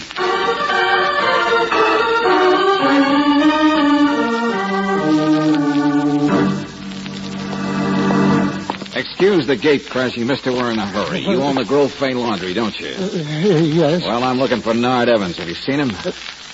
Who? Yes, you have seen him, haven't you? And you're scared to death. Why would I have seen anyone named Nard Evans? Huh? Oh, I played you for just a long shot, but I guess you're not. Nard's a boy who thinks the world's against him. I thought he might have been here to file a complaint. You bought some machines or patents or something from his wife, fast pressers. Oh, yes, I remember now, but there certainly would be no reason to complain. Yeah, for a long shot, you sound more and more like a sure thing. Now, come on. When was he here? There's a murder involved. It was 15 minutes ago. George, after the murder. Keep talking. Well, he was talking wildly, made a lot of threats.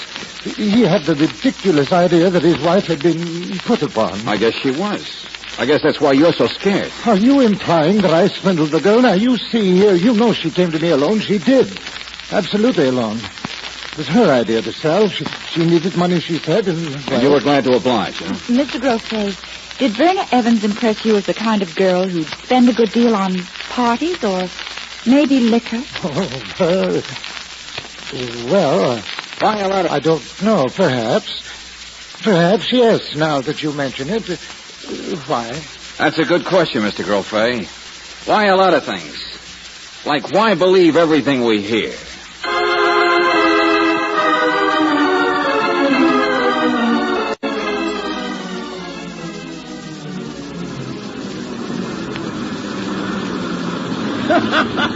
Sure, that's us, mister. Springer's Shack. Been here for 25 years, me and Pa.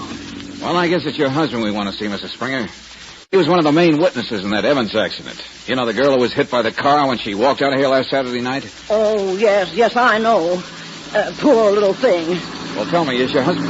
I said, is your husband... You don't have to yell, mister. I'm so used to trucks backfiring, I can hear myself think by 'em.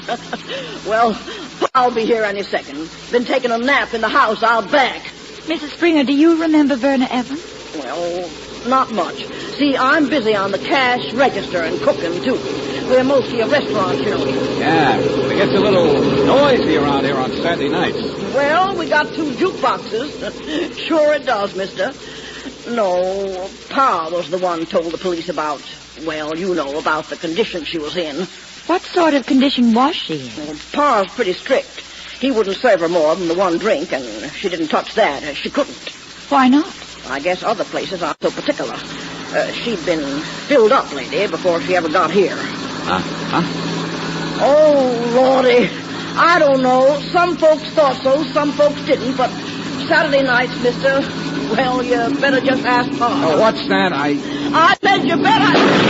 Hey, that wasn't a bad... Oh, sure. Come on.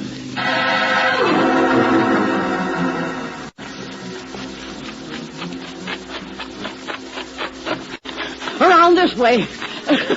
Look out for the puppies. Springer Spaniels, but they're really Airedales. Pa, where are you? Pa, what are you... Oh, no. No! Oh, Pa! Take care of it. It was a shotgun.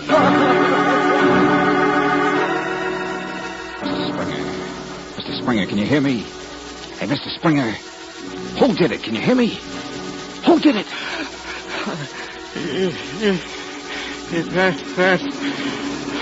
That's Evans' fella. Mr. Springer.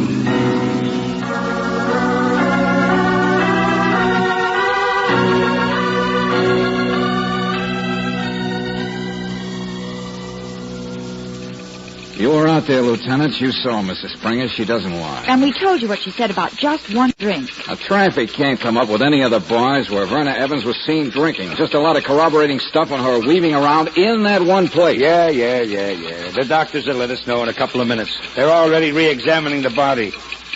You know how many orders it takes to get an exhumation? Oh, never mind. What I keep thinking about is poor old man Springer was the girl's big accuser. He threw the first rock. From Nard's standpoint, he called his wife names in public.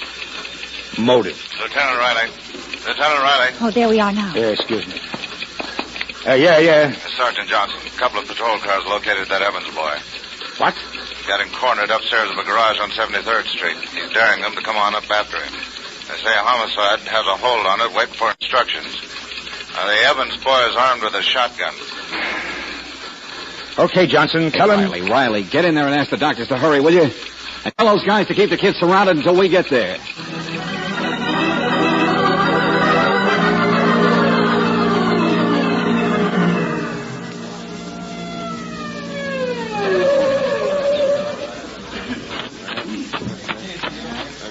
He's up here, Lieutenant. There's a room over the garage. Stairs are inside. Yeah, okay, Sergeant.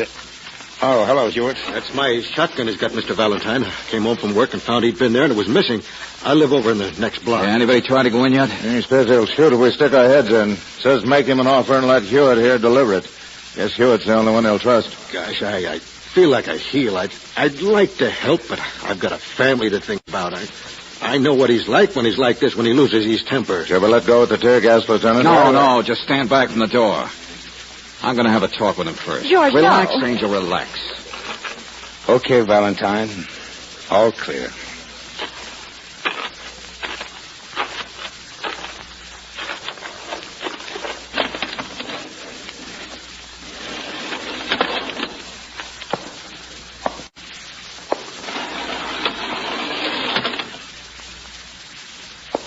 That you, Hewitt? Not, it's me. Valentine. You got 2 seconds to get out before I blow your head off. Tough, aren't you? The jailbird. The guy who used a tire iron on 2 sailors. Keep your buttons on. I haven't got a gun. Keep your buttons on.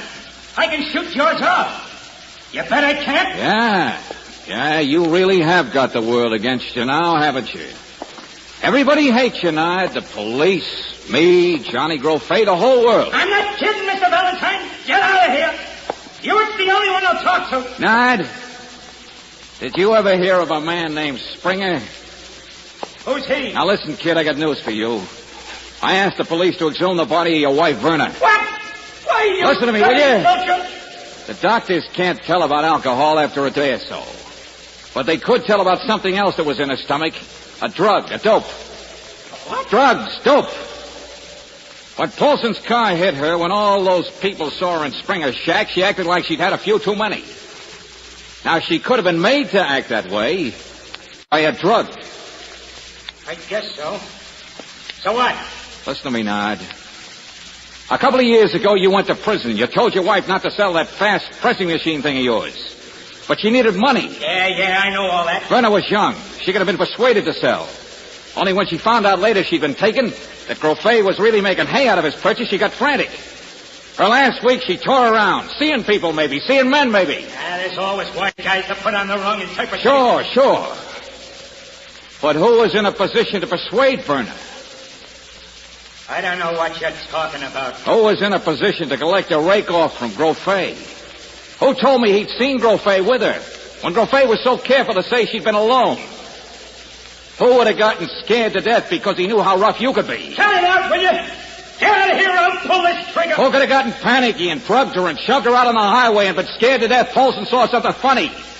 Scared to death of Paulson and Springer, too, because he might remember his face from being at Springer's. Mr. Valentine, stop it. I'm warning you. Only Springer remembered a name. That Evans fella, he said. But he never met you. He could have meant Hewitt Evans. No, you're not. Get out of here. And the reason I know I'm right is because you want me to get out of here and Hewitt to come in. So you, jailbird, can kill him. I didn't know about Springer. I went to your office and found Paulson dead. I tore out after Growth Day. I tore all over town and everywhere there was cops. And Hewitt hid me. Later on, he brought me over here. I never got wise until I saw that here there was a shotgun and it had been fired so you could smell it. He stole the gun I bought in the pawn shop. He picked me for a patsy. There were extra shells. He wanted me to shoot it out and get killed by the police.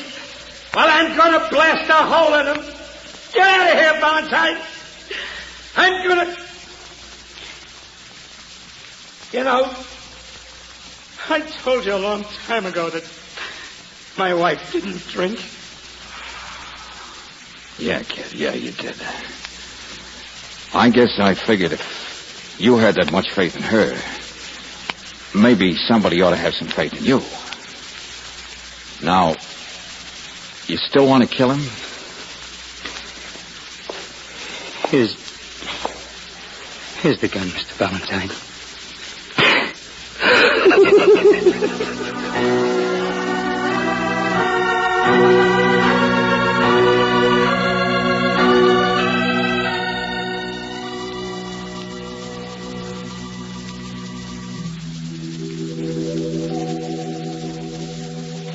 George, why do you suppose Mr. Paulson came up here to the office? What do you suppose he was going to tell us? Oh, I don't think he'd actually been hiding anything he'd seen at the time of the accident, Brooksy. He didn't actually see Hewitt push her. Just a suspicion, tinge of doubt. And, well, all of us feel it's so much easier not to get mixed up in things. I know. Like it's so much easier to make a flat-footed accusing statement, like Mr. Springer must have about Verna Evans. Yeah. Well, people are so careless and selfish when they tell things they see. When they tell things they've been told, they forget that somebody might suffer. Somebody might be robbed of his chance at the world. Well, Nod Evans has a pretty good chance now, Brooksy. You see, I think that... George, I love you.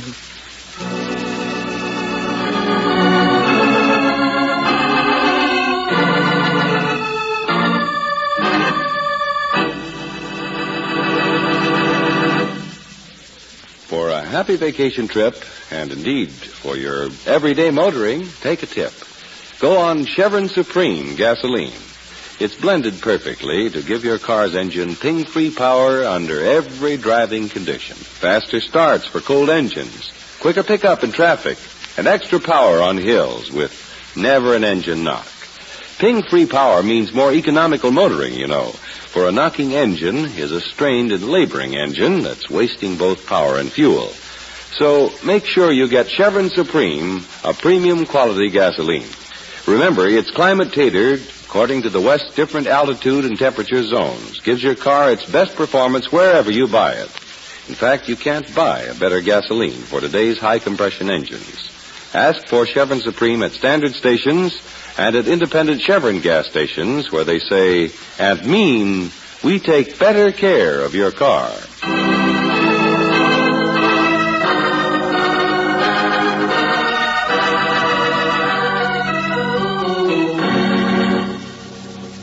Next week, when we find George Valentine trying to solve a new riddle on a country estate, we'll hear... I did see him, George. Right over there, through the fog. Okay, Angel, let's take a look. I'll turn on the flashlight. Okay. Hey, wait a minute. Huh? Look at that, Brooksy. Oh, no. Yeah. He didn't even reach his car to get away. That makes two of them, Angel. And our job is to see that somebody doesn't make it three.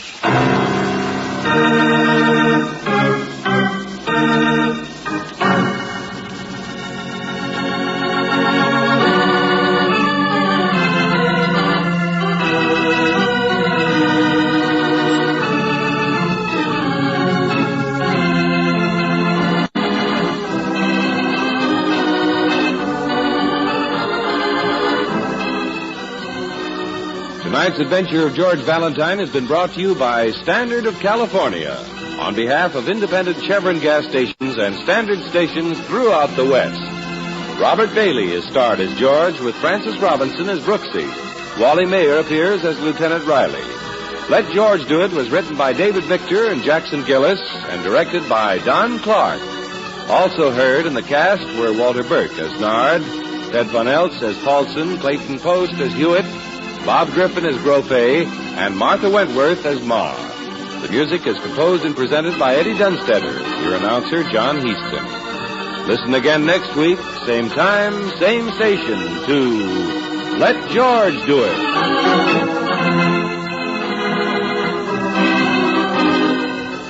This is the Mutual Don Lee Broadcasting System.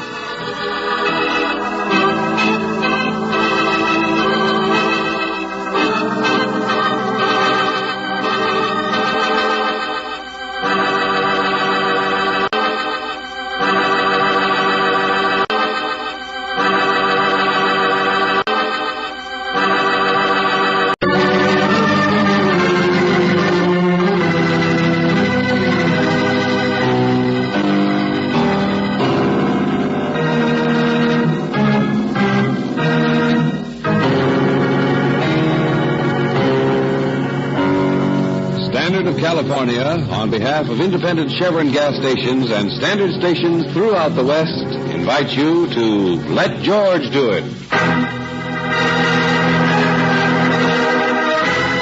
The Problem of Joe Martin, another adventure of George Valentine. Personal notice. Danger's my stock and trade.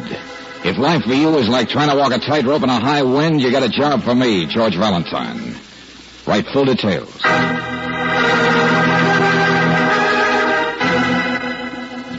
Dear Mr. Valentine, Esquire, who is Joe Martin?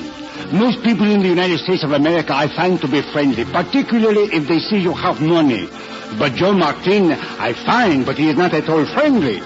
In my native South America, I am an important man. I have 3 telephones on my desk. I am not accustomed when a man refuses to answer long distance, when the politeness of my letters come back unanswered. What is the matter with this Joe Martin? All I wish from him is his hand so that I may fill it with money. Please see me to offer a suggestion. Respectfully and cordially, Bolivar Estroso.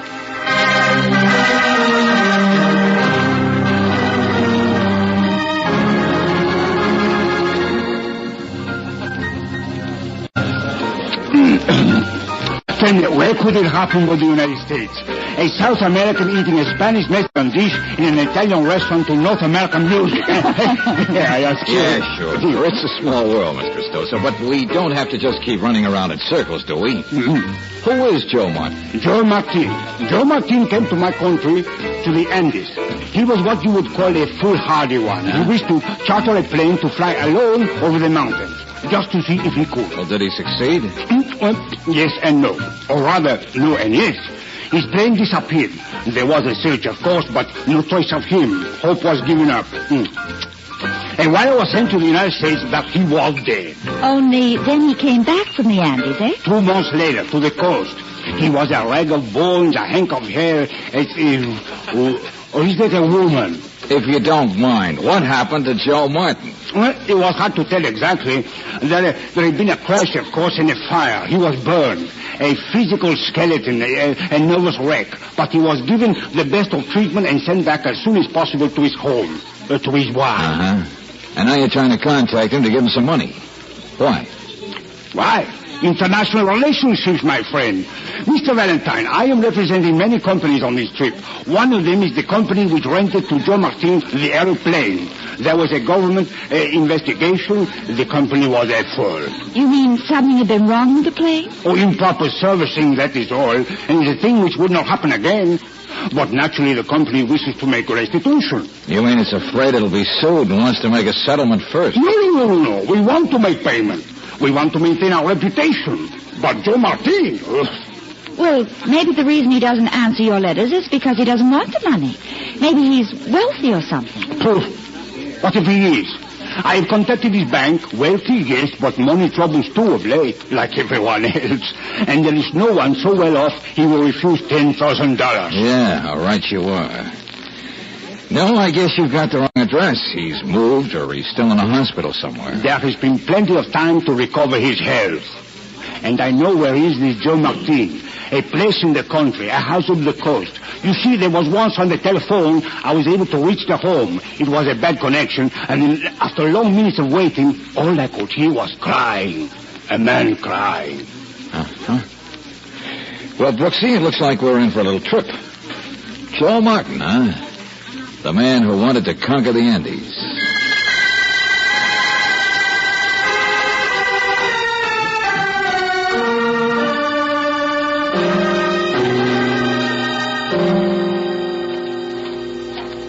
Well, let's see now. Martin Place is right next to mine, but we like lots of elbow room around here. Take the second turn down the road, about 5 miles. Okay, thanks. Anybody home there now, do you think? Guess so, all 3 of them. They never seem to go out. 3 of them? Well, him and the wife and that fellow lives there. Came back with Martin. You mean back from South America? Guess so, I don't know. Well, look, I'm not really prying. Well, maybe I am. But, do you know much about Joe Martin? Do you see him often? No, but my little boy saw him the other day. They have some late cherries, Royal Ends, I think, out back of their gardens. Boys like cherries, you know. But sometimes they get caught, huh? Well, Joe Martin didn't say anything. Just threw a rock at the little boy. Oh. You'd better ask somebody else about Joe Martin.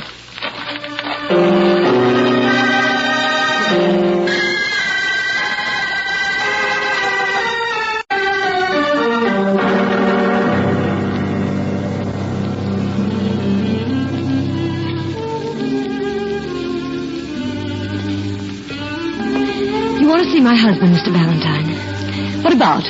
Well, it's about his airplane wreck in South America, Mrs. Martin. Just a minute. There. Funny life out here, isn't it? When the fog comes in, there's nothing to do but sit in front of the fireplace and play phonograph records and read books and... Joe's out right now. Out? You mean he's gone to town? No, he just walks. He likes to walk. At least that's where he is, walking. Lord knows there's plenty of places to walk around here. No, I'm sure he's not in the house. He'll be back. Senora Stosa said he'd written to your husband a couple of times. My husband never looks at mail. And I don't know anything about business. Oh, I do remember the letters. Yes, of course. Lawrence Kegley's the one you should see. Lawrence Kegley, your house guest? Oh, no. That's somebody else. Lawrence handles the money. He's in town, but he'll be out this evening. You know, business advisor. Like a lawyer, only with a shave instead of a shingle. Yes, well, Mrs. Martin, we'd like very much... Lord, I'm not being much of a hostess, am I? I'm sure you're hungry or thirsty. Oh, don't worry about us, Mrs. Martin. We just came out to see... Oh, it's just a car. Yeah, maybe that's Lawrence Kegley now, huh? Perhaps. I'll get it. Oh... It's you. Hello. Well, don't bite my head off. Did you see Joe? Joe? Why, no.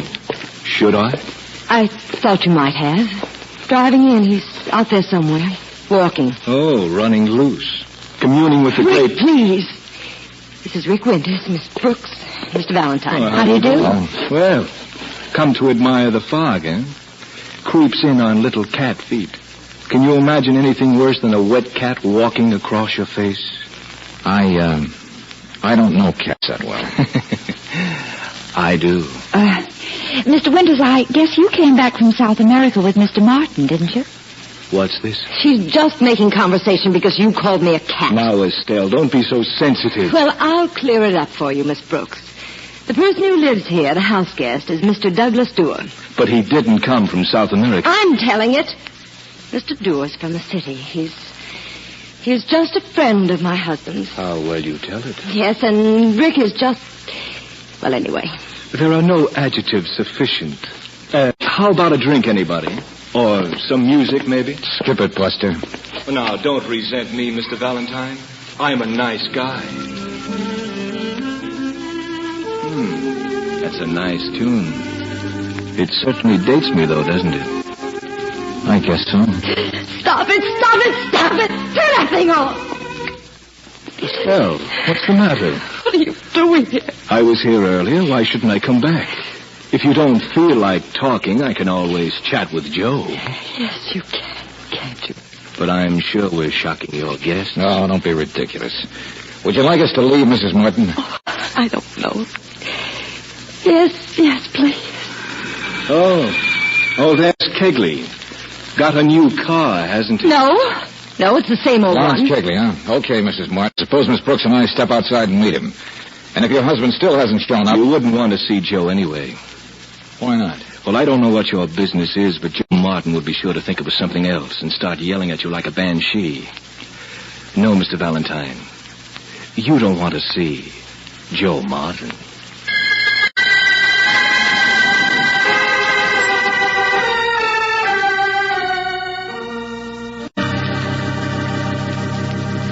Now, look, Mr. Kegley, it's simple. Mr. Estoso represents a South American company which wants to pay Joe Martin. I know, and I'm sorry we didn't get the letters answered. But it's only been a week or so. Of course we want the $10,000. Naturally. Tell Estoso I said so. Oh, that's fine, but when can Mr. Martin come to town? There are some papers for both of them to sign, you know. What? Impossible. I don't know how it could be arranged. No, I'll write to Estoso. We'll forget the whole thing for the time being. Why? Why can't Joe Martin come to town now? Oh, how should I know? How should I be expected to make any sense? Joe Martin won't even talk to me anymore. Ask Douglas Dewar. Ask Doug... Hey, what kind of a runaround is this? His wife says see you, and you say see somebody else. What are you talking... George! Yeah, come on.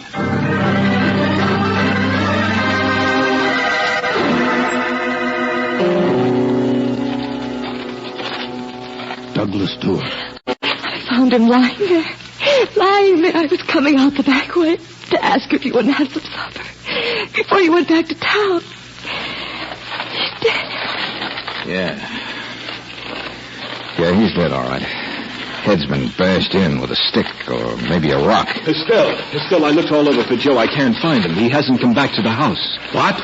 Isn't Joe in his room? No, Lawrence, I haven't seen either one of them for more than an hour. Uh-huh. And I guess Douglas Dewar has been dead for almost that long. Joe is out somewhere? Why wasn't there a lock on that room? He should have been locked up. But with Douglas Hey, hold it, both of you. Yeah, I think I'm beginning to catch on. Just who was Douglas Dewar? The doctor sent him out from the city. It was only a precaution. He was a male nurse. My husband's keeper.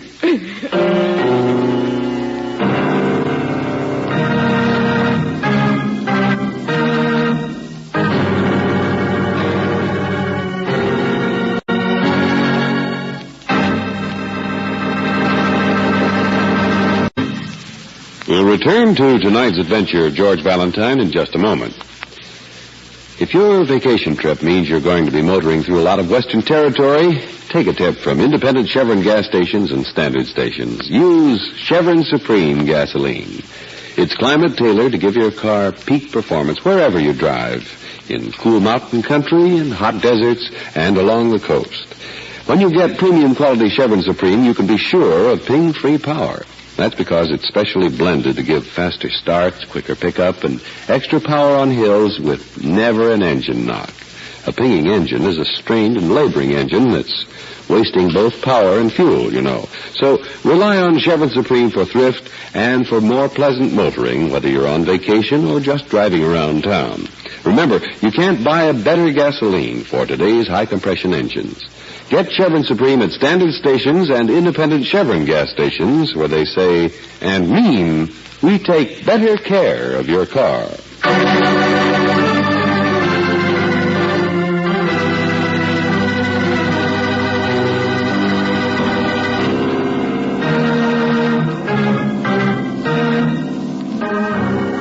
Who is Joe Martin? A man so careless of his own life, he would fly over the Andes by himself, just for the fun of it. A man who would throw rocks at a boy stealing cherries. A man who is trustful of no one. A man so alone in his own mind that he required a keeper. But now the keeper is dead. Well, if your name is George Valentine, you just got into this because of a small matter of South America business, but now that you're here, you seem to find yourself the only center pole in a badly sagging tent. Because, as everybody knows, outside somewhere, outside in the fog, still out there, is Joe Martin. A creature like that on the loose. He should have been locked up. We should never have let him... Mr. Kegley, will you please shut up? I got your husband's doctor on the telephone, Mrs. Martin. Thank you. I called the sheriff, too, Mr. Kegley. Sheriff? Yes, I had to. It'll take him at least 20 minutes to drive out here. Joe Martin... he must have found out who Douglas Dewar really was. What? Well, Douglas always pretended he was just here as a friend. A physical instructor to help build Joe up again after his experience in South America. But Joe must have found out, don't you see? Found out he was really a nurse, a guard. Someone Joe would think of was against him. That's why he lashed out, killed him. That's how these things work. No, Mr. Kegley, stop chittering, will you? Mr. Valentine, Joe thinks I'm against him. Oh? Why?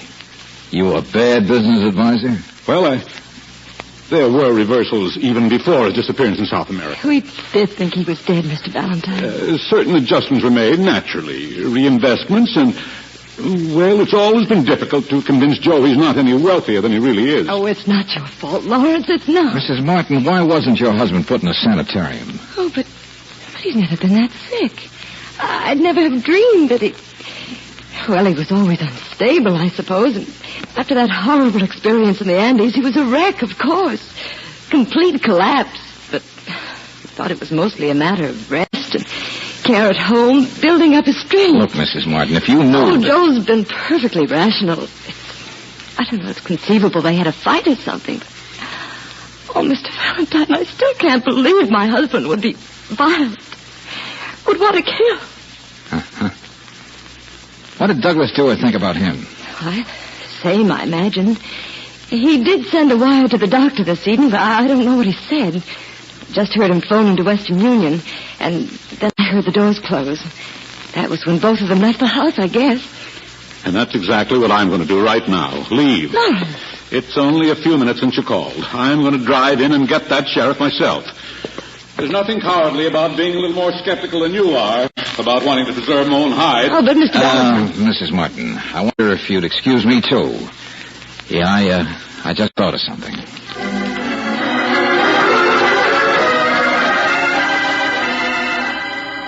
Look, Western Union, all I want is the text of the wire to the doctor, not the charges.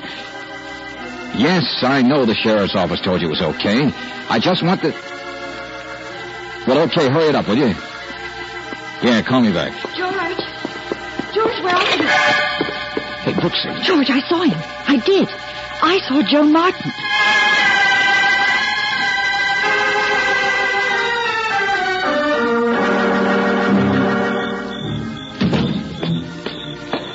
It was out here, George. I'd been in the living room with Rick Winters, and then I stepped out on the porch for a minute.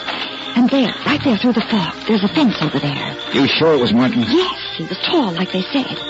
He was crossing the fence on a stile. I could hear his feet on the boards. Come on, let's take a look. George, he was holding his arms close as though he were carrying something. I called out, I couldn't help it. And then he ran away. Oh, that poor guy. George, don't you think we should... Well, I mean, you're not strong enough to handle him alone. Hey. Angel, didn't Kegley leave the house? Kegley? Well, sure, a few minutes ago, I think. George. Yeah. His car's still here.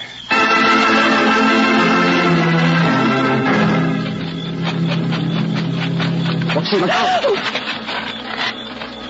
Oh no. Looks like Lawrence Kegley walked right into it, doesn't it? Oh. Didn't even reach his car to get away. He's dead, all right, Brooksy. Just like Dewar.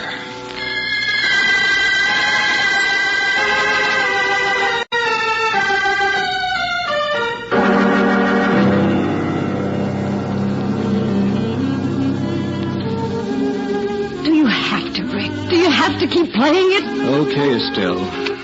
I was only trying to keep our minds away from the morgue, the fog, and the crackling twigs outside. There. Hey, you see, you jumped a foot just then. The tick of the clock that doesn't bring help fast enough. Buster, I think we can do without that treatment. All right. I'll stick to music. Do you like music, Miss Brooks? Mr. Winters, I think you're just hurting yourself. I think you're both being pretty foolish about something. I think it's pretty obvious what it is. Observant, aren't you? I told you to go away. I told you I didn't want to see you again. Yes. Yes, late this afternoon, she stood out there in the sunken garden with the sunset in her hair. And I kissed her goodbye.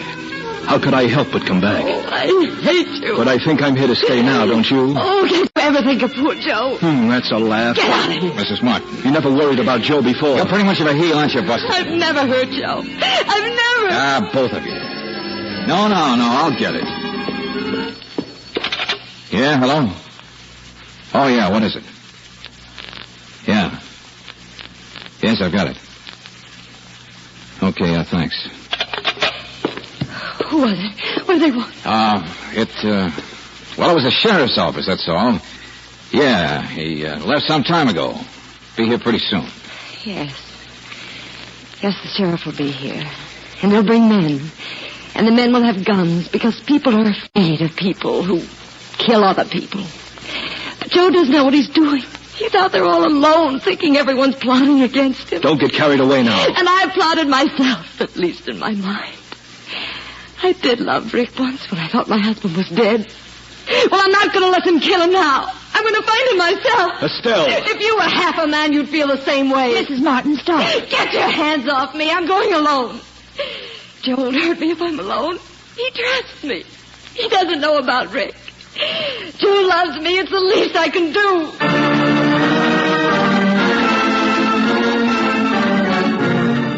George. Yeah, now don't worry, Angel. We'll be right behind her. Here, take a look at this fast. Huh? That wasn't the sheriff's office on the phone. It was Western Union. Oh, the telegram Douglas sent to the doctor. Yeah, I scribbled it down here. Joe Martin took sudden turn for worse late this afternoon. Yeah. Violent for first time. Taking precautions and we'll bring him into hospital first thing in the morning. But George, what was... Hey, come on. There she goes.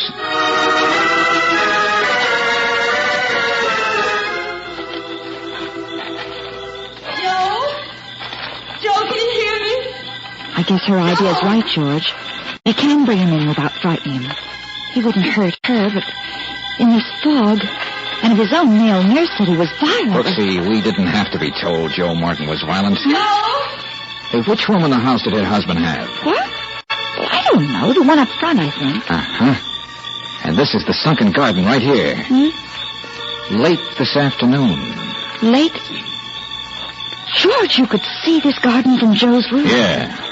You could see Rick Winters kissing your wife. And the telegram said the same time. Joe violent. Oh, George, he must have seen them. Something must have snapped inside of him. Only then it's Rick Winters who's likely to be... Hey, back door. What? But who... Joe! Hey, Joe! Winters, the crazy... He took a dare to be a man, didn't he? Hey, Joe! Joe! But he's the one who's in danger, George. Come on, around this way. Oh, it's fog. You can't see. Oh, Joe!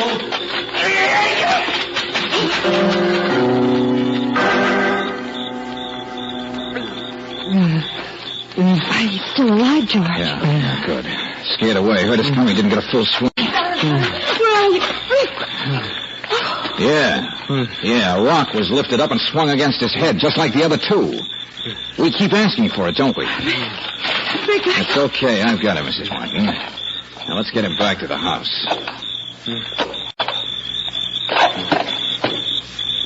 George! Look! Joe!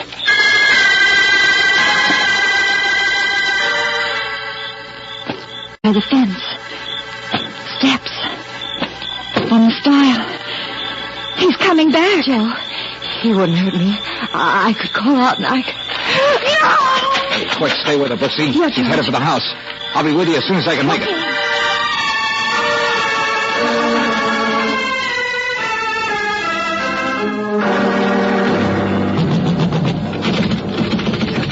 The back door is locked. Rick forgot the catch when he came out. Oh, and he left that same thing on going round and round, over and over. Martin, stop it. Get hold of yourself. Over and over and over. Stop it. We're all right if we just... George? That's me. I think Rick here is going to be okay if we get into a hospital fast enough. George, the door's locked. Okay, I'll go around the front. No! Mrs. Martin, your husband won't hurt you. Now I know he won't. I haven't been a good wife. I haven't helped him as I should. I haven't cared for him as I should. I haven't understood his illness. Yeah. He's a pretty sick man, all right. The telegram said he was violent. But Douglas also told the doctor he'd taken precautions. And Joe looks very calm now. What are you talking about? It's just too bad you didn't know what those precautions were, Mrs. Martin. You could have saved yourself so much acting. Wait. Listen. It's Joe. It's Joe. I said don't be afraid of him, Mrs. Martin. He's quite calm. And he holds his arms close as though he were carrying something, just like Brooksy said. He can't pick up any rocks to swing at people. No. Like you can. No. Yes, Mrs. Martin. Joe has been wearing a straitjacket.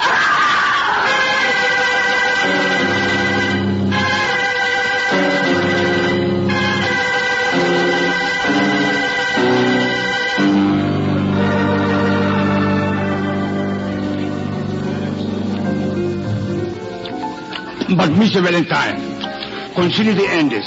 Terrible things happen to men in the Andes. Hey, look, will you please not interrupt if you want the whole story? Okay? Okay. Now, Mrs. Martin did it. She did all of it. Why? Well, she didn't plan it that way, I guess. But when it all happened, it would have been so easy to blame her killings on a man who was out of his mind, not responsible. That is what I say. The Andes. Oh, you mean Joe Martin was that way because of his plane crash? He'd always been a little unstable, but Estelle didn't help him much. She'd already talked Lawrence Kegley into playing around with his dough for her benefit. She had Rick Winters in her pocket, even though he knew what she was up to. And after the crash, his mind sort of escaped. See, that is what happens. Yep. But most people don't have wives who push their minds in that direction. Because that's why she didn't want him in a sanitarium. He would have been cured. He will be. I do not understand North American women. Why not? In my country, on the slopes of the Andes, a woman would use a machete. Huh? What? I recall in a little village nestled in a valley, a woman with look, senor, you don't mind if Miss Brooks and I dance, do you? Not at all. The woman was also burdened with too much money. Waiter, bring that man an order of chili con carne. Come on, Angel. This is where we came in.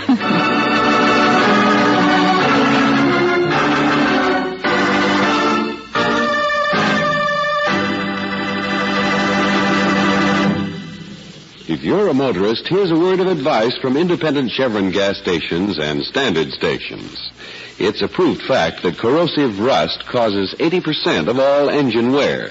This high-cost corrosion starts the moment your engine stops. It's caused by acid-laden moisture that instantly settles on internal parts in an idle engine. To stop the attack of rust, special compounds have been added to RPM motor oil. One compound in RPM is an adhering agent. It keeps a moisture-proof film on internal parts so that rust can't get a start, even if your car stands idle for weeks. Ordinary oil couldn't possibly give your car's engine this complete protection. No wonder premium quality RPM is first choice in the West. It's the oil that stops 80% of engine wear. So for longer car life, get RPM motor oil. Ask for it at standard stations and at independent Chevron gas stations, where they say and mean we take better care of your car.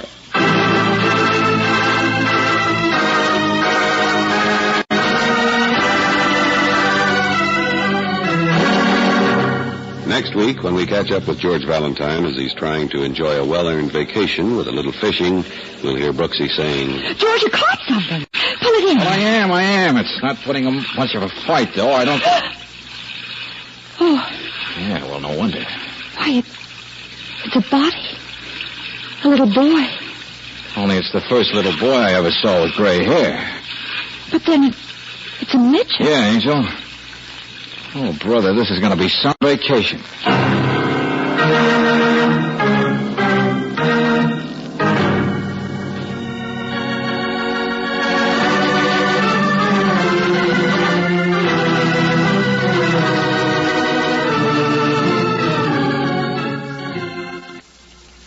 Tonight's Tonight's adventure of George Valentine has been brought to you by Standard of California on behalf of independent Chevron gas stations and Standard stations throughout the West. Robert Daly is starred as George with Francis Robinson as Brooksy.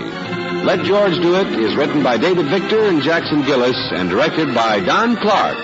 Also heard in the cast were Jay Novello as Estoso, Doris Singleton as Estelle, Robert Bruce as Bergstrom, Peter Leeds as Rick, and Will Wright as Kegley. The music is composed and presented by Eddie Dunstetter. Your announcer, John Heaston. Listen again next week, same time, same station, to Let George Do It. This is the Mutual Don Lee Broadcasting System.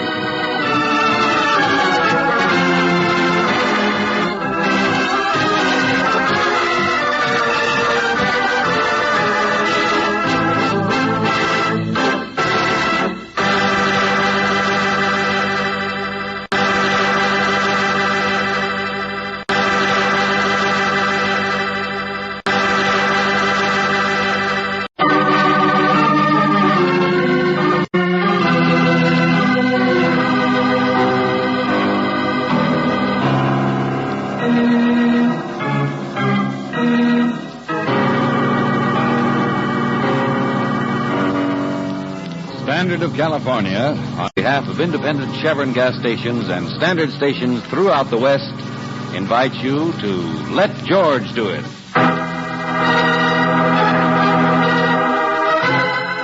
The Empress of FISHFALLS, another adventure of George Valentine. Personal notice, danger's my stock and trade. If life's crowding into a corner and you can't find your way out, you got a job for me, George Valentine. Write full details.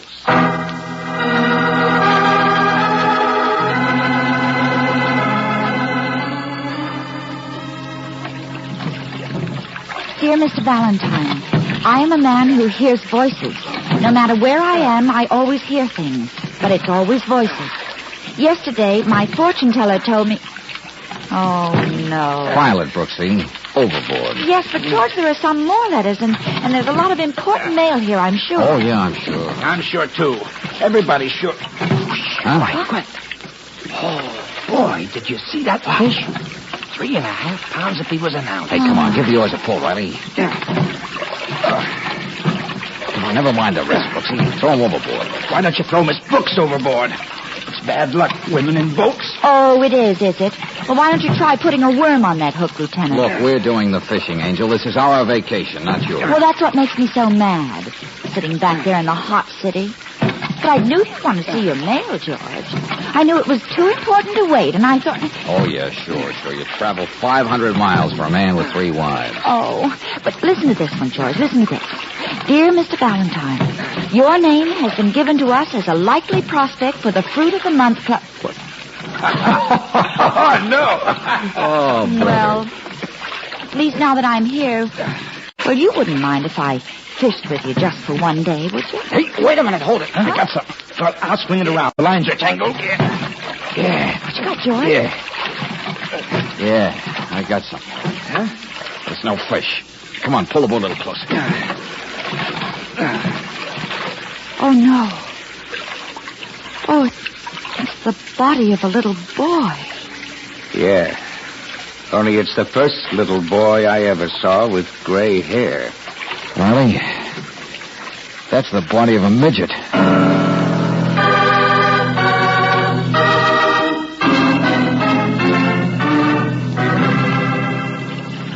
Well, he hadn't been in the water very long. 12 to 24 hours, maybe. And it's pretty clear how he got there, isn't it? Yeah. Been shot through the back 3 times. How do you like that? On my vacation! Murder. Well, what's a midget doing in a place like this? Oh, he's getting on in years. Maybe he likes to fish, too. Well, it wasn't robbery, I'll tell you that. Huh? Nah, he didn't have a wallet or anything, but he still got his watch. A beauty, too. Oh, let me see it, George. Hey, that's a gold one. Hey, that's the kind that opens up on both ends. Let me see it. There we are. Well, his name was Merle Bender. Read what else it says. Well, it says, to the greatest general manager who ever lived, Merle Bender. A little bundle of 3-ring showmanship. Gratefully, Colonel Gerald P. Fargo. Fargo? Fargo Circuses. Yeah. Hey, I know that guy. Looks like our little man here was a big shot, doesn't it? I should hope to tell you. If Bender was general manager of Fargo's, say, Valentine, we better get in touch with his boss, Fargo, right now. Yes, sir, and we'll need a crew out here and a fingerprint man, and then... Yeah. This is your vacation, remember? Well, I only meant we'd get him started, that's all. We're just going up there to be good citizens.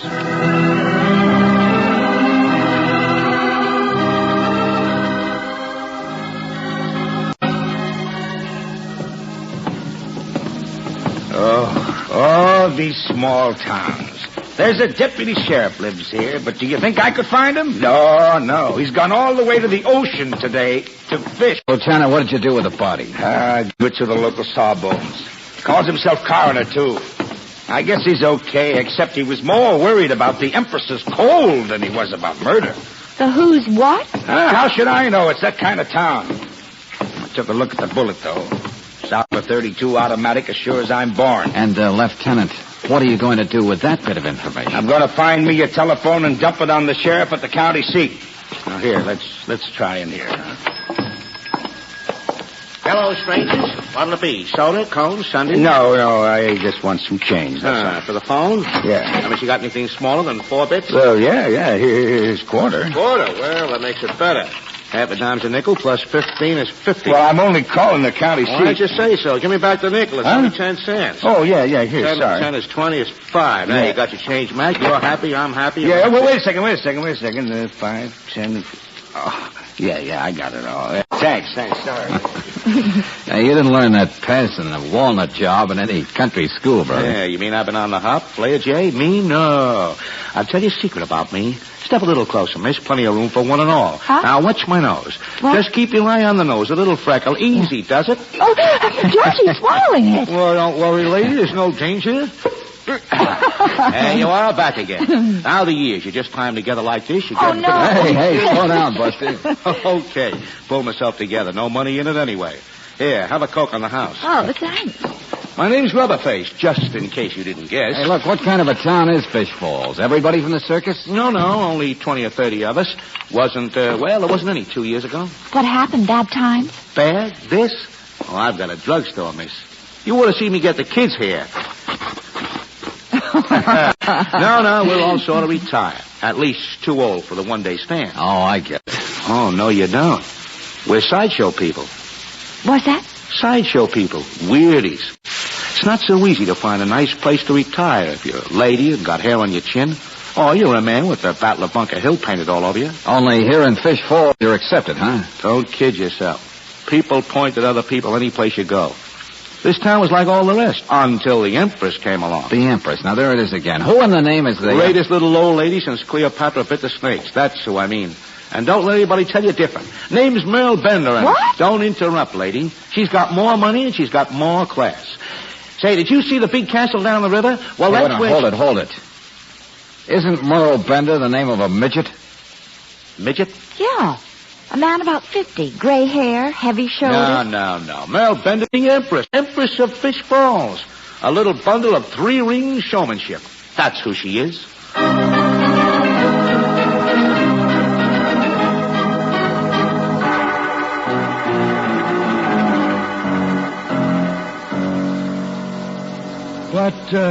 What was it you desired to discuss with the Empress? That is, what did you want to see her about?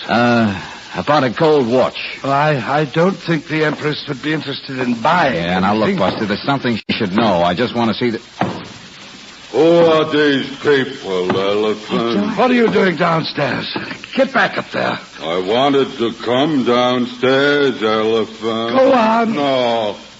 I think I'll stay downstairs for a while. Will you do what I...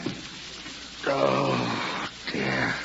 Excuse me, Mr. Valentine. It's difficult enough being a butler when you're so fat you can't even hold a tea service, but... The inhuman sausage, they used to call him.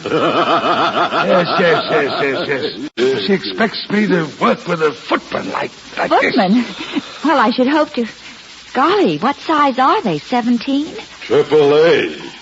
I'm almost 8 feet tall, too. My name is Elephant, so she calls him castle. She does? Well, I'm very happy to meet you both. But look, I'm in a hurry and I want... Does this man have a contribution for the hospital, Elephant? What? Oh, no, we just came here Then to... I think they better go, don't you? I think I'd like you better with them gone. Hey, now, wait a minute, Lighthouse. Take it easy. I believe he's right for once, Mr. Valentine. Look, both of you, quit pushing, will you? Go You're asking for away. it, Beanstalk. Stop it! Stop it, all of you! Stop it! All right. Come in, young man. I'll give you 2 minutes. Thanks. Thanks, Empress. My name is Mrs. Bender. Yes, ma'am. My husband was a lion tamer. God bless him. Sit down. Sit down. You know, you're certainly hard to see, Mrs. Bender. Don't be insulting. I'm easy to look at. Oh. At least I was once. You're attractive, my dear. If you'd use just a little darker lipstick. Well, thank you. But you see, Yes, I know. Your name is Claire Brooks, and you're George Valentine. What? Yeah, that's right. Well, look, we came to tell you... Tell me about a midget, yes. Yeah. Shorty McDonald. I knew him years ago in Carnival. He came here just last night. His little car's still out there in the garage. He said he was looking for a place to settle down, wanted me to help him. Did you? Well, I'm very busy just now collecting money for a hospital drive. But, of course, I told him to wait, to stay here. We'd find something in a few days. Well, then what happened? That's all. Last evening, he said he was going to take a little walk down by the river. Uh-huh.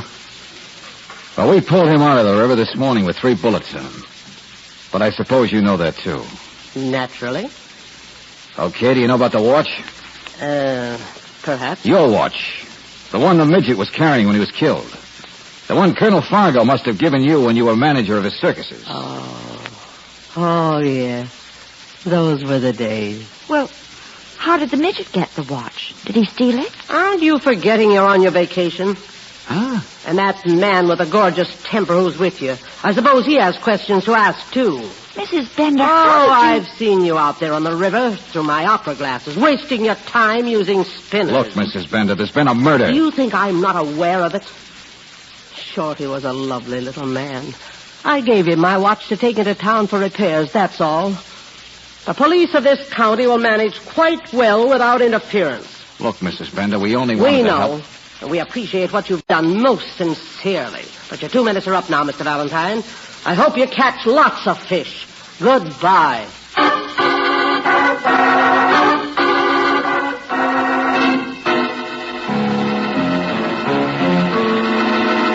I know. I got the same treatment. I got the bounce, too. From the sheriff? He says he's got his orders, and now he's got the case. Thank you, and good night. Well, the old lady seems to run this county just like she must have run Fargo's circuses with a tiger whip. That's what she thinks. I got a wire in answer to the one we sent Fargo. Here, look. Says, Lieutenant Riley, FISHFALLS, California. I have never heard of anyone in show business by the name of Merle Bender. What? Who is taking you for a sucker this time? Signed, Colonel Gerald P. Fargo.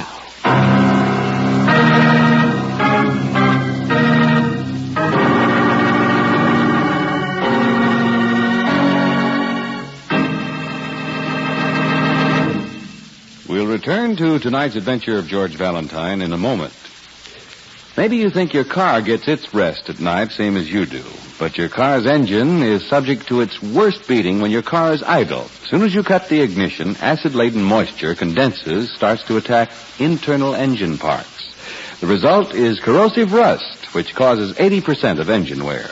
But if you're using RPM motor oil, relax. RPM, a premium quality oil, is compounded to keep a moisture-proof film on all internal engine parts. Even if your car stood idle for days or weeks, RPM's adhering agent would keep this protective film on vital parts. Without this special ingredient, oil couldn't do this wear-saving job. The oil would quickly drain off internal engine parts. So, depend on RPM motor oil, the oil that stops 80% of engine wear. Ask for RPM at independent Chevron gas stations and at standard stations, where they say and mean, we take better care of your car.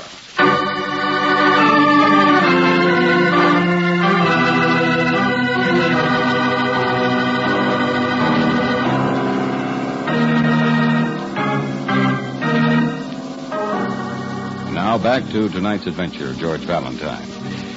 You go on your vacation to catch fish, only instead you pull from the river the body of a midget. You meet a woman who calls herself the Empress of FISHFALLS, a woman who pretends to have been a great lady of the circus, a woman who tells you to peddle your papers. But if you're anything like George Valentine, when a real authority in the circus world wires that he's never heard of anyone by her name, you begin to wonder and check around. And so all you've met is the minority group? The so-called freaks, eh? Well, that's why we came to you, Mr. Grote. You're the town banker, and we thought you would... You know, we didn't cotton to them much when they first started coming here. It's a small community, conservative and so on. Rubberface suggested that the Empress helped change that attitude. Oh, not directly. But of course she knew them, accepted them. And what would be more acceptable than a woman like her? You mean because she's so wealthy? Well, since the Empress has been here, this county has improved itself more than in the last 10 years rolled together. Oh, roads, mobile, libraries, and now the hospital. You mean she contributes all the money? Oh, she works her time on every committee, a regular dynamo. And I assure you she's offered to do a bit of underwriting anytime the county fails in its quota. I suppose she banks with you? Well, now, see here, if she was rude to you, I'm sure it was just that she's so busy. This time she heads the committee, you understand, the position of trust. Yeah. But what we're interested in is... It's her job to visit the farms, or to be at home to accept the money. Now, it's her job to see that... well, what's the matter? You mean Mrs. Bender is collecting money from people in the county herself? Well, that's the way it's done. It's a rural area. This is the big weekend. Much money? Oh, yes, indeed. Just after all, it's a hospital. Mr. Grote, how do you know Mrs. Bender is what she seems to be? Get out of here. Huh? All of you. You're insulting a noble woman. And you're insulting my judgment of character. I won't be bothered by a bunch of outsiders. Dead.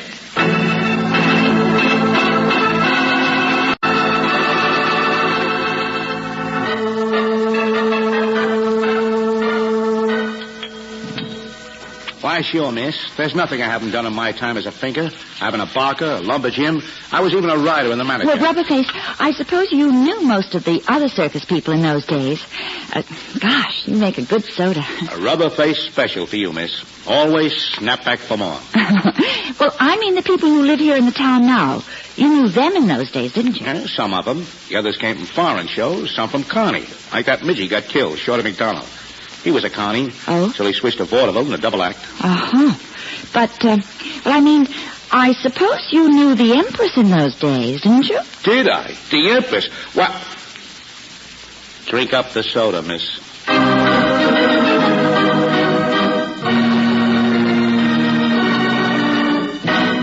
Yeah, that's right. You got it. And the address is just Billboard Magazine, New York City. Yeah, I'll wait.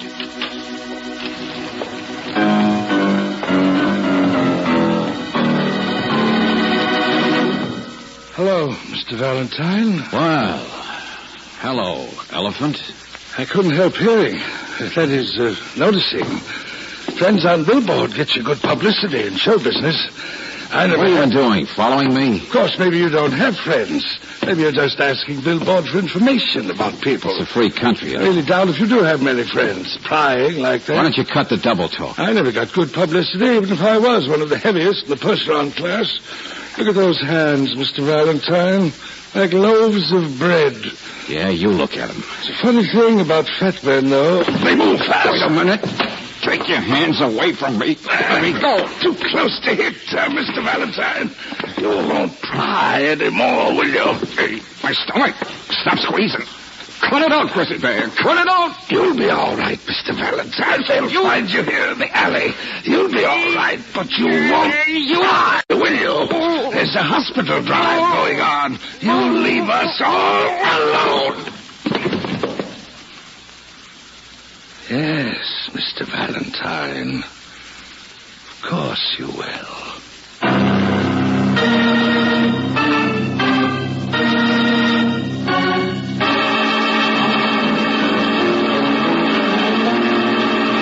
Well, I guess now you'll buy something's wrong in Denmark, won't you? Even from an outsider? But I don't know, but the fat man might have killed him. Try to drink this water, George. No, I'm okay. I'm all right. Yeah, sure. Like bologna in a meat press. He just squeezed me around the stomach till I passed out. Yeah, I'll take that water. Well, I've known her for some time, Lieutenant. I've trusted her. Well, you can ask to see the hospital money, can't you? No one else would know she has it there at the house. I suppose they think it's in my bank already, the early contributions are. I always felt there was no danger. Her 2 men there. Mr. Grote, you wouldn't look well holding a sack. Oh, the sheriff will be back here soon, but... Yes, I'll go with you. Well, that's more like it. Valentine, you able to travel? Yeah, Riley, I'm miles ahead of you. Let's go.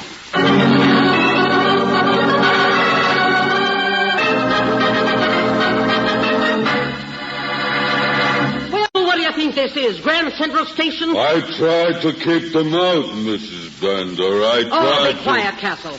Just what is the meaning? We're sorry to come barging in on you like this, Mrs. Bender, but yes, but there's a little matter of money involved. Well, speak your piece, banker.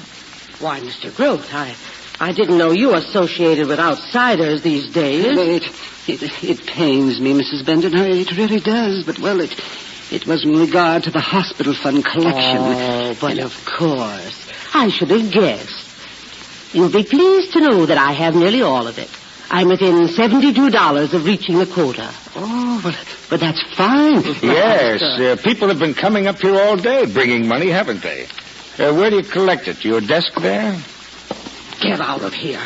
Get out of here right now. Mrs. Bender, please. It's just that we thought it would be best. I mean, now the money is almost in, and in the light of the murder and all that. But if I moved it to a safer place, I can open my bank at night. How dare you? How dare any of you come up here suggesting Excuse me, grandmother.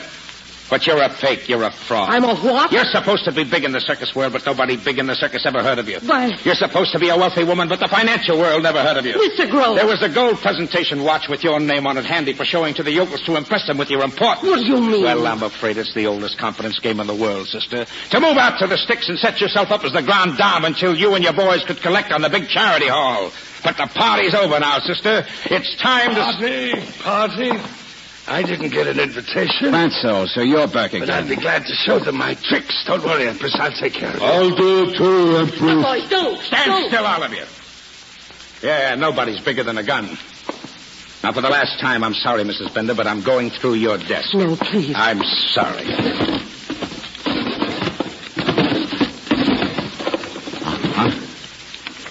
The cupboard was bare, huh, Lieutenant? Yes, it's gone. Cash, checks. What do you mean? It's been stolen. I just found out. I've been sitting here wondering what to do. Stolen, huh? Everything you've said about me is true, except one thing, Lieutenant. I wasn't planning to swindle. It was to help people. Yes, that's true, Mr. Valentine. Mr. Grote is known, of course. He's the only one except for the circus people. You see, I was a thinker of a sort. For 35 years, I was a wardrobe mistress. Since then, well, I've just been using the things I learned in life, that's all. I've been what I never was able to be in the circus. An empress. Even if it's only in FISHFALLS. Oh, Mrs. Bender, why didn't you say so in the first place? Well, skip it. I know you thought the sheriff could figure out Shorty's killing without anybody getting wise to your game. But don't you see? Whoever took the money knows it. Knows what a nice patsy you make. You see, even Mr. Grote here began to doubt. And whoever took the money knew about where to find it, too. And that cuts us down to size. About the size of this room. What? Oh, but the boys are from the circus. My kind of people. There are bad apples in any barrel, Mrs. Bender. And remember your midget friend moved into your house last night. Well, he also moved into the killer's setup. That wouldn't have made much difference if the midget hadn't recognized him as a bad apple. Oh, but no one knew Shorty here but me. No, indeed. I'd never met him. Me neither. No? Well, it doesn't make much sense unless one of you is lying. Shorty McDonald had been in a carnival, and he did a double act in vaudeville. And the only double act in vaudeville for a midget that I ever heard of is... Low and high. Yeah. The midget and the giant. Now, wait a minute, Empress. There's no reason for everybody to look up at me. The elephant here, he's just as likely as I am. He was the one trying to squeeze the man to death, wasn't he? Yeah. The big boy put me out, all right. But maybe he was just being a little overzealous and trying to protect the Empress's secret. He's always like that. He's too strong, he is. Why don't you shut up, Beanpole? Shorty McDonald wasn't squeezed, he was shot. And can you imagine the elephant here sticking one of those sausage fingers of his into the trigger guard of a pistol? It wouldn't work. He couldn't do it. He couldn't fire a gun. Sure, there's lots of things he can't do that I can do. Things nobody can do that I can do. See, I could fire a gun, couldn't I? How easy? No! You could shoot yours and I could shoot mine and lots of people would be killed. I said put it down. The sheriff will be here and you'll be... I don't want to kill lots of people, do I?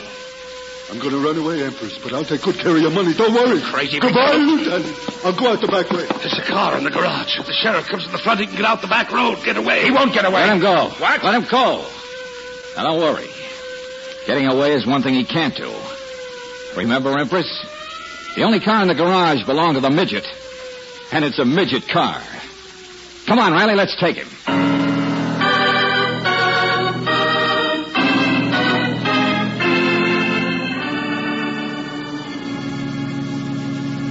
Well, here you are, Empress. The giant's all tucked away, and here's your hospital money. All but that $72, of course. $72, oh, yes. Just one moment, Lieutenant Riley. Is it customary for a police officer on vacation to carry a gun? Huh? Oh, well, I just happen to have it with me, that's all. Oh, yes, of course. You brought it along for snakes, huh? Lieutenant, I do appreciate your promising to keep my secret. But I'm sure you'll understand me when I say that I still need $72. The hospital fund? Oh, you mean just because I'm in civilian clothes and carrying my gun?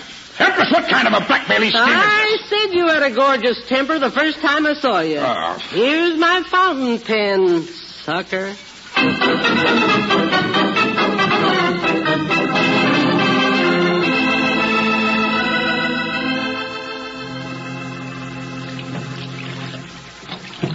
George? Why is it that murders always happen to detectives everywhere they go? Oh, I don't know. Because life is like the movies, I guess. Yeah, but George, what I mean is, would you hold this pole? The line seems to be stuck in... Hey, give me that. Oh, no. Yeah, I'm afraid you're right, Brooksy. Huh? Yeah. We've hooked onto a fish.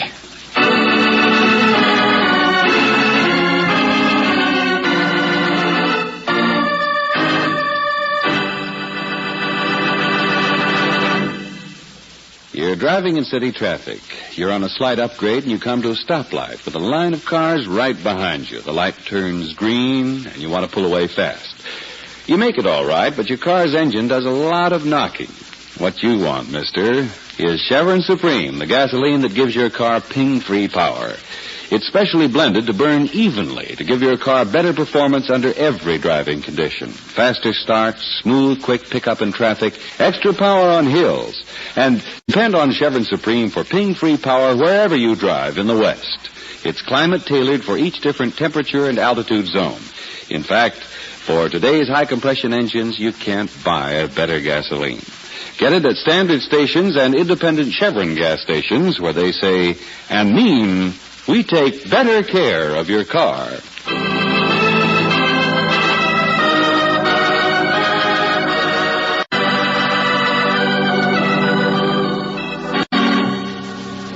Next week, when we come upon George Valentine and Brooksy as they're doing a little professional snooping in the dark, we'll hear... What'd you find out, Brooksy? Nothing, George. Nothing that would indicate... But I don't know exactly what I expected to find. Oh, yes, you do. George... what do you suppose he did with her? I don't know. He looks like the trunk or hatbox type. And if I'm right, we're going to find her, Brooksy, somewhere.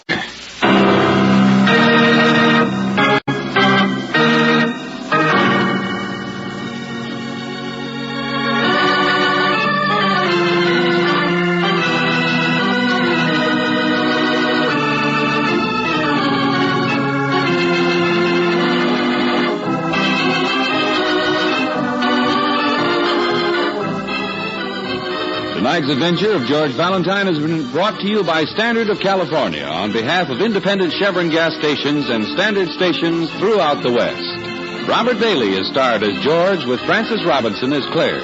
Wally Mayer appears as Lieutenant Riley. Let George Do It is written by David Victor and Jackson Gillis and directed by Don Clark. Also heard in the cast were Verna Felton as the Empress, Eddie Marr as Rubberface, Alan Reed as Elephant, Ed Max as Castle, and Howard McNear as Growth. The music is composed and presented by Eddie Dunstetter, your announcer, John Heaston. Listen again next week, same time, same station, to Let George Do It. This is the Mutual Don Lee Broadcasting System.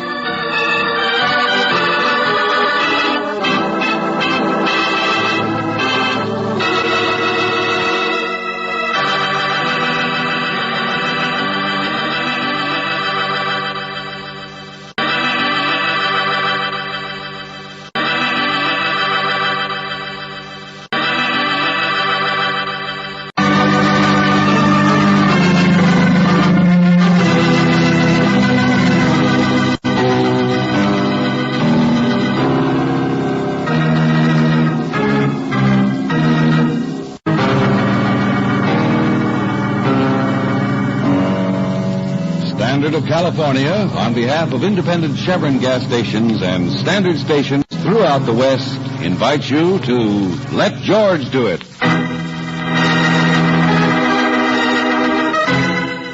End of summer. Another adventure of George Valentine. Personal notice, danger's my stock and trade. If you're all at sea and someone keeps rocking your boat, you got a job for me, George Valentine. Write full details.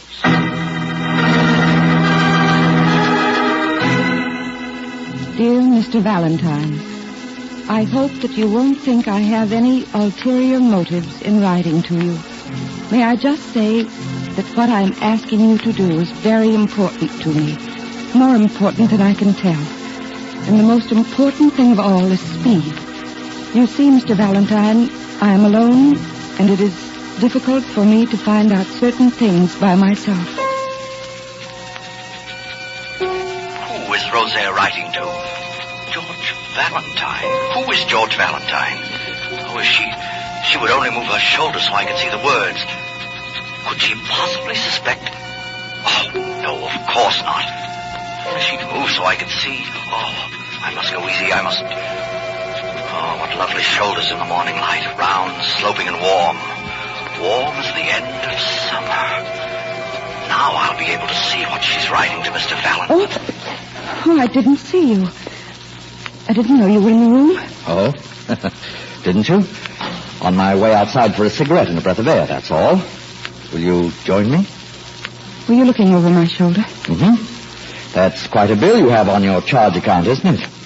You were looking. I'll tell you a secret. Of course I was. But all I could see was you, Rosaire. I don't think I care for a smoke just now. I'll finish sending my bills and things. You go ahead. Oh, it's all right, Rosaire. I'll see you later on.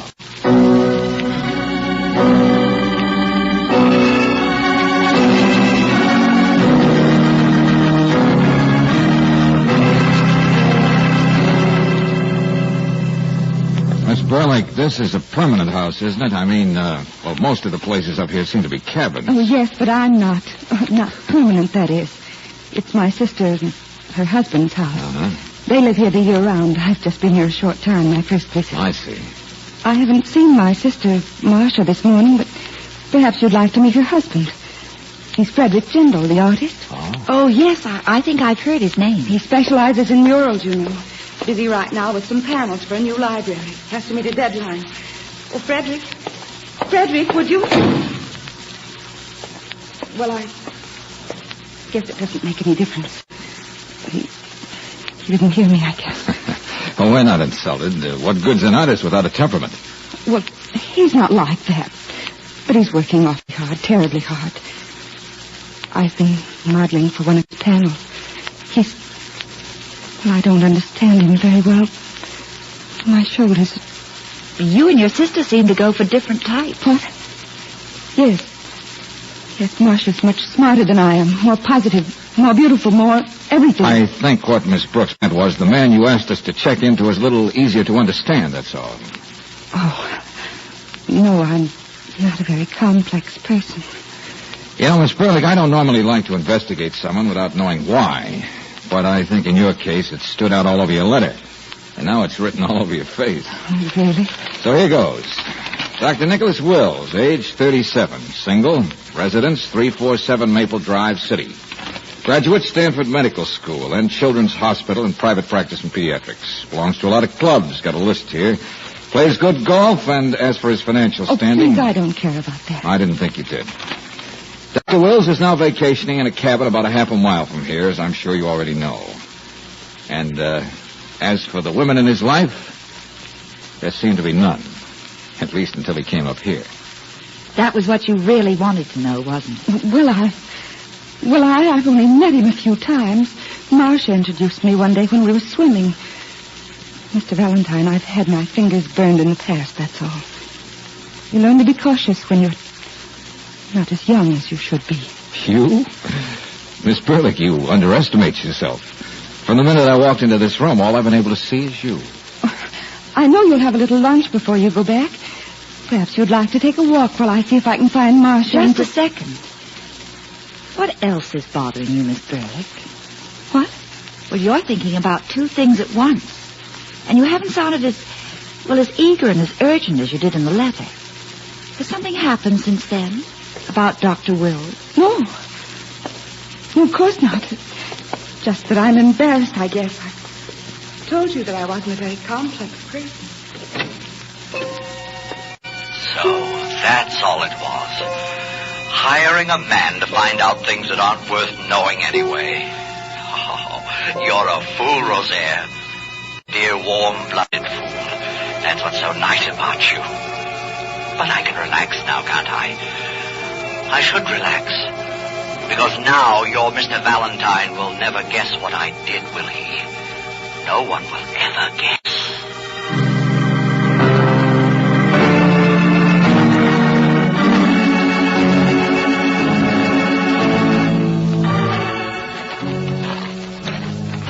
But, George, what are you going to say to the doctor?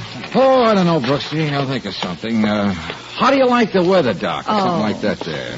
George. Not hard to drop in on people up in a place like this. Yeah, Dr. Wills. Come on, Brooksy. but George, You won't mind. Everybody leaves their cabins open around here. Besides, we know about him. He's a normal, amiable sort of guy. Well, he's not out playing golf. There's his clubs. Uh-huh.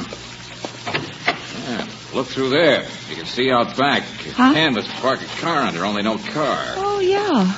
You know something else? I don't see any medical instruments either. But George, he's on a vacation. What difference does that make? Doctors and instruments are like St. Bernards and brandy. Well, not exactly. Okay, but take a look. Dresser drawer, still open. No razor any place around. No toothbrush, no suitcase. I'd say we're not going to be able to ask any questions of the good doctor. Check. Whatever it is that's in the air, we'll just have to fly through along. May. Huh? Wonder who she is. What are you talking about? Well, the name May doodled here by the telephone. And on the pad there's a number. Yeah. 673R3. Well, Brooksy, we're not here to snoop. Oh, no. So let's go back to lunch and do just a little prying.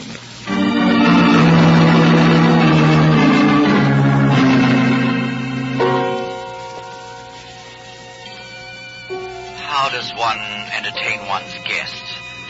Would you like some more iced tea, Miss Brooks? Marcia always did that for me. Such a stream of conversation you can hardly hear yourself think. No, it's better this way. There's no voice to interrupt your work. And there'll be no more torment in my mind like there was last night. I need to reduce the gray in the face of famine. It's my best panel. Yes, I must do it before. Did you look out in the gardens by the orchard?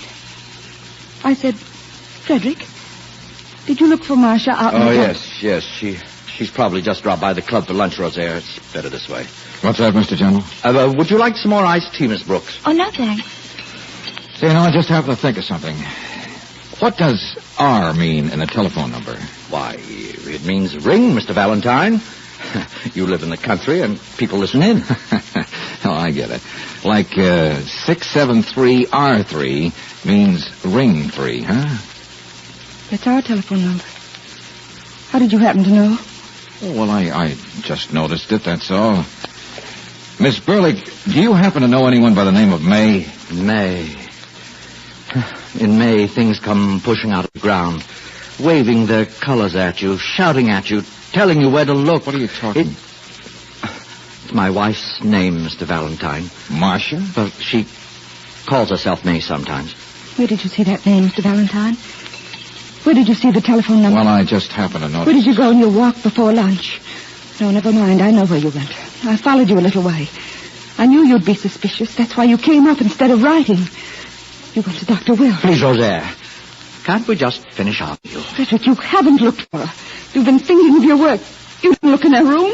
You haven't seen her all morning, since last night. I heard you quarreling, but you haven't seen her since then. I didn't look in her room. Excuse me. Rosaire!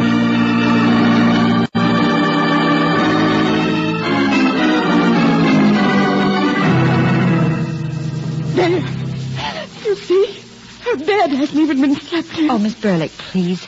We knew you were upset about something. He's gone too, isn't he?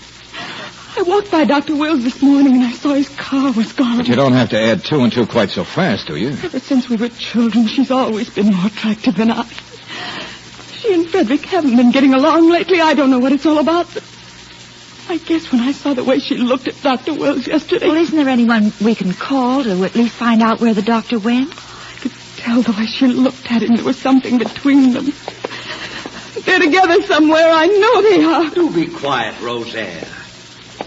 Good heavens, there's no point in advertising that my wife's run away from me. Oh, yes, that's what happened. We fought last night about it. Oh, I guess I'm supposed to be outraged. You would be, Mr. Valentine, but then you're younger than I am. There comes a time when you can't endure the spring anymore, when it's almost a relief to look forward to the quiet end of summer.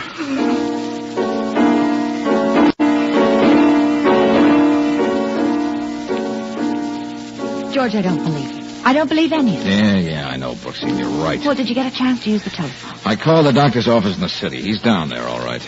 But I couldn't talk to him because he's making his regular Monday visit to hospital patients. Oh. He goes down every week of his vacation. There's nothing unusual about it. And so, of course, he took his things. But, George, there's nothing missing from Marcia's room. And a woman who's running away from her husband would at least take the jacket of her suit. Brooksy, it's all in the air. I don't know what it is, but I'd bet my bottom dollar they didn't run away together.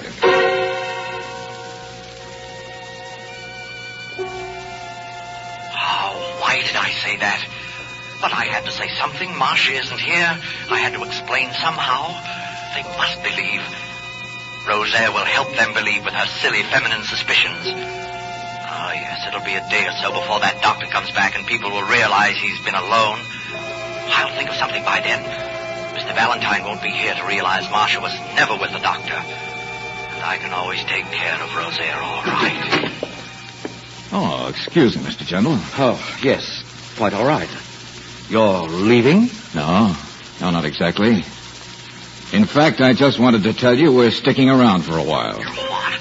You're what? You're what? You are, Mr. Valentine? Yes, if you don't mind. If it's all right with you. She's staying. What can I say? Well, I shouldn't have told the story, but I can't tell the truth. It's likely to be a bore for you. I'm under tremendous pressure, you know. Some work to be done. I mustn't lose control like I did last night. My wife thinks I'm headed for a nervous breakdown. Of course, Mr. General. Miss Brooks and I understand. She's guessed. We understand perfectly. I should have taken precautions. A murderer takes precautions. Yes. You understand, I'm sure. A murderer. They know. Yes, Mr. Valentine, of course. That I killed my wife. That I killed her. Yes. I killed her. Whatever you said. I killed her.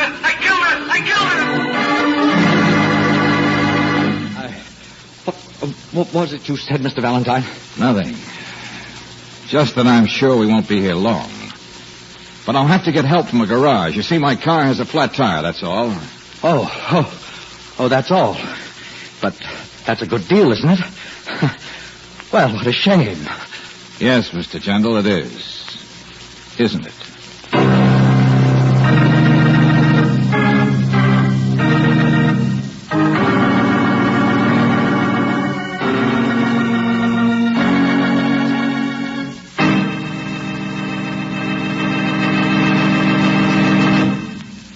We'll return to tonight's adventure of George Valentine in just a moment.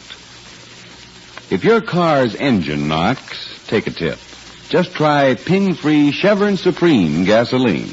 It's scientifically blended to burn evenly to assure smooth power under every driving condition. And that's important when you realize a knocking engine is a strained and laboring engine, wasting both power and fuel. With premium quality Chevron Supreme, you'll find your car delivers smoother cruising on the straightaway, faster pickup in heavy city traffic, and extra power on hills. Chevron Supreme is climate-tailored, too. That means ping-free power no matter which temperature or altitude zone of the West you drive in. In fact, for today's high-compression engines, you can't buy a better gasoline. Get it at independent Chevron gas stations and at standard stations where they say and mean, we take better care of your car.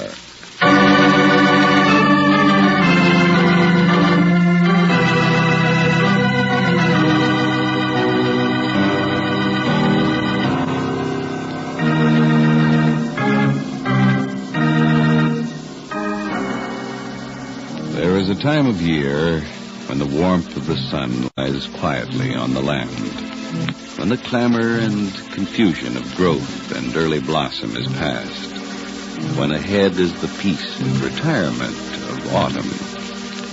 Well, if your name is George Valentine, you can only wonder what it is that's in the air.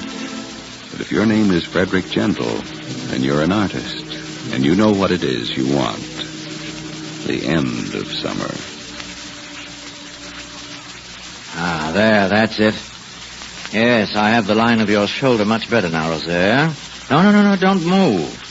I'm sorry, Frederick. You, don't mind if I watch, do you? Your painting? Why? No, naturally not. Thank you. It's very interesting. I confess I'm a little confused by it. There's so much intensity. Yes, but that's the point, don't you see? Over here, it resolves itself into the emotional, the unthinking. You mean the figure of the woman? Yes. I wish I could see it. He won't let me see what he's done with me. It looks to me, Miss Burlick, like he's sort of idealized you as an escape from problems or something. Mr. Valentine, there's no reason for you... No, forgive me. I don't mean anything. I'm just talking, that's all. Your wife must have been an intense sort of person. My wife? She seemed to go out of her way to misunderstand me. She could never realize that a man has his work to do. Work that must be done. You must give yourself to your work, but she kept interfering. She tried to make me slow down. Frederick, she only wanted to help. Sit still, Rosaire. Interfering and advising, and I cannot stand interference. She only seemed worried about you. Sit still, Rosaire. I'm sorry. Am I still all right? Now, there is a woman, Mr. Valentine. All woman, and that's all. Oh, Frederick, I wish I knew what you meant sometimes. It's stupid not to be intelligent, isn't it, Mr. Valentine? He says things like that, and he says other things. And I think sometimes what he means is he loves me. Now, Rosaire, you're tired and upset. You shouldn't... No. Let her talk, Mr. Gentle. I thought it was so wrong. I've hated to think of it. My own sister's husband. But maybe it's different now. Maybe I shouldn't be so old-fashioned. Yes, she's got the man I wanted. Maybe I should take hers. Turnabout's fair play, isn't it? Maybe I could get so I would understand you, Frederick. I don't know. What do people want out of each other anyway, except to be with each other? Rosaire, my dear, you don't need to talk now. I've kept you posing too long. Perhaps I'm attracted to you too, Frederick. Perhaps all I want is to love and to be loved. Rosaire. Don't touch me. Huh? No, I can't stand you. What made me say those things? But, Rosaire, I did it just for you. Oh, I'm a fool. I'm sorry. I'm sorry, Frederick. I can't stand you. What did you mean? What? You said you did it for her. Did what? What did you mean? I don't know what you're talking about. Where is your wife, Mr. Gentle? I don't know what you're talking about. Flat tire. Weren't you going to get your car fixed or something, Mr. Valentine? So you could leave?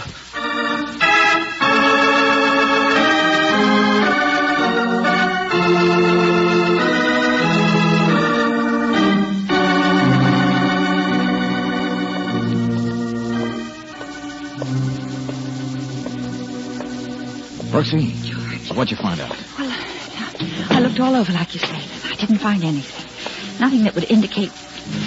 Well, of course, I don't know exactly what I expected. Oh, yes, you do, Brooksy. Oh, yes, I know. George, what do you suppose he did with her? Oh, I don't know. He looks like the trunk or hatbox type. What? But I looked at him. I know. Oh, I'm just sore because there's nothing you can grab onto. It's a powder keg without any fuses. Well, George, when I was outside, I talked to one of the neighbors for a minute. And I mentioned Dr. Wills. Yeah? And the man said Dr. Wills kept asking about one of the women over here. What? Yeah. The man thought it was amusing because the doctor seemed so smitten with Rosaire. Well, that knocks the last leg out from under that elopement gag. Well, we knew that anyway. Oh, Brooksy, the trouble is our gags are wearing thin. That flat tire we cooked up is about worn down to the rim. We're going to have to get out of here, and what are we going to take with us? What are we going to tell anybody? What do we actually know? George. Come on. Miss Burley, quick. Oh. What's the matter? Nothing. Come on. What is it? Well, I was dusting in the upstairs sitting room. Dusting? When you're upset, you're supposed to do something homely. Something you're used to. But I remember there used to be a revolver there on the sideboard. A revolver, huh? Miss Burley, you can stop being upset about losing a boyfriend. What? You haven't lost him. Now, listen, we need your help. You said earlier you heard your sister and her husband last night quarreling. Well, yes, but... Where did you hear them? When did you hear them? Well, I don't know. Sometime after I went to bed, around midnight, I guess. What did they say? I don't know. I tried to listen, naturally. She seemed to be pleading. He was shouting. But I couldn't tell. It was so far away. Weren't they in the house? No, outside. Okay, then where's your room? The center one there in back. The voices came from in back. Huh? Mr. Valentine, what did you mean when you said about the doctor? Miss Brooks will tell you. Right now I've got a date. George? Yeah.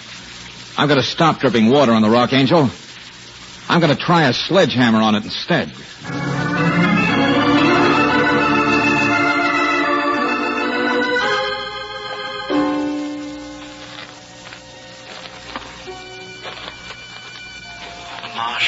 Marcia, is it true you only wanted to help?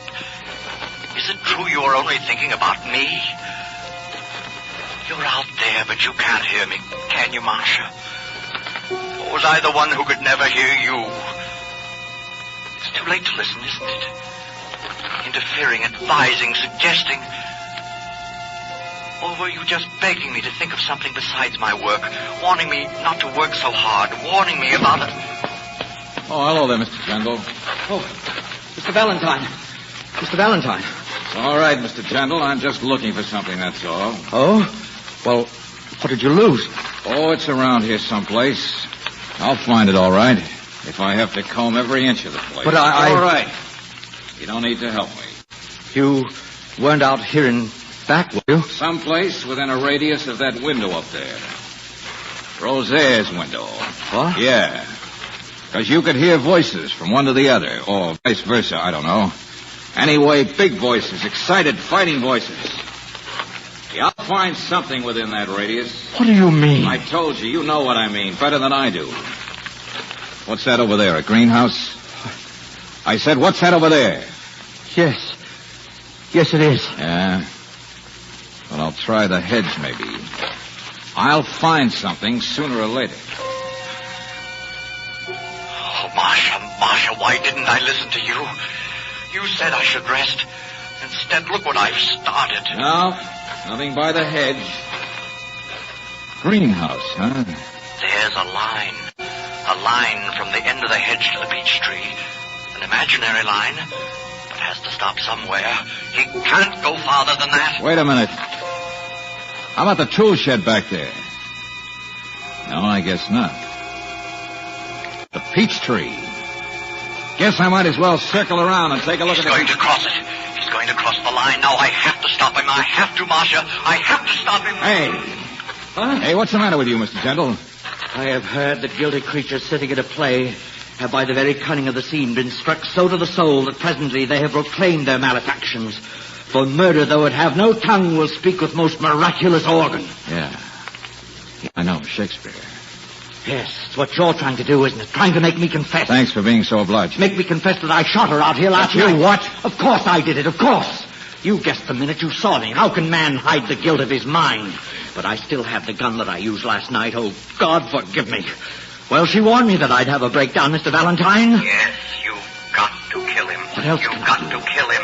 Murder Kill is him. not a Kill matter him. of Kill choice. him. Kill him.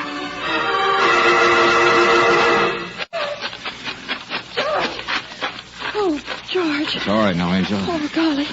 I called you before, and I saw... Didn't you hear the car come up the drive? The car? Yes. The car with Mrs. Jindal. Marcia. Your wife. Marcia. No, Brooksy. You'll be okay. Oh, but George, I thought she was dead, too. I know. So did I, Brooksy. Until I began to realize he told me he'd killed her out here last night with a gun. Huh? Well, if Rosaire could hear voices, Rosaire could certainly hear a gun. Oh, yeah. Well, George, Marcia is with Dr. Will. What? But another doctor came back with them. Oh, yeah, I see. I guess there was something secret between Marcia and Wills. She must have run to him after the big fight last night. She knew she was right and her husband was wrong. He did need help. But what she didn't know was that the thing she was so worried about had already begun. What thing? She didn't know about his breakdown, Brooksy, that started last night. She didn't know that he'd commit murder in his mind.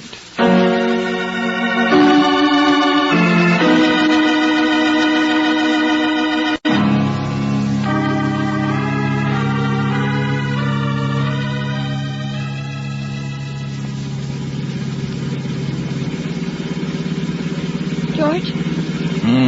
What you thinking about? Oh, I was just thinking. Brooksy, did I count too much on something? I mean, you did tell me that you looked all over the place and hadn't found anything, but still.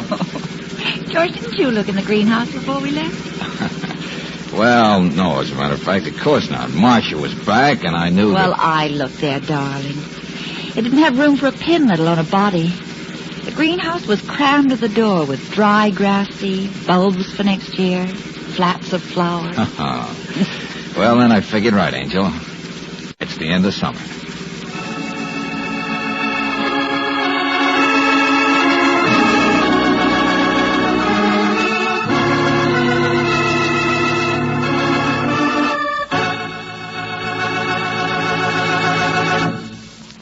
Your car engine may have a long, serviceable life. Others wear out fast. And what makes the difference? 9 chances out of 10, the engine that wears out too soon is a victim of internal rust, the cause of 80% of engine wear. This high-cost corrosive rust starts the moment your engine stops, the result of acid-laden moisture. But RPM motor oil is specially compounded to prevent this internal engine wear. It contains an adhering agent that coats the inside of your engine with a moisture-proof film.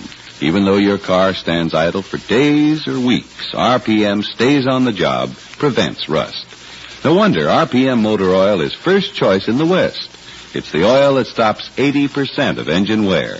Ask for RPM at independent Chevron gas stations and at standard stations where they say and mean, we take better care of your car.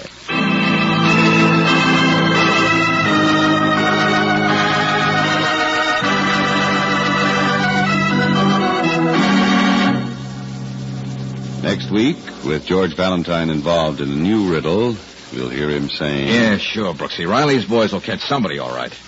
But I was the one who let McGee know so he could get to the poor guy first. Oh, George, it isn't your fault. No, I'm a great guy. First, I chase a girl upstairs so she can get shot. Then her old man is killed. But I said you And if couldn't. the Englishman turns up a corpse, I'll have a pretty good score today, won't I? Yeah. Join Valentine and see the morgue.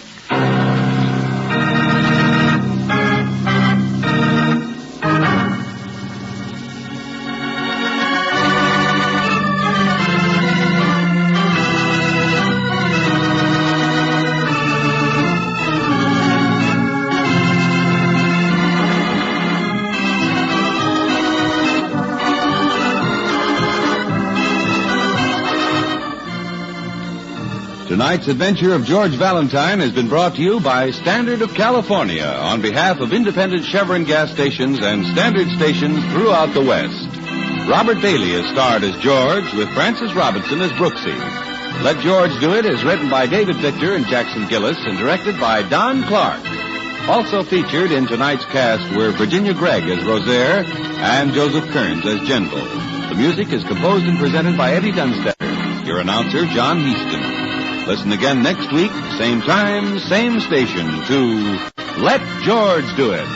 This is the Mutual Don Lee Broadcasting System.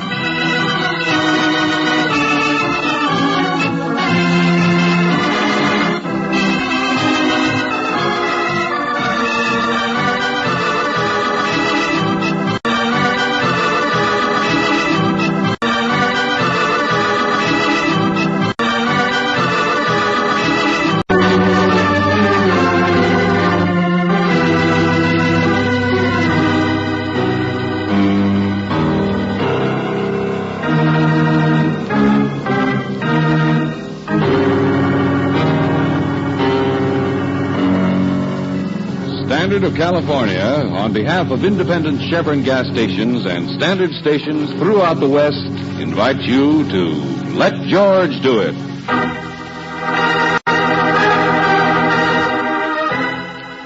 Everything is nice. Another adventure of George Valentine. Personal notice. Danger's my stock and trade. If you've locked all the doors but your knees still rattle, you got a job for me, George Valentine. Write full details.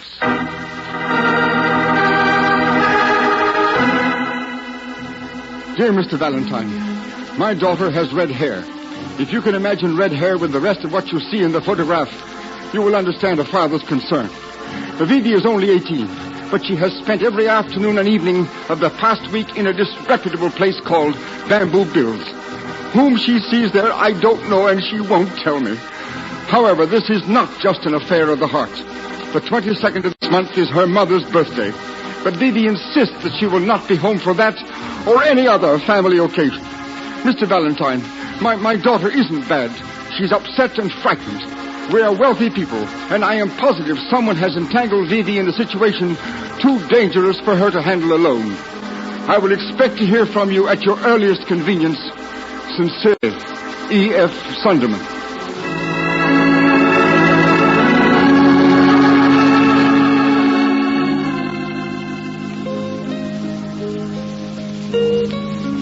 What'll be this afternoon, tourist? Oh, nothing, thanks. I'm just... Yeah, I'll give you my order in a minute. Oh, excuse me. All right. It's so bright out on the street, and they keep it so dark in here. I didn't see your gloves there. It's all right. Nice place here, though, isn't it? I said, what'll it be this afternoon, tourist? Oh, yeah. Well, let's see. Oh, limit, one per customer. Bamboo Bill's Barracuda Bite. Is that what you're having? Do I look like a bee girl? Oh, now listen, excuse me. I didn't mean Mine's to... lemonade. Here, Mac. Thanks, Miss Cinnamon. I'll take it upstairs with me. Wait, look, really, I didn't mean... Sit still, tourist. I'll give you something on the house. Huh? Just a little rain, that's all. Convincing, ain't it? Clear up in a minute. You know how it is in the tropics. Meantime, it kind of washes the air, cools people off. Okay, chaperone. But tell me about this place here. What's upstairs? Where she went? Nothing. Boss's office. Huh? Where are the stairs? I didn't say the boss was there, tourist. All right. So I want to apologize to the girl. What's it to you? Oh, come on. Relax. I ain't got you pegged as a masher. But I've got you pegged as a guy who makes trouble his business. Now, suppose I nix you into the house, and then you go tag. Hey, what's that supposed to be? Tropical thunder?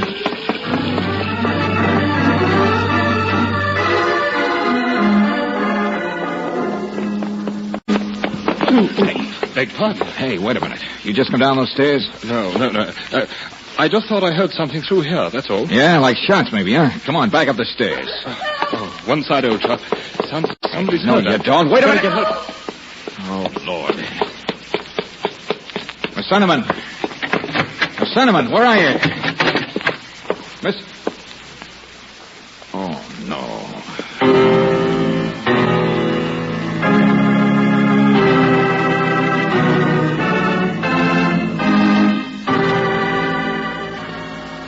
Easy, Valentine,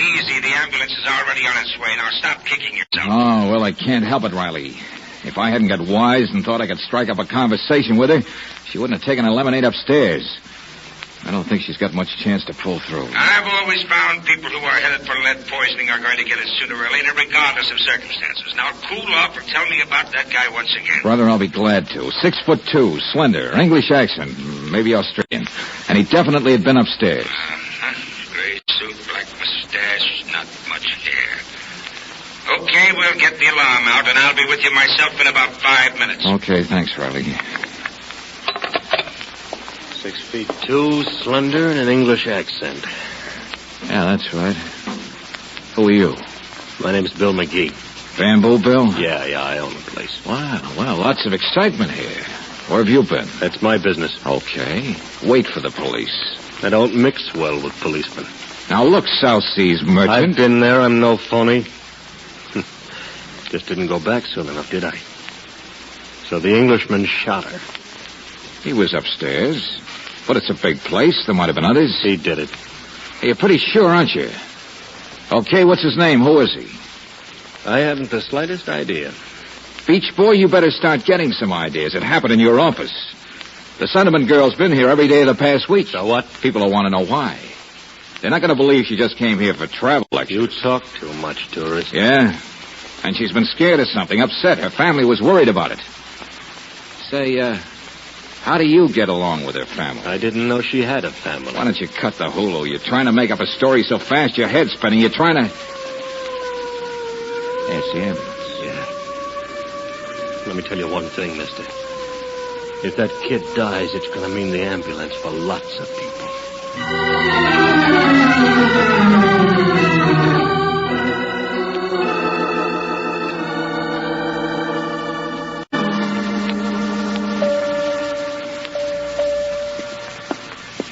Mr. Sunderman, you and your friends will have to go back to the waiting room now. Of course, nurse. Vivi will tell us, Mr. Valentine. She'll tell us as soon as the doctors are through, as soon as she's out of the anesthetic. She may not know who it was, Mr. Sunderman. Those bullets struck her in the back. I mean, even if She'll be all right. I know she will. Of course she will, Mr. Sunderman. Today was her mother's birthday, too, wasn't it? Yes. I wanted everything to be so nice today. What do you mean? Isn't everything usually nice? Well, of course, but... Dora. Oh, Ed, how is she? Now, there's nothing we can do. Dora, please. I'm sorry, dear. I want you to meet Miss Brooks and Mr. Valentine. This is Mrs. Sunderman. How do you do? Oh. You're Vivi's mother? Oh, no. Of course not. I wasn't a child bride. I'm just her stepmother. Oh, I see. Ed never tells people. He thinks it's... Well, he just doesn't. No, it's better not to. We're a family now. Yeah, but I wish I'd known. It makes a few things a little clearer. We've been married nearly 2 years now, and... Mr. Valentine was thinking of how Vivi feels about me, darling. Isn't that right? Uh-huh. Oh, she hates me, of course. Dora, no, please. After all the effort you've made... Oh, maybe I'm overstating a little, but it's natural, isn't it? For a beautiful girl like Vivi and her young stepmother not to get along. She's bound to resent me. Well, I'm even attractive to some of her men. Don't you think so, Mr. Valentine?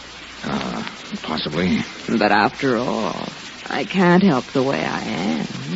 Mrs. Sunderman, the important thing is Vivi kept to herself. She kept her own secrets. I know that's true, but I have no idea what this thing was she was mixed up in. Bill McGee, I've never even heard her mention his name. Well, the police will be finding out more about him. And as for this Englishman you saw coming downstairs, her reasons for going to the restaurant in the first place, none of it makes any sense to me.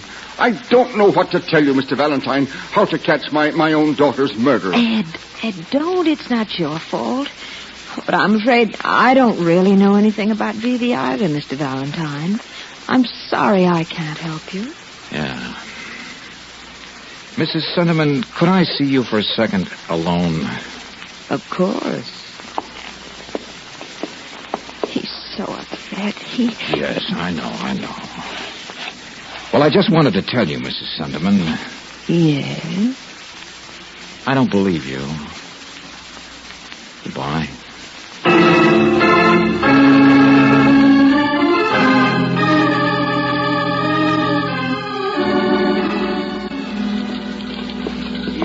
Yeah. I find out nothing, you find out even less. Well, Lieutenant, I threw a harpoon at Mrs. Sunderman, but I don't know whether it hit anything or not. Well, we had the impression she was trying to protect her husband's feelings or trying to... Oh, golly, I don't know. So do I, Miss Brooks. Say, do you know what happened to that South Seas character, Bill McGee? The big operator with the little answers? Well, he's gone, that's what. Huh? Yeah. I was getting nowhere with him, so I asked him politely to come to headquarters with a couple of the boys. And he just as politely gave them the shake. Yeah, and he's probably in Tahiti by now, laughing up his sarong. I wish he were. You see, we found out where Osbert Layden lives. Wait a minute. Who? Yes, we did make progress from A to B. The Englishman's name is Osbert Layden. Been in town a couple of years, lives pretty well without working, but behind that, his past is a little too dark for my comfort. What do you mean by that? How should I know? All I can find out is he came from the Orient originally, and my hunch is by way of the confidence game. Uh-huh. And Bill McGee's done a little traveling, too, hasn't he? That's what I'm driving at, and he's traveling today. When we went to Layden's place, we found his landlady shaking like a straight man in a George Adams cartoon. Why? Because she had already been visited by McGee and his suntan boys wearing blood in their eyes. Oh, so that's it. Well, our chances of meeting the Englishman alive are a little slim, aren't they? With the sharks after him. How right you are. Excuse me. Sure. Yeah, Riley speaking. Oh, yeah. Yeah, he's here. Just a minute. It's Doris Sunderman. She wants to talk to you. Wow. Rose to the bait, huh? Hello, Mrs. Sunderman. Mr. Valentine, I want to talk to you. We're back at the house now. We haven't heard any more from the hospital. Talk about what, Mrs. Sunderman? Well, Ed is so upset, but he's down in the kitchen now, lighting the candles on the cake, still trying to make everything nice for my birthday. Mr. Valentine, he can't keep his eyes closed forever, can he? It isn't kind to protect him from knowing things, is it? No, it's not. Suppose you just... Mrs. Sunderman. Mrs. Sunderman, what was that? I don't know. Downstairs. Wait.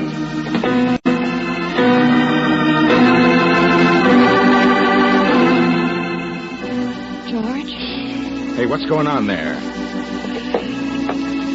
Mr. Valentine, come quickly. He's dead. My husband's dead.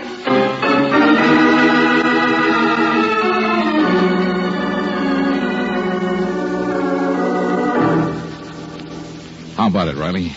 Yeah, he was shot through the window all right. The top of one of the birthday candles was clipped by the bullet. He was standing there behind the table. It lines up all right. Uh-huh. Find anything outside the window? Yeah, a man's footprint, but it's not clear enough to do us any good. The doctor got the bullet out. It's the same caliber, and it looks like it's probably from the same gun. Oh, yeah, sure. The same person shot them both, but who?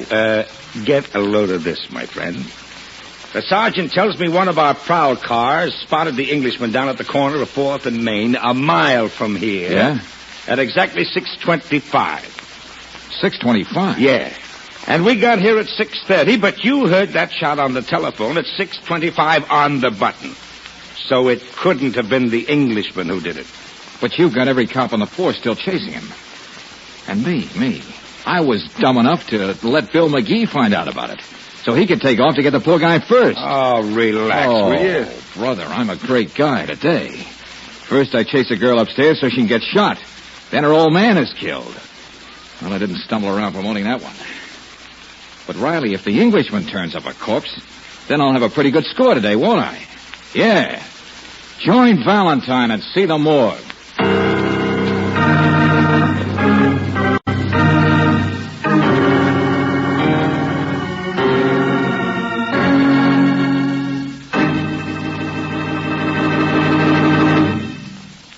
We'll return to tonight's adventure of George Valentine in just a moment.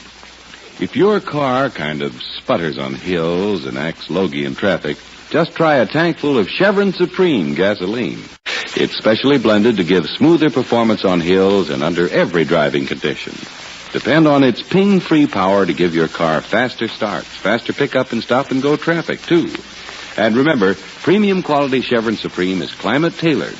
Wherever you drive in the West, Chevron Supreme gasoline is blended for that altitude and temperature zone. Try a tankful tomorrow. You'll find you can't buy a better gasoline for today's high-compression engines.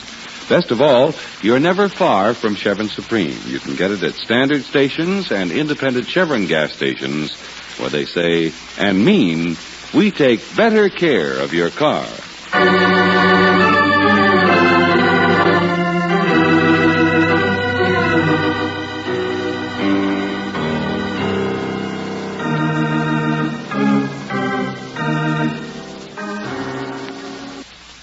Well, everything is sure nice. We are hired by a man named Sunderman because he was worried about his red-headed daughter. She was in some sort of trouble, but no one seems to know what kind of trouble. The girl herself is shot, and her father, who started this idea of wanting everything to be nice, is murdered by the same gun. Well, if your name is George Valentine, you know that this is no time to be sitting around counting birthday candles. Mrs. Sunderman, we're going to start at the beginning. Wherever you like. Oh, no, wherever you like. You're the one who knows things. Well, I don't know who killed anyone. Yes, we've been through that much. I mean the beginning of what was wrong with Vivi. Oh.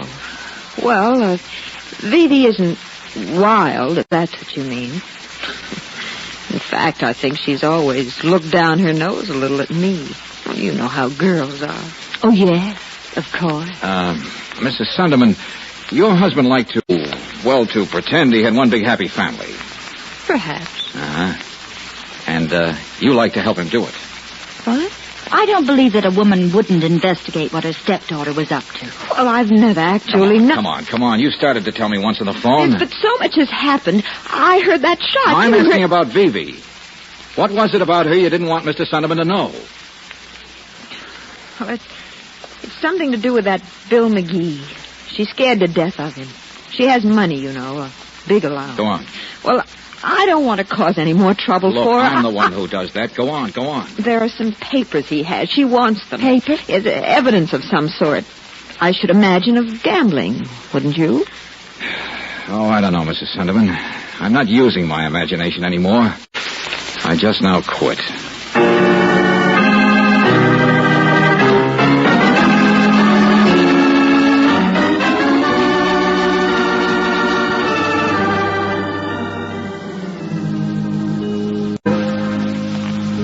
Your hat, sir? Yeah, here, thanks. Oh, wait a minute, sir. The main dining room's through the other way, and the tropical bar's just to your right. Oh, yeah, sure. I'll be there in a minute. But you're going the wrong way, sir. Charlie?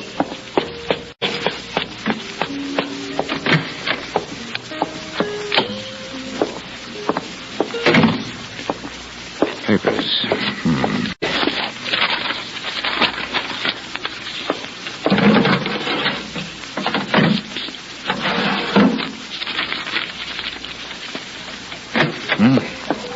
Well, what? Look what the monsoon blew in. Well, Valentine. Yeah, now just stand there. And keep standing there. You're through traveling for a while, McGee. Oh, cut it out, will you? I'm not packing a gun. I'm not going anyplace now. That's an understatement. But you know, I didn't quite expect to find you coming back to your own office. Not with the bloodhounds after you. Why not? The hot spot's the safe spot, isn't it? Pretty clever, aren't you? I've always been able to take care of myself. Uh-huh. You and your boys, the bartender, the suntan kids. They're all right. They stick by me. Sailors, most of them. Guys I've known in the islands and around. They show up, I give them jobs. Oh, sure.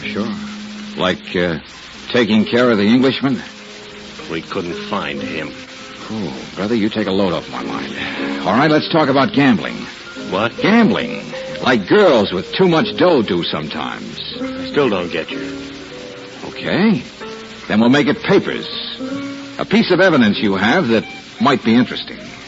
Oh. Look, Valentine, you gotta understand something. I came to the States and I opened this place to raise money. There's a trading company down in the Celebes. We need a couple of new boats. That's what I like, see? The green places, they get in your blood. The reefs and the blue water. You're a one-man traveler. Now, listen to me. There was another reason I came, too. It'll sound silly to you, but I came to get me a wife. Yeah, I did. I thought I'd found someone until things began to go wrong. You mean someone like Vivi? Yeah. Yeah, but things went wrong, you see. And then today, when the Englishman shot her... Who says he shot her? Huh? Well, you saw him coming downstairs upstairs, you put the finger Now, on get him. this straight, Buster. Vivi was shot with the same gun by the same guy who killed her father. What? But her father was shot at exactly 6:25 tonight. And at that time, the Englishman was a mile away. Who says so? I heard the shot on the telephone. It was the police who saw and almost caught Layton. He's got a perfect alibi. Now tell me his story. Okay. Okay, Valentine. I'll show you the piece of paper. That evidence you're looking for. Well, that's more like it. It's through here in the next room. I'll tell you the truth, Valentine. I'll show you what it is, and I'll show you. I still take care of myself, tourist.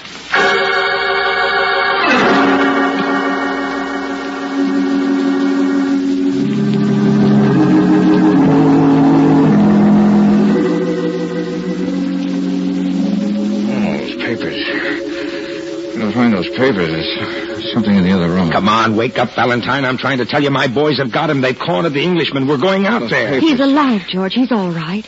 McGee didn't get him. He didn't even get away from here. A piece of paper. Oh, for the love of Mike, there's no papers here. McGee would have taken him after he slugged you, don't you see? George, are you all right? Well, don't try to move. No, I gotta see it.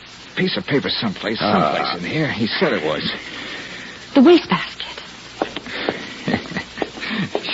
Sure, the wastebasket. I thought there was paper, all right. Hey, it's been burned in the wastebasket. All right, so he burned it. Hey, look, how long have I been out? Just a few minutes. Yeah, ashes cold, scattered, settled.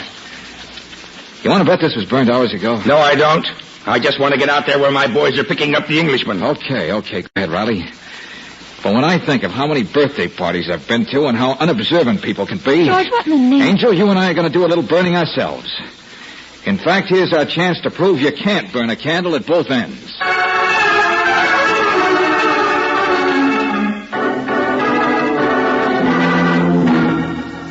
Now, look, Valentine, you have to listen. Oh, shut up, Beach Boy. I've heard enough out of you. Besides, you're blowing on the candle. Lieutenant, what on earth is this nonsense? Well, Yes, I'm perfectly willing to tell you my story. Why it was I seem to be mixed up in this thing. Thanks, Mr. Layton. You had me worried for a while, but now I'm not interested.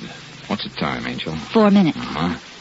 It's about a third gone, isn't it? But birthday candles, really, old boy. It's Mrs. Sunderman's birthday, Mr. Layton. Didn't you know? Why, no. Why should I? Englishman, in about 2 seconds. Okay, McGee, sit still. Now, calm down, all of you, will you? Just watch the little candle burn. That's what Mr. Sunderman was doing, you know, when someone stood outside the kitchen window and shot him. Uh-huh. He just lit the candles, as a matter of fact. At least the bullet had clipped the top of one of them. Yes, and the rest of them were just burning out when we got here. That was about 6:30, wasn't it, Riley? It was exactly 6:30. Oh, yes, and when you telephoned, Mrs. Sunderman, when we heard the shot... That was exactly 6:25. But look here, Sunderman was killed at 6:25. You told me, Lieutenant, it was the same time when those chaps of yours saw me. Yes, that's right. Between 6:25 and 6:30 is 5 minutes. How long is it now, Angel? 5 minutes. You know, it's very funny. Sunderman's candles burned down in 5 minutes. But now this one is just the same, and it isn't even half gone yet. Well, maybe he lit them earlier. Or maybe he was shot earlier. I didn't look at my watch, but I was talking to you on the telephone Yes, when it Mrs. happened. Sunderman, I heard something that sounded like a shot as far away as the kitchen. Throw me that pillow, Angel. Here, George. And, here's the gun. Thanks. You know, it's pretty easy. You stick a gun into a pillow or something else soft and, well, listen.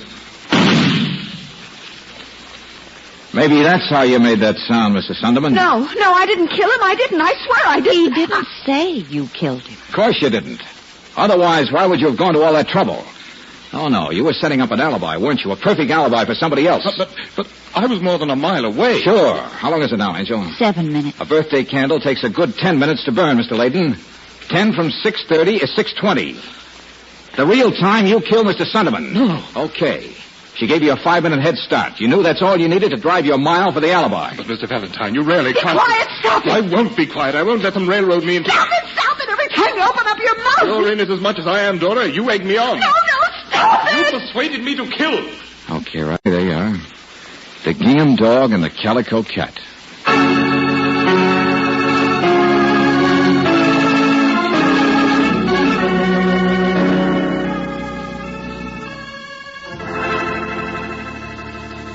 Now, look here, Valentine. Yeah. Now we'll let you talk, McGee. Wait. Let me tell you something, young man. This idea you've got that you can take care of things yourself... I was only trying to protect Vivi and her father. Holding back information that only the law should have. Yeah, but I was on a spot. If you hadn't broken that alibi, Valentine, I would have been a patsy. That's what they picked me for. I know. You mean you couldn't prove anything? It was your word against theirs. After that paper had been burned. Yeah, that's right. That's why I wanted to find the Englishman myself. Well, that paper didn't have anything to do with Vivi, did it? No, of course not. It was something I just happened to have because I've knocked around in the Orient, because I know a lot of people. Did you know Layden in the Orient? Well, I'd met both of them there, him and Dora. But I had no idea they were in the States until I met Vivi, and she showed me a picture of her stepmother. Uh-huh. And then when Vivi began throwing hints around at home, Dora got worried, huh? Yeah, that's about it. She knew that Vivi already knew and that Mr. Sunderman was already beginning to guess. Knew what? Guess what? What was in the paper? Just a letter, really, but it showed that Osbert Layden was Dora's husband. Is Dora's husband. Mm. Oh.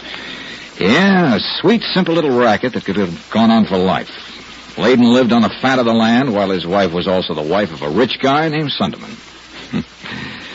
A guy whose only wish in life was that everything be nice. Don't worry, Valentine. The doctors say Vivi will be all right. And I'll be very nice to her.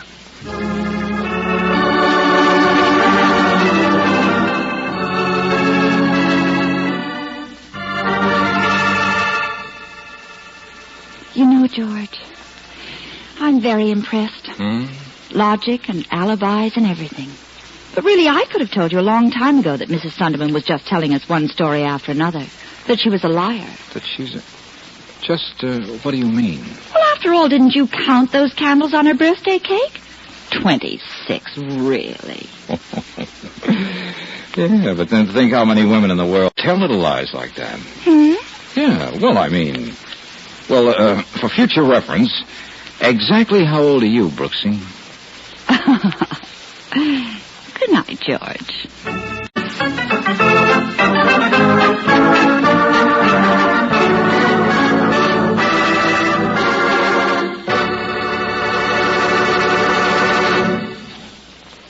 If you were out on a motoring trip last month, I'll bet you thought more than once that your car's engine was getting a lot of wear. But actually, before you start on a trip and after you come back, the engine probably gets its worst beating. That's because 80% of all engine wear occurs in an idle engine, the result of acid-laden moisture forming on cylinder walls the moment you cut the ignition. It's known as internal engine rust, and the one sure way to stop it is to use compounded RPM motor oil. RPM contains an adhering agent which keeps a moisture-proof oil film on cylinder walls. Rust just can't get started, even though your car stands idle for days or weeks. No wonder premium quality RPM is first choice in the West. It's the oil that stops 80% of engine wear. So to protect your car's engine from rust, depend on RPM motor oil. Ask for it at independent Chevron gas stations and standard stations, where they say and mean, we take better care of your car.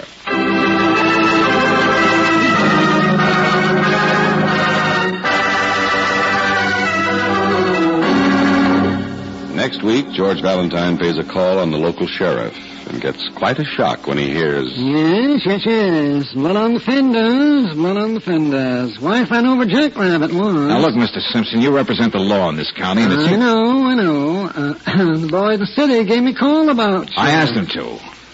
Now, look, I know blood on a fender can be lots of things. But a guy wouldn't be so touchy about it unless it was human blood, would he? It was human blood. But you aren't going to do anything about it, Mr. Valentine.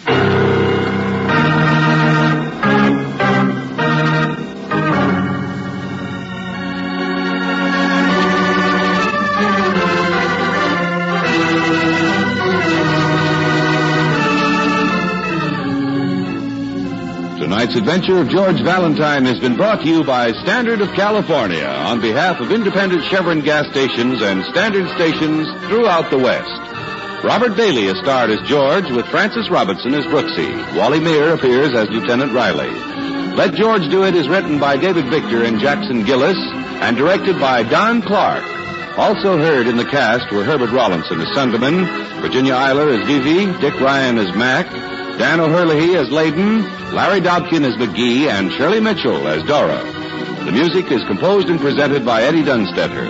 Your announcer, John Heaston. Listen again next week, same time, same station, to Let George Do It.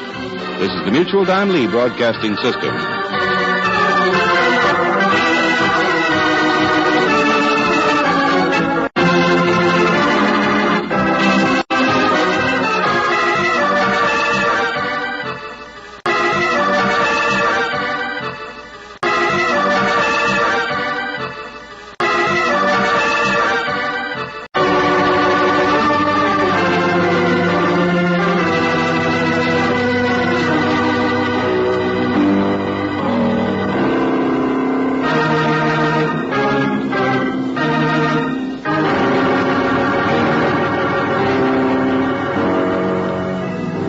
Of California, on behalf of independent Chevron gas stations and standard stations throughout the West, invites you to Let George Do It.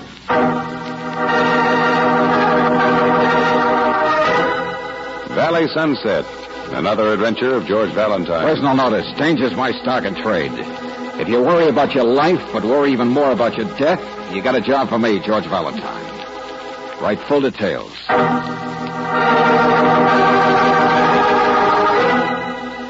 Dear Mr. Valentine, I mustn't let anyone know that I'm writing to you. But they're all busy repairing one of the winery trucks tonight, and I've sneaked off to the safety of my childhood dollhouse. They say that some people can feel death like dogs can or coyotes. Well, I know that my uncle will die sooner or later. But what if my own brother should kill him? Or if he should kill my brother?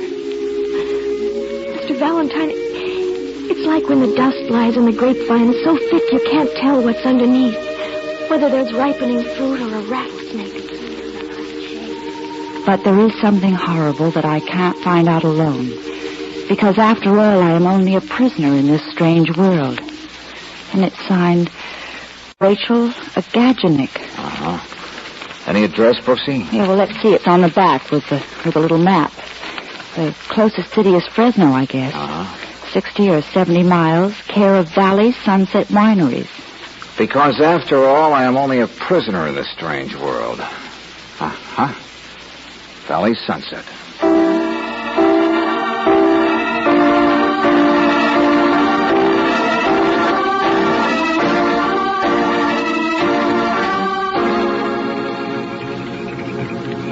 Sunset? Valley Sunset? What do you expect out of Hades, my friend? Road signs? Hades? Sure. Whose hinges it is hotter than. Yeah. Now, look, I'm sorry I flagged you down, but... But why? Unhappy? I noticed you were carrying very valuable freight. What's that? Hello, goddess. Oh, hello. On a day like today, you look better than a cold beer. Yes, well, get your foot off the brass rail. What's the matter? Haven't I got time to say any more before your boyfriend hits me? Okay, smart boy. Just cool off and tell us where we are, huh? The world, United States, heaven, Valley Sunset. What? A Gajanik property. You've been on it for the last 5 miles. Yeah, but we haven't seen the winery or the ranch house of... You won't for another 5 miles, straight ahead. Oh, I see. A small type farm. Yes, indeed. The kingdom of limbo. Irrigated by the sweat of man, dedicated to the sweat of the grape. Do you ever make sense? But of course not. I'm a poet. My name is Agaginik. Well, Mr. Agaginik, huh? It's a common name. Lots of us around. Mr. Agaginik, aren't there any, muses right here on your ranch? Women? Yes. Exactly one, dear lady. The beautiful Rachel. Rachel Agaginik? Mm-hmm. The romantic type, too. Your sister? No, indeed. Niece. But I'll tell you a tragic secret, my friend. Rachel is only 14 years old.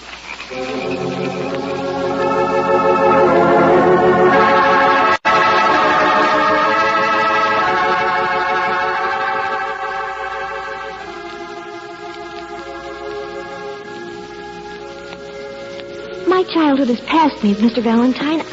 I'm not like other girls. I I had to make you think I was a woman to get you here. I had to make you realize my awful plight. Yes, your awful plight. Now, look, Rachel, you said you were a prisoner, and what do we find? You live in a beautiful house. You've got one of the finest record collections I've ever seen. But nobody comes to the dress house. you have on is at least Saks Fifth Avenue. But I don't like the color. I didn't pick it out. It isn't proper for a girl my age. Who says so? That's the way it was in his old country, I guess. He picks out everything for everybody. Joseph, the oldest, the head of the family. Oh, the old-fashioned patriarch, huh? My uncle, Mr. Valentine. Now, don't tell me Joseph has black hair and is tall and has a crooked smile. No, that's my Uncle Silvio Agaginik. Silvio? Wouldn't you know, the poet? He is a poet. Well, at least he had a poem published once. Uncle Joseph is awfully proud of it. Yeah, well, Rachel... Silvio does lots of things. He doesn't waste his time on the farm. And you know, he's the only one who ever pays any attention to me. He's a romantic kind of person. Sort of exciting, don't you think? Yeah, now look, you said your uncle was going to kill your brother or vice versa. Uncle Joseph and my brother Dimitro. But you haven't seen... And Dimitro's different, too. He never talks. He just works. And he hates. And he went to agricultural college. He what? Oh, never mind. Why? What's happened that makes you think all this? The way they've looked at each other the past few days. Dimitro and Joseph and poor Silvio. It's nothing definite, Mr. Valentine, but I feel it. Wait, look, and Rachel. it feels horrible. It does. I'm not inventing it. I'm not lying. I don't want it to be there. It's like my music, Mr. Valentine. That record was Debussy, and it's wonderful. I love it. But I don't want to now. Listen. This is the only record like this I've got. I want to go swimming in the irrigation ditches like the other kids around here do. I want to see a football game at the Union High School. I want to be like the other children. Rachel! Joseph, no, don't. Uncle Joseph, please don't. It is not good music. Oh, Uncle. You know it yourself, Rachel. Now stop sounding like a circus organ in a rainstorm. I can't say that I blame her, Mr. Young Watson. ladies are not talking to strangers. Oh, for the love of heaven. And strangers are not talking to young ladies. Now get out of here, Rachel. Get out. All right, Uncle, yes. There is a good pigeon. So you're Joe Agaginik, huh? Yeah. The big boss. The big fist. The biggest fist that ever threw a 10-gallon cask. Who are you? The name. You talk to the girl. Why? Take it easy, Marty Joe. Just relax. We're here asking questions because, well, I'm a writer. Did I what? Yeah, sure, that's it. I'm interested in wineries, that's all. Joe Agaginik, a fool, no? A writer, huh? A real writer. Well, I'm just a... Valley Sunset has never been honored before. Mr. Valentine. This is Miss Brooks. Yes. Forgive my overalls. So much dirt in the hands is bad, and dirt in the eyes is worse, but a little dirt in the soul is good, huh? Don't you think? Come again? Yeah, there is music, Mr. Valentine. Music instead of a man who lives the dirt and tends the vines. This is something to write about. Yeah, I can imagine. I will show you the poem. I will show you the poem in the magazine of my boy, my own boy. Your boy? Silvio, my baby brother. Yes, my very baby brother. I raised from a baby. Yeah. These others, they wear the name, but they are nothing. What's the matter? You think I am crazy, old farmer? No, I don't, Joe. Oh, then you stay. You will visit the Valley Sunset, huh? You sure we wouldn't be in the way, Joe? You sure there's nothing else special going on? What is important in life, Mr. Valentine? That? No. Beauty. Who cares about anything else? Now, you will stay, huh? Mr. Agaginik, you couldn't keep us away. But the first one thing to show you. The poem here. My Silvio's poem. You can tell me. You are a writer. Let me see it, George. He has had everything, Silvio. There must be someone to say these things that I feel, that the earth feels. Nuts. I'll show you how the earth feels. Hey, wait a minute. Silvio, let me smell your breath. Oh, dry up, grandmother. I just don't want them to know how bad it is, that's all. Well, you don't have to. Yes, I do. Yes, I do, Gladys. I do. It stinks. I'm smart enough to know that, but I'm also smart enough to be pretty good at cards and pretty good at women and pretty good... No, please, Silvio. Excuse him. Excuse me? Why should anybody excuse me? Who excuses you? Do you know what this old woman did this morning, Mr. Valentine? He fixed it so I can't leave it. Be quiet. Be quiet. Young people must be guarded from trouble. Trouble? Trouble? That's the funny part, Mr. Valentine. It's he who's in trouble. Silvio. Sure. The little man is out there now, big brother. He's waiting in his car to see you. Why did not you say so? Excuse me, please. Look at the lion run. Look at him. And for a man not 5 feet tall, without any hair and a pale, freckled face. Suppose you clear that up, Buster. Who is the little man? What's going on here? What kind of trouble is Joe in? How should I know, Ryder? I'm just baby brother. I don't know any little man who carries a gun.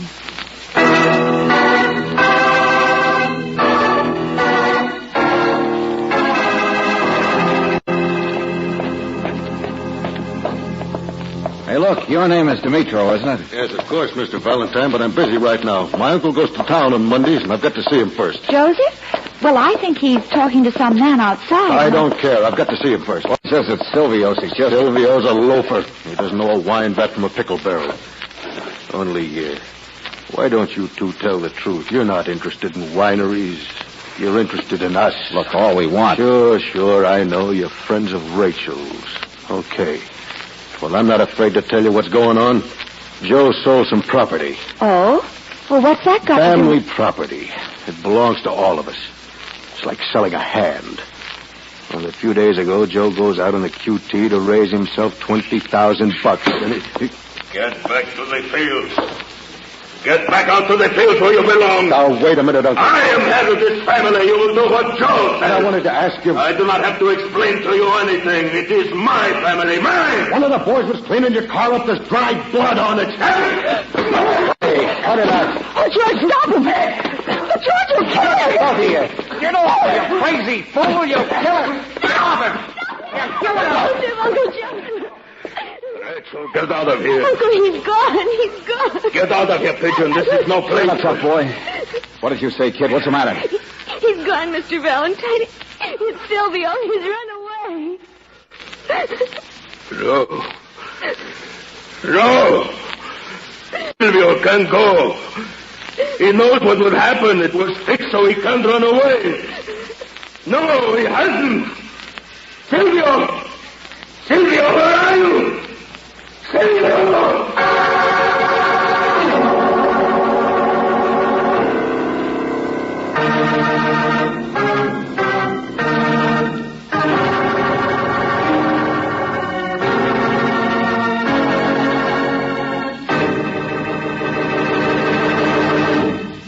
We'll return to tonight's adventure of George Valentine in just a moment. If you spend a little more money than you'd planned on for your summer vacation, you may want to tighten up the family budget. So let me tell you how RPM motor oil helps you economize. It's as simple as this. Engineers have proved that 80% of internal engine wear starts when your car is standing idle. It's the result of acid-laden moisture forming on cylinder walls the moment you cut the ignition. But the cause of this 80% of wear, known as internal engine rust, never even gets started when you use RPM.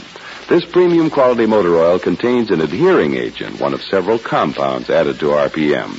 Because it's compounded, RPM keeps a moisture-proof oil film on cylinder walls and other vital parts, puts a stop to that high-cost corrosive wear. No wonder RPM is so popular. In fact, it's first choice in the West. Depend on RPM, the oil that stops 80% of engine wear.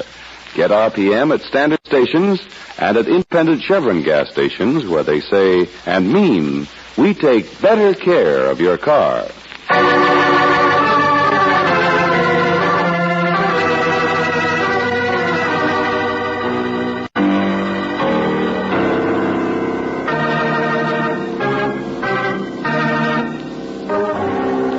Now back to tonight's adventure of George Valentine. Valley Sunset, where the heat and dust of September stretch for miles and miles over the vineyards of Joe Agaginik. You call yourself a visiting curious writer, but you still have a hard time finding out about the strange old-fashioned family that lives there. The Agaginiks, whose apparent love of the soil is only exceeded by their hatred of each other. Well, Brooksy, the big boy's left for Fresno. What? Yeah, Joseph. Business at the bank or something. Goes every Monday. So we can look around his room all we want. Well, George, how's Demetro? Oh, no bones broken or anything after that beating he took. But... Well, what was the matter with Joseph? He was insane. Oh, I don't know, Angel, but the big guy's so upset he doesn't know what he's doing. See, George. Huh? What I found in the wastebasket. What is it? It says, Dear Joe. Yeah, let me see that. George, it's a goodbye note from Sylvia. Yeah. Dear Joe, so long, big brother. You'll never see me again. I've taken the $500 emergency payroll money you keep in your desk. You will never see it again either. Signed, Silvio. Well, so he stole some money before he went. But it's only $500 and it doesn't tell us about... No, Brooksy. Wait, look at that note again. The wording, the crude sentences, misspelling. But, George... Yeah, look on this other stuff. Old invoices. And the ledger's the same. It's all the same handwriting, Angel. Joe's handwriting. Yeah. He wrote that farewell note to himself. But why? Think about it, Brooksy. It's just possible that the light is finally rising on Valley Sunset.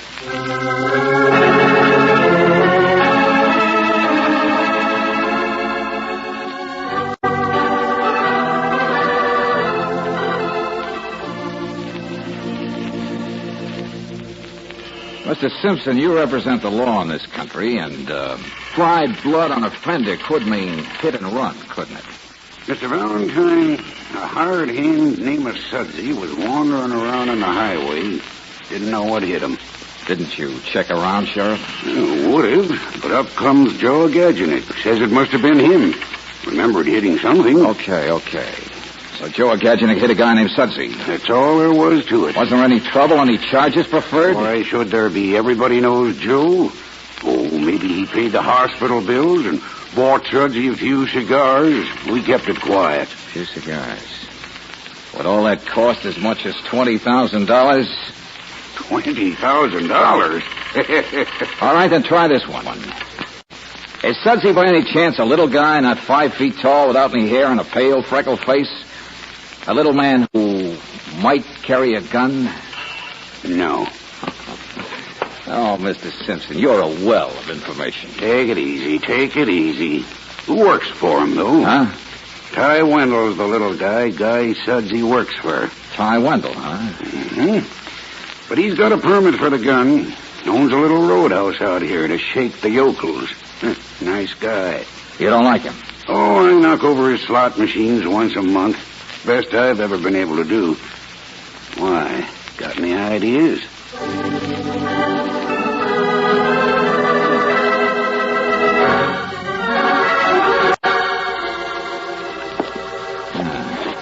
Slot machine. How's your luck?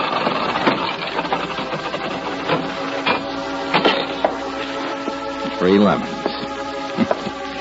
Oh, well. Mr. Wendell.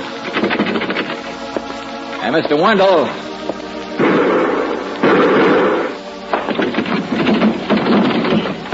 Mr. Wendell, where? 3 lemons for you, too, huh?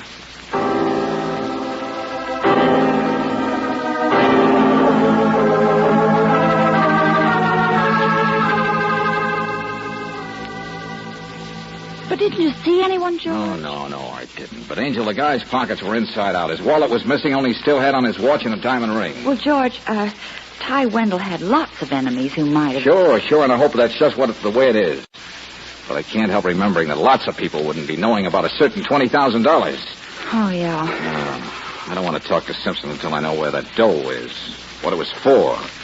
Because if things are what they seem to be, then the murderer was figuring on a perfect crime. And, Brooksy, there's only one way to break it. Oh, George. Yeah. It's to break a heart.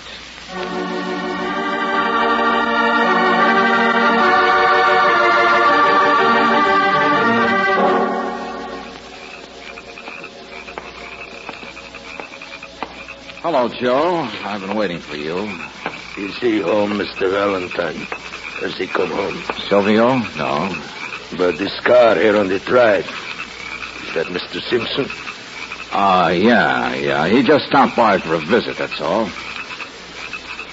You're pretty late getting back from Fresno. I stop on the road and talk to a friend. Uh-huh. I guess you're pretty used to seeing the sheriff's car around here, aren't you? Why not? Valley Sunset is a small world. I guess you're used to seeing lots of police cars. Mr. Valentine, please, I am very tired. I guess your brother is almost always in trouble, isn't he? Please, no. Now, listen to me, Joe. A week ago, a guy named Sudsy was smacked on the road. It was hit and run until you showed up to take the blame for it, to hush it up. Get away from that door. But you don't drink. You're not careless. You would have known what you hit. It was Silvio, wasn't it?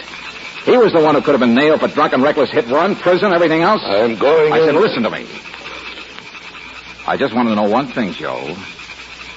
Did the guy Sudsy worked for figure it out, Ty Wendell? He's a crook anyway, Joe. Did he come around to you to ask for blackmail for $20,000? Yeah, Mr. Valentine, I gave Ty Wendell his cash this morning. Yeah, I was afraid it was that way. It was the only way. But selling some vineyards to raise the money, like my arm, piece of my soul. Yeah, that's why you finally got tough with the boy, isn't it? You said you fixed it so Silvio couldn't run away. How else could I make something with such clay? The boy will come back, Mr. Valentine. You will see. Joe Agachinek will make a man of him. A poet of him. The things I cannot express, my baby. Hold it, Joe. The way you fixed it. I read that letter you wrote to yourself in your wastebasket. Of course. I must show Silvio the words that I wanted, the words for him to write. Hey, wait a minute. You made him write a letter just like it? He confessed to a crime he did not commit, to stealing money from my desk. So any time he decided to leave, you could also bring him back by mailing his letter to yourself, showing it to the police so they'd be your bloodhounds. He knew I would do it. Joe does not lie. He knew I would mail it from Fresno. Yeah, but did you mail it? I do not lie. The first thing this afternoon by special delivery. First thing this afternoon. And a guy can't be in two places at once.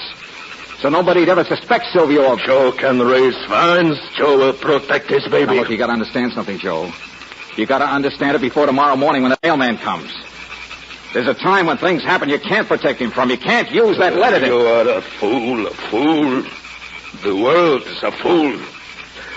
I got the letter. What? The man I talked to on the road, the special delivery. He has given me the letter. Already Joe worked fast. He takes care of his baby. Hey, Joe, Uncle. Sheriff Simpson's inside asking questions. He wants to know where you were early this afternoon. He wants to know where Silvio was early this afternoon. Huh? Why does he ask about Silvio? DeVito, don't tell him. He's out of his mind. Don't tell him yet. What about early this afternoon? Take it easy. He's just asking questions, that's all. Ty Wendell has been murdered. Ty? This afternoon?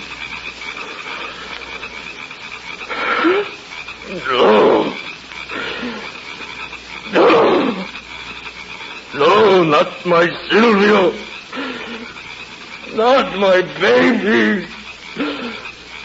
Silvio, Joe will take care of you. Joe will...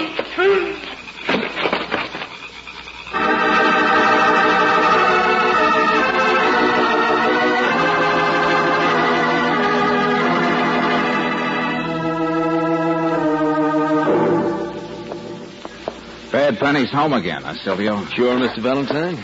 Hello, Goddess. They located me in San Francisco. With the bad news. Yeah. Too bad the stroke he had. Joe was pretty rough on people, though. Mm-hmm. You talked to Mr. Simpson yet? No, but I will. Ty Wendell got us. That's right. Early yesterday afternoon. Yeah. Well, that's the way it goes. I thought I'd better tell you something before you talk to Simpson. Your brother mentioned he'd given Wendell something like $20,000 in cash. You see, I found the body. The money wasn't on Wendell. Oh, I get it. Motive robbery. Well, we had a funny thought that probably nobody knew about that money except Joe. And maybe you. Oh, did you? Well, it's just a thought. A guy who wanted to leave Valley Sunset but could never squeeze enough dough out of his brother might have been tempted by $20,000. Well, it just shows how funny thoughts can be, doesn't it? Well, I'll go down and talk to Simpson as soon as I do a little straightening up. You mean looking around, don't you? Like for a letter, maybe? Maybe. I know there is one someplace, in Joe's coat, probably. How do you know? The mailman happened to mention it. He'd given it to Joe last night. Happened to mention it. What did you do? Check with him on the phone before you flew back? Worth doing, I guess. Make a perfect alibi, that letter. Look, what's all this to you, writer? That is, it would if you could find it. What? You haven't got that letter, have you? You didn't take it off it, Joe. Why do you think your brother had that stroke? What? What do you mean? Where's that letter? I've got to have it. I've got to have it. Just underestimated Joe, that's all. He's dead because he realized he failed you. He loved you, Silvio.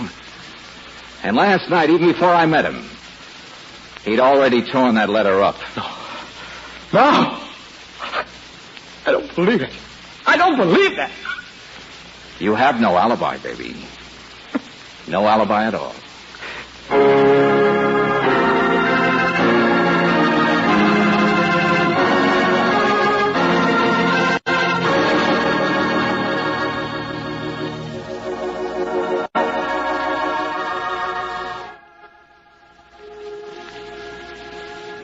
When the dust lies on the grapevine so thick, you can't tell what's underneath. Whether there's ripening fruit or a rattlesnake asleep in the hot shade. Hey, Rachel, look, kid, snap out of it, will you? We gotta leave you now. I'm all right, Mr. Valentine. Of course you are, Rachel. Now you'll do all the things you want to. You'll swim in the irrigation ditches and go to the football game. It's poetic, isn't it? Huh? Well, what I mean is, maybe I could say some of those things Uncle Joseph thought should be said. The vines and the earth. I think you can do it. And Demetrio will take care of the vines. Poetry, beauty, and grapes. You know, Angel, I think Joe's going to have the kind of monument he'd like.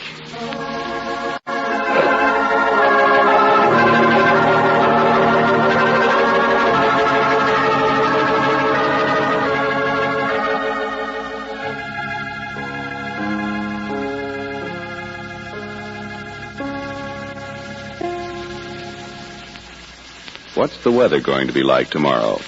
Now, there's a frequent household question, and curiously enough, it's a question that Standard of California asks nearly every day in the year.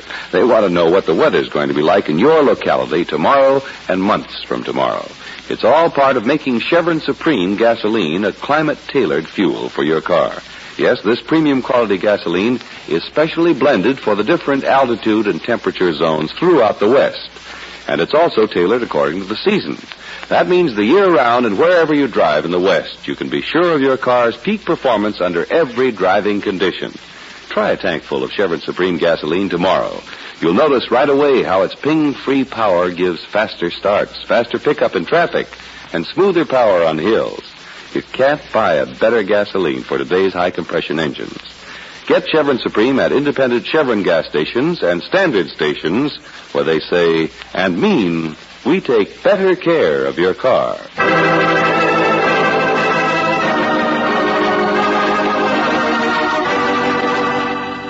Now, ladies and gentlemen, here is Robert Bailey. This year's nationwide polio epidemic is the most disastrous in our history.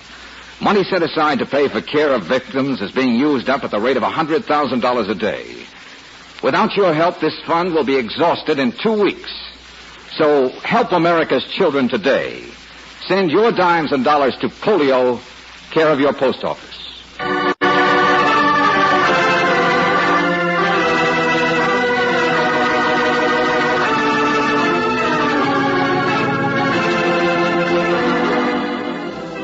Tonight's adventure of George Valentine has been brought to you by Standard of California on behalf of independent Chevron gas stations and standard stations throughout the West. Robert Bailey is starred as George with Francis Robinson as Brooksy. Let George Do It is written by David Victor and Jackson Gillis and directed by Don Clark. Also heard in the cast were Jane Webb as Rachel, Bill Conrad as Joe, Tony Barrett as Silvio, Joe Duvall as Simpson, and Clayton Post as Demetrio. The music is composed and presented by Eddie Dunstetter, your announcer, John Heaston. Listen again next week, same time, same station, to Let George Do It. This is the Mutual Don Lee Broadcasting System.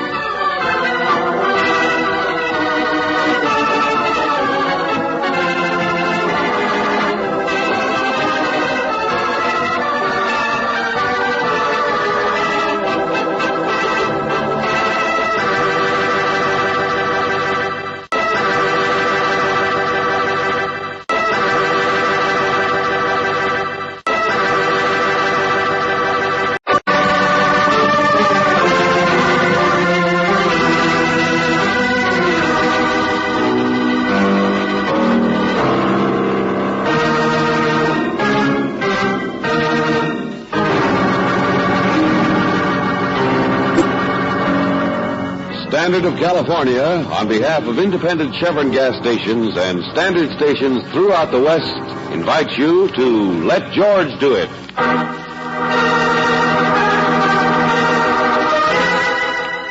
The Coward, another adventure of George Valentine. Personal notice, danger's my stock and trade. If you're an early worm who keeps getting the birds, you got a job for me, George Valentine. Write full details.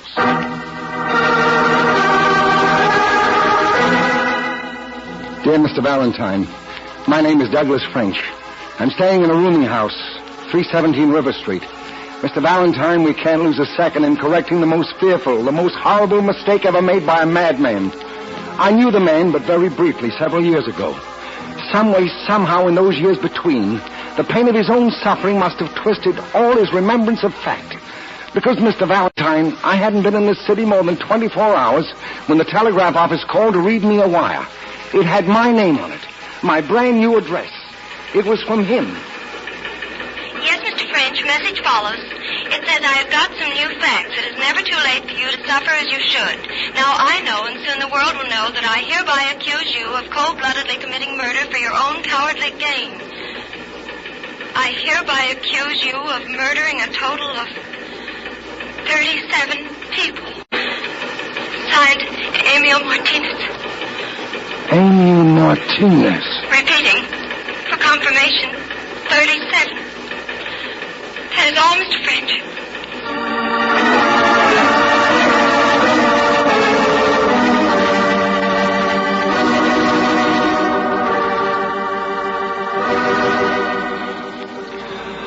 I'd say we won't attempt to remove it until the x-rays are developed, Lieutenant. You see, in this quarter of the man's chest... Yeah, Doc, I know. But maybe the pictures will help us until you do get the bullet out. Near the breastbone, huh? With the juncture of this rib, you say. Exactly. No, I'd say the difficult part just now is keeping the poor man alive. Uh-huh. Well, all right, Doc. Well, why are you so anxious about the bullet, Lieutenant? Do you have a gun to match it with or something? No, not yet. But when I do find one, well, I want to know what I'm looking for. There's nothing concrete to grab onto in this case. Except the telegram. Yeah, that. Emil Martinez. We'll round up every Emil Martinez that ever lived. Only I don't know... Only it was a little wild, wasn't it? 37 people. Almost a little crazy. Except that we do have a straight-out attempted murder on our hands. Couldn't you find anything about Mr. French? Oh, he comes from the east. They're investigating. They'll let us know, but it doesn't look like anything. No past record. No enemies, if that's what you mean. I meant friends. Well, none here in town. At least he didn't see anybody we know of. And you found him by the river, huh? Yeah, the walkway on the bridge. Landlady said he had supper, was pretty nervous, went for a walk to kill time until 8 o'clock. Mm-hmm. He got it out there in the dark. The noise of traffic on the bridge to cover the shot. A perfect place. Lonesome. Motorists can't see. I guess he'd still be there if one of them hadn't stopped to inspect a flat tire. Lieutenant, I have the x-ray. Oh, yeah? Let's see, Doc. Careful with it, Lieutenant. Uh-huh.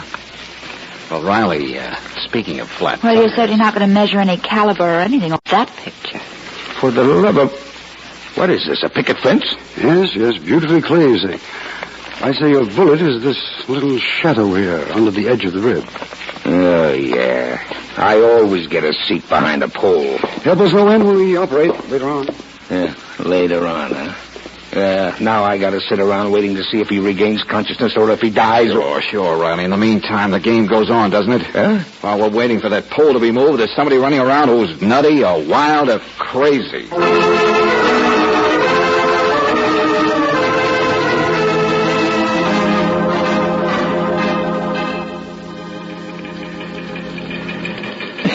Really, Mr. Valentine, I should be in bed today.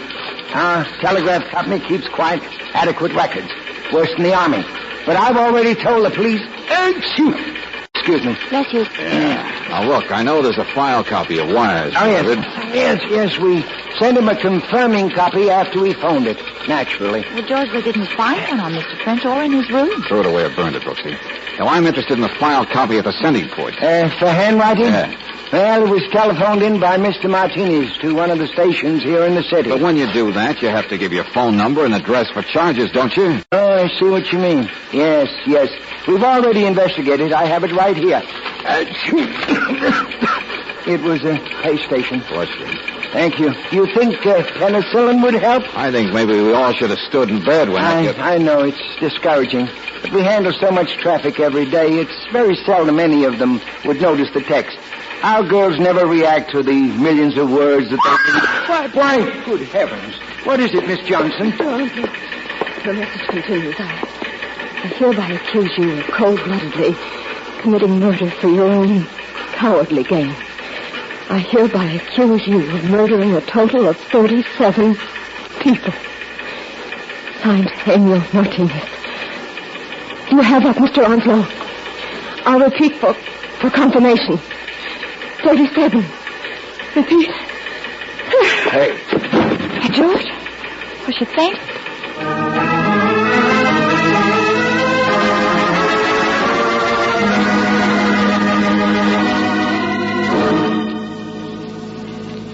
I'm just a botanist, you understand, Mr. Valentine, a student, playing Mr. Botany B. I'm not concerned with the world of men. Mr. Onslow, you were going to say that wire was a mistake, weren't you? Yes. I suppose a horrible mistake. That's what Mr. French said about his wire. I'm a botanist. In the world of botany... I guess you've seen about Mr. French in the newspapers, haven't you? Yeah, sure. At least from the looks of your study here. All the newspapers. Yes, Mr. Valentine, I know what happened. But that doesn't mean... Okay, then why did it happen? Why the wires? Who is Emil Martinez? What's he talking about? I won't tell you. I'll never as long as I live. Yes, you will, Buster. George, wait a minute. Mr. Onslow, do you always tear up your magazines like that? Huh? What do you mean? Well, here, in the wastebasket. It's a current copy, too. I never heard of anyone tearing them Get up. away from there. Look out, Buster. Put it down. Don't touch it. I'm sorry, Professor. Oh, George. Now, you'll be okay, Buster. Now, what do we have to do? Go through the magazine page by page? Or are you going to tell us what it is? My world is botany. My world is botany. My world is botany. George, look here. Look where it's folded. 37. Yeah? The number's here in the article. Freelance writer J.J. Farrell. Farrell? No, why? Never mind. What is it? What does it say? He's talking about the war. About being in Japan. Yeah? In reference to the above, it is of interest to note that Colonel Tsuyamoto's dying remarks to me concern the wiping out of a party of 37 who, with the assistance of native guerrillas, were trying to escape the Holocaust of Singapore. George. Oh, go on, Angel, go on. In this case, the efficiency of fifth column informants was belied. Colonel Tsuyamoto stated that the party, which included soldiers as well as civilians, never would have been located had it not been that 4 members of the party itself were foraging for food at night, and that the application of threats finally made one of the 4 confess secretly the exact location of the other 37, who regrettably had to be destroyed. Other examples of fifth column and so on and so on. I guess the words in the telegram aren't so crazy after all, are they? No, Mr. Valentine. Were you one of the 4, Mr. Onslow? Yes. Was Emil Martinez? I wouldn't remember any names. Was Douglas French? I don't... Oh, yes. His picture is in the newspapers. It was the same man, I'm sure. Who else? I wouldn't remember any names. We were all strangers until then. Just a random group of us in a big party with a few British Army men and guerrilla leaders. The others I went foraging with that night, businessmen perhaps. Americans, I know that. I was teaching high school botany in Singapore, Mr. Valentine. Botany. Now, look. Afterwards, you went through so much together. You were threatened, maybe tortured, weren't you? We were separated later on, sent to different prison camps, the four of us. Though I never knew just why. They stopped torturing us, Mr. Valentine. Why they didn't go ahead and kill us, I just can't somehow believe that you wouldn't remember. The things so simply told in that article. The things so unimportant to the rest of the world. To whom the numbers 37 or 4 don't have such awful meaning. Who would guess that we were still alive, any of us? Perhaps many such events took place during the war. You don't remember, huh? It is not a thing simply remembered, Mr. Valentine. Not with sanity. Among that 37 were friends, were our families. But I have another family now, and my work. I am a botanist. I don't remember anything. I am a botanist. Okay, Mr. Onslow. I'll talk to you later. Peaceful man. George. Well, Angel, there's a guy giving a lecture tomorrow at the downtown club on the Orient. What? Mm-hmm. Just ordinary stuff, but the speaker's name is J.J. Farrell. The writer? Oh, so that's yes, why Angel. Everybody seems to be in town at once, and I wonder why. And if this whole case has turned out to be a chase after a betrayer, an informer, a coward, then I wonder if the writer told all he knew, all the dying Jap told him, about which one of the 4 was the coward.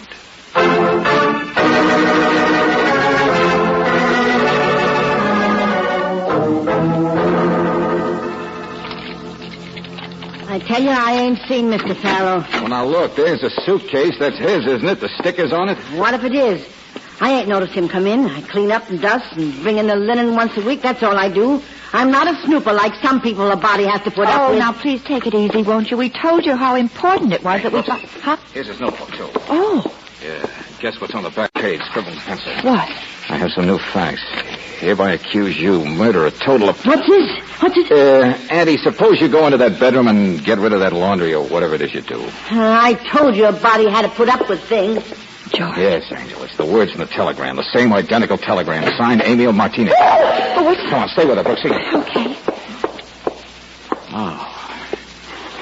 Is that your tenant, Auntie? Is that the writer? J.J. Farrell? Yeah, but I didn't see him come in. I've been here all day. I ain't seen him all day. No, I guess you haven't. He looks like he's been dead since yesterday.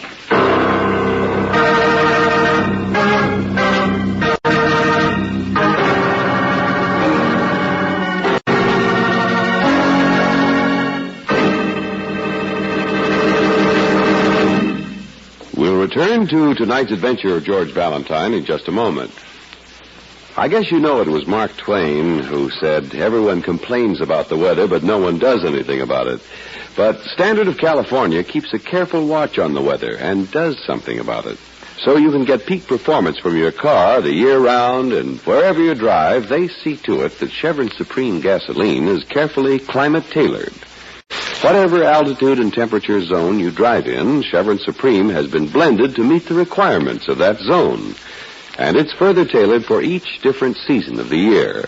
So depend on Chevron Supreme gasoline to get the best out of your car. Try a tankful, and you'll notice right away how your car responds. Faster starts, faster pickup in traffic, and smoother ping-free power on hills. In fact, you can't buy a better gasoline for today's high-compression engines.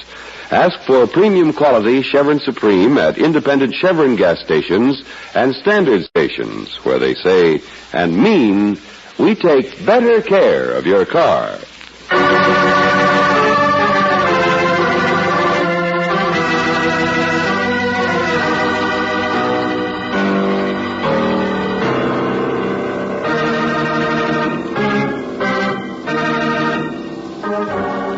And now back to tonight's adventure of George Valentine. You learn the tragic wartime story of one man out of 4 who betrayed the location of 37 refugees fleeing from fallen Singapore. Well, if you're anything like George Valentine, you'd like to meet the writer who wrote that story, particularly when you see that his notebook contains the words of that same telegram. The only trouble is, the writer's dead. What did the medical examiner say, Riley? Oh, same as you. Dead 24 hours, maybe. Uh-huh. Mm-hmm. And his head's bashed in, crime of passion. There was a fight, a struggle. Yeah, that's a mouthful of understatement, brother. Well, what about him? What kind of a guy was he? Well, I checked with a couple of editors. His reputation's good. Not a chance of his being mixed up with anybody from the Singapore business. And if he had any idea those four were still alive, he's the kind of guy who probably would have kept his mouth shut. Let sleeping dogs lie. Yeah, but look, Riley, maybe he didn't write all he did know. He couldn't have it. This doesn't make any sense. Yeah, sense yet. A guy gets a bullet from whom? A guy gets bashed in by whom? It's a killer I want, not a lot of... I was reading Farrell's notebook, Lieutenant. His notes and things for stories. And it seems to me you're both counting wrong. What do you mean, Angel? Well, look, here it says, Emil Martinez, question mark. What? Give me that. Now, just wait a minute. And then there's the name Douglas French, and his address back east, and Mr. Onslow. Well, that's only 3, isn't it? But if I turn the page, I can count to 4. Nick Atkins, with a street number, here in town.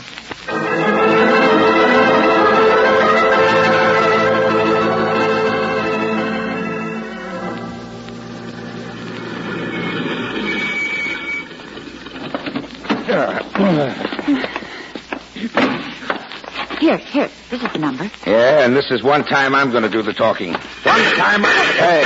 Well, that's down the alley. Down the alley there. Come on, you take it around the left. Okay. There's another policeman. Yeah, guy running. I see him. Hey, Brooksy, wait. What? Those shots were in the alley here, but there's nobody... George, look, at the house, the side window. Yeah, broken. The guy was standing out here shooting in it. Come on, side door, Brooksy. Nick Atkins. Who else?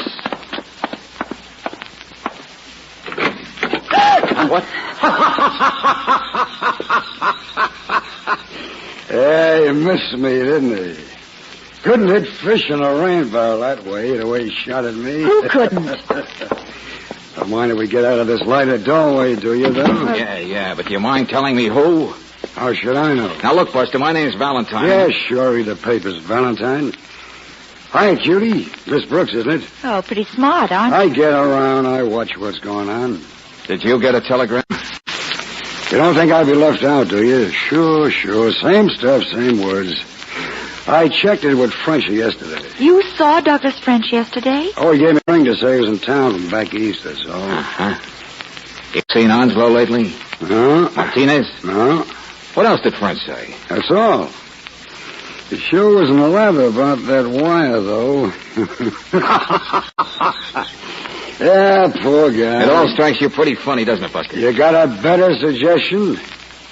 How else you gonna take this world unless you laugh at it, huh? Okay, Atkins, be a smart guy. Get something straight, mister. There was 37 people. I was boss stevedore of the American docks in Singapore. And I was so smart. I thought my wife would be safer within 37. Oh, I see. Yeah. Nick, you're not going to help us very much, are you? Have it your own way. Okay, well, there's one thing I'd like to know, though.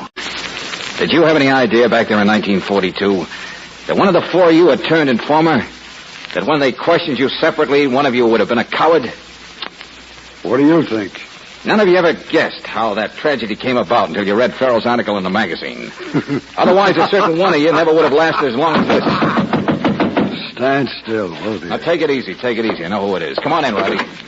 There are 3 cops I'm going to demote, and then I'm going to demote myself. Why, what happened? Did he get away? Don't even ask me. Well, what's the matter with you? Relax, Riley. This is Atkins. Has he told you where Martinez lives yet? Has he told you what he looks like? Oh, he's telling us nothing, Riley. Nobody is.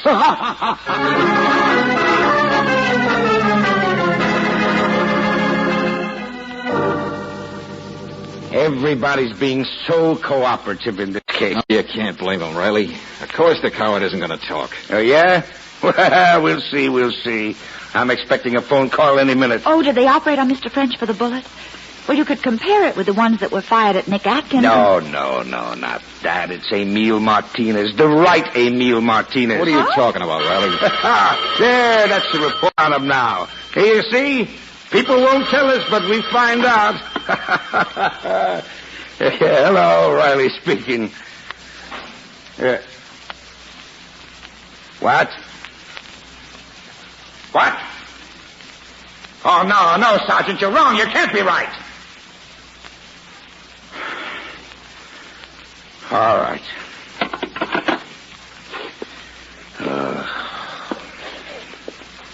The Emile Martinez, who was in Singapore, who was captured and sent alone to a Jap prison camp. A couple of years later, in that same camp, died of sickness. Well, but the telegram... Well, that's why the question mark after his name. So that's why... A dead man sends telegrams. Yesterday, a dead man phones a telegraph office. Now, listen to me, Riley. Somebody signed his name, that's all. Somebody wanted to make everybody sweat. Somebody who'd found out in the article they'd been a coward, but didn't know who it was trying to smoke him out. But that's not important, don't you get me? What I want to do is stop another murder. Another murder? Well, who's left out of the four? Who fired those shots at Atkins? Who else could it be?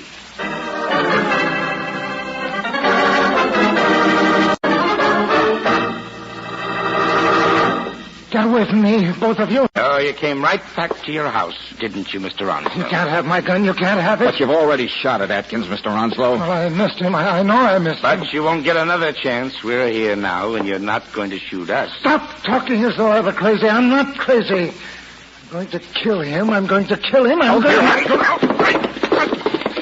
There you are. Well, that's better, Professor. I'm going to kill him no matter what it does to me.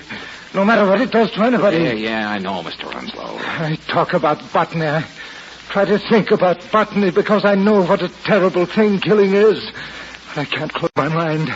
I'm going to kill him. I'm going to... Mr. Onslow, be quiet, will you? Why? Let him spill it. Too, Riley. We're making too much noise. I told you I wanted to stop a murder, didn't I? Huh? Hey, George. Yeah, Angel. He's here. I heard the door turn. Shh. Now, wait a minute. Here he comes. Come on, Riley, get it. Take it easy, Bud. Take it easy off me. I'm not going anywhere. Come on, twist him, Riley. I haven't got a gun. I don't know. know. Take it easy. No, he's good. Okay, all right then. I'm sorry we were so rough. But now sit still, don't move. Why? You know why. Hello, Onslow. Hello, Mr. Atkins. Well, I guess we can do without the formalities. Just take them both down to headquarters. And we can check on that gun of yours, Onslow, against the bullet in Douglas French. No. And you don't have to laugh, Atkins. We'll find a gun of yours someplace. Take it easy, Riley. I think I'll find the other gun for you. Where? French got his bullet on the walkway of a bridge, right by the railing. Okay, get some boys dragging that river fast. Killer tossed it over, huh? All right, it's worth a chance. It's worth a lot more than that. Yeah, well, I'll say it is. Because one of these two guys did it. They're the only ones left. One of these two bashed in that rider and then later on went out and took a pot shot at French. I guess because French and Farrell and everybody else knew he was the coward, that's why. Ronnie, will you please? Yeah, it is funny, isn't it, Atkins? Because you came up here to kill Onslow, didn't you? He's the coward. I don't need a gun. You got no idea what it feels like to know what he did, Mr. Valentine. He's a coward, Onslow. Oh, no, you don't. Take it easy now. Now, listen, mister, I want to talk about telegrams. Emile Martinez didn't send them, that's a cinch. And, Mr. Onslow, you didn't even receive your wire until long after Farrell was dead and French had been shot. Well, what difference? Therefore, the wires must have been sent by one of you two. Sure. And whichever one it was, you sent one to yourself to cover up. So what if I did? What does that make me? Thanks, Atkins. But I don't even care if it was you. The point is the guy who sent those wires did it because he didn't know who the coward was. What, mister? So he couldn't have been the coward himself, could he? And on the other hand, Mr. Onslow, if you were the coward, why would you be so anxious to kill a newspaper man you didn't even know? Huh? Now, wait a minute, Valentine. This case is all upside down, Riley, because for once, the innocent have a tragic motive for wanting to kill.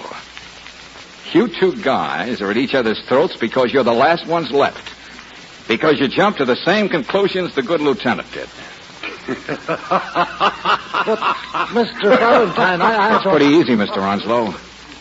I guess there were two guys who knew about the coward. Mr. Farrell and the coward himself, who must have found that Farrell knew the truth and killed him. The same man who walked down on the bridge by the railing and tried to commit suicide. Mr. Douglas French.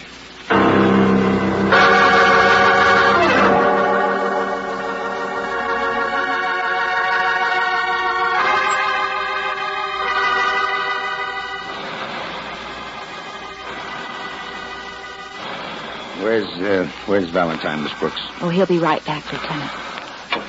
Well, there it is. There's the bullet. The doctor said it was right next to his heart. Yeah, and I guess it'll match up with the gun from the river, all right. The gun we already traced to French. He must have stood by the railing, concentrated on making his dying movements to heave the gun overboard. Mm-hmm, then pulled the trigger and did it. Douglas French. Only why? Why did he go to all the trouble? Why did he call Valentine into it? But think how close to his heart it's always been, Lieutenant. Ever since 1942. Something even more deadly than a bullet. The guilt of knowing what he did. Of being the only one who knew. I guess so. And when the article came out, when he killed Mr. Farrell, he must have known it was hopeless. The others would get him sooner or later. Yes, but why call you people into it? Oh, don't you understand? He wanted to make everyone think accusing him would be a mistake. It was like the way he tried to commit suicide. Trying to make it someone else's fault. Making everything someone else's fault. Oh, sure. Sure, I get it. Douglas French was a coward all the way to the bitter end, that's all.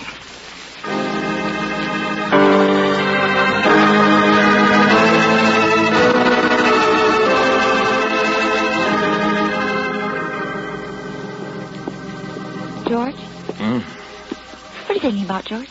Oh, I don't know, Angel. The things people do to forget things. Laugh at the world like Nick Atkins, or concentrate on work. Like botany, maybe? Mm-hmm. Hey, you know, we're pretty lucky, Angel, you and I. Oh, I know it. Not having anything big to worry about. Well, we want to forget. All we have to do is... Oh. Yes, George? Go out and get something to eat. Oh.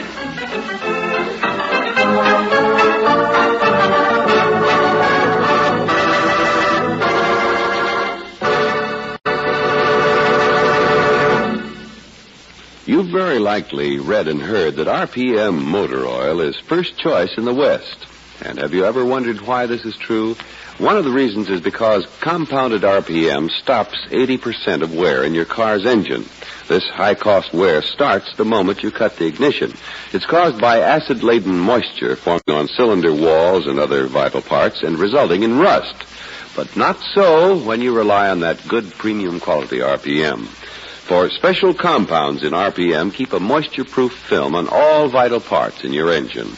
Even though your car stands idle for days or weeks, corrosive rust can't get started. So to prevent 80% of the wear in your car's engine, depend on RPM, and you'll find the first choice in the West when it comes to motor oils is your choice, too. Ask for RPM motor oil at standard stations and independent Chevron gas stations where they say and mean, we take better care of your car.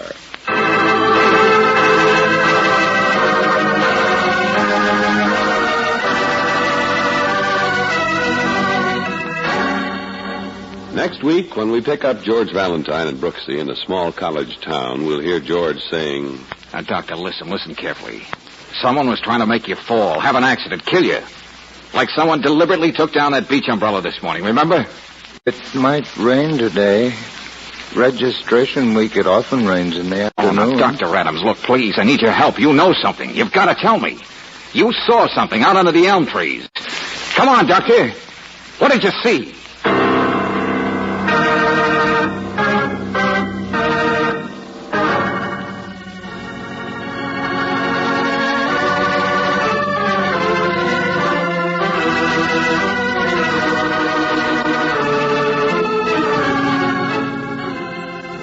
Tonight's adventure of George Valentine has been brought to you by Standard of California on behalf of independent Chevron gas stations and Standard stations throughout the West. Robert Bailey is starred as George with Francis Robinson as Brooksy. Wally Mayer appears as Lieutenant Riley. Let George Do It is written by David Victor and Jackson Gillis and directed by Don Clark.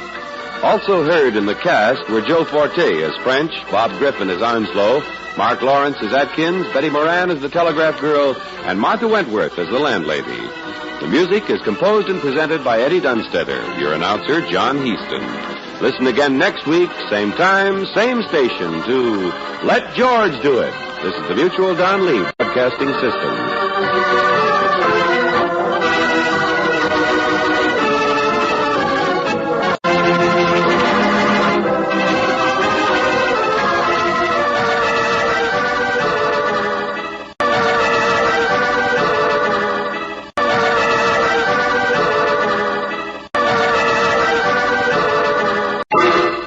Personal notice. Danger's my stock and trade. If you feel like the knife thrower's assistant in a high wind, you've got a job for me, George Valentine. Write full details.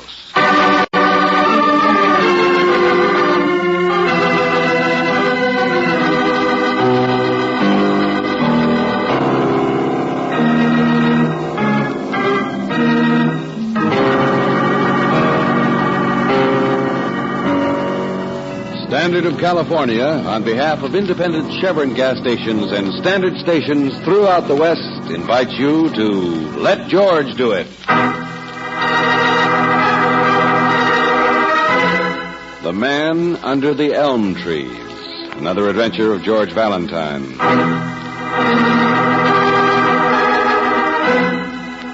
Dear Valentine, you may not remember, but you and I had a very interesting talk once in the smoking car of the Streamliner. At least as far as Mayville Junction we did.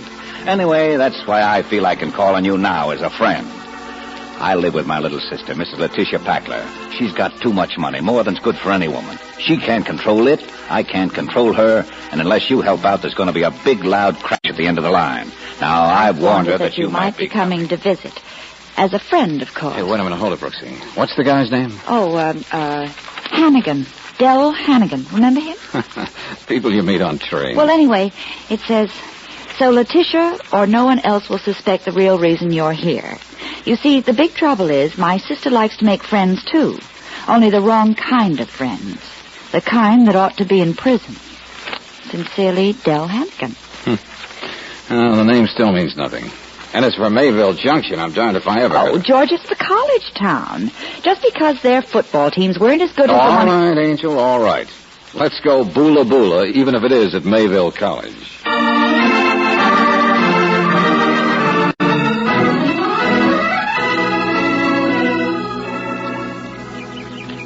You must be Mr. Valentine and Miss Brooks. Yes, that's right. Well, you're so much earlier than I expected. Look at me. I'm all over cake flour. There's going to be a picnic, you know, the faculty welcoming committee. Oh, but I'm so glad to meet you. I'm Tisha Packler. You're Oh, how do you do? And this is Skinny Adams. Skinny lives with us, you know. Young man, I didn't see you salute the flag. Huh? Well, I'm not in uniform. I'm keeper of the flag. What? Flags at the college. I used to be on the grounds and flowers committee, but I'm not anymore. Doctor said I couldn't. But what I'm really interested in is chemistry. You look like a serious-minded young man. Do you realize that I actually saw Branislav of nitrogen fame? He said to me, Adams... Oh, Skinny, please, they don't want to hear your stories now. Besides, if you're going to feel strong enough for the picnic, you better lie down, hadn't you? I'm sure Dell's put up the beach umbrella over your hammock. Oh, all right, Tisha. I know what's good for me and what isn't. See you later, Mr. Adams. Who is he, Mrs. Packler? Skinny? Well, about 12 years ago, he was an assistant or something in the chemistry department. He was ambitious, but not very successful. And then there was an explosion, and it affected him. Oh? Doctors say that he's borrowed more than his time by now. Can't stand any strain or undue shock or too much heat. Well, why isn't he in the hospital? What?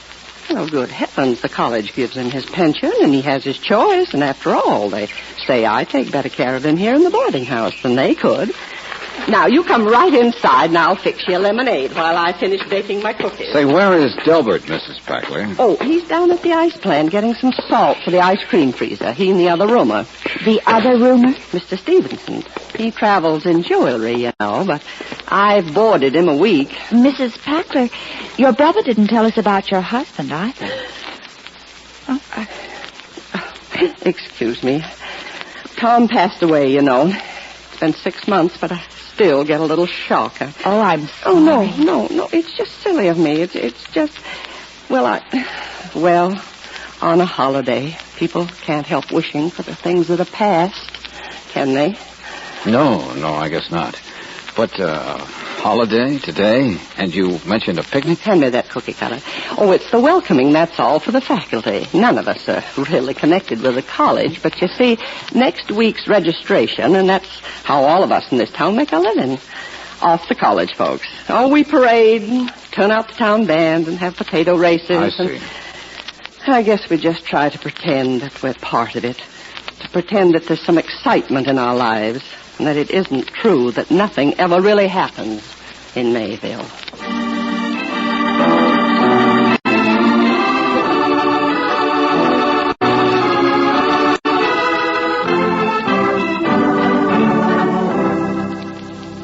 Hot. Suspender weather, I call it, but now down to facts. Who's going to win the Coast Conference, USC, or is Washington going to end up... what do you say we hold up the sports page, Mr. Hannigan? You wrote us a letter, and you said your little sister had more money than is good for any woman. My friend, she's got 40,000 smackaroos. How do you like that? Oh, where'd you get it? Life insurance. That crazy, no-good husband of hers. Dumb, that's all he was. Got himself killed dragging his own shotgun backward through a fence. You see what I mean? Uh-huh. I see you didn't think much of him. Well, he paid the premiums. But a waster, that's all he was. Never turned a lick of work. Letting Tisha slave herself up to the elbow. She still does it. Boarding students who can't pay their bills. Nursing all the characters. Like that scientific earbender back there in the hammock by the meadow. A gal like my sister ought to get out more. She ought to travel like I do. See the world. But she makes the wrong kind of friends, you said. The kind that ought to be in prison. The kind that leads to crashes at the end of the line. Now, just who is it you're so worried about?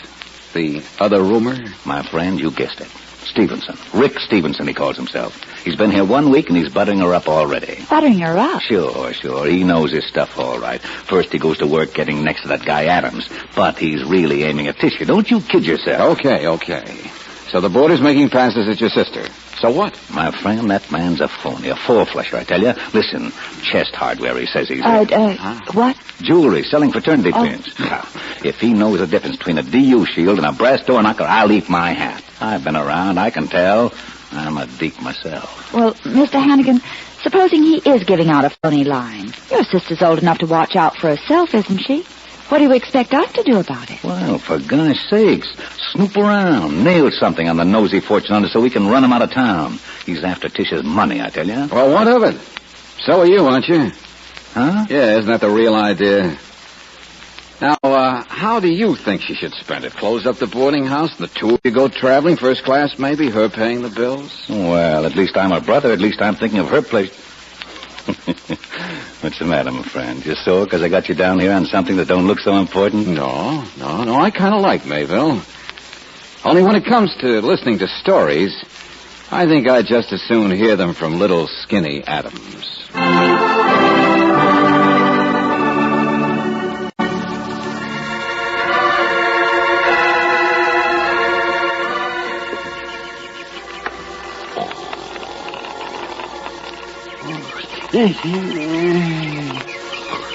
Listen to me, would you?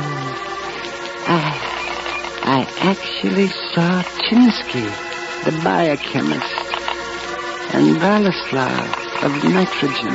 George. And I saw he sounds But still trying to bend people's ears. Hey, you know, Angel, we're in the midst of a bunch of nuts. George, look at his face. It's so red. Yeah? A man in his condition shouldn't be lying out here in the sun. George, of course. The umbrella's come down. Yeah. Better wake him up. Yeah, okay. Mr. Adams? See here. You haven't been standing there, have you? What do you mean? I haven't been saying things, have I? No, of course not. We just came out. Don't you lie to me. I can always tell when a student is lying. I'll have you know that I've got every one of my senses. I was hurt in an explosion, I think, but I can see. Oh, the things I see. And I can hear better than you can. Oh, you were just mumbling, Mr. Adams. Say anything about the elm tree? The elm tree? Oh, come on. Something I've seen. A man under the elm tree. No. That's good. Hey, now, who did that? What? That umbrella was up when I went to sleep. I know it was. Oh, now, take it easy, Skinny. The cat's probably just slipped down. Don't get your dander up. Yes. Hello, you two. I'm Rick Stevenson. Yes, so I gather. Well, my name is I know. I've heard all about you, Miss Brooks. Here for the holiday, huh? Yeah, that's right. We sort of like a quiet college town. Yeah, relief from the city, isn't it? Okay, come on, Skinny. It's 12 o'clock. You sure, Rick? Is that late already? We're just going to wait on the porch there for the town parade out on the side porch. Maybe you'd like to join us. Well, thanks, Mr. Stevenson. We'll be with you in just a minute. Well, whatever you say. George. Brooksy, about an hour in this sun might kill a man like Adams, mightn't it? Well, it certainly would make him very sick. Here. Slide up that beach umbrella, will you? What? Yeah, go on. Put it up again. Go ahead. Oh, well, all right. I'll try.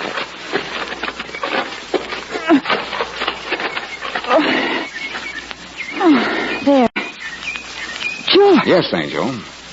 It's all you can do to force that catch. It couldn't slip. Somebody pushed it down.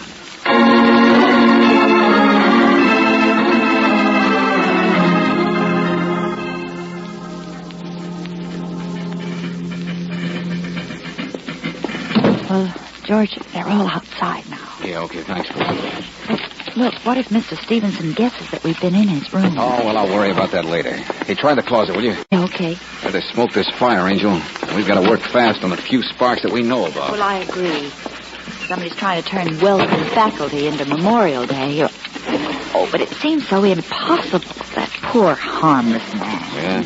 I don't see why anybody would want... What's the matter? What is it? A letter. Was in the pocket of Rick's sport jacket. Huh? Well, suspended weather has one benefit. Federal States Life Insurance Company. It says... Well, it's just a note. It says, Stevenson, on February 14th, the company paid $40,000 to Mrs. Packler. Husband died in hunting accident. Suggest you look into it.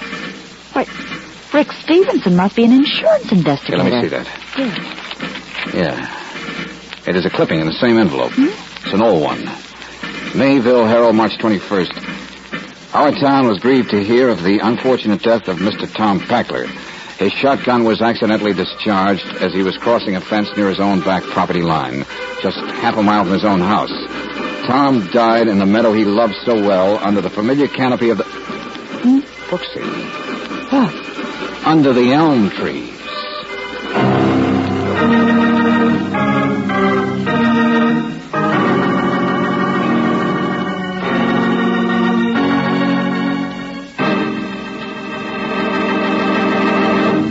We'll return to tonight's adventure of George Valentine in just a moment.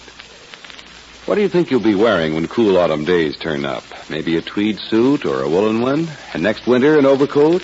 And a raincoat during the wet spring? Sure, you're climate-tailored.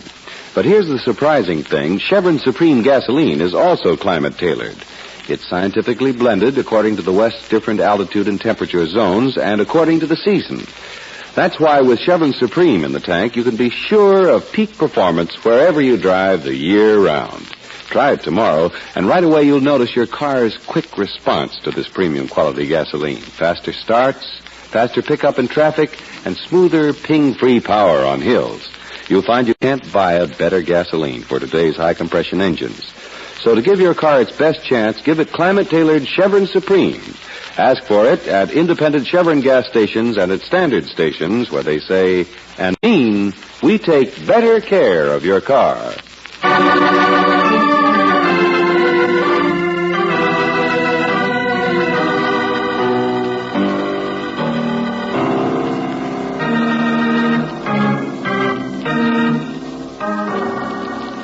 to tonight's adventure of George Valentine.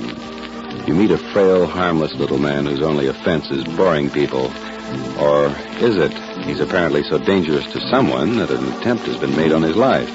In the other roomer in Mrs. Packler's boarding house, Rick Stevenson. First, he seemed to be only interested in Mrs. Packler's money, but now Rick seems to be an insurance investigator interested in her husband's death. Well, if you're anything like George Valentine, you know there's a lot more going on in little Mayfield than talk about ice cream and football. Won't you have some more, Miss Brooks? Oh, no, thank you, Mrs. Packler, really. You know, last year I ate 6 dishes of ice cream and still went out to the picnic, kicked the football farther than the coach did, and won the sack race, too. Remember, Dick? No sack race. Tom Packler carried you all the way. I remember that. He did not.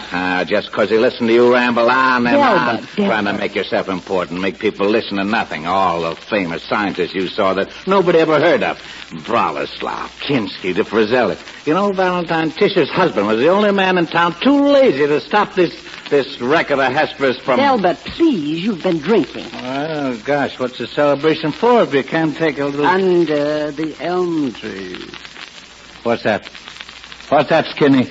Come on, Professor. I think you and I better take a little stroll outside before it rains. Yes, thank you, Mr. Stevenson. What on earth's the matter with everybody? Miss Brooks, there's still an hour before the picnic. Mrs. Packler, I think we'd like to take a little walk ourselves, if you don't mind. Of course. Yes, I have a couple of things I want to pick up down at the drugstore. Oh, okay, George. See you later. At last, Angel. Too much thunder in the air for me. Young man, you're going to fall in beside us. Better salute that flag. Uh-oh. Yes, sir. I'm still keeping flags. A record of Hesperus is still good for some jobs. Why, of course you are, Mr. Adams. Sure. First thing I noticed about the old house here was that flag hanging up there on the balcony of your room. I used to be on the Grounds and Flowers Committee for a while. Before that, maybe I was only an assistant in the chemistry Hey, but wait a minute. You know what I noticed about your flag? Well, go ahead, take a look at it. The blue field, Mr. Adams. It's in the wrong direction. Your flag up there is backwards. Yes. Yes, sir. Well, excuse me. I'll run up and fix it for you, No. Professor. I'll do it. It's my job. I'll do it. Poor guy. Well, at least we're alone again. Come on, Angel. Okay. George, what do you want at the drugstore? The telephone. One that's in a booth instead of a public hallway. I'm going to talk to the police. About Tom Packler's death 6 months ago? That's right. Lieutenant Riley in the city can run a fast check for me. The insurance company's angle, everything about it. Come on, we'll cut across the back of the house. Okay. Well, if Rick Stevenson is their investigator, they certainly must suspect that it wasn't just a shotgun accident. You are so right, Angel, or he wouldn't be here. Besides, the clipping said Packler died under those elm trees. And Skinny's got a secret about what he saw under the elm trees. Murder, maybe. Well, you can just see the trees from his hammock at the edge of the meadow. So, George, somebody's taking down that umbrella must have been an attempt to get rid of him before he tells what he knows to Stevenson. And it's not hard to get rid of him. Not any harder than getting rid of a helpless little child. George, wait a minute. What is it, Angel? Well, wouldn't this be the Packler's woodshed? Yeah, sure, I guess so. Well, this piece of wood. What do you mean? It's the same color, the same shape, the same as those things on the front of the house, the balcony railings. The posts that hold the railing up. And to reach the flag, you'd have to lean against the rail. George! Come on, Angel. Oh, look. George, you can see it from here. Oh, why didn't we notice it before? The corner post is missing. Stay out here, Brooksy. Yes, George. Watch for Skinny on the balcony. I gotta stop him. Skinny! Oh, I'm sorry, Skinny. Did I hurt you? Are you all right? Hello, young man. Look, I had to stop you. If you leaned against the railing, the corner support is off. It's loose, see? Hello, young man. Now, Skinny, listen carefully. Someone was trying to make you fall, have an accident, kill you. Now, you know something, and you've got to tell me. You saw something out under the elm trees. What did you see? Might rain today. Oh, Lord. George. Brooksy, you're going to guard this guy with your life. I've got work to do.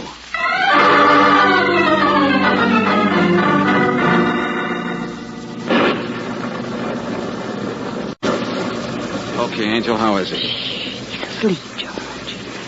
Did you get Lieutenant Riley? Yeah, from the drugstore. Riley has a man checking. Local police, insurance company. The man will get in touch with me here. Well, what about Rick Stevenson? I don't know. I didn't see him. Out nursing his jaw and swearing at me, I guess. George, this time we ought to be able to tell who did it. I've been putting the flag backwards and fixing that rail. Whoever's trying to get this guy is taking advantage of circumstances. Same as with the umbrella.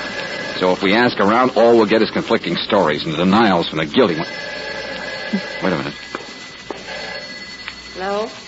It's Tish. Hello? Yes? What's that? Who? Who did you... Oh, dear. Tisha, what is that? Well, I don't know. It's long distance. I don't know who they want to talk to. It's the police, I think, but it must be the wrong number. George. No, give me that. Oh, no. Give it to me. That calls for me. It's nothing important, really. It's just... Yes? Hello? Oh, yes. Oh, this is he speaking. You did? Oh, I get it. Yeah, thank you very much. Yeah, I guess that winds it up, doesn't it? Well, Tisha, where did you go? Tisha!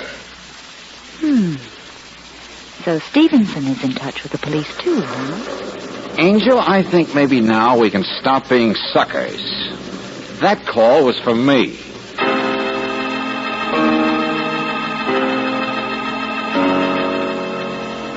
Yes, that's right, operator. I was disconnected. Well, hurry it up, will you? Get my party back. Police in the city. Well, hurry it up.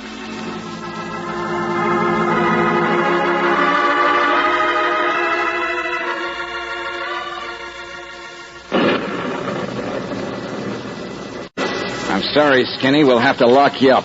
But you'll be all right. Golly, George, what is it? I'll tell you later, Angel. Where's Del Hannigan? I don't know. Hey, we're too late. That wasn't thunder.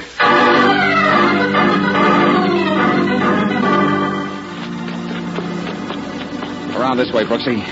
The place Packler kept his gun. Yes. Well, the shot must have been here, in the woodshed. Hold it. Rick Stevenson. Yeah, and he's dead. Oh. Here comes the rain. Well, George, whoever killed him must have left here just a second ago. Maybe even was back at the shed when we... The screen door. And is back in the house now. Okay, come on, Angel. From here on, it's easy. There's only one person it can be.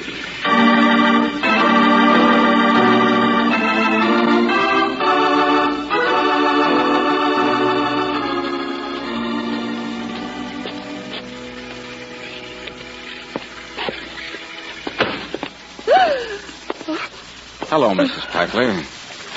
Getting dry? I was out for just a moment. The clothes on the line. There aren't any clothes on the line. Please, get out of the kitchen. I have to take the cookies out and wrap them for the picnic. And please, they'll get cold if I don't.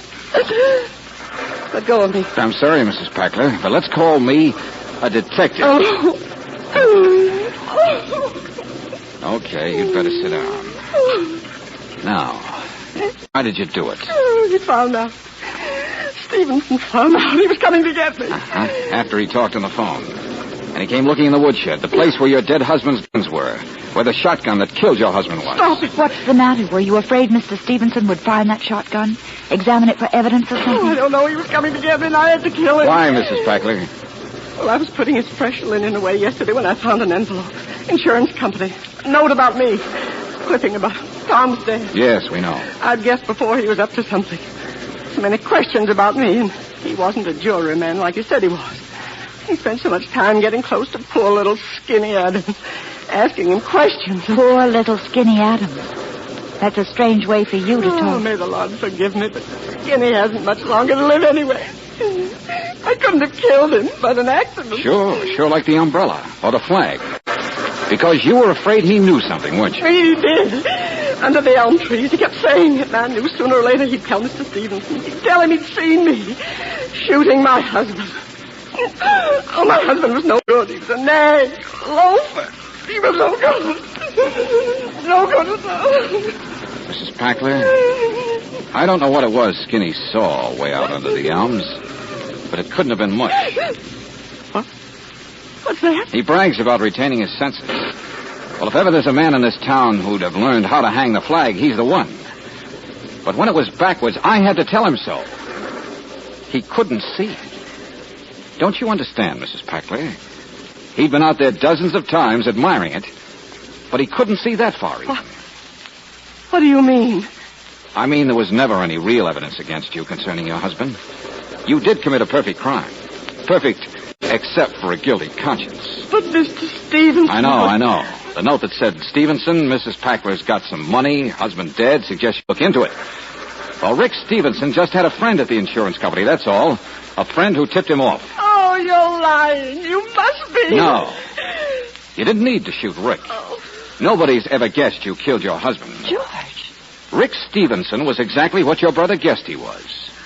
A confidence man, Mrs. Packler. Out after a widow's money.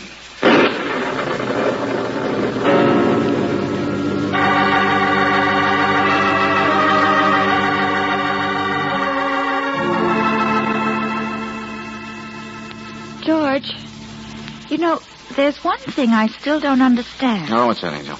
Well, I mean, Skinny did see something. The elm trees, he kept saying. Brooksy, maybe I got that one figured out, too. All poor Skinny wants is for someone to like him, for people to listen.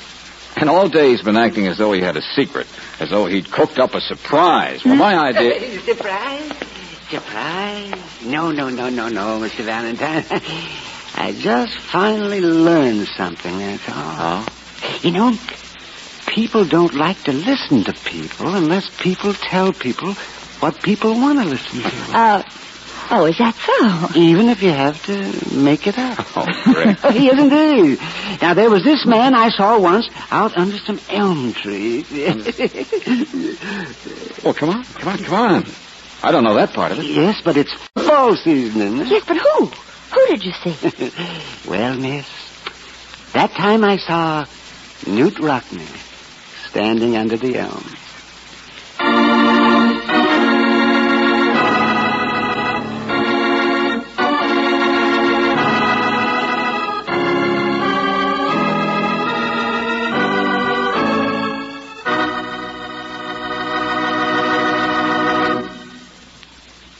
Here we are with summer already gone, according to the calendar, so maybe it's a good time to take another look at your annual budget.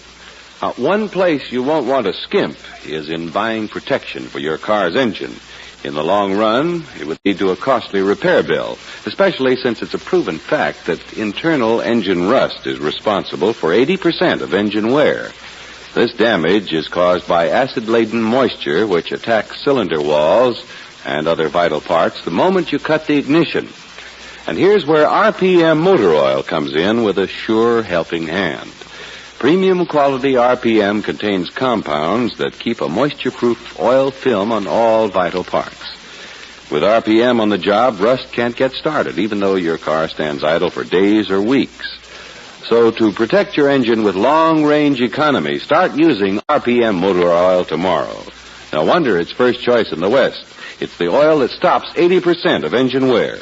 Ask for RPM at standard stations and at independent Chevron gas stations, where they say and mean we take better care of your car.